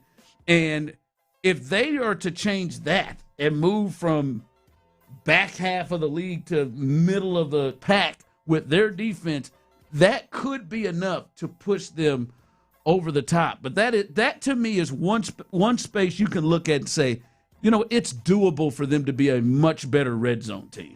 Yeah, it's doable, but it's not likely. It's not likely. Well, they can't be much worse. And according to that stat that you read, I mean, but this goes back to, this is kind of like the thought, like nationally, man, it's a 12-win football team, man. And just leaving it at that. I mean, hey, C.J. Stroud quarterbacked an offense and won 12 games. C.J. Stroud's won three playoff games. And nobody ever mentions, well, the defense scored as many points as they gave up in those 3 games. Nobody ever mentions that and I'm talking about in the conversation about, they won games defensively. And just look, the proof is in the pudding. Whether it's C.J. Stroud we're talking about or it's Cole Popovich we're talking about, the offense was not good. Even when they just didn't turn it over, it still was not a good offense. It was still below average. It was still very suspect. And these are the kind of stats that back that up. And here's when I say it's not likely, Ron. Here's why. Because the reality of it is the Houston Texans do not have man-beating weapons on this offense. They don't have guys that you line up from the 10-yard line and you see man coverage and they say, boom, I'm going there. They don't even treat Nico Collins that way. And Nico Collins is your best chance, right? Number two, this offense does not have like an extensive red zone creative package that's going to get throws in the ocean for the quarterback. Everything has to do with CJ being perfect pre-snap, the perfect concept being called, the protection holding up long enough for CJ to hold the ball, and then making the throw and the catch, which doesn't seem to be a problem when the perfect play is dialed up. But everything they do offensively is as difficult as you're going to see an offensive approach in football. And it just gets magnified inside the red zone. And so that's my concern. If you think in this league that you're just going to line up, and clearly they do because we've heard D'Amico Ryans say it multiple times. I think it's what most defensive-minded head coaches end up saying anyway. But we've heard them multiple times. Hey, man, inside there, we've got to line up and move people. We got to be able to line up and move people. We got to be able to line up and execute. But don't you think they'll be more equipped to do that this year? Yes, I think they will be more equipped to do that. I still don't think but are they going to be I don't know are they going to be the Eagles where every time you get inside the 5-yard line, you move mass and you go score a touchdown and you can line up in what you call it? What do they call that damn Lions? No, Lions are another good one. Yeah, I mean, no, they're not going to be that good. And you got that. Could you be a middle of the pack offensive line that can run the ball effectively? Sure. That's a different animal to say, hey, man, when we get down the red zone, we're going to run the football. Everybody knows it. We're going to run the football. You're not a believer that they, with David Montgomery and how they've shaped this offensive line, that they're that yet? No. I think they'll be better between the 20s. I think their yards per carry will be better than, 29th in the league last year at 3.9 yards a carry or something like that. I think those kind of stats will improve. But do I think that they're going to go from bottom of the barrel in the NFL to all of a sudden, hey, man, we get the ball inside the 5-yard line, we're going to just move mass and punch this thing in at a consistent rate? Nah. No, because you don't have Dalton Schultz ain't beating nobody inside the 10-yard line. I mean, if it's schemed up right, and there's a void in the coverage, then sure. But Dalton Schultz ain't lining up, and you look up and you go, hey, I got a safety on Dalton Schultz, man. We got a matchup deal. He's not a matchup guy. Right? I mean, Nico's really the only one that you've got that you go, hey, he's a true matchup guy that can run routes, that's a big body that can do, and you don't even use him that way. Everything from a passing perspective is dictated on the perfect route being called and the quarterback being perfect. And I just don't know that is sustainable in this league inside the 10-yard line, inside the red zone. I don't know if that's sustainable. Base Power text line jumping in. Do you think that is a realistic place where you see the Texans improving in the red zone? They were one of the worst in football last year. Someone texted in and said, Clint, that they would be much better if they could just eliminate. They'll be 25% better in the red zone if they could just clean up the self-inflicted mistakes that they had down there. And then also said, Clint, that you don't believe that the run game will be much better with David Montgomery and the changes on the offensive line to help them in the red zone and help their passing game. Help, yes. I think they will be better. We've discussed multiple times on this show that the approach they're taking offensively, you can't just be better in the run game. You got to be top 10 in the run game. I mean, they're specifically in the red zone. Specifically, like you said, inside the 10. Yeah, if you're going to go down there and you're going to tell very few teams in this league can go down there and tell everybody, hey man, we're finna run the football and we're going to make you like it. I mean, there's 3 or 4 teams that can legitimately do that. And I'm talking about teams. I'm not talking about that are dependent on one back or one. I'm talking about teams that are just built that way. and we're starting to have a conversation like the Texans because they signed Braden Smith and Wyatt Teller. We're going to talk about they're going to go from 30 ranks across the board and an average per yard carry, an average yard per carry that starts with a 3. We're going to go from that to top 10 in the league. I mean, I hope I'm dead wrong, but I think it's a bit of a stretch. I mean, I think Nick Caley's got to be a real force down there with some creativity and getting some weapons touches in creative ways. They were poor down there running the football where it crushed them. I just think they'll be better than that. There were times like when we say the red zone, and I think you're making a real good point when you say the red zone isn't just 5 and in or something like this is at the 10 to 15 like that is where your passing game has to step up. But there's just so many memories and probably more than I'm probably less than I'm actually thinking of. But there's just so many memories with them inside like the 3.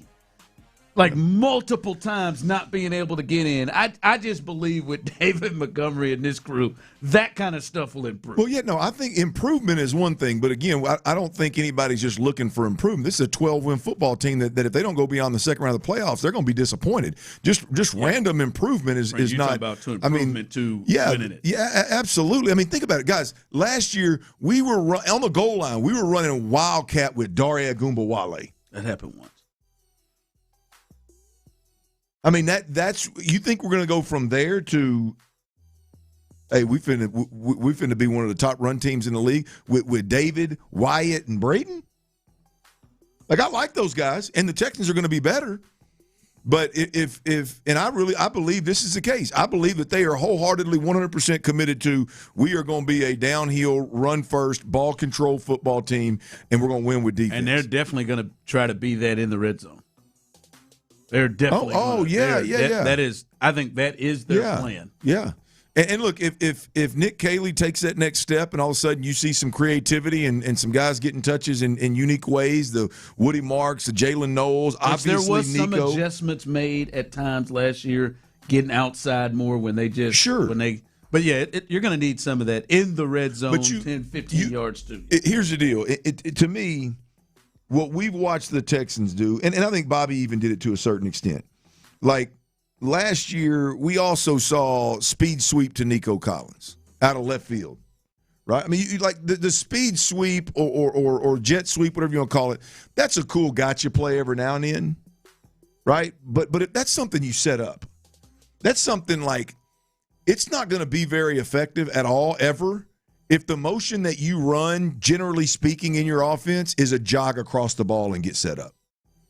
Yeah. You know what I mean? Like you're not like there's no all that stuff. The Dare Agumbawale Wildcat, the speed sweep to Nico that was stopped for a negative, and then I think Xavier Hutchinson got a couple of them, and doing options to Woody to get outside. Yeah. I mean, like those are all like they're grasping for strong. Good red zone offenses are setting things up week 1 that we're going to watch hit week 3 or 4.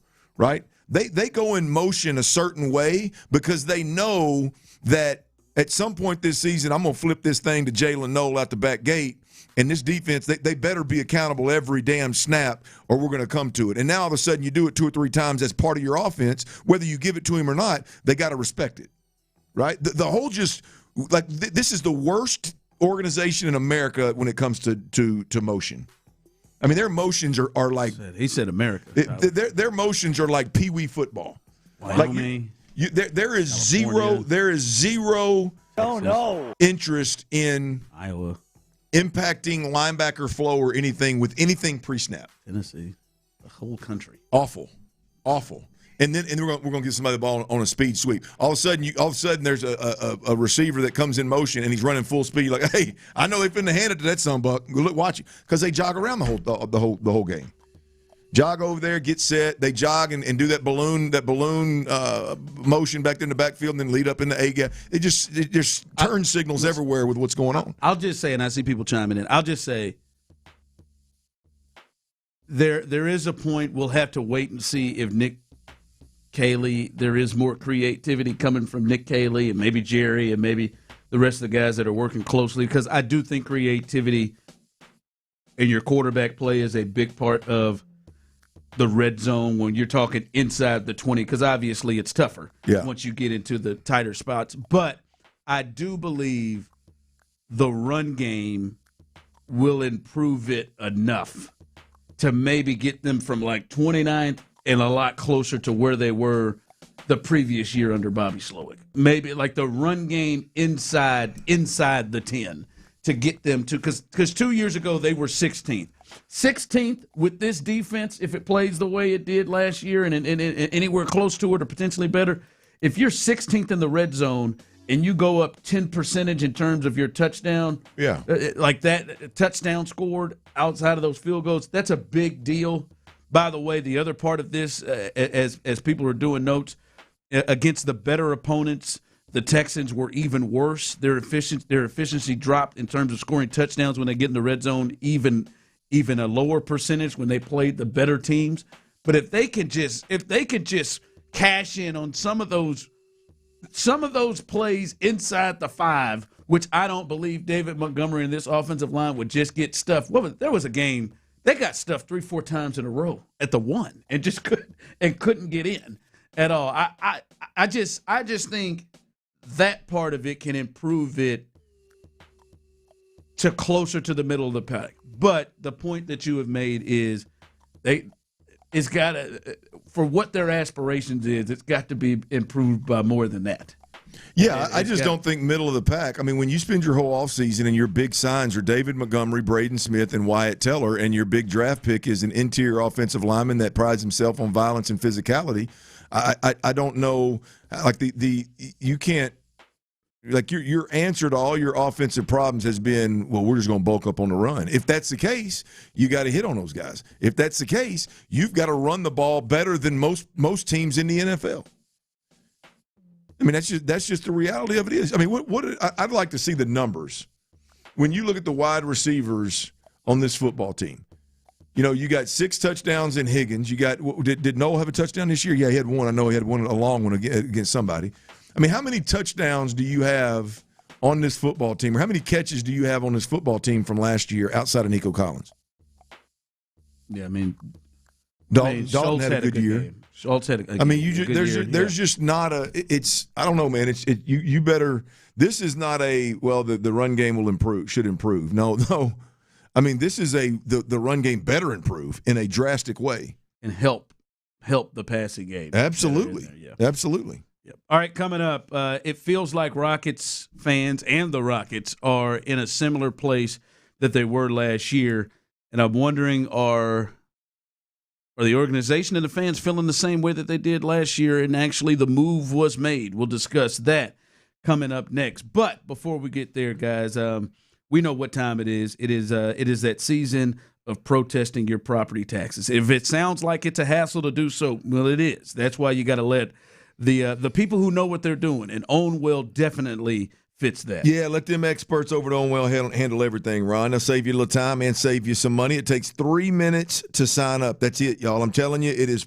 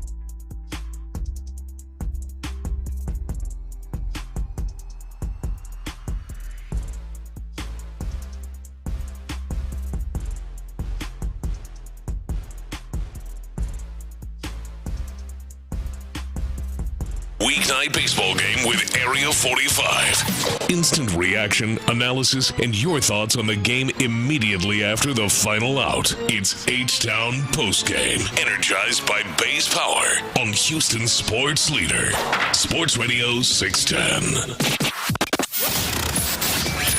The Drive is powered by Mokaram Injury Lawyers. Heard in an accident? Call Mokaram Injury Lawyers at 281-222-2222. Hey, Houston fans, I am so happy. Sports Radio 610 presents The Drive with Stoerner and Hughley.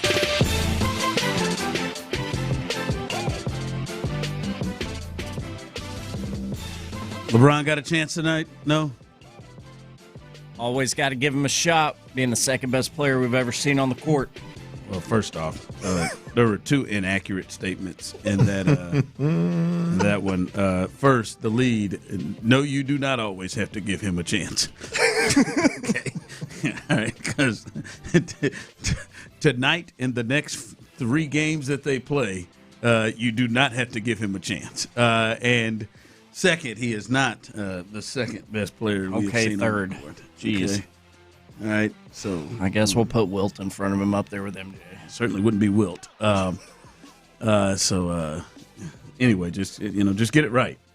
Fourth? Get your opinions right here. No, they're going to get their ass kicked, but they may make an appearance in T Mill's Best Bets. By the way, he's still rolling now. 2 for 3 last night. It's still, this has got to be 4 or 5 days in the green in a row, maybe more. Leaning into last week, I think actually, hell, every day last week except for Monday, you were in the green. So yeah, really? So that's 7 straight days. Well, he missed Thursday, so 6 straight days. Yeah, so he's rolling. 20 for our last 24 on Best Bets, man. I'm telling you, man, There's got to be some nice bread in the Paquetto, huh? He's riding high there. He's feeling good. So you share a little bit of that with the Drive. Yeah. Okay. Yeah, probably not. That's all right, man. It's smart, man. I wouldn't either.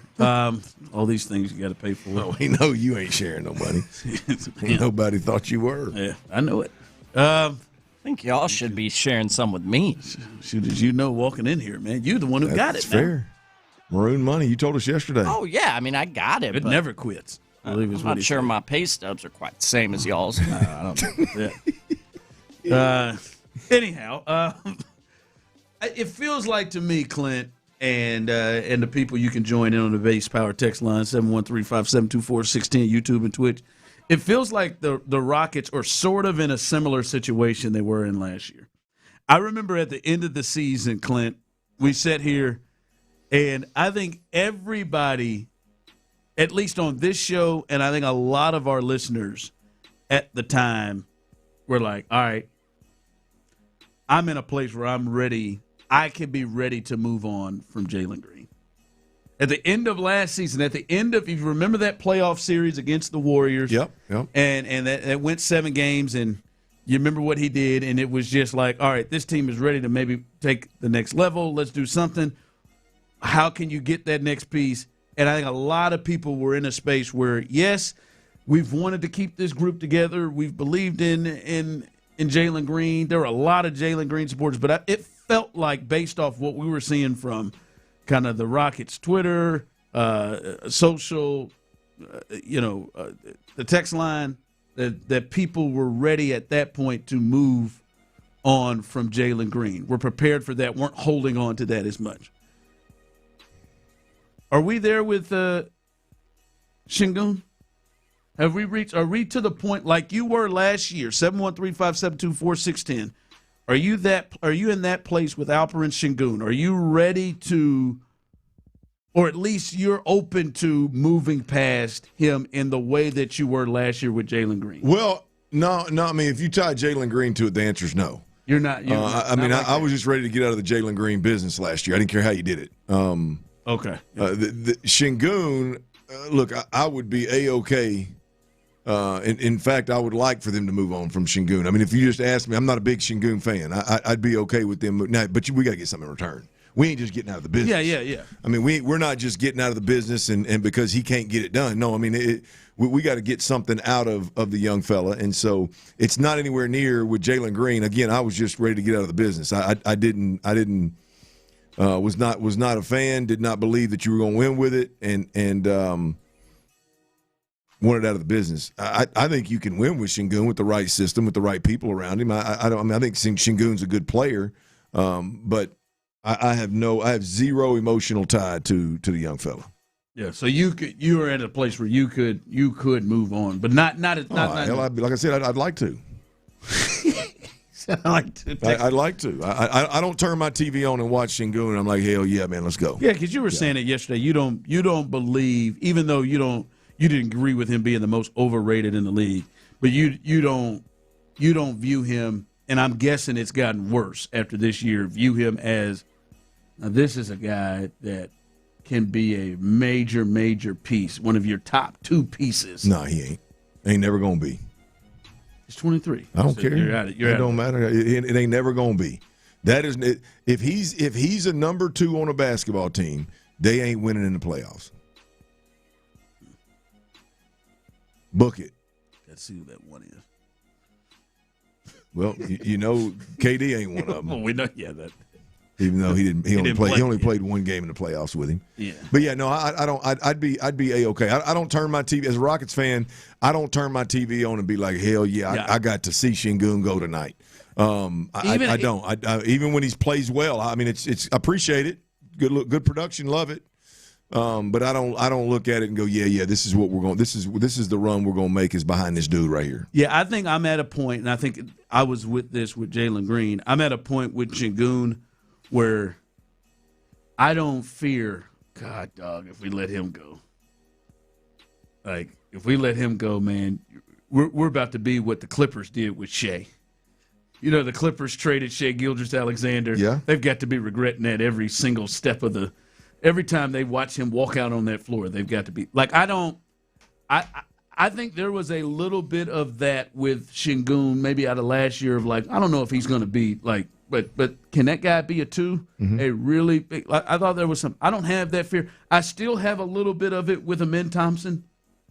I still have boy, if you let him go and he goes somewhere like that there could be a real regret in everything that he does, because I don't think he's reached his. I don't have that feel with Sengun. And again, not just giving him away for nothing, but he is somebody where, just like with Green, I am preparing and looking to see, is there something that really makes sense? And I wouldn't be afraid to pull the trigger, because I wouldn't be afraid like, all right, man, we're about to give it away. This dude's about to turn into one of the best players in the game. I don't think that. I feel like maybe he's not reached his ceiling, but I think he's knocking on it, even at the age of 23. Yeah, look, I think his ceiling is always going to be tied to his ability to go harder, longer than everybody else. I mean, that's his deal, is the running, the grinding, the just high motor. I mean, there's not a shot there that blows your skirt up. There's not an athletic ability there that blows your skirt up. I know he's a big, but there's not a size thing. There's not a size there that just is like, boy, he's size-wise, he's going to be a handful for the bigger centers in the league. Like there's none of that there, and I think he's playing at his ceiling. Now that ceiling, maybe it's an all-star, even though the league thinks he's the most overrated guy out there. That ceiling can give you 17, 18 a game. I don't know what he averaged this year, 17, 18 a game. What's Sengun average this year? About almost 21. 21. May give you 20, 21 a game. Okay, yeah. I mean, I know it's a big number, but I don't see it. I don't see it carrying when you need it the most. I don't think he's going to be a two or better on any playoff squad. Coming up here on the text line, absolutely not. Sengun, even though he's up and down, can still score underneath any time he wants. I don't know about if any time he wants. He wasn't scoring any time he wanted against the Lakers. Jalen Green was just crap. I don't think he was just crap either. Hell no, if anyone needs to get moved, it's Durant. I'm there when Sengun, the below the rim game, will never play well with the size in the West. Not fair. Because yeah, you're looking at him and you're thinking, all right, we need you. There's Wemby. There's those two. There's Chet who's coming along. at OKC. Like these teams have a lot of big bodies. Someone texted and said Sengun is a power forward stuck in a center's body. I guess. I don't know what that. Okay. I don't know. I don't know if they're going to make a move like they did with Jalen Green, but I do. I think the Rockets, and I think a lot of Rockets fans are much more open to the potential of that than they were last year. Much more open to the potential of that than they were last year. All right, we'll get to this Barkley Draymond thing, and then one of Tyler's heroes is doing something that. I mean, he is one of your sports heroes. I wouldn't say hero. He's one of your sports heroes. He's one of the biggest athletes in my sports. He changed your life. Yes, he changed your absolutely. life. That's fair. Yes. He changed your life. Stop it. Never looked up to him. Though. Yeah, you did a little. Spider-Man or something. You looked up to him. Looked up to his fast ass on the field. That was about it. Yeah. Sorry. Well, he's potentially doing something that I wonder if Tyler's going to be into. We'll discuss all that coming up next. All right, y'all. Look, at some point you stopped calling it Payne and you just started.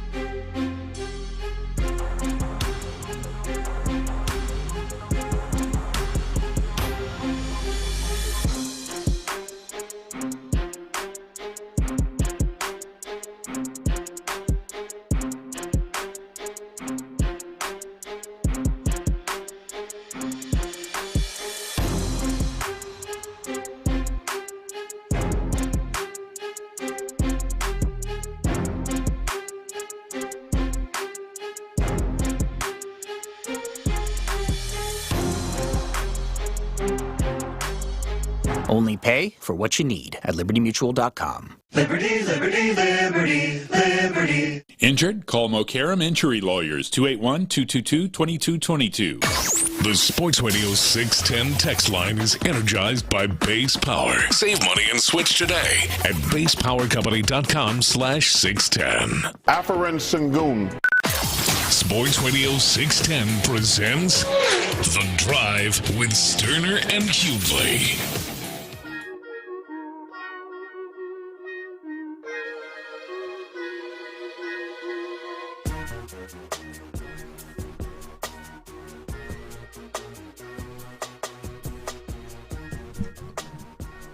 Pays to listen to The Drive. Going to have a winner today coming up at some point the rest of the show. Final 2 hours plus of the show. You got to be listening. You got to be locked in and locked and loaded for your chance to win a 4-pack of tickets to see a little UFL football. See the Houston Gamblers take on Orlando. What is Orlando's name? I really don't know. They didn't have the name of the team in our little portal. Orlando. Yes, I kind of Googled it, but the Storm. That's right. The Storms are brewing. The Orlando Storm, huh? Yeah. Yep, the Orlando Storm. Who's the head coach of that team? Yep, but you can go check them out. Is that the old tight end? Yeah, that's the old tight end. Yep. Jacksonville Jaguars, old tight end. What's his name? Actually, it's Anthony Beck. Anthony Beck, yes. His son is Rocco. Yeah, was it Iowa State? Where's he at now? Where was he at? I guess in Penn State. I'm thinking Penn State, there you go. Guessing that's where his son is. Yep, with old Matt Campbell. Yeah, so you can go see them take on the Orlando Storm. It's his first year as the head coach of Orlando. So hang out, have a good time, but you got to be listening here for your chance to be a winner. All right, this has been talked about a lot around the sports world as Shaq was out yesterday doing hookah. It looked like he was out yesterday, and Draymond Green sometimes fills in for him. And we gotta play Chuck's, because I do wonder, and I know it's hard because Draymond is a figure that Charles is kind of beloved, even though both of them have a similar level of crazy. Charles is kind of beloved, and Draymond is hated.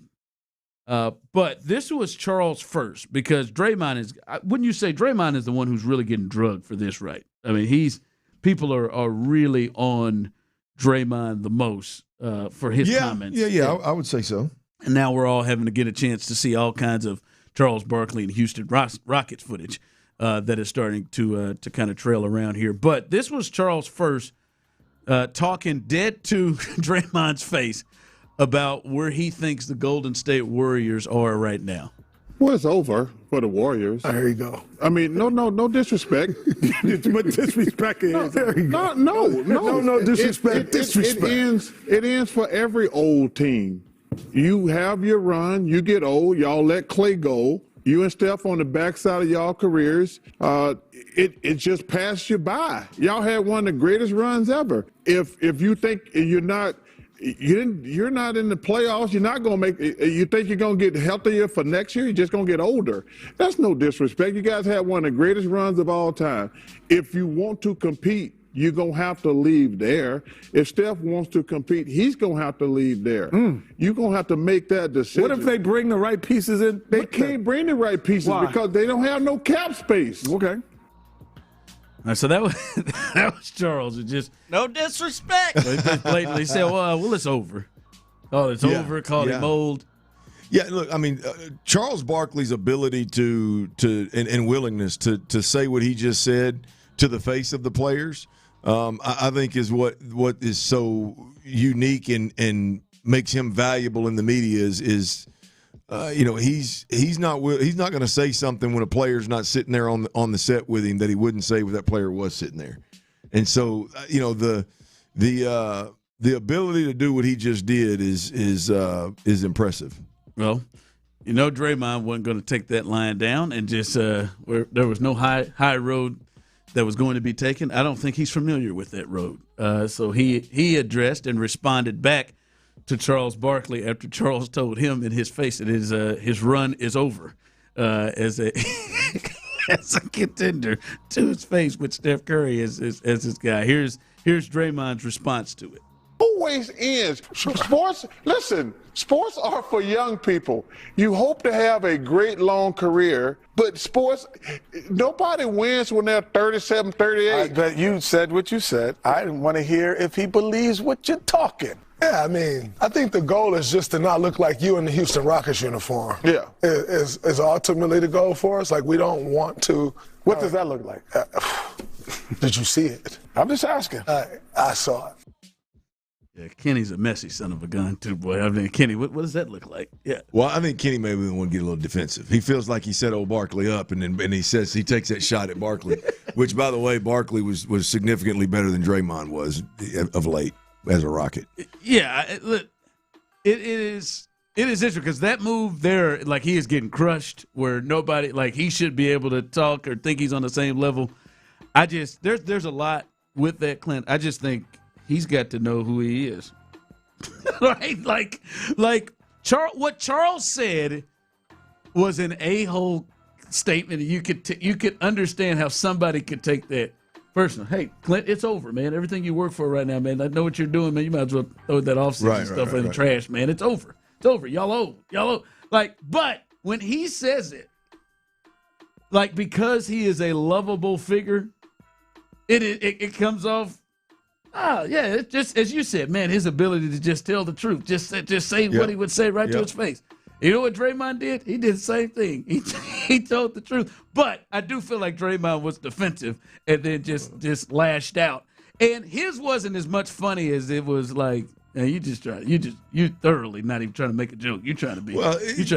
It's childish, and that's what that's what Draymond. I mean, look, he sucker punches people. I mean, that's just. I mean, he's got the temperament and the mentality of a child on the floor and gets away with it. And so I mean, that's what you're going to get when he's on a podcast. And that's what you're going to get when he's on the set. I mean, like again, I'll say it again. I mean, Draymond wishes he had Charles Barkley's numbers from his years with the Rockets. I mean, 16+ points, 12+ rebounds. I mean, he was double Draymond's stats the last couple of years. So, I mean, it's inaccurate what he's saying, but I mean, it is beautiful. Now, to be clear, Draymond didn't immediately hit him back with that whole Rocket thing. It was in the banter back and forth. But even I even commend Draymond in that scenario to be willing to sit there and have those conversations because it was a good set. It was a good back and forth. It was a good. That happened with Dwight Howard one time where he got on there and Shaq and him just started being real, real honest, like they would say what to his face. I do think Draymond was joking about the Houston years. Yeah. I just don't think it landed. It didn't land. No, it didn't land. It didn't land because I don't think any of them laughed. I think it was a joke. I don't think he necessarily believes that Charles, we don't want to look like Charles. Man, you've been looking like that for a long time. Yeah. So I just think it didn't land. But again, man, you guys you got to know who you are. You're gonna lose that to him every time.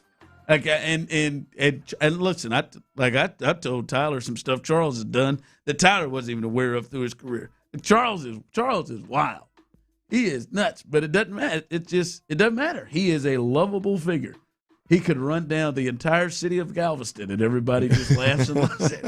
He could talk about all the large women in San Antonio, and it doesn't matter. He is like there are a-holes that people laugh at, then there are a-holes that people hate.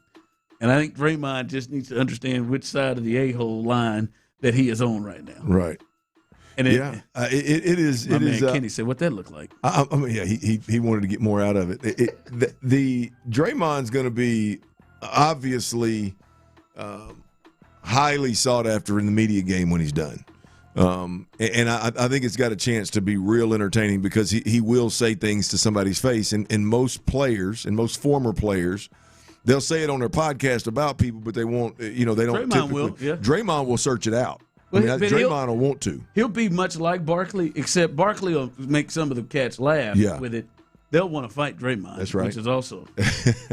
which also has ability to entertain you. Yep. So it was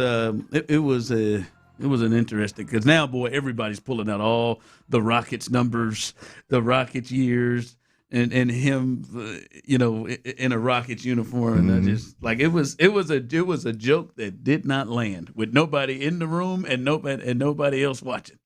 Just fell on deaf ears. All right, what you got coming up? Yeah, can we get Tatsuya in my? Can we get him an Astro buddy? I was an Astro buddy at one point. Can we get Tatsuya in my one, and one that maybe can get him put a muzzle on him or something? We'll talk about that next, right here on Sports Radio 610. All right, as we but before we get there, let me tell you a little bit about Base Power. Base Power, baby, it's the summer months. They're getting here, and when those summer months arrive, you need to know one thing, and that is how much your electricity bill is. Because when it gets to the mid to late 90s, and even worse, those triple digits hit, that's when you really want to know your numbers, and you know that AC, it doesn't stop. And if you don't know what your rate is, you're probably overpaying, because that's kind of the whole business model when it comes to traditional providers. They quietly raise those rates on you, and you're just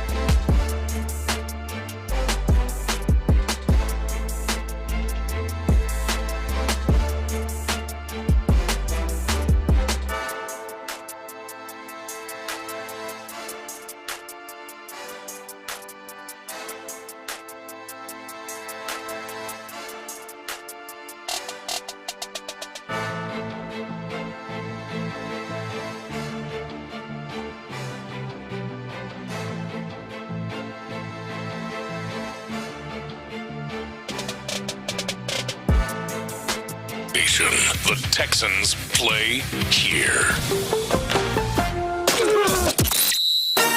Dive into the mind of former NFL quarterback Clint Stoerner. I was thinking about coming out of the chute here and telling y'all about my new boots that I got on, but y'all want to talk about puppy chow? What is that, ostrich? Hell no, that's python. It's Sturdy's Daily.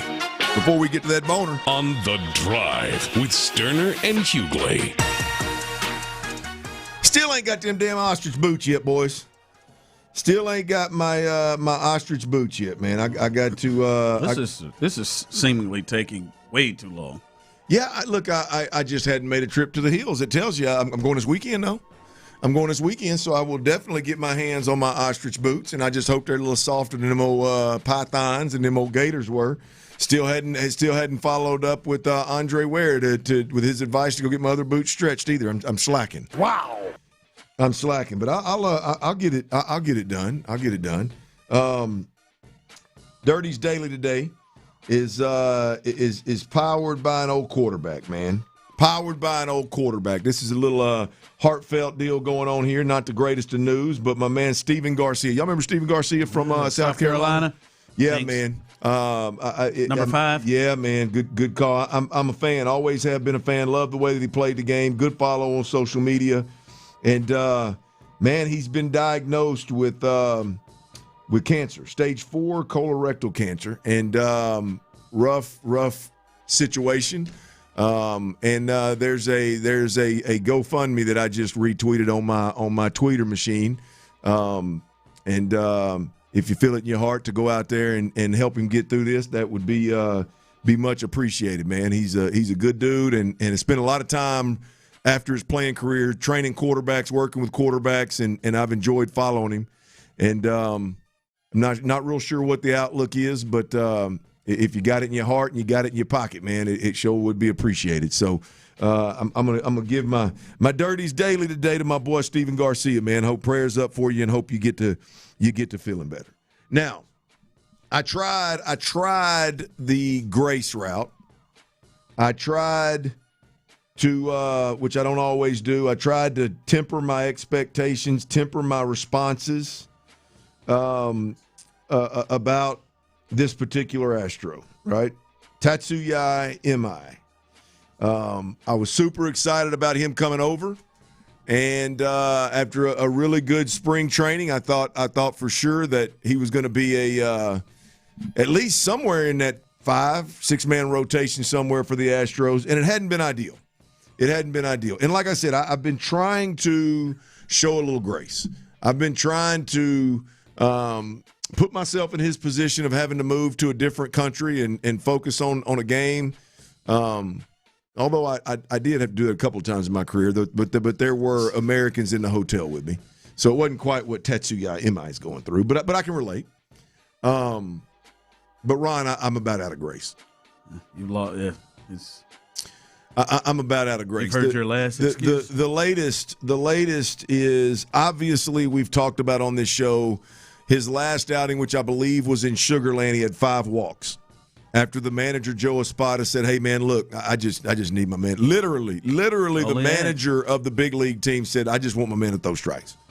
And he goes out there and walks 5 guys. Now, he only had, I think he gave up 1 earned run, so it wasn't a terrible outing, but just it clearly didn't do what the manager said to do. And I'll be damned if, through an interpreter, he didn't make more excuses. Now, I do think that he is just doing what ultimately the media wants, Ron. I do think the media just wants transparency. Yeah, he's answering the questions in very, very, very deep depth is what he's answering these questions in. It was deeper than I thought, to be honest with you. After I listened to it, and I don't want to play the audio just because there's a fan going in the background, and Tyler made a great point. It's an interpreter. It's not even the guy's real voice. So I'm going to paraphrase a bit. But the latest on Tatsuya Imai is, in Japan, they don't have a pitch clock. They don't. You know, just got one here.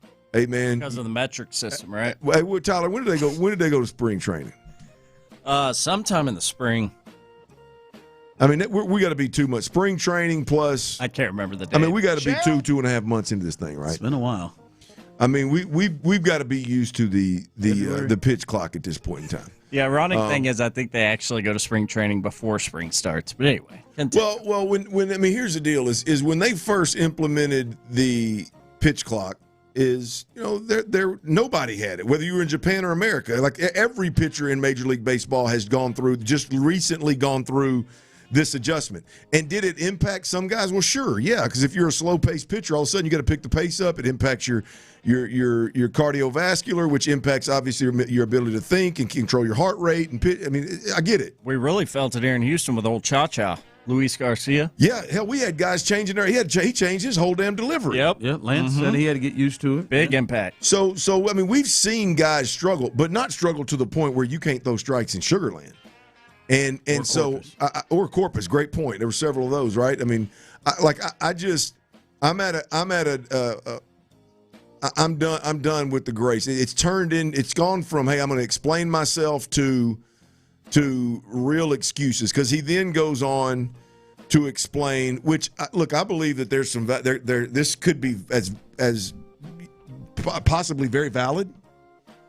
He goes on, or his interpreter goes on to say, basically in Japan, we focused more on my strengths and what I wanted to do against hitters and how I felt like I could get a first pitch strike, and less about, hey, I'm going to attack this hitter's weakness and go at a certain zone. So instead of playing to my strengths, I'm playing to the hitter's weakness, which I don't disagree with. That I do agree with, Tyler. A lot of that in my life these days. A lot of that. My 2-year-old boy, I thought she was quiet and sweet. Boy, you hear that sound in your head pop up? Oh, she's a mean little sucker boy. But, yeah, I don't necessarily disagree with that point that he made, Ron. I could see where that would be a drastic change for a pitcher. But, again, all they're asking you to do is throw strikes. Whatever pitch or whatever zone they're asking you to attack on a hitter. Feel like that's kind of similar to things you did in Japan? Yeah, well, I mean, strikes. Japan, America. If you're playing baseball, if you can't throw strikes as a pitcher, it's going to be tough to survive. Yeah. So I mean, I guess I'm just at a spot where he just needs a friend, man. He just needs a friend. He needs somebody in that Astros organization. He does need to get his ass out of Sugar Land, because nobody in Sugar Land is going to talk to him. He needs to get his ass back over in that clubhouse where chemistry is a big thing. And he needs Hunter Brown in his ear. He needs Hunter Brown in his ear. He needs Joe Espada maybe helping him out a little bit. So good. Christian Walker, C-Walk, by the way, great nickname. It is solid. Altuve, maybe Correa. Now that he's hurt, maybe he can go into like a little assistant manager role kind of deal, assistant coach role. That'd be cool. I'll be honest. He needs a friend, man. Somebody got to say, hey, man, quit explaining this. I know you over in your country, or I know you personally. Maybe you just enjoy explaining yourself, but you are killing yourself here. I'll be honest with you. I am surprised that hasn't been a conversation. What, piping it down a little bit? Yeah, just like, or even just not having him speak to the media as much. I'm surprised that hasn't been I mean, seriously, how long have we covered Yordan? Yordan's been injured, had all kinds of stuff. How many times have we heard Yordan through an interpreter? How many? I bet you we've heard. I thought once without the interpreter. I know the one time, but he thought he hit that thing English on. But we can think about that. But how often do we hear from him? Like, I bet you we've heard from Imai more than we have heard from the entire time that Yordan has been here through an interpreter. And he is speaking a ton. Yeah, I get it at the beginning. You know, he's a new face, new player, obviously new to this damn country. You want to get him out there, get the fans familiar with him. I get that idea at the beginning, but now we're at a point where it's like, hey, man, over here in the great US of A, we withhold information every once in a while. He's clearly, bro, a guy. He's a young cat that needs some guidance. Right, this is a cat that was on front row of the Rockets before he ever pissed a drop as an Astro. I mean, this is a guy that was out there, and I'm not saying anything wrong with this. This is a guy that was out there, look at me, and okay with what America had to offer, until all of a sudden baseball went a little bit sideways, and now all of a sudden it's the transition from one country to the other in baseball in said country. I just don't. I'm all out of grace, man. He needs a friend. Somebody tell him to just quit explaining himself. You don't need to explain yourself. And this is coming from a guy that loves when people explain themselves and give details. I don't want to hear any more from Tetsuya Imai. Figure out how to throw strikes, and then we'll get back to the media here shortly. What else he needs? He needs a performance that is much better than what he has had coming up next week against the Mariners. Yeah, that could help him go a long way. I mean, come and say whatever the hell you want. Do we know what game yet he's pitching? I looked at the schedule and he wasn't listed on the schedule. I don't think they have any of them. Well, ESPN, for what it's worth, had all of them listed, but it doesn't. Yeah, just the Seattle series. I don't know which one. Yeah, I think but he'll be in one of those games and starting in one of those games. And hell, I'll be honest with you, I don't give a damn if he walks 5 people. Just give up one earned run and give me 4, 5, 6 innings. I'll be all right. We can move with that. But somebody get that man a friend, man. Get Altuve, man. Give him some information. Mentor that young fella a little bit, man. I know the language barrier there may be a little bit of a challenge, but y'all can get it done. Got plenty of interpreters over there in the building. Y'all can get it done. I want to move on to this, Ron. I can't believe that you hadn't hit this one yet, man. This is I just want to kind of feel you out on this. I'm sure you've seen the news, and I absolutely hate it. I'm going to be honest with you. Tyler loves it because he can bet more, but I absolutely hate it. The NCAA is expanding their men's and women's basketball tournaments, Ron, to 76 teams. 76 teams. The expansion of the NCAA tournament has been approved by the selection committee and expected to next be approved by the oversight committee, then the D1 board of directors, and then a board of governors, apparently. So it's still got needs to travel a bit through some approvals, but it's pretty widely thought that the expansion is all but done. 76 teams in the year 2027. Ron, I'm gonna be honest with you. That's watering down an already watered down product for me. I don't need extra teams, extra games. The NCAA is very much like that crazy bad one that you should stop messing with. Yeah, you hate. Yeah. You really don't like a lot about her, but there's just something about her that just keeps. Well, you know what it is, but there's something about her that just keeps bringing it in. I hate the NCAA. I really do. I'm gonna guess you hate this move. That's what absolutely stupid. I hate it when they went to 68. There was no reason for it. I hate 70, whatever this is. Now the 76. The first, now they're calling it the first 4 is now turned to whatever the first 12 or whatever it is. They're all going to be playing before they get here. It's stupid. The tournament starts on Thursday, all right, and it's silly and it's dumb, and obviously it's all money. And if you don't if you're a power 4 or 5, I don't know what it is now. Another reason why I absolutely despise the NCAA, because they've just ruined all the conferences and teams are playing and moving all over the place. And for some reason, Stanford's in the ACC. I hate all that. If you're in a Power 4 conference and you don't make the tournament of 76, your ass needs to be fired, like immediately. If you don't make the tournament, men or women's side, it's just it's just stupid, man. I mean, you got to have sub 500 teams in there, right? Probably, yeah. With 76? When this came out, you're like, hey, Auburn, that's a team that was like maybe a game, either 500 or under. I know the boss man, he's probably listening, he knows. They probably would have made the tournament. It's just like nobody was begging for this. At least with the college football playoff, people were begging for 12. Nobody was asking for 76. What do you think the thought is? I mean, what do you think the behind closed doors? What's the conversation where they land like, yeah, this is it right here, money, straight money? Well, I think it's just straight money. But what is that? Because the tournament before the tournament, ultimately, the tournament to get into the tournament now needs to have a life of its own, and it needs to sweetens the deal with the television part. Because you give them more games, right? You're giving them more games, and you're counting them as tournament games, which is different than regular season games. And it's just silly. First 12's probably a little easier to sell than the first 4. I don't know. At least you can sell it for more games. And I think it'll be more of the games of like the Power 5 conference teams and not the 16 seeds facing each other. Yeah. I tell you, I've been proud of just NCAA, college athletics. I've been proud of and it's crazy because I know some people are annoyed as hell. I've been proud of some of the step out on the limb type of moves they made. Paying players. I know it's a mess, but it had to happen, right? Players transferring. I know it's a mess, but it had to happen. All right? The way that you were willing to make those moves knowing you were going to get absolutely smoked. And look, I know the NCAA wasn't necessarily, I think they were forced into it, obviously, but I'm just of late, some of this NCAA, the realignment stuff, I don't necessarily agree. You got a team here or a team there that doesn't belong, but their realignment had to happen at some point, was going to happen at some point in time. I think we've seen at least the Big Ten, a lot of people think they passed up the SEC, but at least the Big Ten has closed the gap on the SEC. You've seen programs like Indiana that never would have been able to compete before the transfer portal, and you could pay players, and now all of a sudden, so those mid-tier schools can now compete. We've heard Kirby Smart of late talk about, hell, it's all closed the gap on the top 5% of schools, and so I think it's a beautiful thing. This is one where I think they've gone just a little too far. This has gone a little bit too far for me, and I could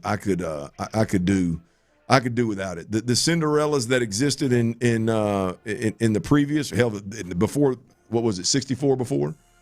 I mean, even before, the Cinderella aspect was one of the coolest things in sports. This and realignment, because they've just ripped apart rivalries that I think made the sport, and just not having a handle on the transfer stuff. That those things have made me hate. Well, if they don't get it's out of the NCAA's hands, but just college sports, like I gotta believe at some point they get a handle on it. Like wait till we'll see. Like, I mean, college, we're already talking about at Arkansas. They canceled tennis, bro. No more tennis. I mean, there was young athletes that were scheduled to go to Arkansas on scholarships, and they canceled the tennis program. College football seems like it's not as bad. But I mean, I'm sure you and Tyler at A&M and you at Arkansas see it. But college basketball, you're having brand new teams every year. Oh shoot, Arkansas! You're learning new players, having to learn new players every year. You're not having Corliss Williams anymore. No. You're not having. I just met A-Cup and he's gone. Yeah, but at least that one you can understand. All right, the freshman thing, right? But you're having guys that are leaving to go to other schools. Yeah. It's just like I don't even know where you come home to. This one, the method of the madness I can understand with a lot of the stuff we talk. I don't like it, but I can understand it. This here, I can't in any way, shape, or form even wrap my head. I was hoping that you would be able to. Being the college basketball guy that you are, that you'd be able to find the silver lining and convince me. But you sound worse off than me. 70-16. Nobody was asking for it. Nobody was asking for that. Like no one's asking for it to be in Omaha. Coming up, drive by. Just nobody is. Those kids don't want to go there. Coming up, do you think the Astros' problems are mostly injury-driven? Do you think if the Astros were healthy that they would be a real contending team like they have been in the past? We'll discuss that coming up next. Hey, look, if you consider yourself a responsible adult, let me get your attention real quick. I got a question. Do you currently have a will in place, or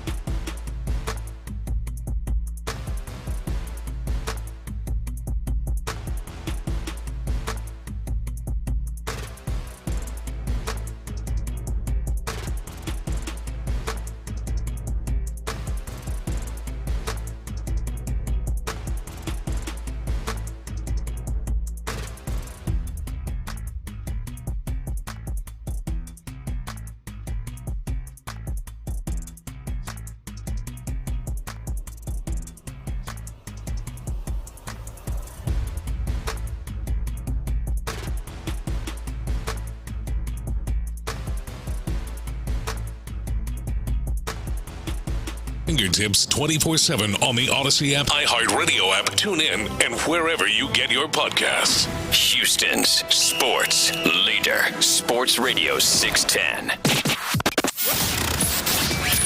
The Drive is powered by Mokaram Injury Lawyers. Heard in an accident? Call Mokaram Injury Lawyers at 281-222-2222. Sports Radio 610 presents The Drive with Stoerner and Hughley.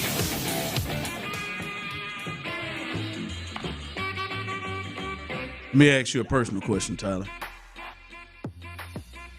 How much it costs you to fill up that tank now? I filled up this morning for $132. I'm telling you. 132? How big is your tank, Chief? Big old tank. I think it's a 30-gallon tank. I was going to say, I was wondering, I went today, I had to hit $55 on that Camry. And I'm thinking, I wonder what that Escalade and that Tundra is hitting for. I hadn't broke 100 yet. Woo. Mine's low 90s. What grade of fuel do y'all put in your ride? Oh, hell. I mean, that's the lowest. what it is. You putting that Supreme in there, ain't you? Yes. This guy. Take care of your vehicle. It'll take care of you, people. Free lesson. Let me tell you something.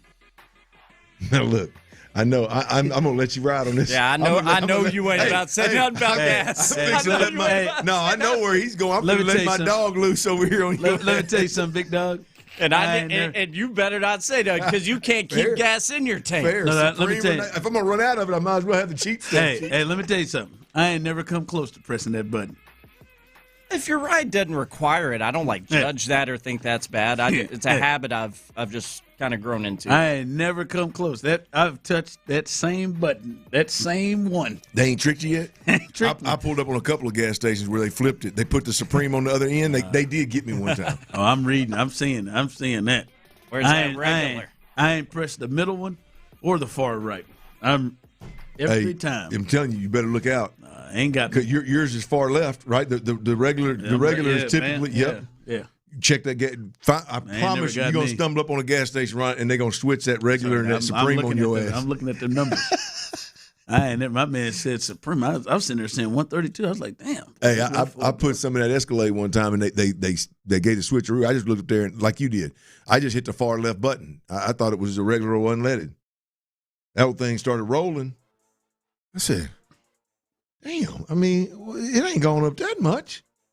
Sure enough, I was on that Supreme, Chief. I was paying an extra $1 a gallon. Hey, I was driving the in-laws' car when I went back to Kansas City once. I had to they told me to get some gas. I said, I'll get it. I'll get some gas. And that BMW, Courtney was like, yeah, do the Supreme. I said, oh, okay. Well. Wow. Okay. All right. Did you ask her if she was sure she wanted to do it? You sure you want to do that, man? Nah. I think she was sure. She felt it. I was thinking about if I was going to do it. I had never, for myself, I had never come close to pressing that, but it had never been a debate in that thing. Accident. Only time I've done it, your boy was an accident. Tyler, what's up with your boy, man? What's up with Johnny Manziel, man? My man. So listen, John. If you don't miss Johnny Manziel, one of Tyler's college heroes. Aggie ring, baby. Gentleman changed his life. I don't think he'd be the Aggie fan he is today if it wasn't for Johnny Manziel. I'm not saying he wouldn't be a fan, but I don't think he would be the fan that he was. It's an interesting thought. That was when you were in school, right? Oh, yeah. That was when he was there. My first year at A&M was the Heisman Trophy freshman year for Johnny. At some point, he was driven to tears by Johnny. That isn't true, but I probably came close. Come on. Ain't got a lot of kick it. Come on now. There's somewhere he got him. But Florida game? Florida loss? The Bama game? That was the very first game of the year. Maybe that Cotton Bowl win? That might have got him. Oh, that was a good one. I was there. That's the only time I've been to AT&T. Anyway. Who is Bob Menery? I don't know who this is. He's a sports guy. He's a comedian, isn't he? Yeah, social media guy of some sort. He's got a good following, but they're set to fight. You ain't heard his stuff? No, I think you probably haven't. You just didn't realize it. Maybe I did. He's the one that'll cuss and stuff and like it'll be a golfer or something making a mistake, and he'll voice over the swing and the highlight and do it himself. Maybe if I've heard it, I'm not familiar with it. It's like fake play-by-plays. Yeah. Well, he's got a big following. That's who Johnny's picking up. And Johnny's fighting this gentleman.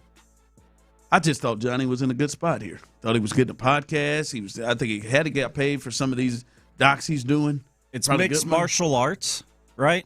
But it said it's set for UFC. I know. Yeah, it can't be. I thought it was boxing. It's got to be boxing. It says a lot. Neither of these guys. It's got to be boxing. Neither of these guys. They better not allow Johnny to use his feet. I mean, somebody break somebody's elbow or dislocate somebody's knee or something, not knowing what the hell they're doing. But Johnny's not here though, right? He had gotten to a better spot than this, right? He does not. I'm sure he's probably gonna get a nice payday. I mean, that's got to be the sole reason, because this is silly, man. What are you doing? Do you like Johnny? this? Are you? No. Are you going to find a way to watch this? I mean, it's not going to be like appointment viewing. If it happens to be on, I ain't got nothing going on. Maybe I'll tune in and cringe the whole time. I am absolutely watching. I don't want to see this. Has got crash written all over it. Exactly, which is why I hate it, man. I don't want to see this. You think about it with these guys. These guys like Johnny. Like, who did this work out for? Le'Veon Bell, it was awful. Nate Robinson, did he get a couple? He got a meme. He got a meme that went viral. Wasn't he the one that he fell? It don't matter. Forget about that. When he the one that fell face down in the ring, got knocked out. Yeah, I think did Jake get him? What was? Which is why I hate this for men. What about my man here? That I believe Le'Veon's who he fought. Didn't Tyrone Wheatley? I think he actually went into UFC. No, he may have. Now, who I'm talking big boy here, Adrian Peterson. Did Adrian Peterson do it? Wasn't he the one with Le'Veon Bell, or did he get in over somebody else? I believe he got in. I don't remember what happened there. There's no time when this kind of match went well for a former player. Exactly. What are we? What was a crazy dude that was in all the legal trouble, who played with the Cowboys for a few years and then went into the UFC? Did pretty good. Oh, was it Greg Ellis? That could be a few Cowboys. No, I played with Greg. Greg Ellis. Greg was Panthers too. Yep. You got them thinking about. Yep. Greg something. But like one of my good friends in high school played high school basketball with him. Said he was crazy as hell. Yeah, he looks it. Yeah, the crazy eyes. And he looks it and clearly lived up to it. Yeah. But like, when has this ever worked out well for a former athlete? None. I just didn't know we were to this place with Johnny. I know. I feel like Johnny can just keep being consistent with this thing. Podcast, keep getting consistent with this thing, man. Do some stuff. He's been jumping on with the nightcap. He's like their college football guy at night. Been doing a lot of stuff there. He's been good. He's been a part of about 3 docs here lately. Johnny's got paid. Why does he have to get into Greg Hardy? That's who it is. Why does he have to get in the ring? Johnny's got doing so well. Is there a chance he loses this? Well, yeah. What's Bob? I don't know much about Bob. I don't know much about Bob's metrics either. I mean, if it's the truth of the matter is, if you're Johnny Manziel, it's even close. I mean, if Johnny gets in there and doesn't look like he can fight or box, it's gonna. I mean, the street cred is out the window. And right now, he's got as high a street cred as any former player. Exactly street cred, right. like the true street cred. I'm not talking about gang affiliations. I'm talking about in the streets, any city, anywhere. His street cred is through the roof. It takes a hit if he goes out there and goes to slap boxing. Exactly. He should beat the hell out of this. Which is the problem here, because outside of whatever dollar amount he's getting, which again has to be the sole reason he's doing this, outside of that, the upside comparatively to the downside for Johnny in this thing is ridiculous. Tyler, Johnny, here's the deal. What's he doing? Johnny should be with Pat McAfee and almost be a Pat McAfee like spinoff type deal, like doing, you know what I mean? Like, he should be involved. He's that big of a in the college football game. He's that. I think he's that good to where he doesn't even have to be great on camera, but people follow. People are like, his life is interesting. I think there would be something. Instead, he is boxing for. He could just keep building to this, building to getting to whatever. And now, like, he could. I mean, Pat McAfee's one route, but he could crush it on, like, he could build himself up where a place like Barstool is just like, we want to have you, or he could start his own Barstool. Like, he's making enough money where he could Really, and maybe this is a part of his plan. He clearly doesn't want to do it. I mean, if he wanted to do that, how much you think he's getting paid? If everybody's waiting on Russell Wilson, Johnny, I bet we're going to be shocked when we see the number. But it ain't worth it, man. I mean, he can create a viral moment in the worst way possible for his life with one wrong move. Like, just keep doing your podcast, man, which, by the way, is excellent if y'all haven't listened to it. Some of those podcasts he's doing are really good conversations with players and stuff. Just keep doing it. Stay under the radar. Stay out of the headlines like you've been doing. Don't get knocked out. What are you doing? I mean, he's playing expensive golf and flying around on jets, man. He's got to do something to make that bread. I mean, Vincent doing this. Vince who? Young. I mean, Vince got caught, but it wasn't. He's got some other bills. Vince got more sense. I mean, he's just, God. Where did Vince get caught? Somebody blindsided Vince at a club or something. Yeah, that video, that was nasty. Yeah, somebody came from behind him and just slimy thing to behind. Yeah, done that before. Just Johnny, come on. Yeah, I don't. You're Johnny. Did that happen? Did that happen? We're getting to the bottom of this. Did that happen to Vince in Nashville? Did Vince? No, Vince this and is Ron's recent. time in Nashville? No, this is recent. This is in the last year, isn't it? Yeah, I think it was last year. Really? There's he got slept. We talked about it. He got slept. I mean, he got knocked out. Somebody just came from behind him. Boom. I mean, out. Yeah, they gave that big joker everything he had. It'd keep me out of the club for a while. Well, it would. God, man, there's got to be an alcohol he can. There's just so much he could go with. Yeah. Don't risk getting knocked out, Johnny. What are you doing? Just get knocked out. Just get embarrassed, man. You're right. What if he slips on a punch or something? Well, if he just goes out there, I mean, it would be typical Johnny to go out there with no preparation.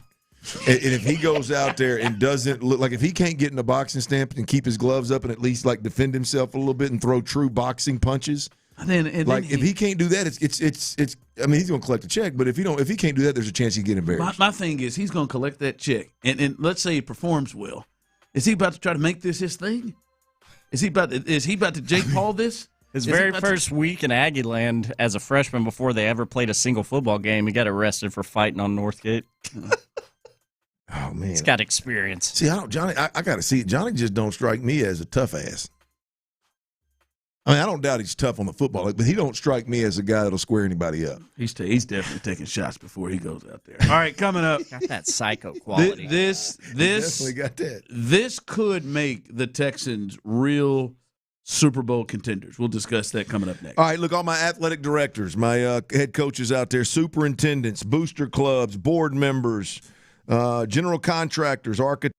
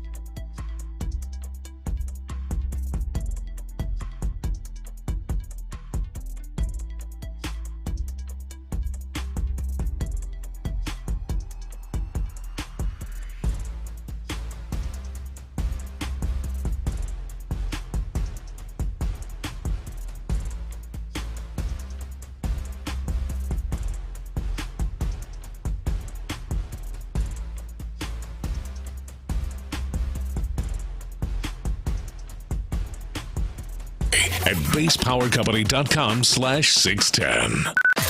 Sports Radio 610 presents The Drive with Stoerner and Hughley.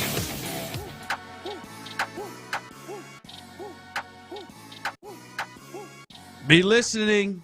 Don't change that dial.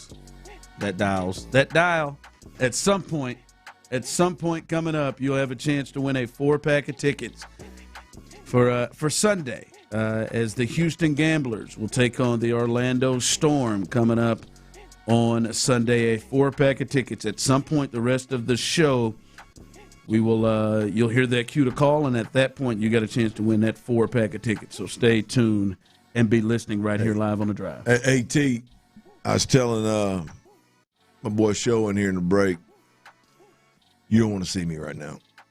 Yeah, he did say that. What? I went to that range the day before the show, hit some golf balls. Hey, man. Solid range shots, huh, bro? Your boy's stroking it. Your boy's stroking it. Now, what the granny in the top row say, the old Russian dude at the game, you had to break him up? Oh, I ain't the one. I ain't you. I'm the wrong. You mess with the wrong. You mess with the wrong today. Yeah, that's what I'm telling you, T. I'm hit every range shot I hit today. Boy, I was like, Tyler don't want none of this. Boy, T, where's T? I'd be tearing his ass up if it was today, Ron. He better hope he catches me on a bad day. She looked like she had just put some dinner rolls in the oven and came around that corner. Hey, I'm gonna put Tyler in the oven. He was feeling it now. He said he was feeling it. Hey, I'm be honest with you. Got a golden 6 minute ready to happen. In 2 weeks, I'm gonna have them new sticks too. Let me ask you a question, because I do want to get into this may be the difference of the Texans. The Texans getting to the Super Bowl. Tyler, when's the last time you hit balls? Golf balls, guys. I think so. You clarify, cuz. I think the last time was whenever I played around with Bijani like 8 or 10 months ago. Oh my! It's been a minute. My knee's really messed up. I got to get it evaluated. I keep saying that, but I need to do it. You say oh my, I say in my. That's excuses he's gonna be making, cuz. Wow. No, whenever I play you, I'll have my knee all figured out and fixed up, and I'm gonna whoop your ass. In my Milner in there. Excuses, right? See, he's already bringing that knee up. We just started this back and forth. He's already bringing that knee up. I'll make sure my lunch is at the right time that day. See there? You'll be ready, huh? 8 or 10 months. I didn't know it'd been that long. Yeah, man. I didn't even play on that fantasy football draft trip that I do every year. We always play at least one round, and I just rode around in the cart with the only guy that didn't play golf and got drunk. Tyler, I mean striking it. I mean, long, hey, swinging Stoerner. No, it gets long now, but I'm that little touch from 50 to 100. Oh, your boy was dialed in. Oh, man. Can you give me a little solid baby fade from about 125 out? Well, no, I'm pretty straight hitter. You're screwed from then. From 125, I'm pretty. If it fades, I'm gonna be honest with you, it wasn't on purpose. I'm a straight hitter. I'm a lot of people would kill for that. From 125, I'm a straight hitter. I'd kill for any of them. If I hit it, it's straight. Whichever when I may push it, I may pull it. It's straight, cuz slice. I have a slight curvature to the right. I knew you ever did. so slight. I live with one every day. All right, Clint, I think this is one of the realistic routes in which I think the Texans offense can help them get to the potential of moving past the second round and getting to an AFC championship game, even more further than that, a Super Bowl. And I don't know if we're going to see them get more big plays. I don't know if we're going to see the C.J. Stroud. I don't know if we're going to see the C.J. Stroud that we saw the first year that made us all excited. Hell, I don't know if we're going to see the C.J. Stroud that buys all the way in and does it exactly the way they want him to do it. I don't know. I can't bank on that. But I do think this is realistic. Last year, Clint, I knew they were bad in the red zone. I didn't know it was like this. They're one of the worst teams in the league in the red zone. And they were 29th in the NFL when it came to touchdown conversion with a rate of 45%. That is down almost 10% from where they were the previous year, which they were middle of the pack. They were 16th and just a shade under 55% touchdown rate in the red zone. And it was even worse when they played in high-profile games against better opponents. 19 touchdowns and 43 trips in the red zone. Now, they have changed their offensive line. They have changed their running back room, and many of those were short yardage plays where they're trying to run CJ on sneaks. They couldn't do it because for whatever reason they're getting stuffed. Nick Chubb couldn't get in. Woody Marks couldn't get in. Whatever. I do think there is improvement on their offensive line. This is the second year in the system, so it should be better, although there are some guys up front who it's their first year. David Montgomery is a physical back. I think this is a place, Clint, where they can realistically improve themselves from an offensive perspective. And if you get yourself from 29-30 in touchdown conversion rate in the red zone and move that towards the middle of the pack with that defense, that is a big difference. And that is a big change in points and potentially wins in games against better opponents. So I do think this is a realistic spot where they can get themselves better. Well, I think it's a realistic spot where they need to get better, and I think they've made an honest effort to improve that part of the game, which is the run game, which obviously is going to impact the red zone and goal line type offense situations. And so I think they've made an honest effort. Can they get better? Absolutely, they can get better. The bar is set very low the previous year, and as you said, they were worse in the red zone this year than they were previously, and that offensive coordinator got canned. So I mean, that's where we are.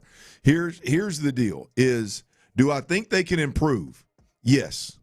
Do I think that it's likely that if they improve to where what we're talking about is a factor in them getting beyond the second round of the playoffs? No. I don't think that's the case. I don't think that's going to happen. I think it's too big of an ask, right? I mean, the reality of it is you've got a couple of problems beyond maybe in the past not being good enough up front or not being big enough, stout enough at the running back position. You've got other problems, right? And with this particular team, you've got two problems. You've got one is personnel. You don't have man-beating weapons. Just generally speaking, you don't have man-beating weapons. Number two, you don't have an offensive play caller or an offensive identity that is even remotely interested in being creative and getting your best, most explosive, most twitchy players the ball in space to make plays in those moments. And so, you know, it's you're missing two key factors, Ron, that I know are not the identity that you're talking about that's running the football, but it is the thing that allows you to run it effectively because you can relieve pressure with either creativity in the run game. I mean, in scheme-wise creativity, or if you had a straight-up dog man beater out there. I would say that Nico Collins is the closest thing that you have, and they ultimately don't use him in that manner. So I think those two things are working against you. Those two things make it significantly more difficult to keep a defense honest. Right now, even if you are an effective run team in the red zone, an effective run team in goal line situations, teams are just going to load the box up, and then you leave a lot to be desired with your man-beating weapons and your creative offensive scheme that should create easy throw-in-the-ocean type touchdowns. You just at this point, Bobby Slowick has left a lot to be desired in that department. Nick Caley has. What did I say? Bobby Slowick. Oh, I done brought Bobby back. My bad. Yes, I meant Nick Caley. So, yeah, they can be better, and I think we should all expect them to be significantly better. Can they get beyond the second round of the playoffs because they run the football that much better? I think that's a stretch. Yeah, listen, I do question Nick Caley and their creativity in the red zone, which I think is a big thing you have to have. But many times, just the short yardage at times near the goal line, was poor. Oh yeah, it was so bad. Poor, and I feel like that it's not going to be perfect, but with their defense, they don't have to be perfect. Yep. And will there be some improvements there? But I mean, the point that you make about, you know, red zone isn't just inside the 5 or inside the 3. Red zone is many times at the 10 where you got to throw the football, or at the 15 or the 20 where you got to throw the football, and it's tougher to throw the football because obviously it's tighter spaces. Well, and what can you do to be creative to get guys open? We go back to this point, Ron, is like I think the Texans are it's always going to be a debate with their pass game, right? Because if C.J. Stroud drops back and can hold the football at all, hell, you can get open. I mean, if C.J. can drop back and either create time or if the offensive line can pass protect long enough, guys, these deep over routes that we've been running since DeAndre Hopkins and what was the little speedster's name out of Notre Dame? Will Fuller were here, that deep crosser. It was always, hey, man, can you just buy enough time to get that guy across the field? He's going to separate. He's going to be wide-ass open. Like that kind of stuff is always going to be there if CJ can hold the football, right? The stuff that we're talking about in the red zone is, man, everything happens so fast, you can't hold the football. It's got to happen right now, right? You can't wait. Now, you'll get lucky every now and then. Uncover quick. Yeah, you'll get lucky every now and then with a guy running all the way across the field and hit him on the opposite sideline in the back of the end zone for a touchdown. But you don't want to make a living doing that. It's the right now, immediate stuff. Do you have enough of that that's going to relieve the pressure off of your – can you – because that stuff, you minimize your risk. You're running it or you're taking low-risk shots and passing the football. If everything revolves around him having to hold the football, them having to protect longer, boy, you got a recipe for a disaster. Yeah. All right, coming up a little 5 o'clock fire. One story that will be a big story maybe coming to an end here in the NFL offseason. We'll let you know the latest on that. And also potential NBA news that maybe the Rockets should be paying attention to. We'll get you ready for the NBA playoffs tonight as well. All of that as we continue right here live on The Drive. All right, check it out. If you've got a hair loss issue that you deal with,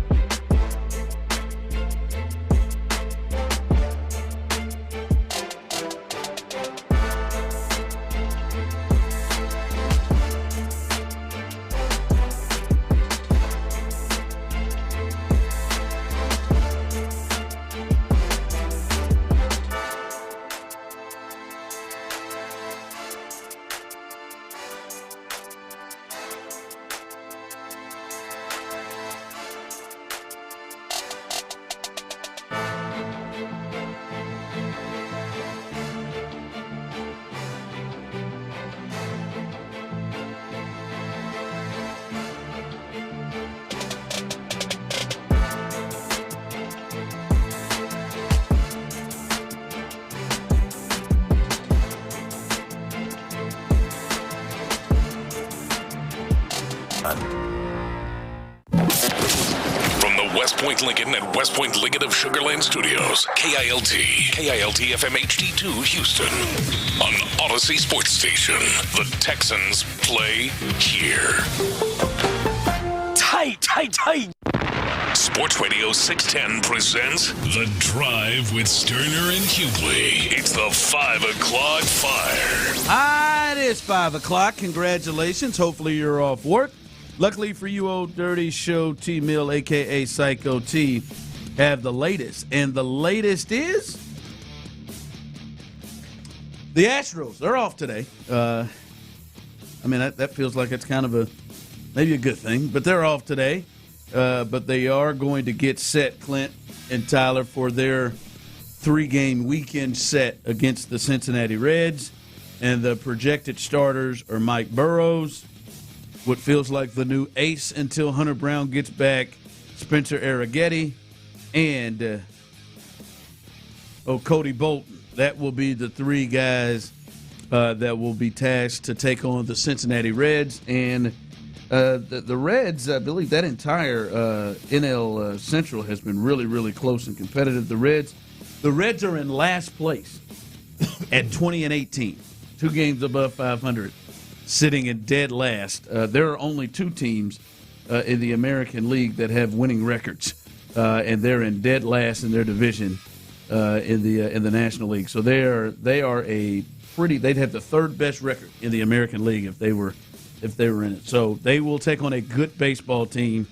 And Clint, I know it is what, May 7th. It is starting to get early at this point. The Astros, we've been talking about it, and maybe we just need to stop talking about it, but if they're going to make a move, they have got to start kind of putting some things together right now. They're 4.5 out of the West, but they've got to start putting some things together, and maybe they can start against the Reds. Yeah, I mean, any day. They can start it any day. It'd be nice to make a run and get 10 out of 12 games or 10 of 13 games and kind of get on the right side of this thing so you at least see the light at the end of the tunnel. But it just, they've got to get some of these guys. And the good thing is from a pitching perspective, it can't get any worse. Burrows, it just simply cannot get any worse for him. Cody Bolton, it can't get any worse for him. Spencer Arrighetti's been rolling all right. And so we can only look up from here if we're being completely honest. And that's not even wishful thinking. That's just reality. It has been. Not only are guys getting their first chances, not only are you having to throw bullpen games, but you got the wheels coming off of some of these guys. So hopefully we can just get a little bit more consistent of good, and our bats can handle up on a little run of games here. Yeah, the bats have been there all season. It's just obviously the pitching, because right now, Tyler, the most exciting thing that is happening to the Astros is that the Houston Zoo has decided to name a baby monkey Tuve. Howler monkey, man, yeah. Tuve, I like that. That sounds good. It's after Jose, obviously. Well, yeah, the great. Absolutely. Just a little bit shorter than him. Going out to the little smaller right now. Going out to the Houston Zoo, and you get a chance to see old little Tuve. Huh? Old Tuve. It's a star. I bet the other monkeys are pissed. How come I didn't get to be Tuve? Throwing their poo and stuff, all angry. Why am I James? One's over there. One's over there saying, you guys didn't name me Straw. Not Miles Straw. Yeah, I'm fast, but damn. Oh, man. He got to be El Tuve? There's just one pissed off one over there. What's old RBS RBF? I forgot his name. RBF. Mayton? Yeah, Phil, there's a Mayton over there. There's Mayton over there. Mayton. They named Mayton just over there. Why'd they name you Mayton? Well, hell, you look like you're mad all the damn time. Okay, like you're about to bust your hand right before the playoffs start. Really, really happy. Yeah. All right, so hopefully. Is that what's his hand? Is that what started this run of injuries? Might have been. This was during the year they won the World Series. He punched a wall and took himself out for the entirety of the postseason. Jackass. God, boy. He's still pitching somewhere. I'd take him right now. to be honest. Hell yeah, absolutely. Just don't punch anything. I'd rather go there to him in the 6th than any other option they're going to go with. All right, so big weekend series. Then they'll take on the Mariners, where we'll see Imai. Oh boy, that should be good. 5 o'clock fire. All right, let's have some fun. Let's get somebody some tickets to go see the Gamblers. Caller number 7. Caller number 7, 713-572-4610. Caller number 7 will win this 4-pack of tickets to see the Houston Gamblers take on the Orlando Storm coming up on Sunday. The phone lines are open, 713-572-4610. Caller number 7. Tyler is there to take care of you. You can win a 4-pack of tickets, get you some free tickets to go see a little UFL football and check out the Houston Gamblers coming up on Sunday. So Tyler will take care of you. Caller number 7, go ahead and win you some free stuff. All right, Clint, sources are saying that Aaron Rodgers is going to visit the Steelers this week, and he is likely to play for the team another season in 2026. In the story, he is likely to play for them this season. That is being reported by NFL Network's Ian Rappaport. On Thursday, there is no agreement between the Steelers and Rodgers at this time, sources tell ESPN, but the Steelers are holding rookie minicamp this weekend beginning Friday, and the thought is that a deal will get done between those two.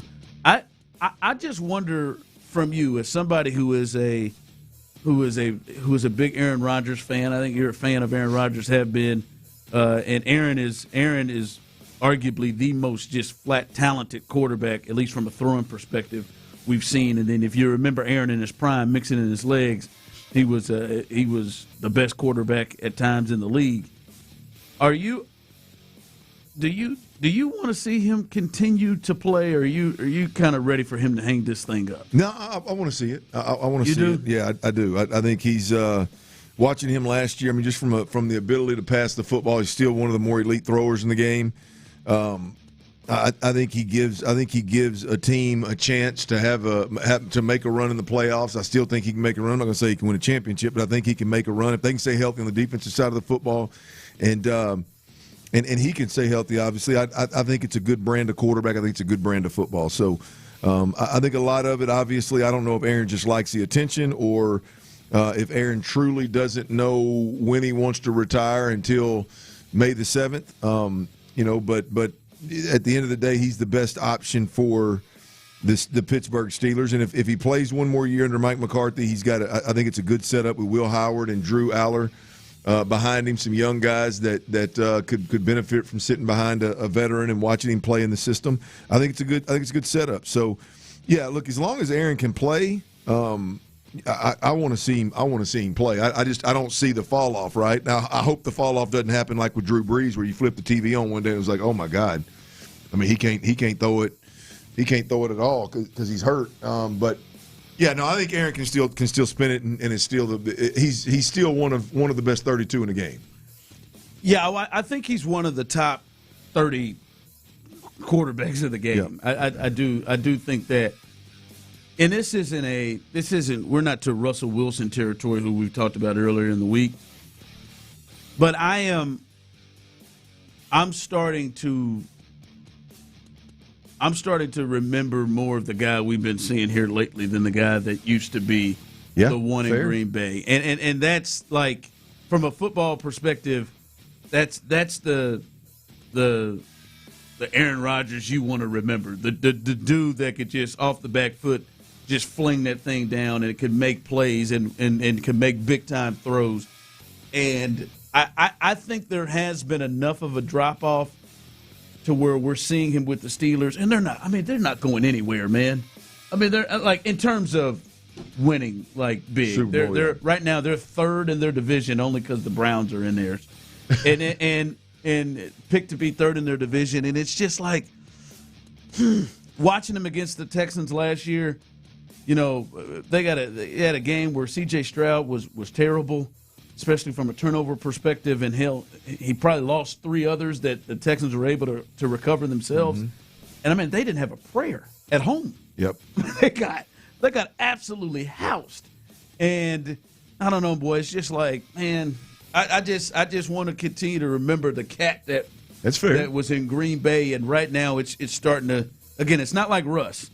It's not like Russ. Russ, you've damn near forgot Seattle at times. Yeah, but it's just like. I think I agree with you. The memory of the guy is changing now. I still, when I watch him play, I still get excited to watch him spin the ball around the park. It is not what it once was, obviously, but yeah. Well, my fear of it is that what we're talking about is going to come to fruition in a way that you can't deny it. You know what I mean? Like there's going to come a time where you're just like, good God, why is he? And he's not going to quit mid-year. So if it jumps on his back and all of a sudden it hits him, he's going to try to tough it out. And I hope that doesn't happen. Right now, I hear what you're saying. I agree with what you're saying. But there's still, when I turn the TV on, it's still that Aaron Rodgers delivery. There's still enough pop on the ball for me to be turned on. I hope he retires before that leaves his body. Yeah. And then if he was playing for like the Vikings or something, and you felt like they had maybe there was a chance. Yeah. Whew. This I mean, but he's got Metcalf and the Mike McCarthy reunion doesn't do. That's I'm not a big nothing Mike for McCarthy me at guy. all. I don't even think he likes him. To be honest with you. I think he wanted Mike up out of there the first time. I was going to say, I thought that was public knowledge back in Green Bay. Yeah, just insane. The sense of humor that the universe has. 5 o'clock fire. All right, Jimmy Haslam. Yes, that Jimmy Haslam, who is the owner of the Cleveland Browns. If you didn't know that, he is also a part of the Milwaukee Bucks ownership. And he said, Clint, he wants the Giannis situation, the future situation, to be settled before the NBA draft. And he spoke on Wednesday along with their general manager, stating that Giannis has spent his entire 13-year career with the Bucks, but it's possible he could leave Milwaukee after a frustrating injury-marred season. I just think before the draft is a natural time, Haslam said, because if Giannis does play somewhere else, we've got to get a lot of assets. That's his GM's job to do. And he also said they informed their new head coach, Taylor Jenkins, who took over, who was the former Grizzlies coach, that there was a potential that Giannis would not be there and they would move him. And, Clint, listen, I know people have feelings and thoughts about Giannis, but if old Rafael Stone and Udoka, at the very least, aren't doing their due diligence right now with this, yeah, clearly we're hearing the owners and they talk about that there is a potential that they want to get something done. I'm not saying that they got to pull the trigger and all of that. I probably would. I'm not saying they did. But if they are not smack dab in the middle of these conversations, seeing what it is, they're not doing what they need to be doing. I agree with you. The Rockets should be linked to the Giannis Milwaukee Bucks situation as closely as any other NBA franchise. And look, I don't know what that looks like. I don't know what a move looks like. I don't know who you pair him up with. I mean, I'm not even. I just know that given what we've seen from this young core of players, and given what we saw from Durant, I would not be opposed to some level of drastic change. And if that change comes in the form of Giannis Antetokounmpo, then hey man, bring it. I'm here for it. I love the swing. I love the taking the shot. Let's see if that gets us over the hump. I love it. Yeah, they have to have themselves involved in this situation. So it looks more and more like that may happen. It feels like that's been a story in the NBA for about 3 years now. Well, is it me, or does it seem like Giannis would fit what Udoka, just roll the ball out there and go play? Sure looks like seems like he'd fit that, huh? Well, it'd be better than trying to do it with a lesser player. Yeah, there ain't no doubt. Yeah, ain't no doubt. 5 o'clock fire. All right, NBA playoffs, but there's a potential we see some of this coming up in T. Mill's Best Bets, where he is hot tonight. The Cavs, they will take on the Pistons. The Pistons, they as the 1 seed lead that series 1-0. They're 3.5-point underdogs. At Cleveland radio, they have been going nuts with their annoyance of James Harden and his turnovers.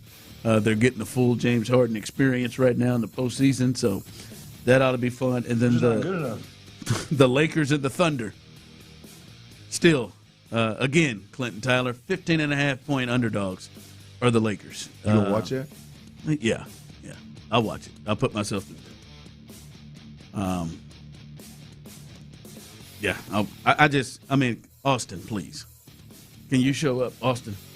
Please. By the way, LeBron playing his 301st consecutive playoff game. 301 without missing one, huh? Yeah, that is the longest streak. Longest streak by a mile than anyone else. And it is, especially when you start thinking, like, all the guys that are missing this year. Yeah. Like, Ant's missed multiple games. Luka hadn't even played yet. Like, it is crazy. He's never missed a postseason game that his team has been in. He hadn't? Never. In his 23 years. There you have it. Which is insane. But they're going to get housed tonight. I hope not. I hope, for the last 2 days, it has been nothing but Austin Reeves. What has happened to Austin Reeves? I don't know, Tyler. I'm kicking around. Maybe he comes on without the headband tonight. Sure as hell would love to see it because that thing looks so stupid. I don't like the look for him. I don't like the headband. I really. Literally watching that series, that BS series with the Rockets crapping themselves against the Lakers, I must have said minimally like 10 to 12 times throughout the series at random times to my wife, why is this guy wearing that dumbass headband? Take the headband off. It feels a lot different than what Caruso's put together with his headband. Damn right. That's a bald mamba. Sons of bitches. I'm not ready for that. I'm really not ready for that. He can work it. Austin looks like a damn nerd. Yeah, I agree. I don't like it. It's not a good look. It appears he's trying too hard. I don't know what he's trying too hard or don't care enough. One of the two. And ain't neither one of them a good option. Or do you think he's using it really for what it's used for and keeping his hair out of his eyes? That'd be the only excuse. Because his bangs ain't that low, are they? Maybe go with a purple one tonight. That's what the whites used to do. Yeah, he hasn't made a jump shot, it feels like, since he's returned. So we'll see. All right, coming up, T. Mill's best bets, as he is 7 of 9 on the week, and that continues to what he was doing last week. Big time, big time. We'll see if he can continue to make a little cash here. And speaking of the Rockets, has Alperen Sengun reached that situation that you felt about Jalen Green last year, where at the end of the year, a lot of people were ready to move on from him? Are you at that point with Alperen Sengun? We'll discuss that coming up next. Well, whether it was yesterday or last week or last month or last year,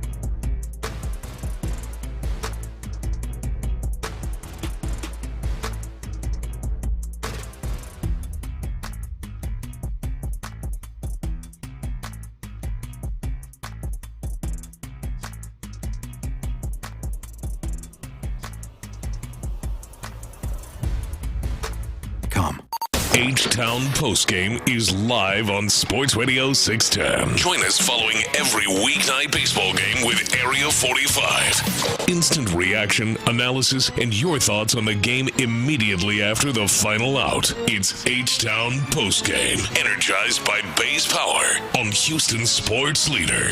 Sports Radio 610. The Drive is powered by Mokaram Injury Lawyers. Heard in an accident?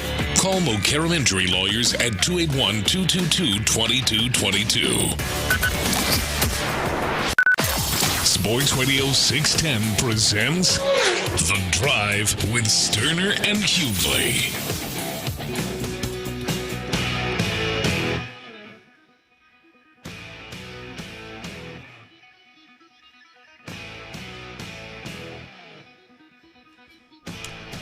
Congratulations to Jake in Rochelle. He is the winner of our 4-pack of tickets to see the Houston Gamblers coming up on Sunday to take on the Orlando Storm. So congratulations to Jake. Enjoy yourself there as he gets a little bit of football coming up this weekend. Coming up here in just a bit, T Mill's best bets. Again, as I said, if you miss it on the other side.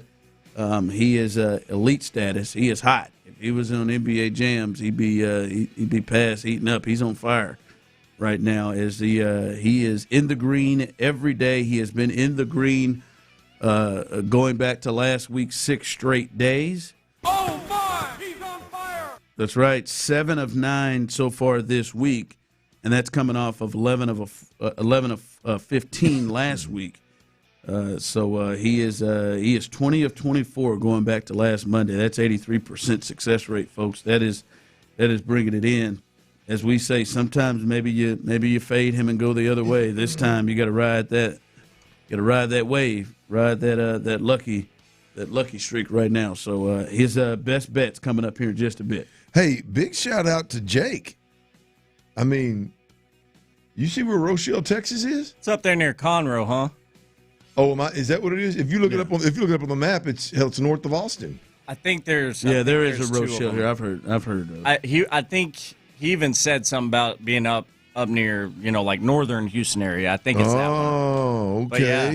I mean, but we got listeners over in Norway, look that up, didn't you? I've heard Rochelle. I mean, I'm thinking, dang, he must be. I mean, it pulled up way up there in north of Austin. I thought, boy, he's on that old Odyssey app, man.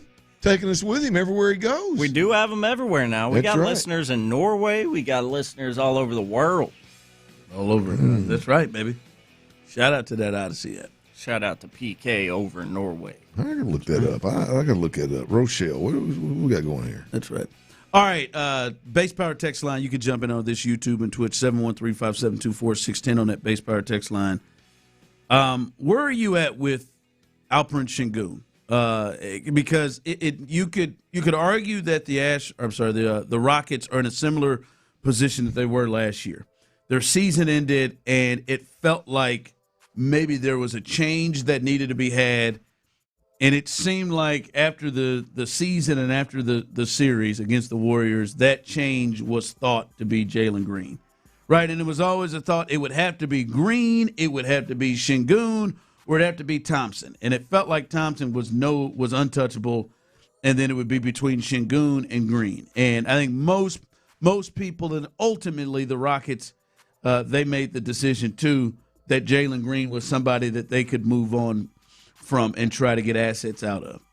And I'm just curious where fans are, and maybe even eventually where the Rockets are.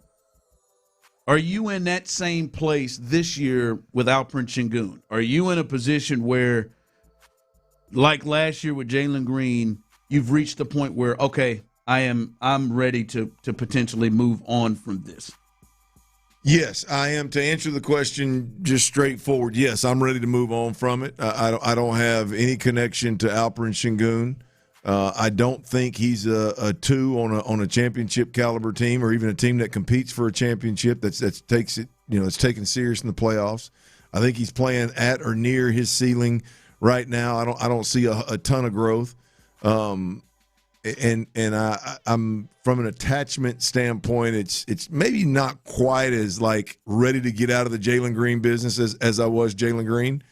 I'm sorry, ready to get out of the Alperen Sengun business the way I was the Jalen Green business. But definitely from a standpoint of I would not be bothered at all if they didn't go in a different direction than Alperen Sengun as ultimately their starter, their main attraction underneath the bucket, and really expectations of being the second best player on a playoff caliber team. It wouldn't hurt me one bit to move on from that. Yeah, it does. I don't have the same feeling about Sengun that I did last year. And I'll be honest, man, it feels like I understand that he's 23. It feels like you're looking at that and you're like, man, it feels like maybe we're seeing kind of close to where the ceiling is. Yep. I don't feel that way with Amen Thompson. I think obviously there's another step to go with Amen Thompson. I don't know what that step is. I don't know if he becomes that too, but it does feel like there's another step. He wasn't consistent enough at all this year, and the thing that makes you concerned is when there was more attention now placed at him, he didn't. I don't think he reacted where you're like, all right, this is a guy that has the ability, the potential to carry us. So. Again, I wouldn't give him up for nothing, and I can see him being useful, but I'm with you. I feel like you got to have maybe two other guys on the team that are options ahead of him. He's got to be like OKC. Chet is, when you look at their team, he's their third option behind SGA and Jalen Williams when he's healthy. It feels like Sengun needs to be something like that, and I don't know if he is that. So. To me, if they found the right move and the right decision, Sengun is not a place where I go like, boy, I don't want to break this up. Yeah. I feel like we do know. I mean, you all but said it, and I damn sure feel that way. Like I think we're watching him at or very near his ceiling. And I mean, he all due respect, man. There is a hustle factor. There's a grind factor. There's a I'll go harder, longer, and I'll play long minutes and yada yada yada. I get that. I'll track down loose balls. But there's not like he's a good passer of the football and of the basketball. And at times he'll run up the assist game. But I don't look at him as like just a elite distributor. Like you know what I mean? He's really, really good for his position. Yeah, I mean, good, yes, but I don't. There's no part of his game that I watch and I go, yeah. Regardless of who's defending him, he's going to do that at a high level. Like it comes and goes, it disappears. A lot of it depends on the bounce of the ball. I think it's that way with a lot of these guys. I think that's the one-on-one ball that we see in the NBA with a lot of these teams, but I'm good. If you want to move on, move on. If you want to keep him, I'm cool with that too. But if you want to move on from him, I wouldn't be bothered one bit. He seems like last year. It seemed like it was Green. If there was going to be something that would happen, It seems like it's Sengun this year. All right, T-Mill's best bets. He's on a roll. He is on fire. If you want to look at these bets, you'll have time at T-Mill Real Deal. Check him out there. What you got tonight on T-Mill's best bets? Sticking with these NBA playoffs, the conference semifinal round of the NBA playoffs. Got 2 game 2s in action tonight, as we mentioned in the 5 o'clock fire. First game of the night is the Cavs. That turd James Harden. They're traveling to Detroit to take on the Pistons in game 2 of this series. I'm on the over in the first half. The only bet we didn't hit yesterday was an under in the first half, so maybe we can remedy that here. But over 105.5 in the first half. In the first half for the Cavs and the Pistons. Your next 2 bets, final 2 bets, are within the Lakers game tonight as they travel to OKC to take on the Thunder for game 2. I'm on the Lakers plus a lot of points. You're going here, huh? Points. I am, man. I teased the line. As Ron mentioned earlier, the line for this game is at like Lakers plus 15.5. You got it up. I teased it up a point to 16.5 just to be sure. Still love the odds at minus 135. Take Lakers plus a big number, 16.5. And then the only player prop is LeBron James. I'm on him to score some points tonight. Over 20.5 points for the second best player we've ever seen on the court, LeBron James. 20.5 over for LeBron tonight in Game 2. Those are your 3 best bets. Ride the wave, put money in your pocket. We got a heater. Well, if you're going to win that first bet of the Lakers plus 16.5, you're probably going to need LeBron to get himself over 20 points. That's probably going to be a big key there to see the best player we've ever seen play. I don't know why you have a cigarette in his mouth. That's completely unnecessary. Probably something that man has never done before in his life. Any chance you think he has smoked a cigarette? Absolutely not.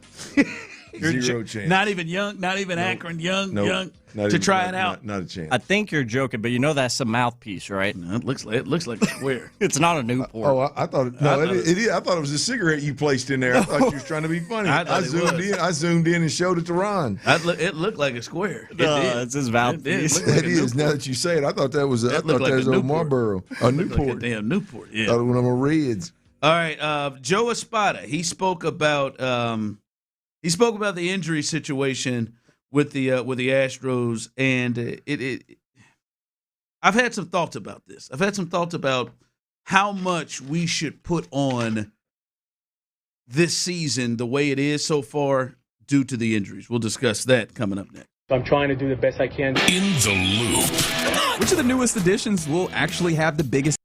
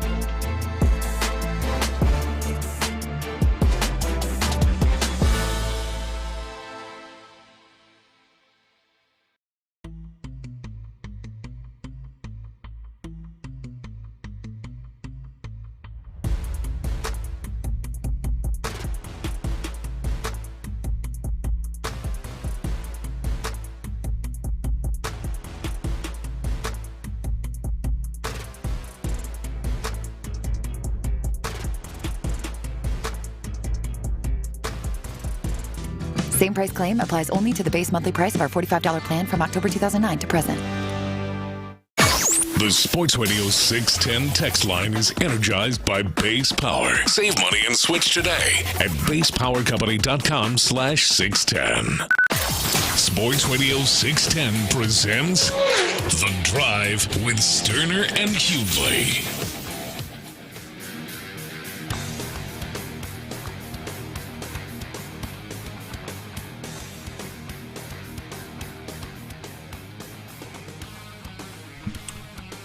Coming up behind us, as always, it's Thursday, so that means the great Hall of Famer will join the fellas. Texans All Access, Mark Vandermeer, John Harris, as they are joined by John McClain, the Hall of Famer, the general. They'll be previewing Texans rookie camp. What is that, tomorrow? A kickoff tomorrow?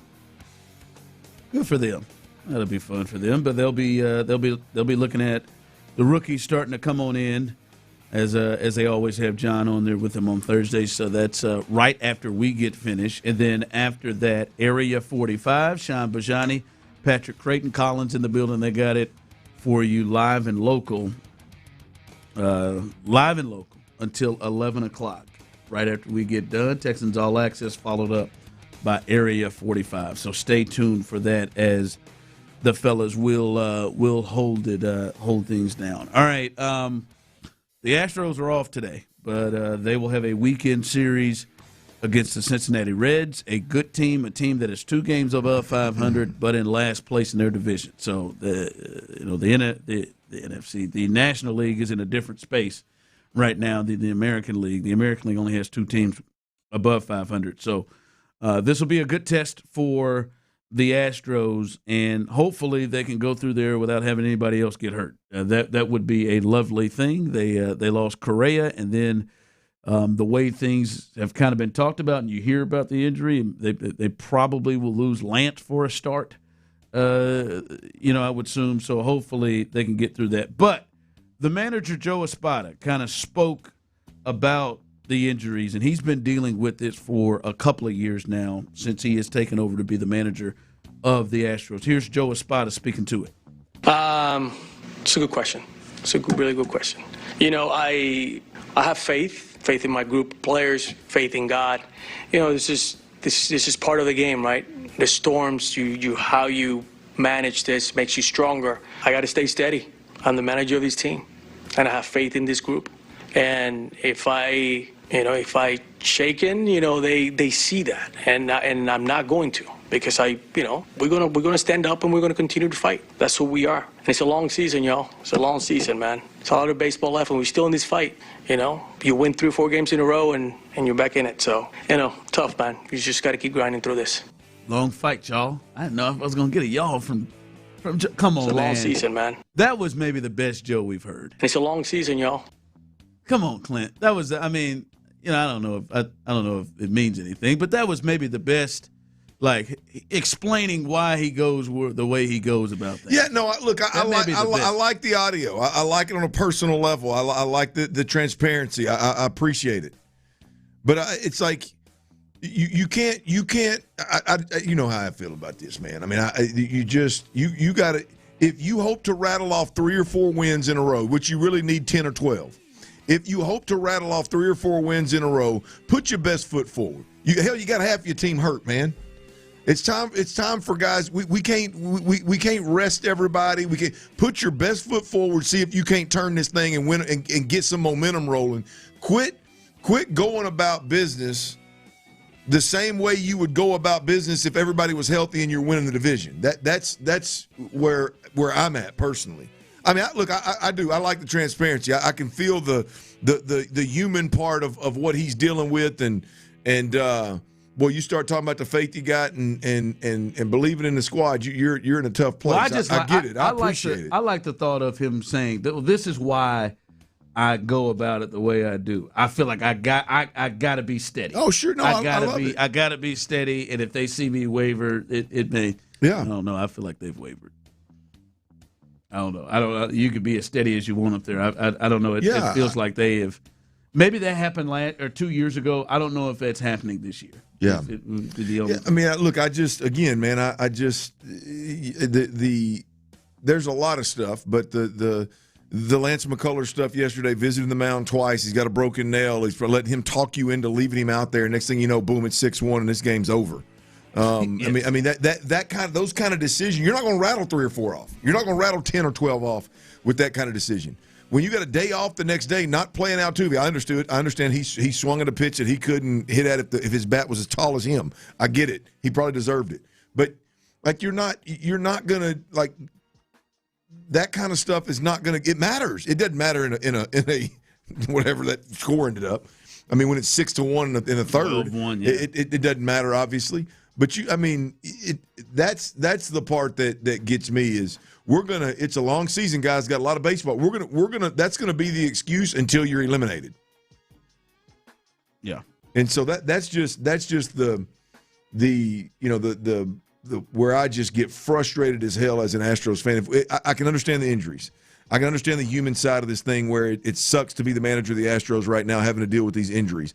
I don't at all want to minimize that at all. But I go home every night and watch the Astros, and I got to watch guys that I shouldn't be watching, even given with the injuries that we have. I mean, you mentioned Bryce Matthews, how good he's looked in center field. Has he played center field since? I think now he's been playing second base. Right. I mean, so yeah, because we got to give Altuve a day off, and so then you got to put somebody.